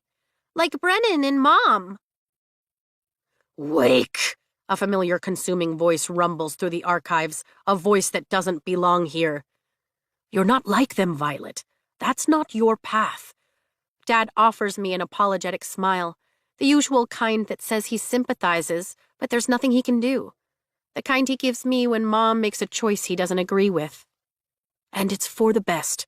Your mother has never understood that while riders may be the weapons of our kingdom, it's the scribes who have all the real power in this world."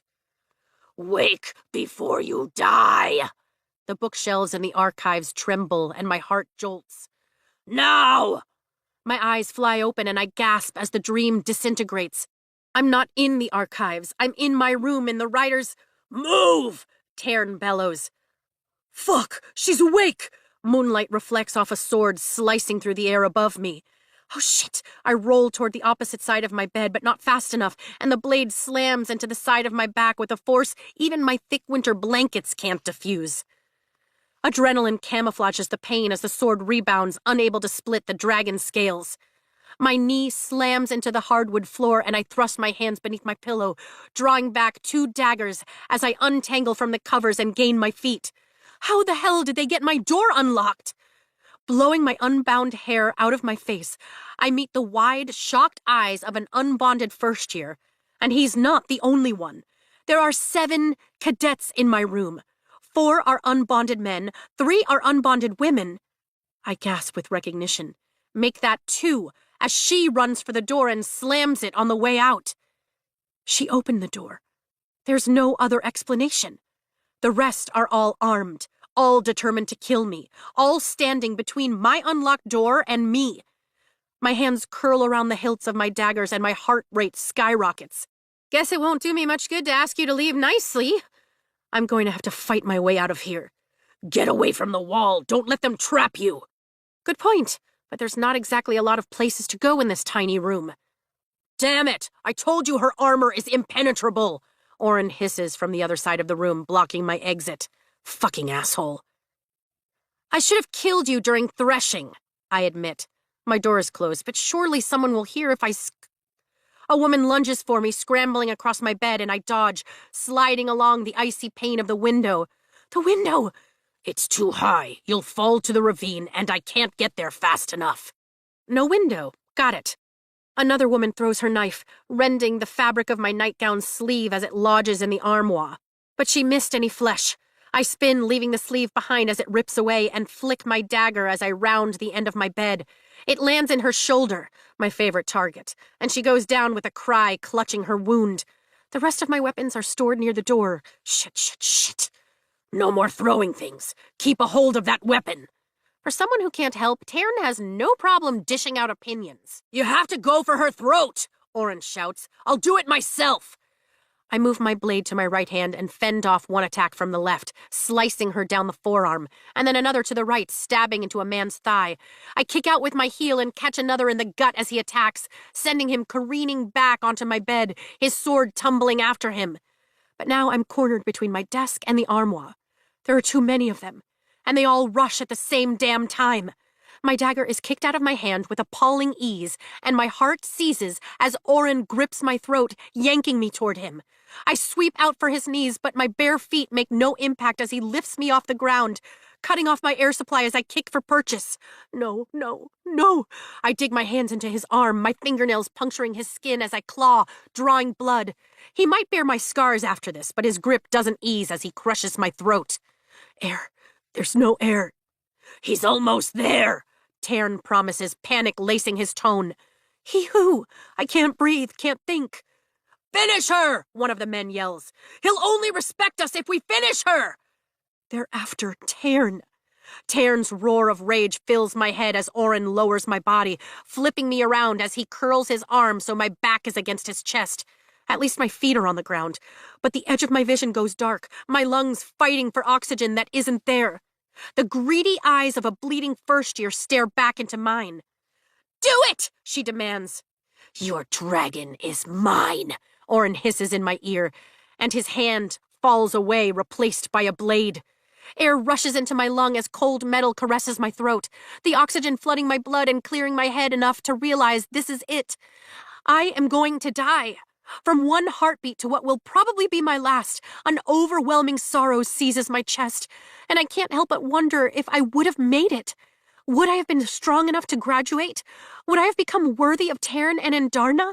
Would I have finally made my mother proud? The knife tip touches my skin. My bedroom door flies open, the wood splintering as it slams against the stone wall, but I don't have a chance to turn to see who is standing there before a shriek pierces my vision. Mine! Andarna screams. Skin-prickling energy zings down my spine, then rushes to my fingertips and toes, and the next breath I take is in total, complete silence. Go! Andarna demands. I blink and realize the first year in front of me doesn't. She isn't breathing, isn't moving. No one is. Everyone in this room is frozen in place. Except me. Chapter 19. A quote from Navarre, An Unedited History by Colonel Lewis Markham. In response to the Great War, dragons claimed the western lands and griffins the central ones, abandoning the barrens and the memory of General Daramore, who nearly destroyed the continent with his army. Our allies sailed home, and we began a period of peace and prosperity as the provinces of Navarre united for the first time behind the safety of our wards, under the protection of the first bonded riders. What the hell? It's as if everyone in my room has turned to stone. But I know that can't be true. Oren's body is warm behind me, his skin malleable under my fingers as I shift my grip and shove his bloody forearm, forcing the blade away from my neck. A single drop of blood drips from the sharp tip, splattering on the hardwood, and there's a trickle of wetness down my throat. "Quick, I can't hold it!" and Darna urges, her voice thready. She's doing this? I gulp heaving breaths through my battered windpipe and duck under Oren's forearm, freeing myself, then sidestep quickly in the silence. Complete, unearthly silence. The clock on my desk isn't ticking as I squeeze between Oren's elbow and a giant guy who used to be from Second Wing. No one breathes. Their gazes are frozen. To the left, the woman I sliced open is hunched over, clutching her forearm, and the man I stabbed is leaned against the wall on the right, staring in horror at his thigh. I mark time in thunderous heartbeats as I stumble into the only open space in my room, but my path to the now open door isn't clear. Xaden fills the doorway like some kind of dark, avenging angel, the messenger of the queen of the gods. He's fully dressed, his face a mask of veritable rage as shadows curl from the walls on either side of him, hanging in midair. For the first time since crossing the parapet, I'm so fucking relieved to see him that I could cry. And Darna gasps in my mind, and chaos resumes. Nausea clenches my stomach. "It's about damn time," Taryn rumbles. Xaden's gaze snaps to mine, his onyx eyes flaring in shock for no longer than a millisecond before he strides forward, his shadows streaming before him as he stands at my side. He snaps his fingers, and the room illuminates, mage lights hovering above us. "You're all fucking dead." His voice is eerily calm, and all the scarier for it. Every head in the room turns. "Ryerson!" Oren's dagger clatters to the floor. "You think surrendering will save you?" Xaden's lethally soft tone sends goosebumps up my arms. "It is against our code to attack another rider in their sleep." "But you know he never should have bonded her!" Oren puts his hands up, his palms facing us. "You of all people have reason enough to want the weakling dead. We're just correcting a mistake." "Dragons don't make mistakes." Xaden's shadows grab every assailant but Oren by the throat, then constrict.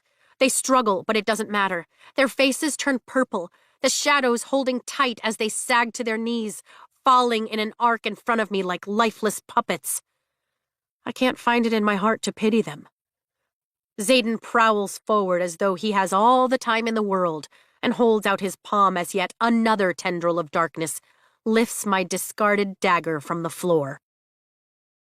"Let me explain." Oren eyes the dagger, and his hands tremble. "I've heard everything I need to hear." Xaden's fingers curl around the hilt.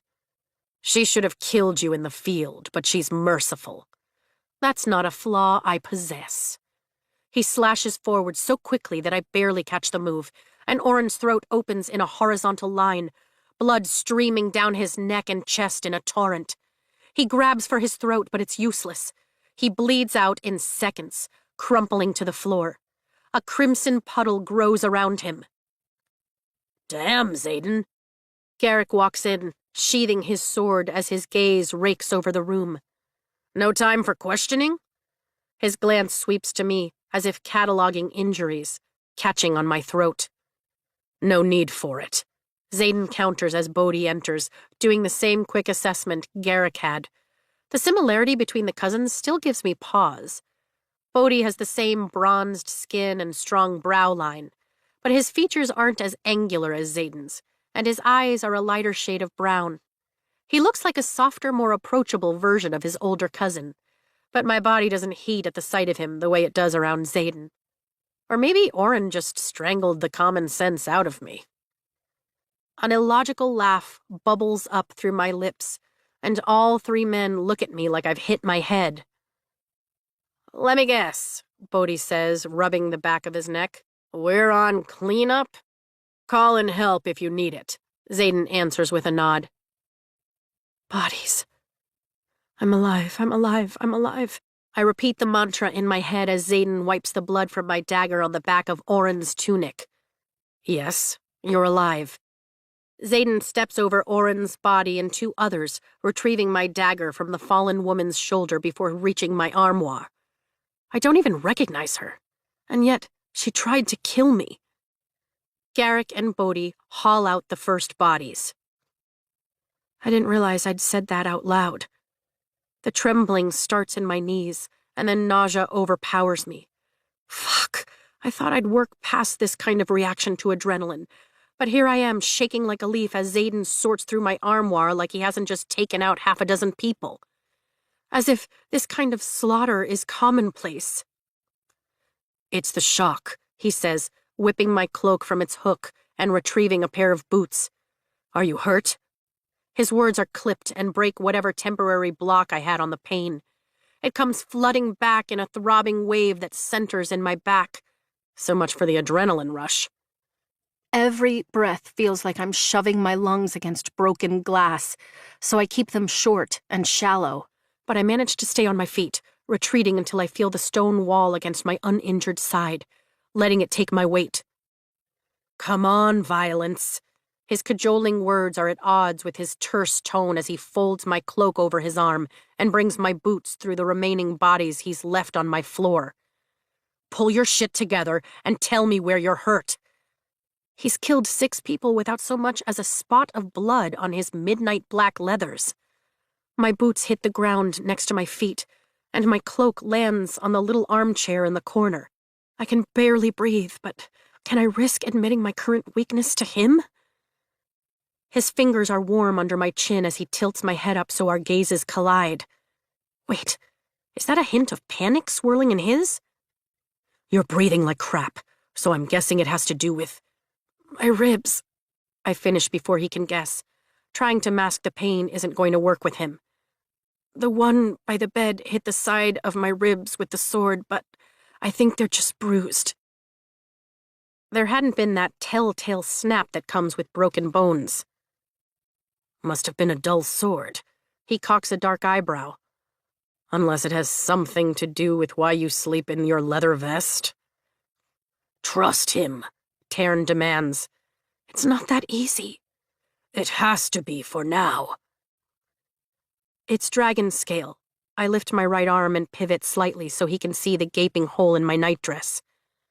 Mira made it for me. It's why I've lived this long. He glances between our bodies, his mouth tensing before he nods once. Ingenious. Though, I'd say there are multiple reasons for why you've made it this far. Before I can argue that point, his gaze shifts to my throat and narrows at what I imagine has to be the purple imprint of a hand. I should have killed him slower. I'm fine. I'm not. His focus snaps back to my eyes. Never lie to me. He says it with such ferocity, bit out through gritted teeth, that I can't help but nod in promise. It hurts, I admit. Let me see. I open and shut my mouth twice. Is that a request or a demand? Your pick, as long as I get to see if that fucker broke your ribs. His hands curl into fists. 2 other men walk in through the open door. Garrick and Bodhi followed closely after. They're all dressed. Fully clothed at... I glance at the clock. 2 a.m. Take those 2, and we'll get the last ones, Garrick orders, and the others get to work, carrying the last of the bodies out through the door. I can't help but notice they all have rebellion relics shimmering up their arms, but I keep the observation to myself. Thank you, Zayden says, then flicks his hand, and my door shuts with a soft click. Now, let me see your ribs. We're wasting time. I swallow, then nod. Better to know now if they're broken anyway. I turn my back on him, but I can see his face in the full-length mirror as I shrug out of the billowing sleeves of my nightdress, holding the material above my breasts as it dips in the back to my waist. You'll have to... I know how to handle a corset. His jaw flexes once, and something that reminds me of raw hunger flitters across his expression before he locks it down, drawing my hair over my shoulder with surprising gentleness.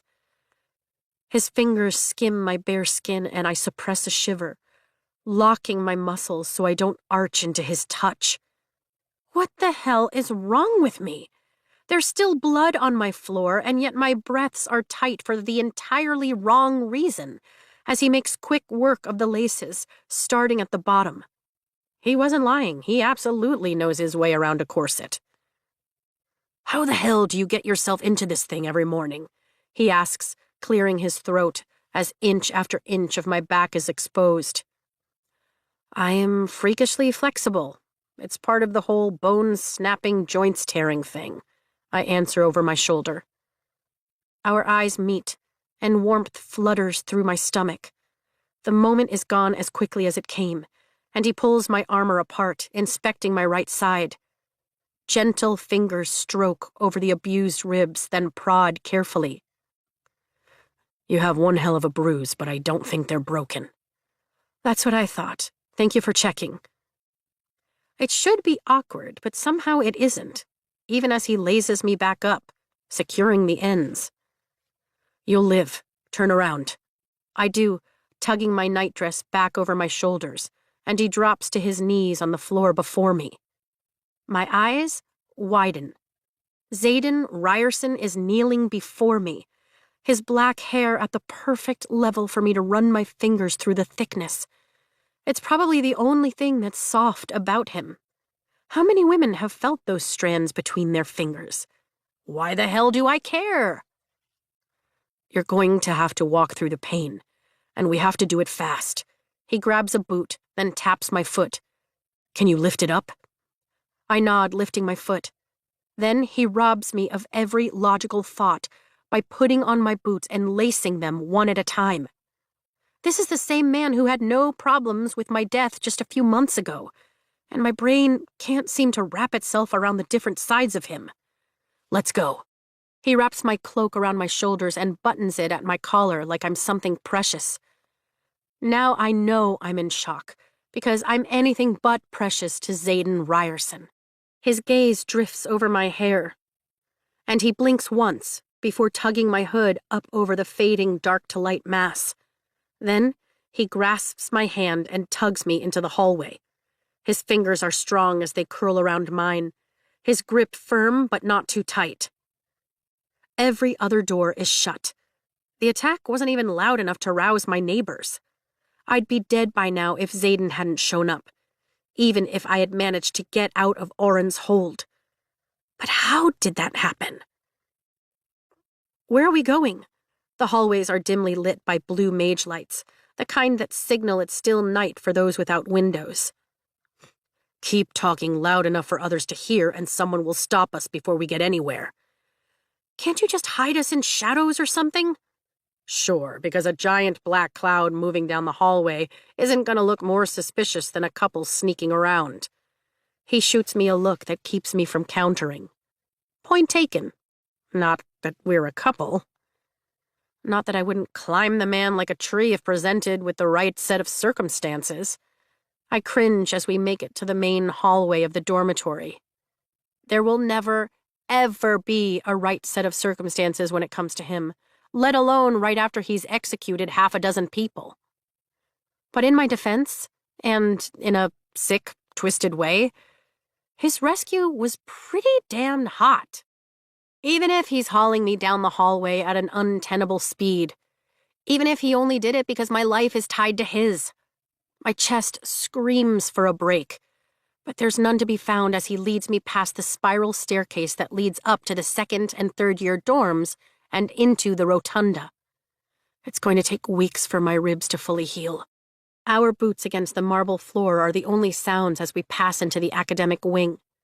Instead of turning left, toward the sparring gym, he takes us right, down a set of stairs that I know leads to storage. Halfway down the steps, he pauses, and I nearly run into the sword strapped to his back. Then he gestures with his right hand, keeping mine in his left. Click. Xaden pushes on the stones and a hidden door swings open. "Holy shit!" I whisper at the expansive tunnel revealed before us. "Hope you're not afraid of the dark." He pulls me inside, and suffocating darkness envelops us as the door closes. "This is fine. This is absolutely fine. But just in case you are, Xaden says, his voice at full volume as he snaps. A mage light hovers above our head, illuminating our surroundings.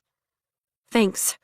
The tunnel is supported by arches of stone and the floor is smooth, as though it's been traveled more than its entrance lets on. It smells like earth, but isn't dank, and it goes on for what seems like an eternity. He drops my hand and starts walking. Keep up. You could, I wince. Fuck, my chest hurts. Be a little more considerate. I trudge after him, dropping my hood. I'm not going to baby you like Atos does, he says without turning around. That's only going to get you killed once we get out of Basgaeth. He doesn't baby me. He does, and you know it. You hate it, too, if the vibe I'm picking up on is any indication. He falls back to walk at my side. Or did I read that wrong? He thinks this place is too dangerous for someone like me, and after what just happened, I'm not sure I can really argue with him. I was asleep. That's the only time we're supposed to be guaranteed safety around here. I don't think I'll bother sleeping again. I shoot a look sideways at his irritatingly gorgeous profile. And if you even think about suggesting that you sleep with me for safety from now on, he scoffs. Hardly. I don't fuck first years, even when I was one, let alone you.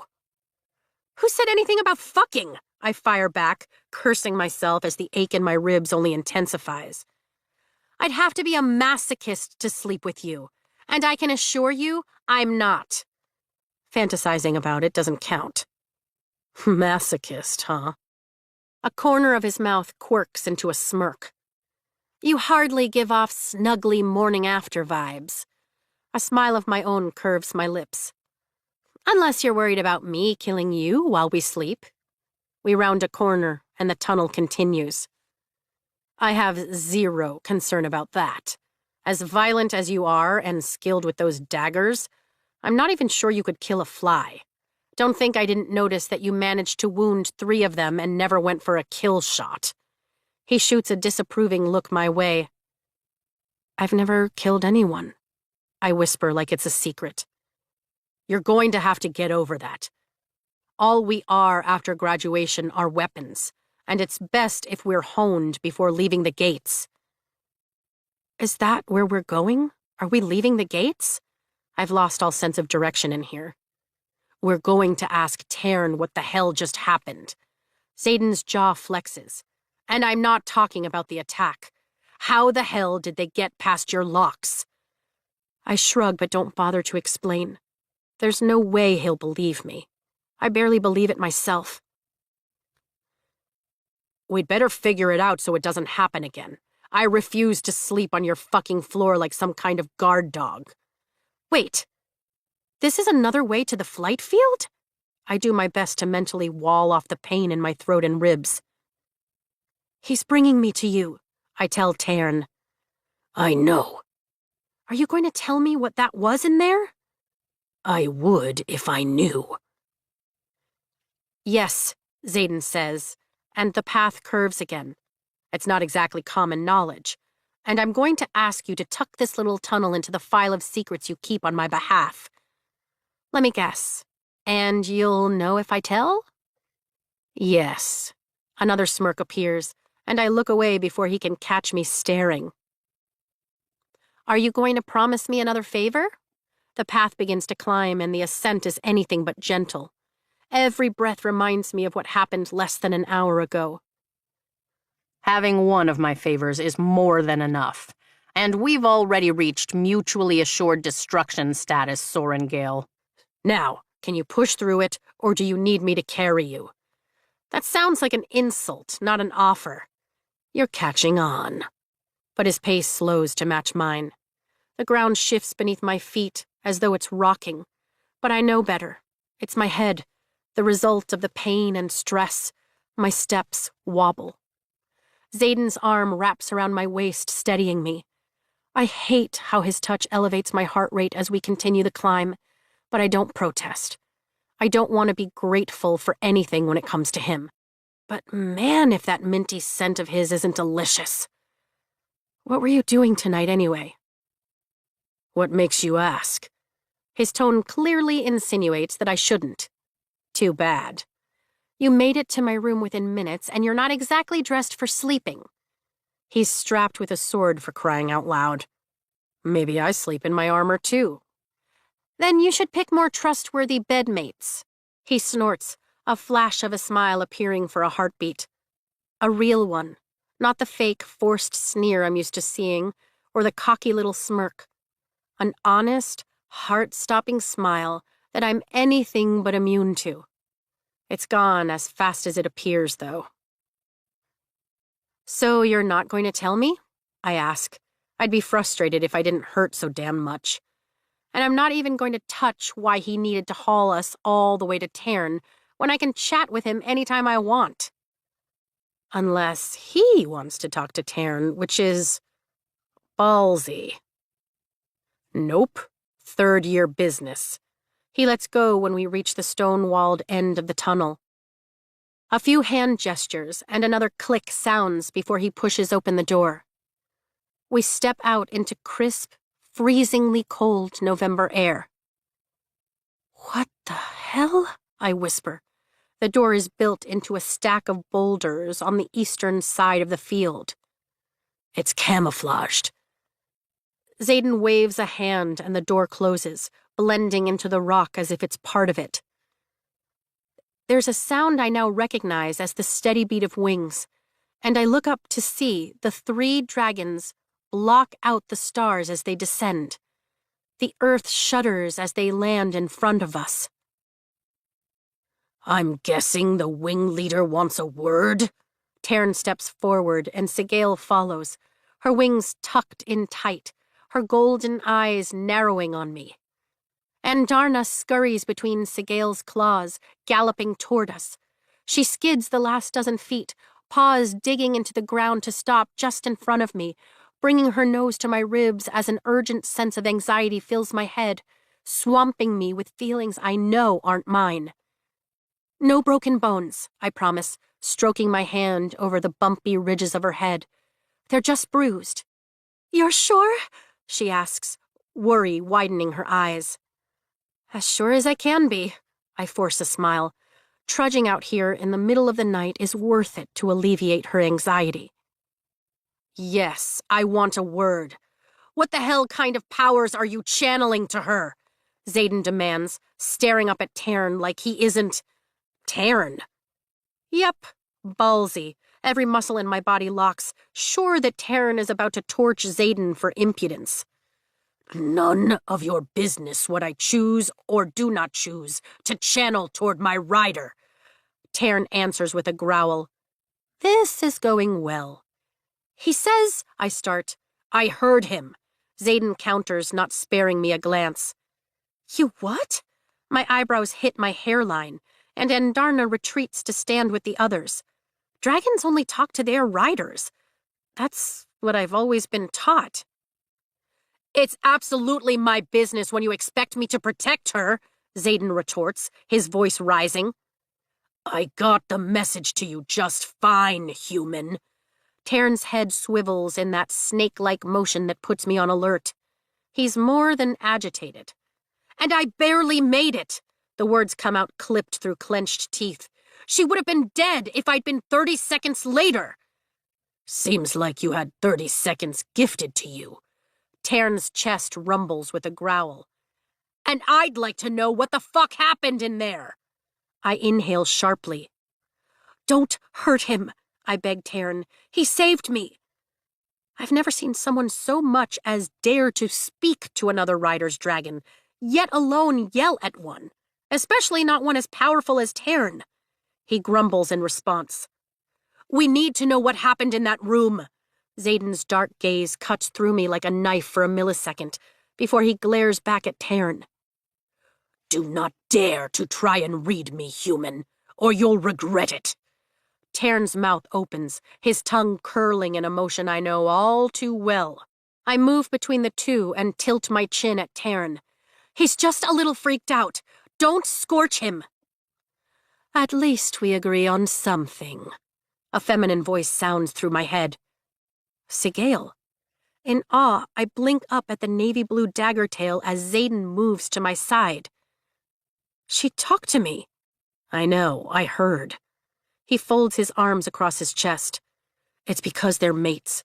It's the same reason I'm chained to you. You make it sound so pleasant. It's not. He turns to face me. But you and I are exactly that, Violence.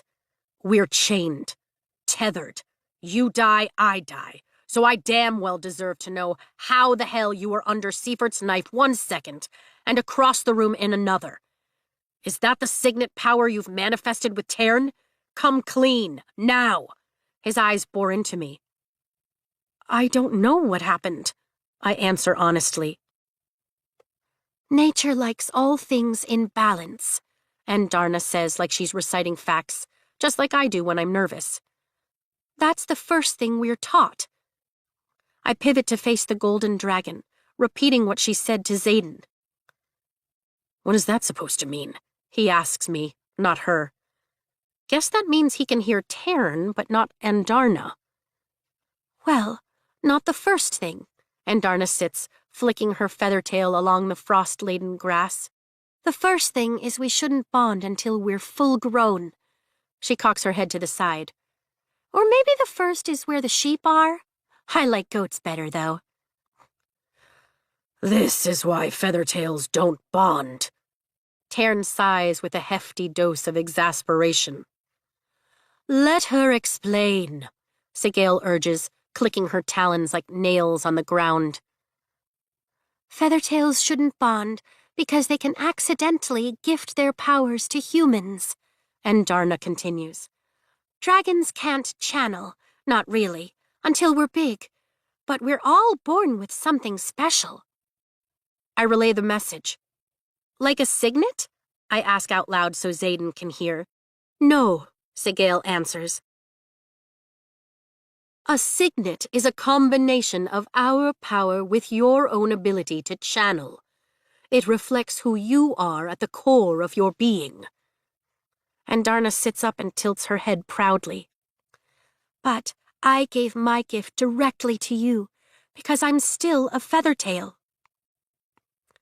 I repeat again, staring at the smaller dragon. Almost nothing is known about feathertails because they're never seen outside the Veil. They're guarded. I swallow. Wait, what did she say? You're still a feathertail? Yep, for another couple of years, probably. She blinks slowly, and then cracks a yawn, her forked tail curling. Oh, gods. You're a hatchling, I whisper. I am not, Andarna puffs steam into the air. I'm two. The hatchlings can't even fly. She's a what? Xaden's gaze swings between Andarna and me. I glare up at Tern. You let a juvenile bond? A juvenile train for war? We mature at a much faster rate than humans, he argues, having the nerve to look affronted. And I'm not sure anyone lets Andarna do anything. How much faster? I gasp. She's 2 years old. She'll be full grown in a year or two. But some are slower than others, Sigale answers. And if I thought she'd actually bond, I would have objected harder to her right of benefaction. She chuffs at Andarna in obvious disapproval. Hold on. Is Andarna yours? Xaden walks a step towards Sigale, and the tone in his voice is one I've never heard. He's hurt. Have you hidden a hatchling away from me these last 2 years? Don't be ridiculous. Sigale blows out a blast of air that ruffles Xaden's hair. Do you think I'd let my offspring bond while still feathered? Her parents passed before hatching, Tern answers. My heart sinks. Oh, I'm sorry, Andarna. I have lots of elders, she responds, as though that makes up for it. But having lost my dad, I know it doesn't. Not enough to keep you off the threshing field, Tern grumbles. Feathertails don't bond because their power is too unpredictable. Unstable. Unpredictable? Xaden questions. The same way you wouldn't hand a toddler your signet, would you, wing leader? Tern grunts when Andarna sags against his foreleg. Gods, no. I could barely control it as a first year. Xaden shakes his head. It's odd to imagine Xaden ever not being in control. Hell, I'd pay good money to see him lose it. To be the one he lost it with. Nope. I shut that thought down immediately. Exactly. Bonding too young allows them to give their gift directly, and a rider could easily drain them and burn out. I would never, I shake my head. That's why I chose you. Andarna's head flops against Tern's leg. How could I not see it before now? Her rounded eyes, her paws. Of course you wouldn't know. Feathertails aren't supposed to be seen, Tern says, glancing sideways at his mate. She doesn't even roll her eyes. If leadership knew riders could take her gifts for themselves, rather than depending on their own signets, Xaden says, staring at Andarna as she blinks slower and slower. She'd be hunted, I finish quietly. Which is why you can't tell anyone what she is, Sigale says. Hopefully she'll mature once you're out of the quadrant, and the elders are already placing more stringent protections on the Feathertails. I won't. I promise. Andarna, thank you. Whatever you did saved my life. I made time stop. Her mouth drops open into another jaw-cracking yawn. But only for a little bit.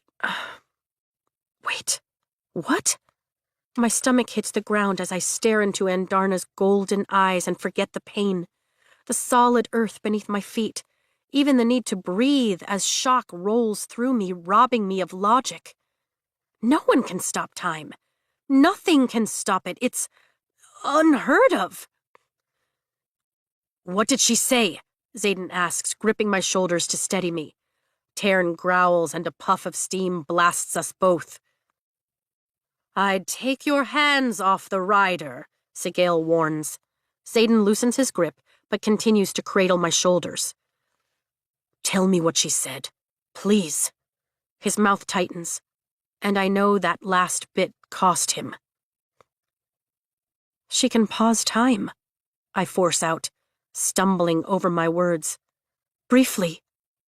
Xaden's features slacken, and for the first time, he doesn't look like the stalwart, lethal wing leader I met on the parapet. He's flat out shocked as his gaze swings to Andarna. You can stop time? And now we can stop it. She blinks slowly, and I can feel exhaustion wafting off her. Channeling that gift to me tonight cost her. She can barely keep her eyes open. In small increments, I whisper. In small increments, Xaden echoes slowly, like he's absorbing the information. And if I use it too much, I can kill you, I say softly to Andarna. Kill us, she stands on all four paws. But I know you won't. I'll do my best to be worthy. The ramifications of this gift, the exceptional power, hit me like a death blow, and my stomach bottoms out. Is Professor Carr going to kill me too? Every gaze whips toward me, and Xaden's grip tightens on my shoulders, his thumbs stroking in a soothing motion. Why would you think that? He killed Jeremiah. I push the panic away and focus on the tiny golden flecks in Xaden's onyx eyes. You saw him snap his neck like a twig right in front of the whole quadrant. Jeremiah was unintrinsic. Xaden's voice lowers. A mind reader is a capital offense, you know that. And what are they going to do if they find out I can stop time? Terror freezes the blood in my veins. They're not going to find out, Xaden promises. No one is going to tell them. Not you, not me, not them. He motions with one hand toward our trio of dragons. Understand? He's right, Taryn says. They can't find out, and there's no saying how long you'll have the ability. Most Feathertail gifts disappear with maturity when they begin to channel. And Darna cracks another yawn, looking nearly dead on her feet. Get some sleep, I tell her. Thank you for helping me tonight. Let's go, Golden One, Taryn says, and they all bend slightly, then launch, wind gusting against my face.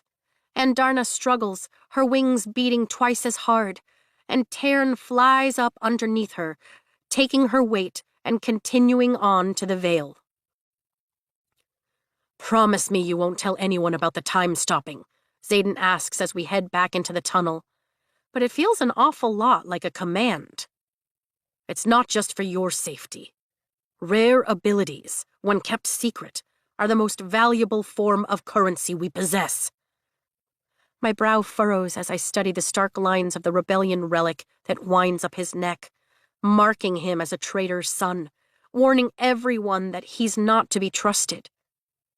Maybe he's telling me to keep quiet for his own gain, so he can use me later down the road. At least that means he intends for me to be alive at a later date. We need to figure out how unbonded cadets got in your room, he says. There was a rider there, I tell him. Someone who ran away before you arrived. She must have unlocked it from the outside. Who? He halts, taking my elbow gently and turning me toward him. I shake my head. There's no way he'll believe me. I barely believe it myself. At some point, you and I are going to have to start trusting each other, Sorengale. The rest of our lives depend on it. Fury swims in Xaden's eyes. Now tell me, who?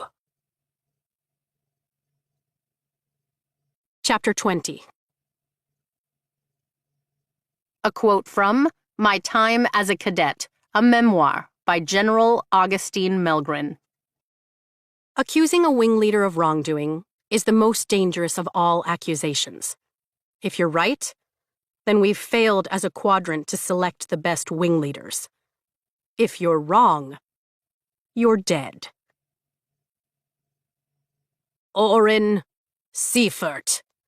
Captain Fitzgibbons finishes reading the death roll and closes the scroll as we stand in formation the next morning, our breath creating clouds in the chilled air.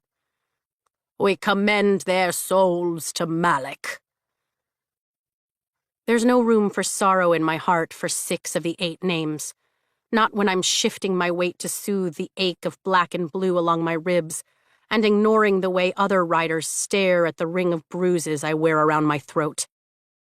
The 2 others on today's list are 3rd years from 2nd Wing, killed on a training operation near the Breivik border, according to breakfast gossip.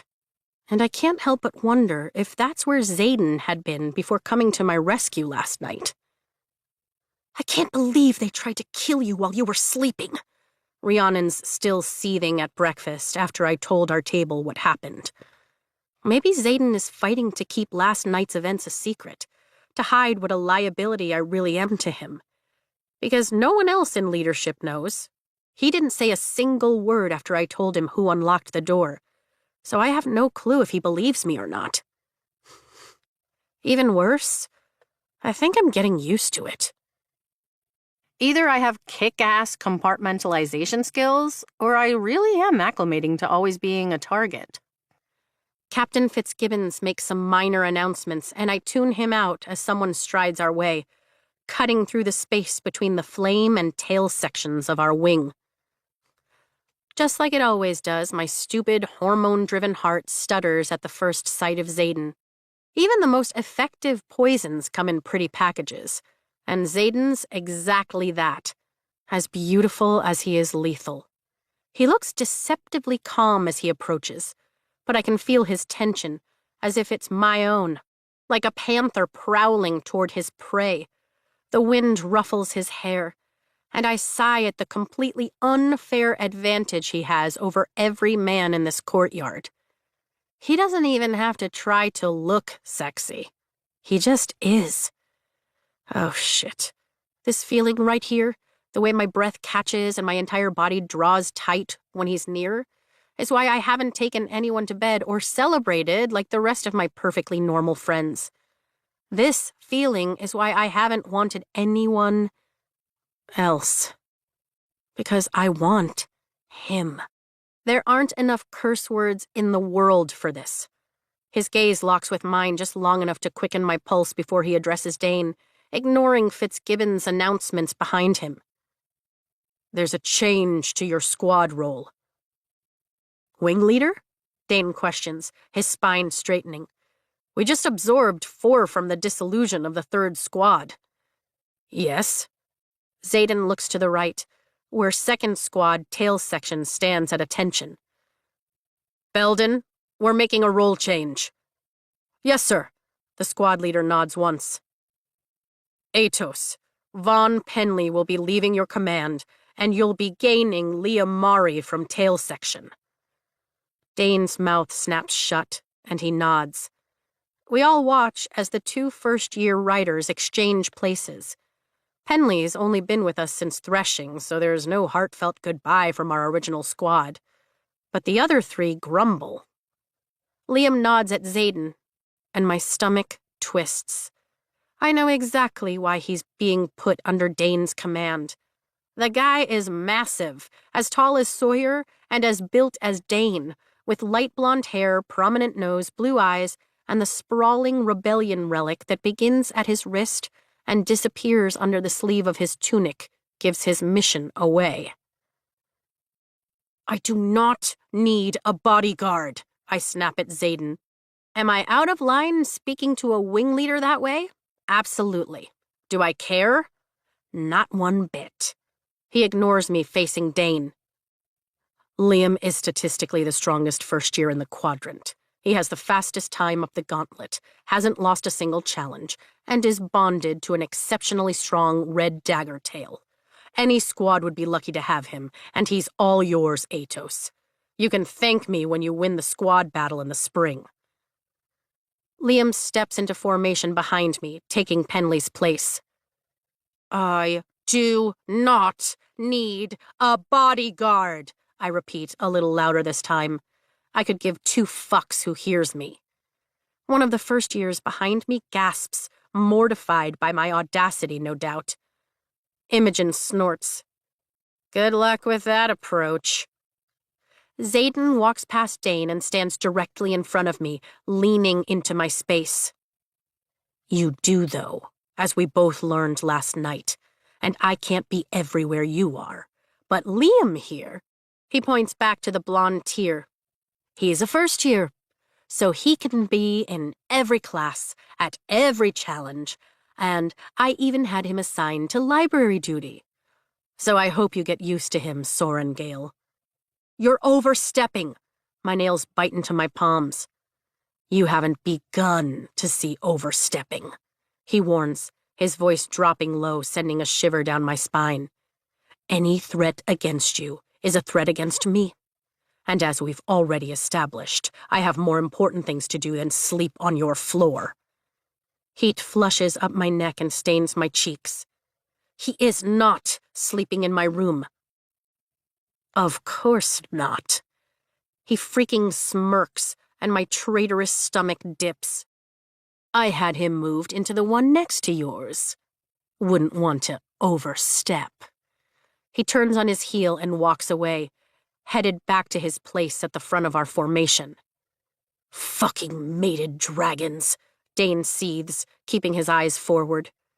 Fitzgibbons finishes his announcements and steps to the back of the dais, which would usually signal the end of formation. But Commandant Panchek takes the podium. He makes it a habit to avoid morning formation, which means something is up. What's going on with Panchek? Rhiannon asks at my side. Not sure. I take a deep breath, wincing at the pain in my ribs.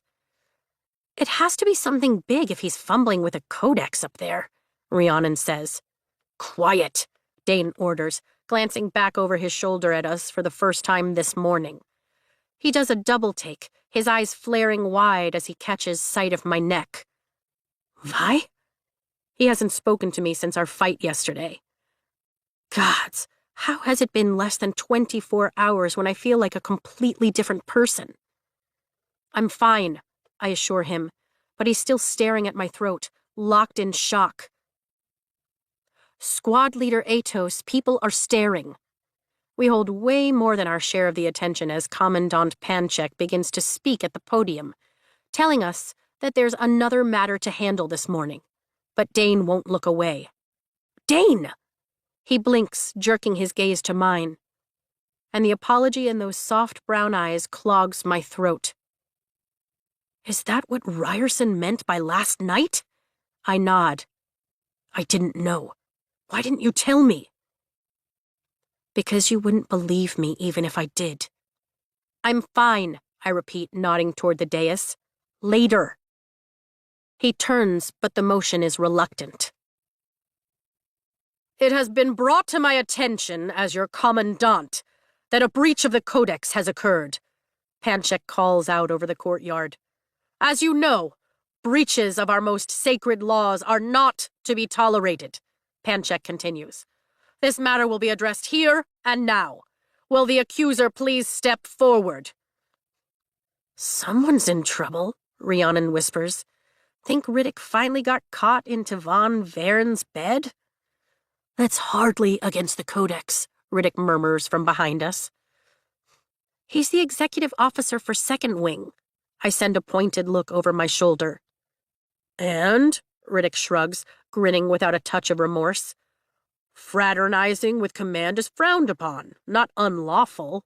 I sigh, facing forward. I miss sex. I really do, and it's not just the physical gratification either. There's a sense of connection in those moments that I crave, a momentary banishment of loneliness. The first is something I'm sure Xaden would be more than capable of providing, if he ever thought of me that way. But the second, he's the last person I should be craving. But lust and logic never seem to go hand in hand. If you're looking for a little fun, I'm happy to oblige, Riddick starts, shoving his floppy brown hair off his forehead with a wink. I miss good sex, I counter, smothering a smile as someone walks from the front of formation toward the dais, indistinguishable through the rows of the squads ahead of us. Besides, apparently you're spoken for. Have to admit, it feels good to tease a friend about something so trivial. It's a tiny slice of normalcy in an otherwise macabre environment. We're not exclusive, Riddick counters. It's like Rhiannon and what's-her-name? Tara, Rhiannon offers. Will you all shut the hell up? Dane barks in his superior officer voice. Our mouths snap shut. Mine drops open again when I realize it's Xaden climbing the steps to the dais. My stomach lurches as I suck in a tight breath. This is about me, I whisper. Dane glances back at me, confusion furrowing his brow before whipping his attention toward the dais, where Xaden now stands at the podium, somehow managing to fill the entire stage with his presence. From what I remember reading, his father had that same magnetism, the ability to hold and capture a crowd with nothing but his words. Words that led to Brennan's death. Early this morning, he begins, his deep voice carrying over the formation. A rider in my wing was brutally, illegally attacked in her sleep, with the intent of murder, by a group primarily composed of unbondeds. A collection of murmurs and gasps fills the air, and Dane's shoulders stiffen. As we all know, this is a violation of Article 3, Section 2 of the Dragon Riders Codex, and, in addition to being dishonorable, is a capital offense. I feel the weight of a dozen glances, but it's Xaden's I feel most of all. His hands clench the sides of the podium.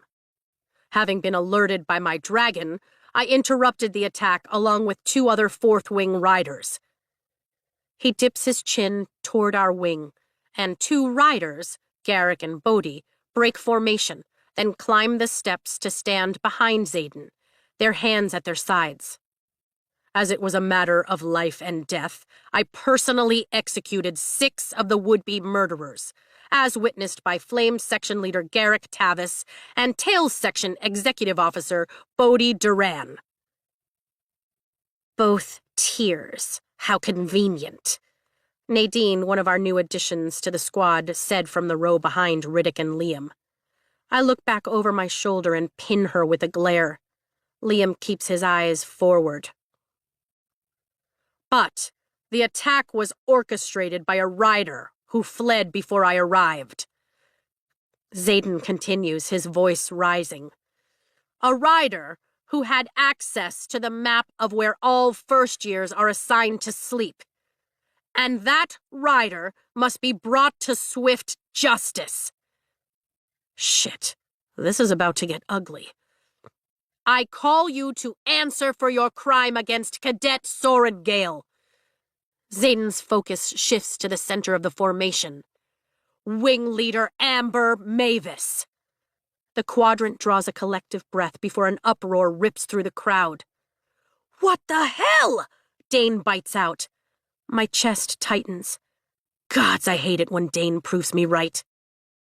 Rhiannon reaches for my hand, squeezing tight in support as every rider in the courtyard's attention pivots between Xaden, Amber, and me.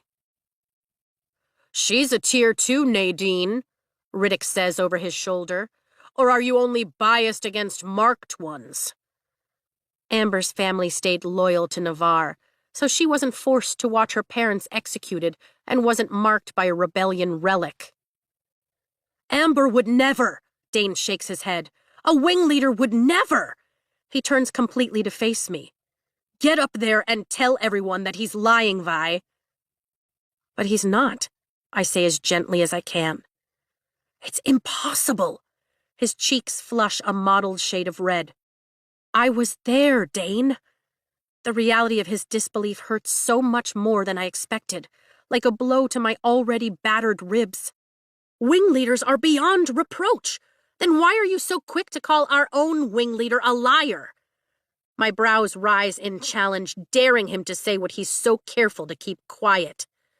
Behind him, Amber steps forward, separating herself from the formation. I have committed no such crime. See? Dane swings his arm, pointing toward the redhead. Put a stop to this right now, Violet. She was with them in my room, I say simply. Shouting won't convince him. Nothing will. That's impossible. He lifts his hands as though he's ready to cut my face. Let me see. The shock of what he intends to do has me stumbling backward. How have I forgotten that his signet allows him to see others' memories? But if I let him see my memory of Amber's participation, it will also show him that I stopped time, and I can't let that happen. I shake my head and take another step back. Give me the memory, he orders. Indignation lifts my chin. Touch me without permission, and you'll spend the rest of your life regretting it. Surprise ripples over his features. Wing leaders, Xaden projects his voice over the chaos. We need a quorum. Both Naira and Septon Izar, the wing leaders for 1st and 2nd Wing, climb the stairs to the dais, passing by Amber as she stands utterly exposed in the courtyard. A familiar chaos fills the air, and we all look toward the ridgeline as 6 dragons curve along the mountain, flying straight for us. The biggest among them is Tern. In a matter of seconds, they reach the citadel and hover over the courtyard walls. Wind from the strong beats of their wings blasts through the courtyard. Then, one by one, they land on their perch. Tern at the center of the grouping. Every line of his frame exudes menace as his talons crush the masonry under his grip, and his narrowed, angry eyes focus on Amber. Sigale is perched to the right, taking her position behind Xaden. She's just as terrifying as she was that first day. But back then, I'd never imagined I'd bond a dragon even more frightening, to everyone but me. Nyra's red scorpion tail looms behind her as well, and Septon's brown dagger tail mirrors the stance to the left. On the ends, puffing blasts of steam, are Commandant Panchek's green clubtail and Amber's orange dagger tail. Shit's about to get real, Sawyer says, breaking formation to stand at my side, and I feel Riddick at my back.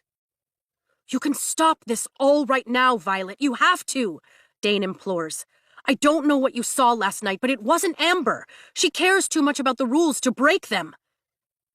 And she thinks I broke them by using my dagger on the last ascent of the gauntlet. You're using this to get your revenge on my family, Amber shouts at Xaden, for not supporting your father's rebellion! That's a low fucking blow. Xaden doesn't even acknowledge it as he turns to the other wing leaders. He isn't demanding proof like Dane. He believes me, and he's ready to execute a wing leader on nothing more than my word. As surely as if they're a physical structure, I feel my defenses crack on Xaden's behalf. Can you see my memories? I ask Taryn. Share them? Yes. His head snakes left and right ever so slightly. A memory has never been shared outside of a mating bond. It's considered a violation. Xaden's up there fighting because I told him it was her. Help him. And gods, I admire him for it. I take a deep breath. Only what they need to see. Wanting and admiring? I'm so screwed. Tarn chuffs, and every dragon besides Sigale stiffens on the wall. Even Amber's. The riders are quick to follow, silence filling the courtyard. And I know they know. That spineless wretch! Rhiannon seethes, her hand squeezing mine even tighter. Dane pales. Believe me now? I hurl it like the accusation it is. You're supposed to be my oldest friend, Dane. My best friend. There's a reason I didn't tell you. He staggers backward. The wing leaders have formed a quorum and are in unanimous agreement, Xaden announces, flanked by Nyra and Septon, while the Commandant hangs back. We find you guilty, Amber Mavis. No, she shouts. It is no crime to rid the quadrant of the weakest rider. I did it to protect the integrity of the wings. She paces in panic, looking to everyone. Anyone for help. As a whole, the formation moves backward. And as is our law, your sentence will be carried out by fire, Nyra states. No! Amber looks to her dragon. Clyde! Amber's orange dagger tail snarls at the other dragons and lifts a claw. Tarn swivels his massive head toward Clyde, his roar shaking the ground beneath my feet. Then he snaps his teeth at the smaller orange, and she retreats, her head hanging as she grips the wall again. The sight breaks my heart, not for Amber, but for Clyde. Do you have to? I ask Tarn. This is our way. Please don't, I beg, forgetting to think the words. It's one thing to punish Amber, but Clyde will suffer as well. Maybe I could talk to Amber. Maybe we can still work through our issues. Maybe we can find common ground, turn our anger to friendship, or at least casual indifference. I shake my head, my heart pounding in my throat. I did this. I was so focused on whether anyone would believe me, I didn't stop to think what might happen if they did. I turn to Xaden and beg again, my voice breaking by the end. Please, give her a chance. He holds my gaze, but doesn't so much as show a flicker of emotion. I let someone live once, and he almost killed you last night, Silver One, Tarn says. Then, as if this is all that really matters in the end. Justice is not always merciful. Clyde! Amber whimpers. The courtyard's so unbelievably silent that the sound carries. The formation splits at the center. Tarn leans low, extending his head and neck past the dais, toward where Amber stands. Then his teeth part, he curls his tongue, and he incinerates her with a blast of fire so hot I can feel it from here. It's over in a heartbeat. A gruesome scream rends the air, shattering a window in the academic wing, and every rider slams their hands over their ears as Clyde mourns. Chapter 21. A quote from page 61, the Book of Brennan. Don't freak out if you can't immediately channel your dragon's powers, Mira. Yeah, I know you have to be the best at everything, but this isn't something you can control. They'll channel when they feel you're ready. And once they do, you better be ready to manifest a signet. Until then, you're not ready. Don't push it. This really isn't necessary. I glance sideways at Liam as we make our way toward the door of the archives. The cart doesn't even squeak anymore. He fixed that the very first day. So you've told me for the last week. He shoots me a grin, revealing a dimple. And yet, you're still here. Every day. All day. It's not that I don't like him. To my absolute annoyance, he's actually nice, courteous, funny, and ridiculously helpful. He makes it difficult to loathe his constant presence, even though he leaves wood shavings in little piles everywhere he goes. Which is everywhere I go now. The guy is constantly whittling with that smaller knife of his. Yesterday, he finished the figurine of a bear. Until otherwise ordered, he says. I shake my head at him as Pearson jolts upright at the archive's doors, straightening his cream tunic. Good morning, Cadet Pearson. You as well, Cadet Sorrenkill. He offers me a polite smile, which dies as he glances at Liam. Cadet Mari. Cadet Pearson, Liam responds, as if the scribe's tone hadn't completely changed. My shoulders tense as Pearson hurries to open the door. Maybe it's just that I haven't been around marked ones before Basgiath, but the outright hostility toward them is becoming glaringly, uncomfortably obvious to me. We walk into the archives and wait by the table just like every other morning. How do you do that? I ask Liam in a hushed whisper. Handle when people are that rude without reacting. You're rude to me all the time, he teases, drumming his fingers on the handle of the cart. Because you're my babysitter, not because... I can't even say it. Because I'm the son of the disgraced Colonel Mari? His jaw ticks, his brow furrowing for a heartbeat as he looks away. I nod, my stomach sinking as I think back over the last few months. I guess I'm really no better, though. I hated Xaden on sight, and I didn't know a single thing about him. Not that I do now, either. He's infuriatingly good at being completely inaccessible. Liam scoffs, earning us a glare from a scribe near the back corner. He has that effect on people, especially women.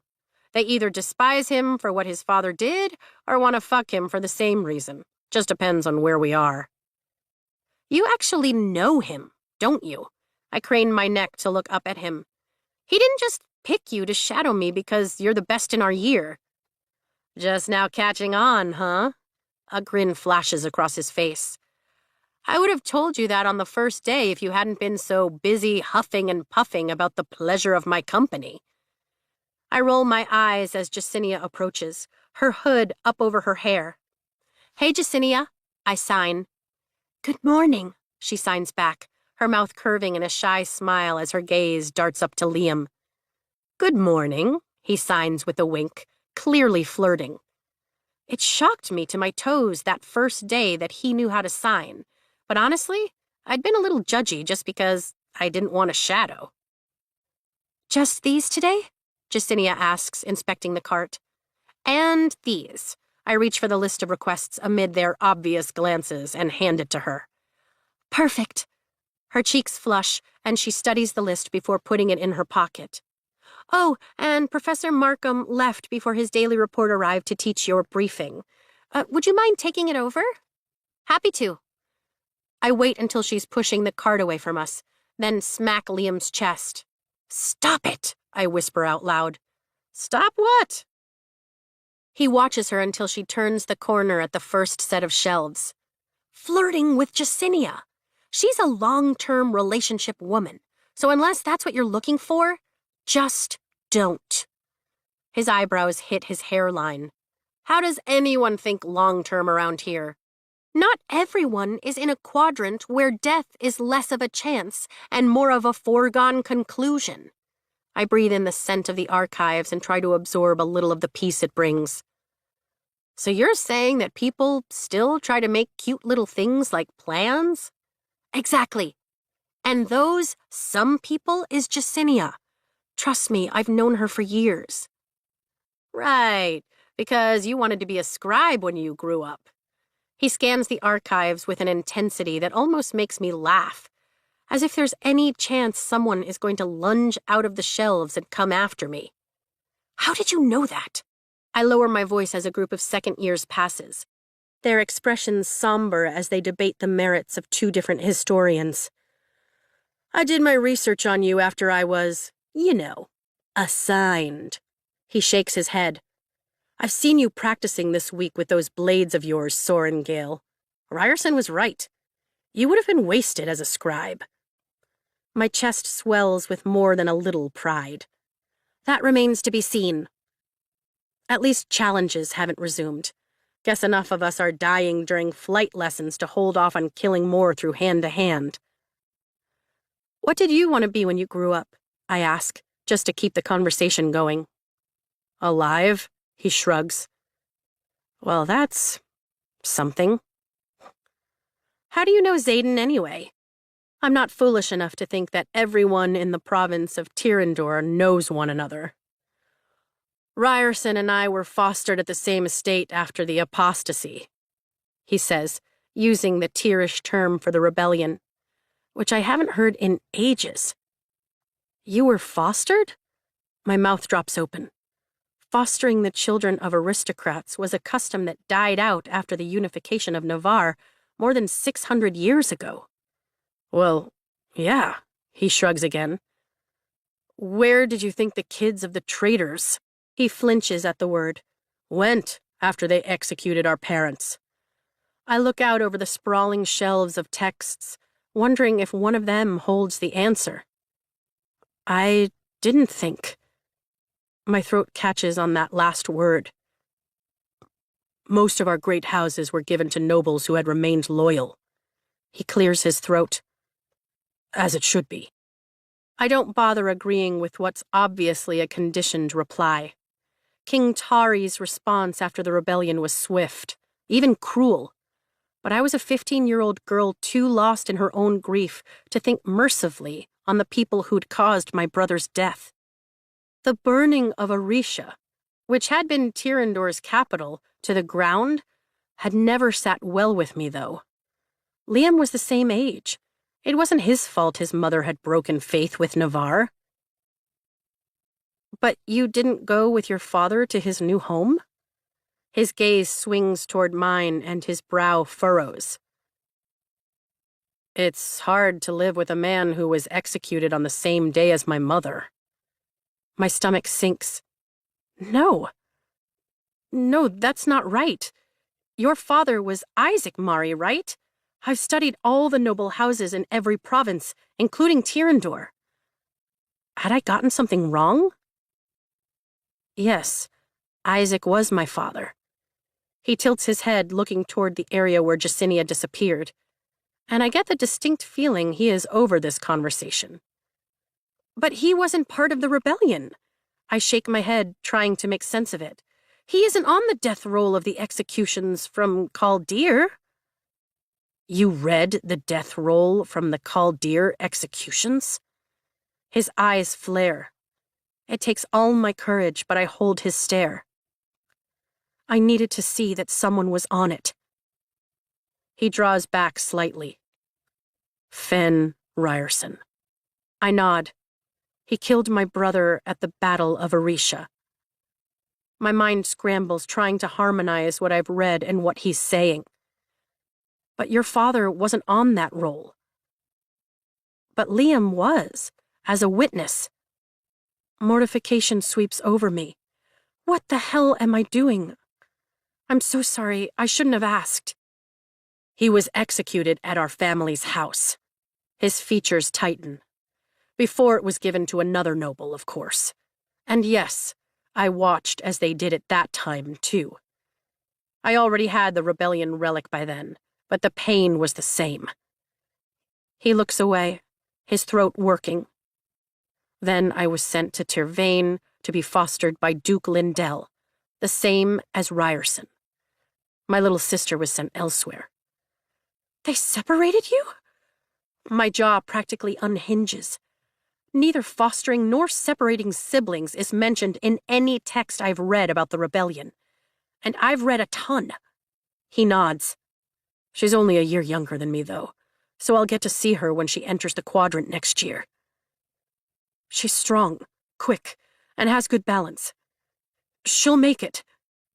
The edge of panic in his tone reminds me of Mira. She could always choose another Quadrant, I say softly, hoping it will soothe him. He blinks at me. We're all riders. What? We're all riders. It was part of the deal. We're allowed to live, allowed a chance to prove our loyalty, but only if we make it through the Riders' Quadrant. He stares at me in bewilderment. You don't know? I mean, I shake my head. I know that the children of the leaders, the officers, were all forced into conscription. But that's all. A lot of those treaty addenda are classified. I personally think the Quadrant was chosen to give us the best chance of rising in rank. But others, he grimaces. Others think it's because the death rate is so much higher for riders, so they were hoping to kill us all off without having to do it themselves. I've heard Imogen say they originally figured the dragons have unimpeachable honor, so they'd never bond a marked one in the first place. And now, they don't quite know what to do with us. How many of you are there? I think of my mother and can't help but wonder how much of it she knows. How much of it she agreed to when she became the commanding general of Besgaeth after Brennan's death.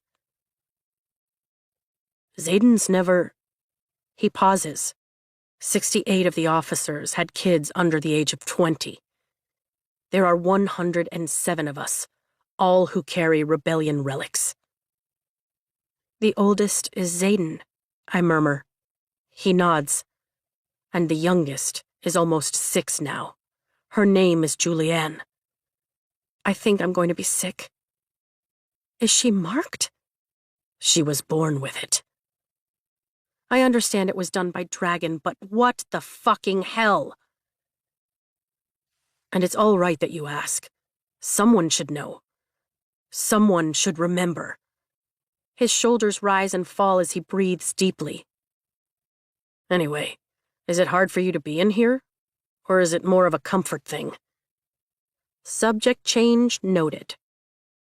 I take in the rows of tables, slowly filling with scribes readying themselves for work, and imagine my father among them.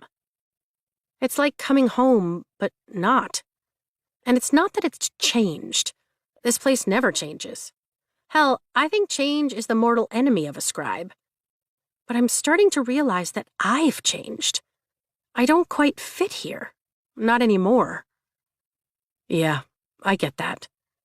Something in his voice tells me he really does. It's on the tip of my tongue to ask what the last 5 years were like for him. But Jesinia reappears, the cart laden with the requested tomes. I have everything here for you, she signs, then gestures to the scroll on top. And that is for Professor Markham. We'll make sure he gets it, I promise, leaning forward to take the cart. My high collar shifts, and Jesinia gasps, her hand flying to cover her mouth. Oh, gods, Violet, your neck! Her hand movements are sharp, and the sympathy in her eyes makes my chest tighten. Sympathy isn't a word found in our quadrant. There's rage, wrath, and indignation, but no sympathy. It's nothing. I put my collar back in place, covering the ring of yellowing bruises, and Liam reaches across me, taking the cart. We'll see you tomorrow. She bobs her head and wrings her hands as we turn for the door. Pearson closes it after we pass into the hallway. Ryerson taught me to fight during the years he was at Tervain. Liam's change of subject is appreciated, and no doubt intentional once again. I've never seen anyone move the way he does. He's the only reason I made it through the first round of challenges. He might not show it, but he takes care of his own. Are you trying to sell me on his finer points? We make the ascent, and I note with some satisfaction that my legs feel strong today. I love the days when my body cooperates. We are slightly stuck with him for... He makes a face. Well, forever. Or until one of us dies, I joke, but it falls flat as we round the corner and take the path past the healer quadrant. How can you do this, anyway? Guard someone whose own mother oversaw the wing that captured yours. I've wanted to ask the question all week. Wondering if you can trust me? He flashes another easy grin. Yes, the answer is simple. He laughs, the sound echoing off the tunnel walls and glass windows of the clinic. Good answer. All I can say is that your survival is essential to Ryerson's, and I owe him everything. Everything. He looks me straight in the eye for that last word, even as the cart hits a raised stone in the paved corridor. The scroll on top tumbles to the floor, and I wince at the dull ache in my ribs as I hurry to retrieve it, and it unrolls along the slight slope of the passage. Got it! The thick parchment isn't eager to roll back into place, and I catch a sentence that makes me pause. The conditions at Somerton are of particular concern. A village was ransacked, and a supply convoy looted last night. What does it say? Liam asks. Somerton was attacked. I flip the scroll to see if it's marked as classified, but it isn't. On the southern border? He looks as confused as I feel. Yeah, I nod.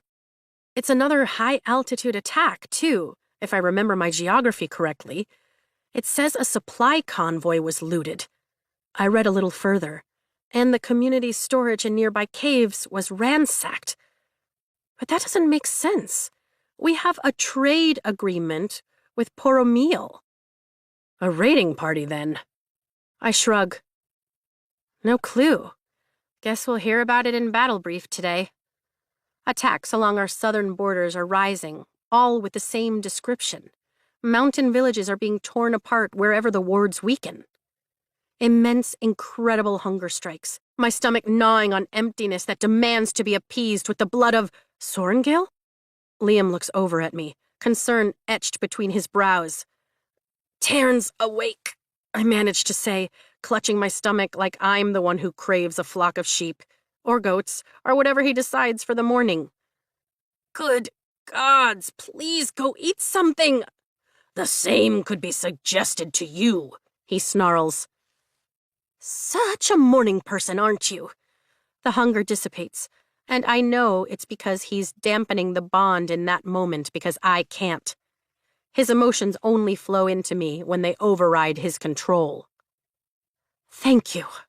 And Darna? Still sleeping. She'll be out another few days after using that much power. Does it ever get any easier? I ask Liam. Being tackled by what they're feeling? He winces. Good question. Day keeps pretty good control of himself. But when he's angry, Liam shakes his head. It's supposed to help once they start channeling and we have the power to shield them out. But Carr isn't going to bother with us until that happens. I'd already assumed Liam didn't have his abilities yet, considering he's with me in every single class. But it's comforting to know he's still in the waning population of powerless riders with me. While Andarna has given me her gift for stopping time, I'm pretty sure using it isn't going to be a regular occurrence, especially if it takes her days to recover. So, Taryn hasn't channeled to you either, right? Liam asks, a look of uncertainty, vulnerability on his face. I shake my head. I think he has commitment issues, I whisper. I heard that. Then stay out of my head. Another wave of paralyzing hunger assaults me, and I nearly crush Markham's scroll in my hand. Don't be an ass. I swear I hear him chuff a chuckle in response. We'd better hurry or we'll miss breakfast. Right. I finish rolling the scroll and put it back on the cart.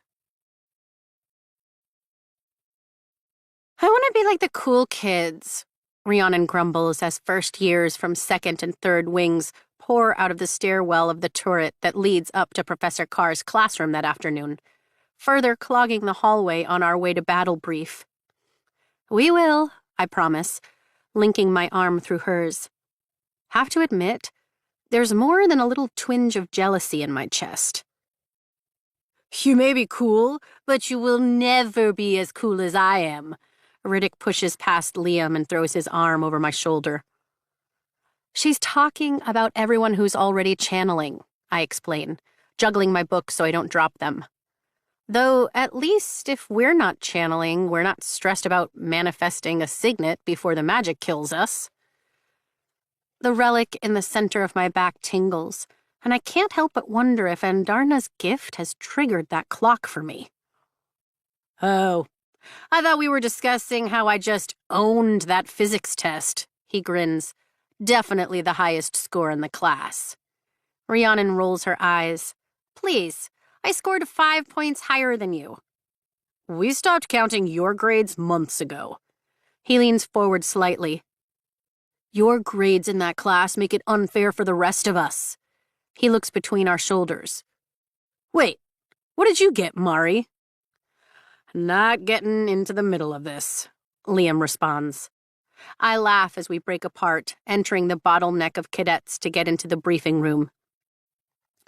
Sorry, Sorengale, someone says, stepping out of the way and tugging their friend with them as we enter the tiered classroom. Nothing to be sorry about, I call out, but they're already headed up a few rows. I'm never going to get used to that. It definitely makes getting places easier, Rhiannon teases as we descend the steps that curve along the massive turret. They show the appropriate level of deference, Taryn grumbles. To what they think I'll be, not who I am. We find our row and walk to our seats, sitting as a squad among the first years. That shows excellent forethought. The room buzzes with energy as riders file in, and I can't help but notice that no one has to stand anymore. Our numbers have decreased exponentially in the last 4 months. The number of empty chairs is sobering. We lost another first year yesterday when he got too close to another rider's red scorpion tail on the flight field. 1 second he was standing there, and the next he was a scorched patch of earth. I kept as close to Taryn as possible the rest of the session. My scalp prickles, but I fight the urge to turn around. Ryerson just got here, Liam says from the seat to my right, breaking from the little dragon figurine he's carving and looking up the rows toward the third years. Figured. I hold up my middle finger and keep my eyes forward. Not that I don't like Liam, but I'm still pissed at Xaden for assigning him. Liam snorts and grins, flashing his dimple. And now he's glaring. Tell me, is it fun pissing off the most powerful rider in the quadrant? You could try it yourself and find out, I suggest, opening my notebook to the next empty page. I can't turn around. I won't. Wanting Xaden is fine. It has to be. Indulging the impulses it gives me? That's asinine. That's gonna be a no from me. I lose the battle with my self-control and look over my shoulder. Sure enough, Xaden is seated in the top row next to Garrick, mastering the art of looking bored. He gives Liam a nod, which Liam returns. I roll my eyes and face forward again. Liam concentrates on his carving, which looks a lot like his red dagger-tailed day. I swear, you'd think there were assassination attempts on me during every class, with the way he makes you shadow me. I shake my head. In his defense, people are fond of trying to kill you. Rhiannon sets out her supplies. One time! It's happened one time, Rhi. I adjust my posture to keep my weight off my bruised ribs. They're wrapped tight, but leaning against the back of my seat isn't an option. Right. And what would you call that whole thing with Tynan? Rhiannon asks. Threshing? I shrug. And Barlow's constant threats? She arches a brow at me. She has a point there, Sawyer chimes in, leaning forward from the seat next to Rhiannon's. They're just threats. The only time I've actually been targeted was at night, and it's not like Liam here is sleeping in my bedroom. I mean, I'm not opposed, he begins, his knife hovering over the piece of wood. Don't even start. I whip my head to face him and can't help but laugh. You are a shameless flirt. Thank you. He grins and goes back to carving.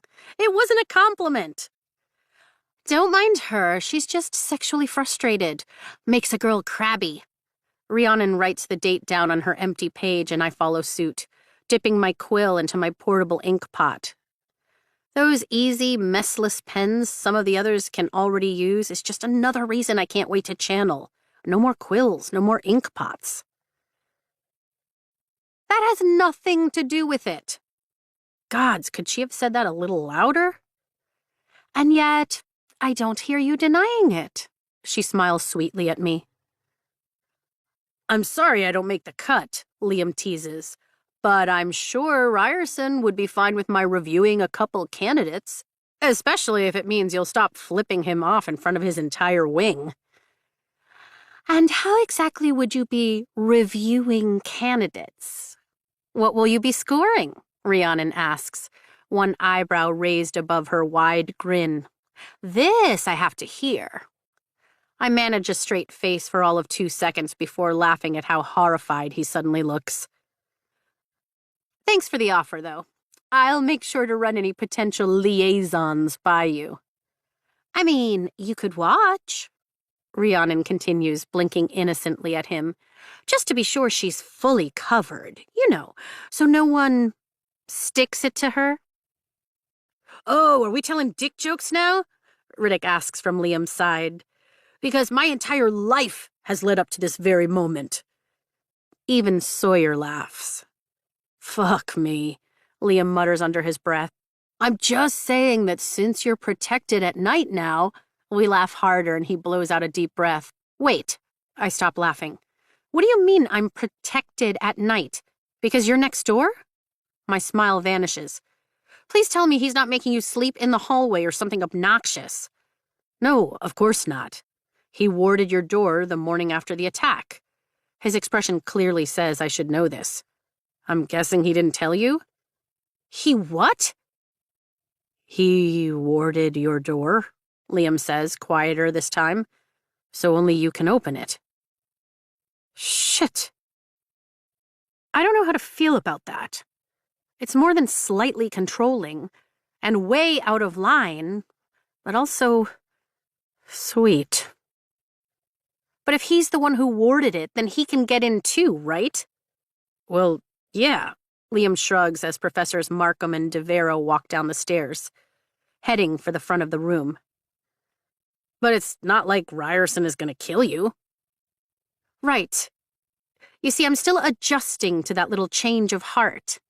I fumble my quill and it falls to the ground, but before I can lean over, the shadows beneath the arm of my desk lift the instruments like an offering.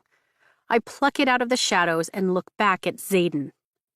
He's locked in conversation with Garrick, not paying me a speck of attention. Except, apparently he is. If we can get started, Markham calls over the room, and we fall silent as he places the scroll Liam and I had delivered to him before breakfast on the podium. Excellent. I write Somerton down at the top of the page, and Liam trades his knife for a quill. First announcement, Devera says, stepping forward. We've decided that not only will the winners of this year's squad battle receive bragging rights, she grins like we're in for a treat, but they'll also be given a trip to the front lines to shadow an active wing. Cheers break out all around us. So if we win, we get a chance to die sooner? Rhiannon whispers. Maybe they're trying a reverse psychology thing. I glance at the others around us who are clearly overjoyed and worry about their sanity. Then again, most everyone in this room can stay on their dragon. So can you. Don't you have better things to do with your day than listen in on my self-loathing? Not particularly. Now pay attention. Stop butting in and maybe I can, I counter. Tern chuffs. One day I might be able to translate that sound, but it's not today. I know the squad battle doesn't commence until spring, Devera continues, but I figured that news would give you all the proper motivation to apply yourselves in every area leading up to the challenges. Another cheer resounds. And now that we have your attention, Markham lifts his hand and the room quiets. The front lines are relatively quiet today, so we're going to take this opportunity to dissect the Battle of Janfar. My quill hovers above my notebook. Surely he didn't say that. The mage lights rise to the cliffs of Draelor that separate Tyrrendor, lifting the entire province thousands of feet above the rest of the continent, before shining brightest on the ancient stronghold along the southern border. This battle was pivotal to the unification of Navarre, and though it happened more than 6 centuries ago, there are important lessons that still impact our flight formations to this day. Is he serious? I whisper to Liam. Yeah. Liam's grip bends his quill. I think he is. What made this battle unique? Devera asks, her eyebrows raised. Bryant? The stronghold was not only set for a siege, the second year says from high above us, but was equipped with the first crossbolt, which proved lethal against dragonkind. Yes, and, Devera prompts, it was one of the final battles where griffins and dragons actually worked alongside each other to annihilate the army of the barons, the second year continues. I glance left and right, watching the other riders begin to take notes. Surreal. This is just surreal. Even Rhiannon is writing intensely. None of them knows what we do, that an entire village of Navarians was ransacked last night along the border and supplies looted. And yet, we're discussing a battle that happened before the convenience of indoor plumbing was invented? Now, pay close attention, Markham lectures, because you'll be turning in a detailed report in 3 days and drawing comparisons to battles from the last 20 years. Was that scroll marked classified? Liam asks under his breath. No, I respond just as quietly. But maybe I missed it? The battle map doesn't even show activity near the mountain range. Yeah, he nods, scratching his quill against the parchment as he begins to take notes. That has to be it. You missed it. I blink, forcing my hand through the motions of writing about a battle I've analyzed dozens of times with my father. Liam's right. That's the only possible explanation. Our clearance isn't high enough, or maybe they haven't finished gathering all the information needed to form an accurate report. Or it had to have been marked classified. I just missed it. Chapter 22. A quote from page 64, the Book of Brennan. The first rush of power is unmistakable. The first time it forms to you, surrounds you with a seemingly endless supply of energy, you'll be addicted to the high, to the possibilities of all you can do with it. to the control you hold in the palm of your hand. But here's the thing. That power can quickly turn and control you. The rest of November passes without mention of what happened at Summerton, and by the time the howling winds bring snow in December, I've given up hope Command will release the information. It's not like Liam or I can directly ask the professors without incriminating ourselves for reading what was obviously a classified report, even if it wasn't marked. It makes me wonder what else doesn't make it to battle brief. But I keep that to myself. Between that and my growing frustration over my inability to channel, unlike 3/4 of my year, I'm keeping a lot to myself these days. Not entirely, Tairn grunts. No comments from you, not after you almost let me hit the side of a mountain today. My stomach churns just thinking about how far he let me fall. The first year from Third Wing wasn't as lucky. She lost her seat during a new maneuver and ended up on the death roll this morning. Rhiannon swings her bow staff, and I throw my weight into a backbend, narrowly escaping the strike. To my absolute surprise, I keep my balance on the training mat. Then stay on next time. Start channeling and maybe I'll be able to, I counter. You're distracted tonight. Rhiannon backs off as I regain my balance, showing me mercy no opponent would during a challenge. Her gaze flicks across the mat to where Liam sits on a bench, carving yet another dragon, and returns to mine, giving me a look that says she'll follow up later once I've been released from my constant shadow for the night. But you're faster than you used to be. Whatever Imogen has you doing is working. You're not ready to channel yet, Silver One. As if there was ever any doubt, Imogen calls from the next mat over, where she casually holds Riddick in a headlock, waiting for him to tap out. To my left, Sawyer and Quinn circle each other, preparing for yet another round, and behind Rhiannon, Emery and Heaton are doing their best to coach the other first years we gained after threshing, while Dane looks on, studiously avoiding anything that has to do with me. Per his recent orders, Tuesday nights are for squad hand-to-hand practice, because the full academic load we're carrying, coupled with flight lessons, and now wielding instruction for some of us, isn't leaving much time for the mat. A few of the farther mats are taken up by other riders with the same idea, one of which includes Jack Barlow. Hence why Liam refused when Riddick asked to spar with him. You're taking it easy on me, I tell Rhiannon. Sweat drips down my back, dampening the tight-fitted tunic I chose, while my dragon scale vest dries on the bench next to Liam. It's not like he needs extra practice. He's already taken everyone but Dane down to the mat, and part of me thinks that's only because Dane refuses to be bested by a younger rider. We've been at this for an hour. Rhiannon swishes her staff through the air. You're tired, and the last thing I want is to hurt you. Challenges resume after solstice, I remind her. You're not doing me any favors by holding back. She's not wrong, a deep voice says from behind me. In my peripherals, I see Liam stand, and I mutter a curse under my breath. Well aware, I say over my shoulder as Xaden passes by our mat, accompanied by Garrick as usual. It's impossible to rip my eyes away until he passes, though. Gods, I have it bad. Go away, unless you have something useful to say. Move faster. You'll be less likely to die. How's that for useful? He calls back, taking up a position on a mat closer to the center of the sparring gym. Rhiannon's eyes flare and Liam shakes his head. What?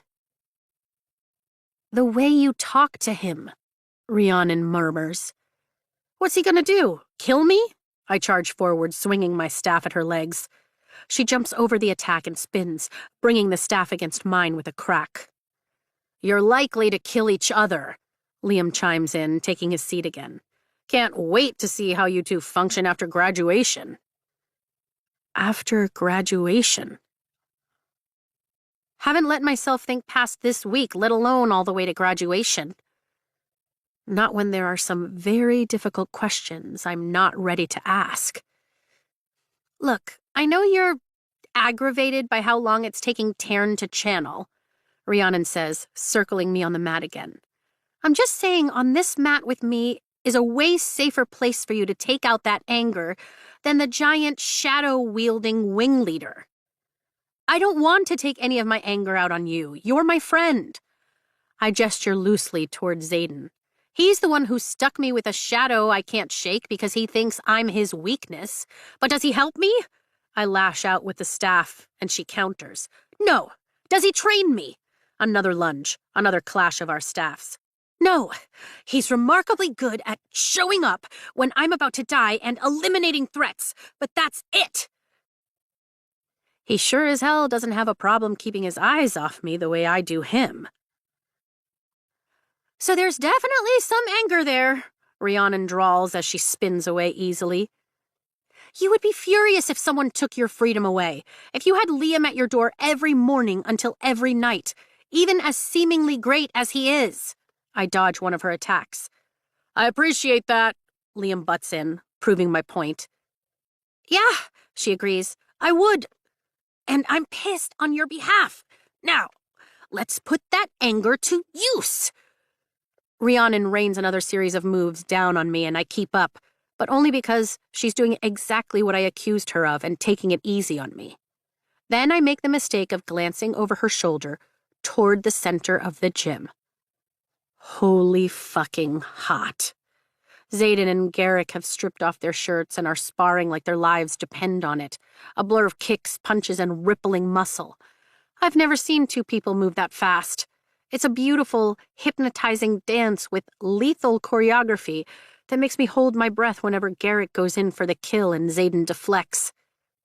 I've seen countless riders spar without their shirts these past months. This is nothing new. I should be absolutely immune to the male form. But I've never seen him shirtless. Every edge of Xaden's body is honed like a weapon, all sharp lines and barely leashed power. His rebellion relic twists around his upper body and stands out against the deep bronze of his skin, accentuating every punch he throws. And his stomach. I mean, how many muscles are there in the abdominals? His are so rigidly defined that I could probably count every single one if the rest of him wasn't so damn distracting. And he has the largest dragon relic I've ever seen. Mine consumes the skin between shoulder blades, but Sigale's mark takes up his entire back. And I know exactly how that body feels on top of mine. Just how much power my hip stings, knocking me out of my trance, and I startle. Serves you right, Tarn lectures. Pay attention, Rhiannon yells, drawing back her staff. I could have... Oh. Clearly she sees what I do, what nearly every other woman, and several of the men, are happily watching. How can we not when the two of them are mesmerizing? Garrick's wider, more densely packed with muscle than Xaden, his rebellion relic only extending to his shoulder, the second largest I've seen. Only Xaden's reaches his carved jawline. That is... Rhiannon murmurs beside me. It sure is, I agree. Stop objectifying our wing leader, Liam teases. Is that what we're doing? Rhiannon asks, not bothering to look away. My mouth waters at the muscled expanse of his back and that sculpted ass. Yeah, I think that's what we're doing. Liam snorts. We could just be watching for technique. Yeah, we absolutely could be. But I'm not. I am shamelessly wondering how his skin would feel under my fingertips, how my body would react to having every ounce of that intense focus on me. Heat races through my veins and stings my cheeks. A repetitive smacking sound draws my attention to the right, where Riddick is tapping out with zeal. Imogen drops him, leaving him gasping for breath on the mat, And an unwanted and absolutely illogical flash of ugly, twisted jealousy stabs me straight in the chest at the pure yearning she can't hide in her expression as she watches Xaden and Garrick. "If you guys are this easily distracted, we're fucked for the squad battle," Dane barks. "You can kiss any thought of visiting the front lines goodbye." We all snap out of it, and I shake my head, like that might clear the dizzying need that demands I do more than look at Xaden, which is just ridiculous. He only tolerates my existence because our dragons are mated, and here I am salivating over his half-naked body. It's a really nice half-naked body, though. "Get back to work. We have another half hour," Dane orders, and I feel like he's talking directly to me, which would be the first thing he's said since my memory got Amber killed. "She got herself killed by breaking the codex," Taryn growls. Sure enough, when I glance his way, Dane's eyes are narrowed on me. But I must be reading his face wrong. Surely that's not betrayal pursing his lips. "Should we?" Rhiannon asks, lifting her staff. "Yep, we definitely should." I roll my shoulders and we start again. I match her move for move using the patterns she taught me, but she switches up the next attack. "Stop defending and go on offense," Taryn demands, his anger flooding my system and throwing off my footwork. Rhiannon sweeps low and flips me onto my back, knocking the wind out of me as I collide with the mat. I fight for air that isn't there. "Shit, I'm sorry, Vi." Rhiannon drops down to a knee beside me. "Just relax and give it a second."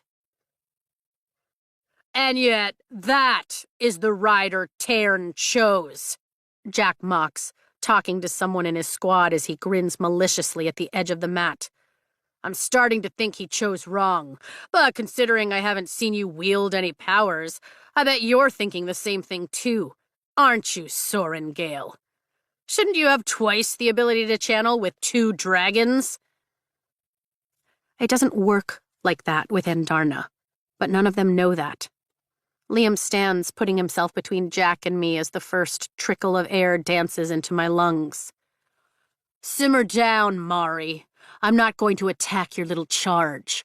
Not when I can just challenge her in a couple of weeks and accidentally snap her scrawny neck in front of an audience." Jack folds his arms across his chest and watches me struggle with pure pleasure. "Tell me, though, you are getting tired of playing the nursemaid, aren't you?" His friend from First Wing offers him something, a slice of an orange he's eating, and Jack shoves his hand away at the wrist. "Get that noxious shit away from me. Do you want me to end up in the infirmary?" "Walk the fuck away, Barlow," Liam warns, dagger in hand. I manage one breath, then 2 as Jack's gaze rises from me to someone standing behind me. That look on his face, half envy, half shitting himself, means it has to be Xaden. "She's only alive because of you," Jack spits, but the blood drains from his face. "Right, because I'm the one who buried a dagger in your shoulder at threshing." Finally, breathing somewhat normally, I scramble for my feet, clutching the staff with both hands. "We could just settle this now," Jack says, sidestepping Liam to look me in the eyes. "If you're done hiding behind the big, strong men." My stomach hollows out because he's right. The only reason I don't accept his challenge is because I'm not sure I'll win. And the only reason he isn't attacking me is because of Liam and Xaden. If I attack Jack now, they'll kill him. Garrick's hulking frame appears to the left, and I begrudgingly add him to my list of protectors. Hell, even Imogen has inched closer, but not on my behalf. It's only on his. "That's what I thought," Jack says, blowing me a kiss. "You ran," I snarl, wishing I could lunge forward and beat the shit out of him, but forcing my feet to stay planted where they are. "That day in the field, you fucking ran when it was 3-on-1, and we both know when it comes down to it, you'll run again. That's what cowards do." Jack flushes, his eyes nearly bugging out of his face. "Oh, for fuck's sake, Violet," Dane mutters. "She's not wrong," Xaden drawls. Garrick laughs and Liam muscles Jack off the mat when he leaps at me. Jack's boots squeak against the hardwood floor as he unsuccessfully fights to hold his ground, and Liam forces him from the gym. With a flick of his hand, Xaden shuts the huge doors with his power, locking Jack out. "What the hell were you thinking, egging him on like that?" Dane marches toward me, disbelief raising his brows. "Oh, now you feel like talking to me?" I lift my chin, but it's Xaden who fills my vision as he steps between us. The fury in his eyes is palpable, but I don't retreat. "Give us a second." His gaze is locked on mine, but we both know he's not talking to me. My pulse skitters. Rhiannon steps back. "You want to tell me why the fuck you're not wearing that?" His tone is soft but deadly as he points toward the bench where my armor lies. "I have to wash it at some point. And you thought that would be a good idea during sparring?" His chest heaves like he's battling to keep control of himself. I'm just trying not to notice his chest or the heat he's throwing off like a damned furnace. "I washed it before sparring, knowing it could dry while your guard dog keeps watch, as opposed to sleeping without it because we both know what happens behind locked doors around here." "Not behind yours anymore." His jaw ticks. I made sure of it. "Because I'm supposed to trust you?" "Yes." A vein in his neck bulges. "And you make it so easy." Sarcasm drips from my voice. "You know I can't kill you. Fuck Sorengale, the entire quadrant knows I can't kill you." He leans into my space, eclipsing the rest of the room. "That doesn't mean you can't hurt me." He blinks and shifts backward, composing himself in less than a heartbeat while mine still races. "Stop training with a bow staff. It's too easy to knock out of your hands. Stick to the daggers." To my surprise, he doesn't snatch it away just to prove he can. "I was doing just fine until Tairn barged into my head with all his anger and distracted me," I argue, my defenses rising like the hackles of a dog. "Then learn how to block him out." He says it like it's just that simple. "What, with all this power I'm wielding?" My brows rise. "Or were you unaware that I'm still not channeling?" I want to throttle him, to shake some ever-loving sense into that beautiful head of his. He leans in so we're almost nose to nose. "I am annoyingly aware of everything you do." Thanks to Liam. Every inch of my body vibrates with anger, with irritation, with whatever this electric tension is between us as we stand there, our eyes locked in combat. "Wing Leader Ryerson," Dane starts. "She's just not used to the bond yet. She'll learn how to block it out." Dane's words sting like a blow.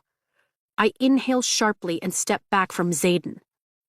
Good gods, we've been putting on a fucking show. What is it about Xaden that makes me tune out the rest of the world? "You choose the oddest times to defend her, Atos." Xaden all but rolls his eyes as he looks at Dane. "And the most convenient times not to." Dane's jaw clenches and his hands curl into fists at his sides. He's talking about Amber, I know it. Dane knows it. Everyone in this whole awkward room knows it. Our entire squad was there when Dane demanded I call Xaden a liar. Xaden turns those unfathomable eyes back on me. "Do us both a favor and put the fucking armor back on," he finishes. Before I can counter, he turns and walks off the mat, meeting Garrick at the edge. His back. My quiet gasp is uncontrollable, and Xaden tenses for a second before taking his shirt from Garrick's outstretched hand and tugging it over his head, covering the navy blue relic of a dragon that sweeps from his waist to over both his shoulders, textured intricately with raised silver lines I couldn't see from across the gym. Silver lines I instantly recognize as scars.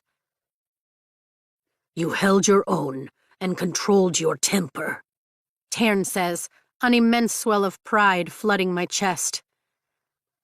She's ready, Andarna adds with a giddy jolt of joy that makes me instantly lightheaded. She's ready, he agrees. A couple of hours later, I rip my brush through my hair in the privacy of my room, still fully dressed down to my boots and armor. I still can't believe I made an ass of myself in front of my entire squad simply because Xaden decided to train shirtless. I really need to get laid. I pause mid-brush stroke when a rush of energy races down my spine, dissipating in a heartbeat. Well, that's weird. Maybe it's... No, it can't be. It felt completely different when Andarna stopped time through me. That was a full-body flood that expanded through my fingers and toes, then left afterward. Another wave ripples through me, stronger this time, and I drop the brush, clutching the edge of the dresser so I don't fall as my knees threaten to buckle. The energy doesn't dissipate this time. It sticks around, humming under my skin, ringing in my ears, overwhelming every sense. Something within me expands, somehow too big for my own body, too vast to be contained, and pain sears every nerve as I crack open, the sound reverberating through my skull like bones shattering. It's as though I've been split at the very seams of the fabric of my being. My knees hit the floor and I throw my hands over my temples, trying to shove everything I am back into my skull, forcing myself to shrink. Energy pours in, a deluge of raw, endless power, eroding everything I was and forging something completely new as it fills every pore, every organ, every bone. My head screams, and it feels like Tern has flown too high too fast, and I can't pop my ears. All I can do is lie there on the floor and pray the pressure equalizes. I stare at my brush, the hardwood floor biting into my cheek, and breathe. In, and then out. In, and then out. Surrendering to the onslaught. Finally, the pain ebbs, but the energy, the power, doesn't. It's simply there, prowling through my veins, saturating every cell in my body. It is everything I am and everything I can be all at once. I sit up slowly and flip my hands to examine my tingling palms. It feels like they should look different, changed. But they're not. They're still my fingers, my slender wrists, and yet they're so much more now. They're strong enough to shape the torrent inside me, to mold it into whatever I desire. This is your power, isn't it? I ask Tern, but he doesn't answer. Andarna? There's only silence. Go figure.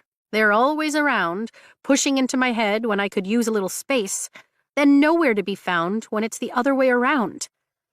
I'd heard them say I was ready earlier, but I figured it would take a day or two for my mind to fully open that pathway once Tern started channeling. Guess not. Rhiannon. I have to tell Rhiannon. She's going to flip that I can finally go to Professor Carr's class with her. And Liam? He can stop pretending that he can't channel just so he isn't forced to leave me for an hour a day. Heat washes over me, prickling my skin and centering low in my stomach. Odd, but whatever. It's probably just a side effect of the power. I throw open the lock on my door and yank it open. My vision blurs and need slams into me, robbing me of every logical thought besides satiating the overwhelming Violet. The fuzzy shape of a man stands in the hallway, and I blink Liam into focus. You all right? Are you sleeping in the hallway? I grip the doorframe as an image of falling fills my mind, and I feel the sizzle of flakes as they make contact with my heated skin. It's gone as quickly as it appeared, but the driving, thundering desire remains. Oh, shit. This is... lust. No, Liam shakes his head. Just hanging out here before turning in. I look at him then. Really, honestly look at him. He's more than handsome, with strong features and sky blue eyes that are startlingly beautiful. Why are you looking at me like that? He sets his knife and semi-carved dragon down. Like what? My teeth sink into my bottom lip, and I debate rubbing against him like a cat in heat, while demanding he appease this unimaginable ache. But he's not who you really want. He's not Xaden. Like, he cocks his head to the side. Like something's going on. You don't look like you feel, like yourself. Oh, shit. It's because I'm not myself. All of this, the need, the lust, the craving for the one person who I'm meant to be with, it's Tairn. Tairn's emotions aren't just overwhelming me, they're controlling me. I'm good. Go to bed. I step back into my room and slam the door while I still have the mental capacity to do so. Then I start pacing, but that doesn't stop the next blast of heat, or the compulsion to, I have to get out of here before I make an epic mistake and take Tairn's feelings out on Liam. Grabbing my fur-lined cloak in one hand and pulling my hair up with the other, I swirl the fabric over my shoulders and fasten the clip beneath my throat. A second later, I peek out the door, and when I'm sure the coast is clear, I fucking flee. I make it to the entrance of the spiral steps, the ones that lead to the river, before I have to lean back against the stone wall and breathe through the fog of Tairn's emotions. Once the wave passes, I race down the steps, keeping one hand on the wall in case I'm pulled under again. The mage lights flicker on as I approach and fizzle out as I race by, as though this newfound power is already at work, stretching into the world. Away. I have to get away from everyone until Tairn finishes, whatever he and Sgaeyl are doing. I stumble out of the stairwell and emerge at the foundation walls of the citadel. Snow fills the sky, and I tip my head back, savoring the brief kiss of snowflakes on skin that's heated for all the wrong reasons. The air is crisp and chilled, and my eyes pop open at the scent in the air, and I whirl, my cloak whipping out behind me as I find the source of the sweet, easily identifiable smoke. Xaden is leaning back against the wall, one foot braced on the stone, smoking and watching me like he doesn't have a care in the world. Is that Churam? He blows out a puff of smoke. Want some? Unless you're here to continue our earlier argument, in which case, none for you. My jaw practically unhinges. No, we're not allowed to smoke that. Yeah, well, the people who made that rule obviously weren't bonded to Sgaeyl and Tairn, now were they? A smirk lifts a corner of his mouth. Gods, I could stare at his lips forever. They are perfectly shaped, and yet entirely too decadent for the slashing line of his jaw. It helps with distancing yourself. He offers me the rolled churim and cocks an eyebrow at me, the one with the scar. Beyond what shielding does, of course. I shake my head and cross through the newly fallen snow to brace my weight on the wall beside him, letting my head fall back against the stone. Suit yourself. He inhales deeply on the churim and then puts it out against the wall. I feel like I'm on fucking fire. That's putting it mildly. Yeah, that happens. His laugh holds a wicked edge, and I make the utterly unforgivable mistake of turning to see his smile. Xaden, while brooding and bossy, dangerous and lethal, is a toe-curling sight that makes my pulse quicken. But Xaden laughing, his head thrown back with a smile curving his mouth, is drop-dead beautiful. My stupid, foolish heart feels like there's a fist around it, squeezing tight.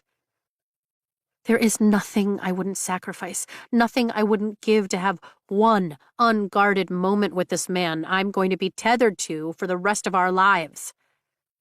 This has to be Tairn. It just has to. And yet I know it isn't. While I'd admired Liam upstairs, I am completely, utterly obsessed with Xaden. His eyes meet mine in the moonlight. Oh, Violence, you're going to have to learn to shield against Tairn, or his escapades with Sigale will drive you mad. Or into someone's bed. I squeeze my eyes shut just so I can escape his gorgeous face as a jolt of heat flashes through me, making every inch of my skin tingle and burn. I reach a hand out to steady myself against the wall again. Oh, I know. I am horrified to see Liam again. Liam? Why?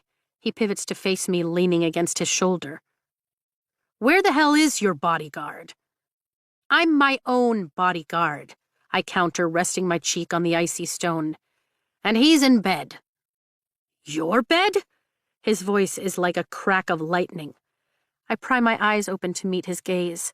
The snow makes everything so much brighter, highlighting the furrowed line of his brow, the firm set of his mouth. No, not that it should matter to you. Is he jealous?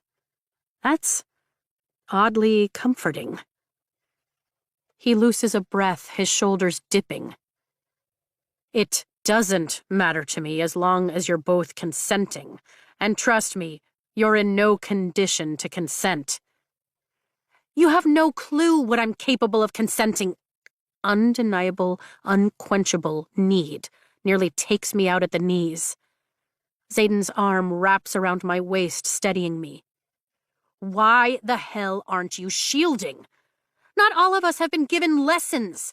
He just started channeling before all this, and in case you forgot, you're only allowed to attend Professor Carr's class if you can wield. Always thought that was a ridiculous rule. He sighs.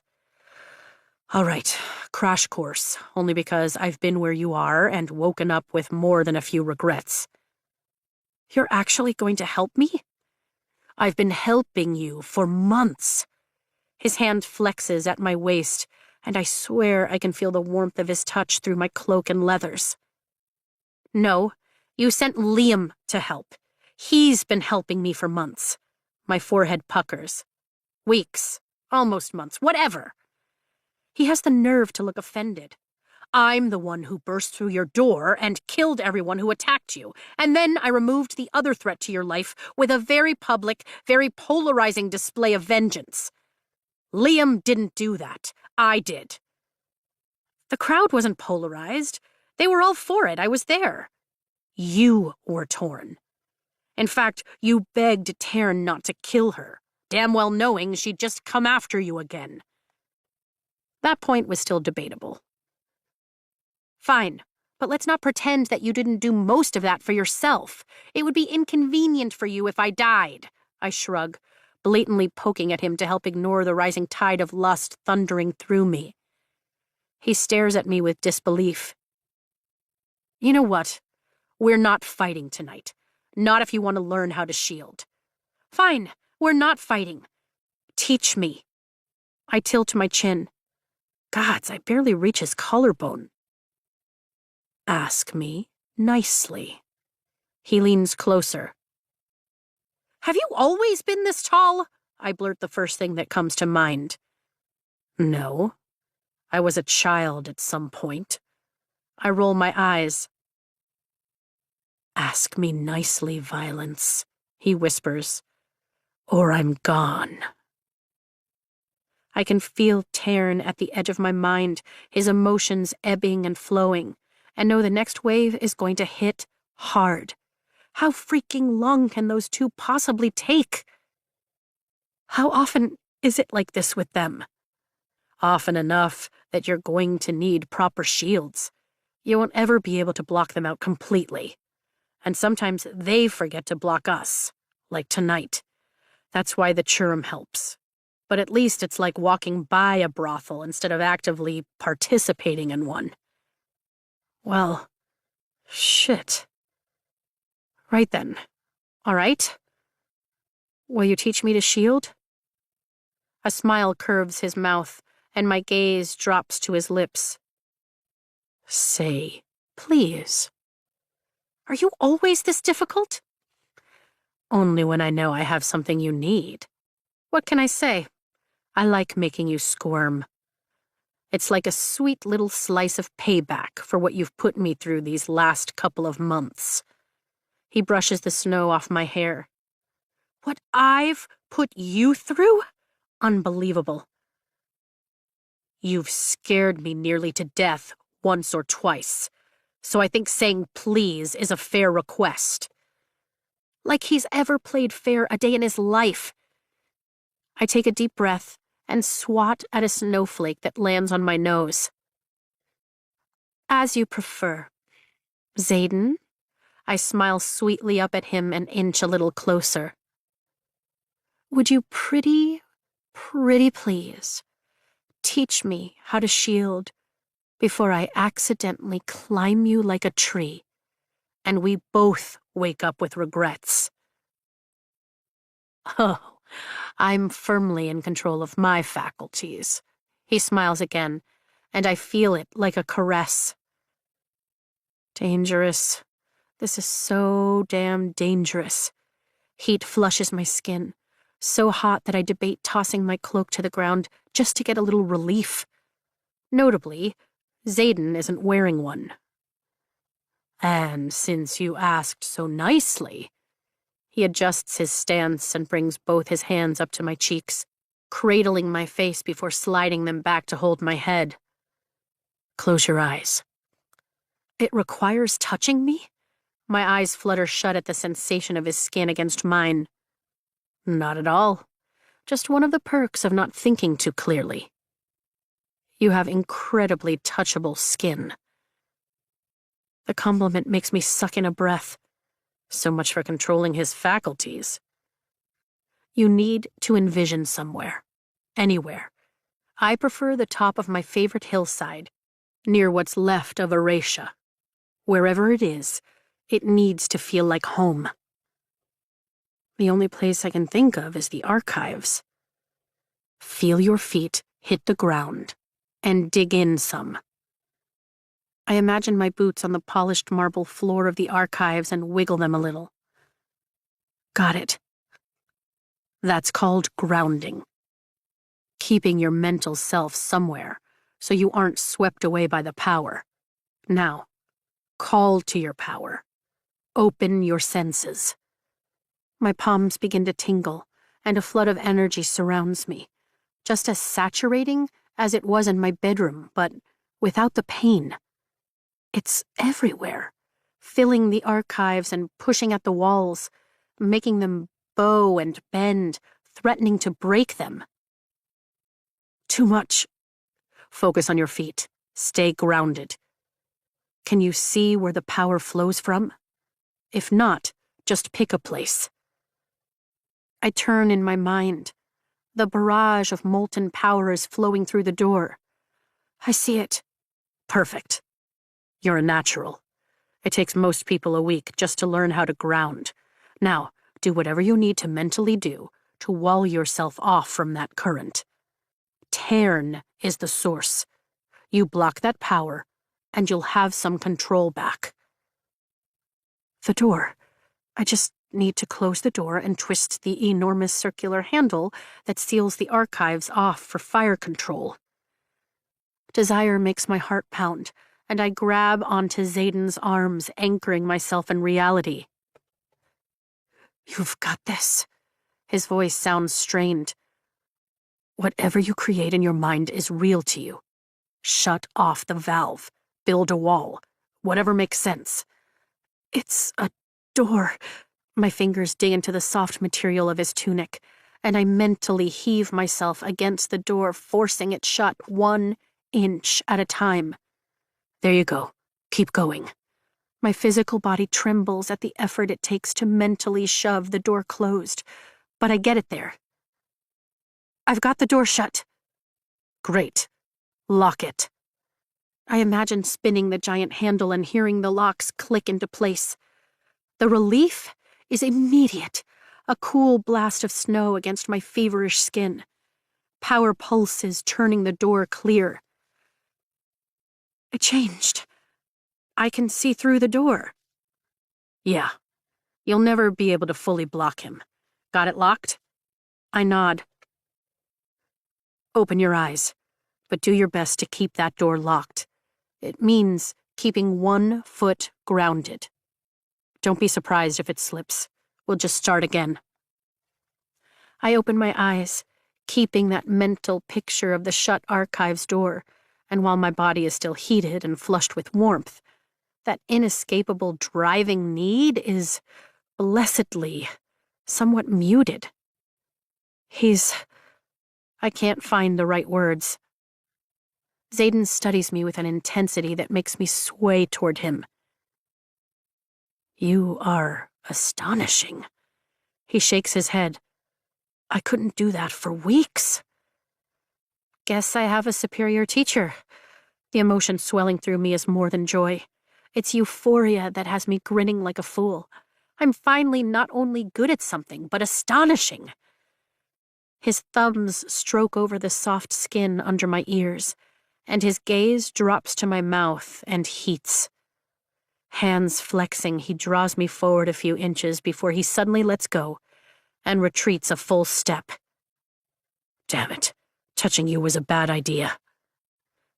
The worst, I agree, but my tongue skims my lower lip. He groans, and my core melts at the sound. Kissing you would be a cataclysmic mistake. Calamitous. What would it take to hear that groan again? The inches between us feel like kindling, ready to burn at the first suggestion of heat, and I'm a living, breathing flame. This is everything I should run from, and yet denying the primal attraction I feel is completely, utterly impossible. We'll both regret it. He shakes his head. But there's more than hunger in his eyes as he stares at my lips. Naturally, I whisper, but knowing I'll regret it doesn't stop me from wanting it. Wanting him. Regretting is a problem for future Violet. Fuck it. 1 second he's out of reach, and the next his mouth is on mine, hot and insistent. Gods, yes. This is exactly what I need. I'm trapped between the immovable stone of the wall and the hard lines of Xaden's body, and there's nowhere else I'd rather be. The thought should sober me, but all I do is lean in for more.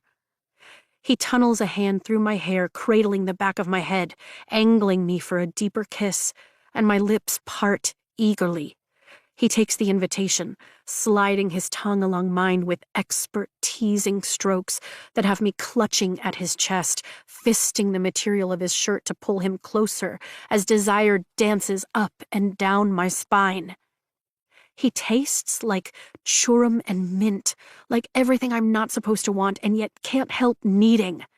And I kiss him back with everything I have, sucking on his lower lip and scraping my teeth over him. Violence, he moans, and the sound of the nickname on his lips makes me ravenous. Closer. I need him closer. As though he can hear my thoughts, he kisses me harder, claiming every line and curve of my mouth with a reckless edge that makes my body sing. He's just as needy as I am, and when he shifts his grip to my ass and picks me up, I wrap my legs around his waist and hold on like my life depends on this kiss never ending. The wall digs into my back, but I don't care. My hands are finally in his hair, and it's just as soft as I imagined. He kisses me until I feel thoroughly devoured and explored, and then he sucks my tongue into his mouth so I can do the same. This is complete and utter madness, and yet I can't stop, can't get enough. I could live forever in this tiny slice of insanity if it means keeping his mouth on mine, leaving my world narrowed to the heat of his body and the skilled stroke of his tongue. His hips rock into mine, and I gasp at the delicious friction. He breaks the kiss, sliding his mouth across my jaw, my neck, and I know I'll do anything to keep him here with me. I want to feel his mouth everywhere. We're a tangle of tongues and teeth, questing lips and hands as the snow falls around us, and the kiss consumes me the same way the power had before, so thoroughly I can feel it in every cell in my body. Need pulses between my thighs, and I jolt at the simple knowledge that there's nothing he could do that I wouldn't welcome. I want him. Only him. Here, now, anywhere, whenever. I've never been this out of control over a single kiss. Never wanted someone the way I do him. It's exhilarating and terrifying at the same time because I know that in this moment, he has the power to break me. And I'd let him. I surrender completely, melting into him, my body going pliant against his and losing that mental foothold he calls grounding. A flash of light burns behind my closed eyes, followed by the boom of thunder. Thunder snow isn't uncommon around here, but damn does it summarize how this feels, wild and out of control. But then, he breaks the kiss with a sharp gasp, his brow furrowing with something akin to panic before he slams his eyes shut. I'm still struggling to draw a full breath when he abruptly steps away from the wall and palms the back of my thighs, setting me on my feet again. He makes sure I'm steady and then retreats a few feet, like the distance will save his life.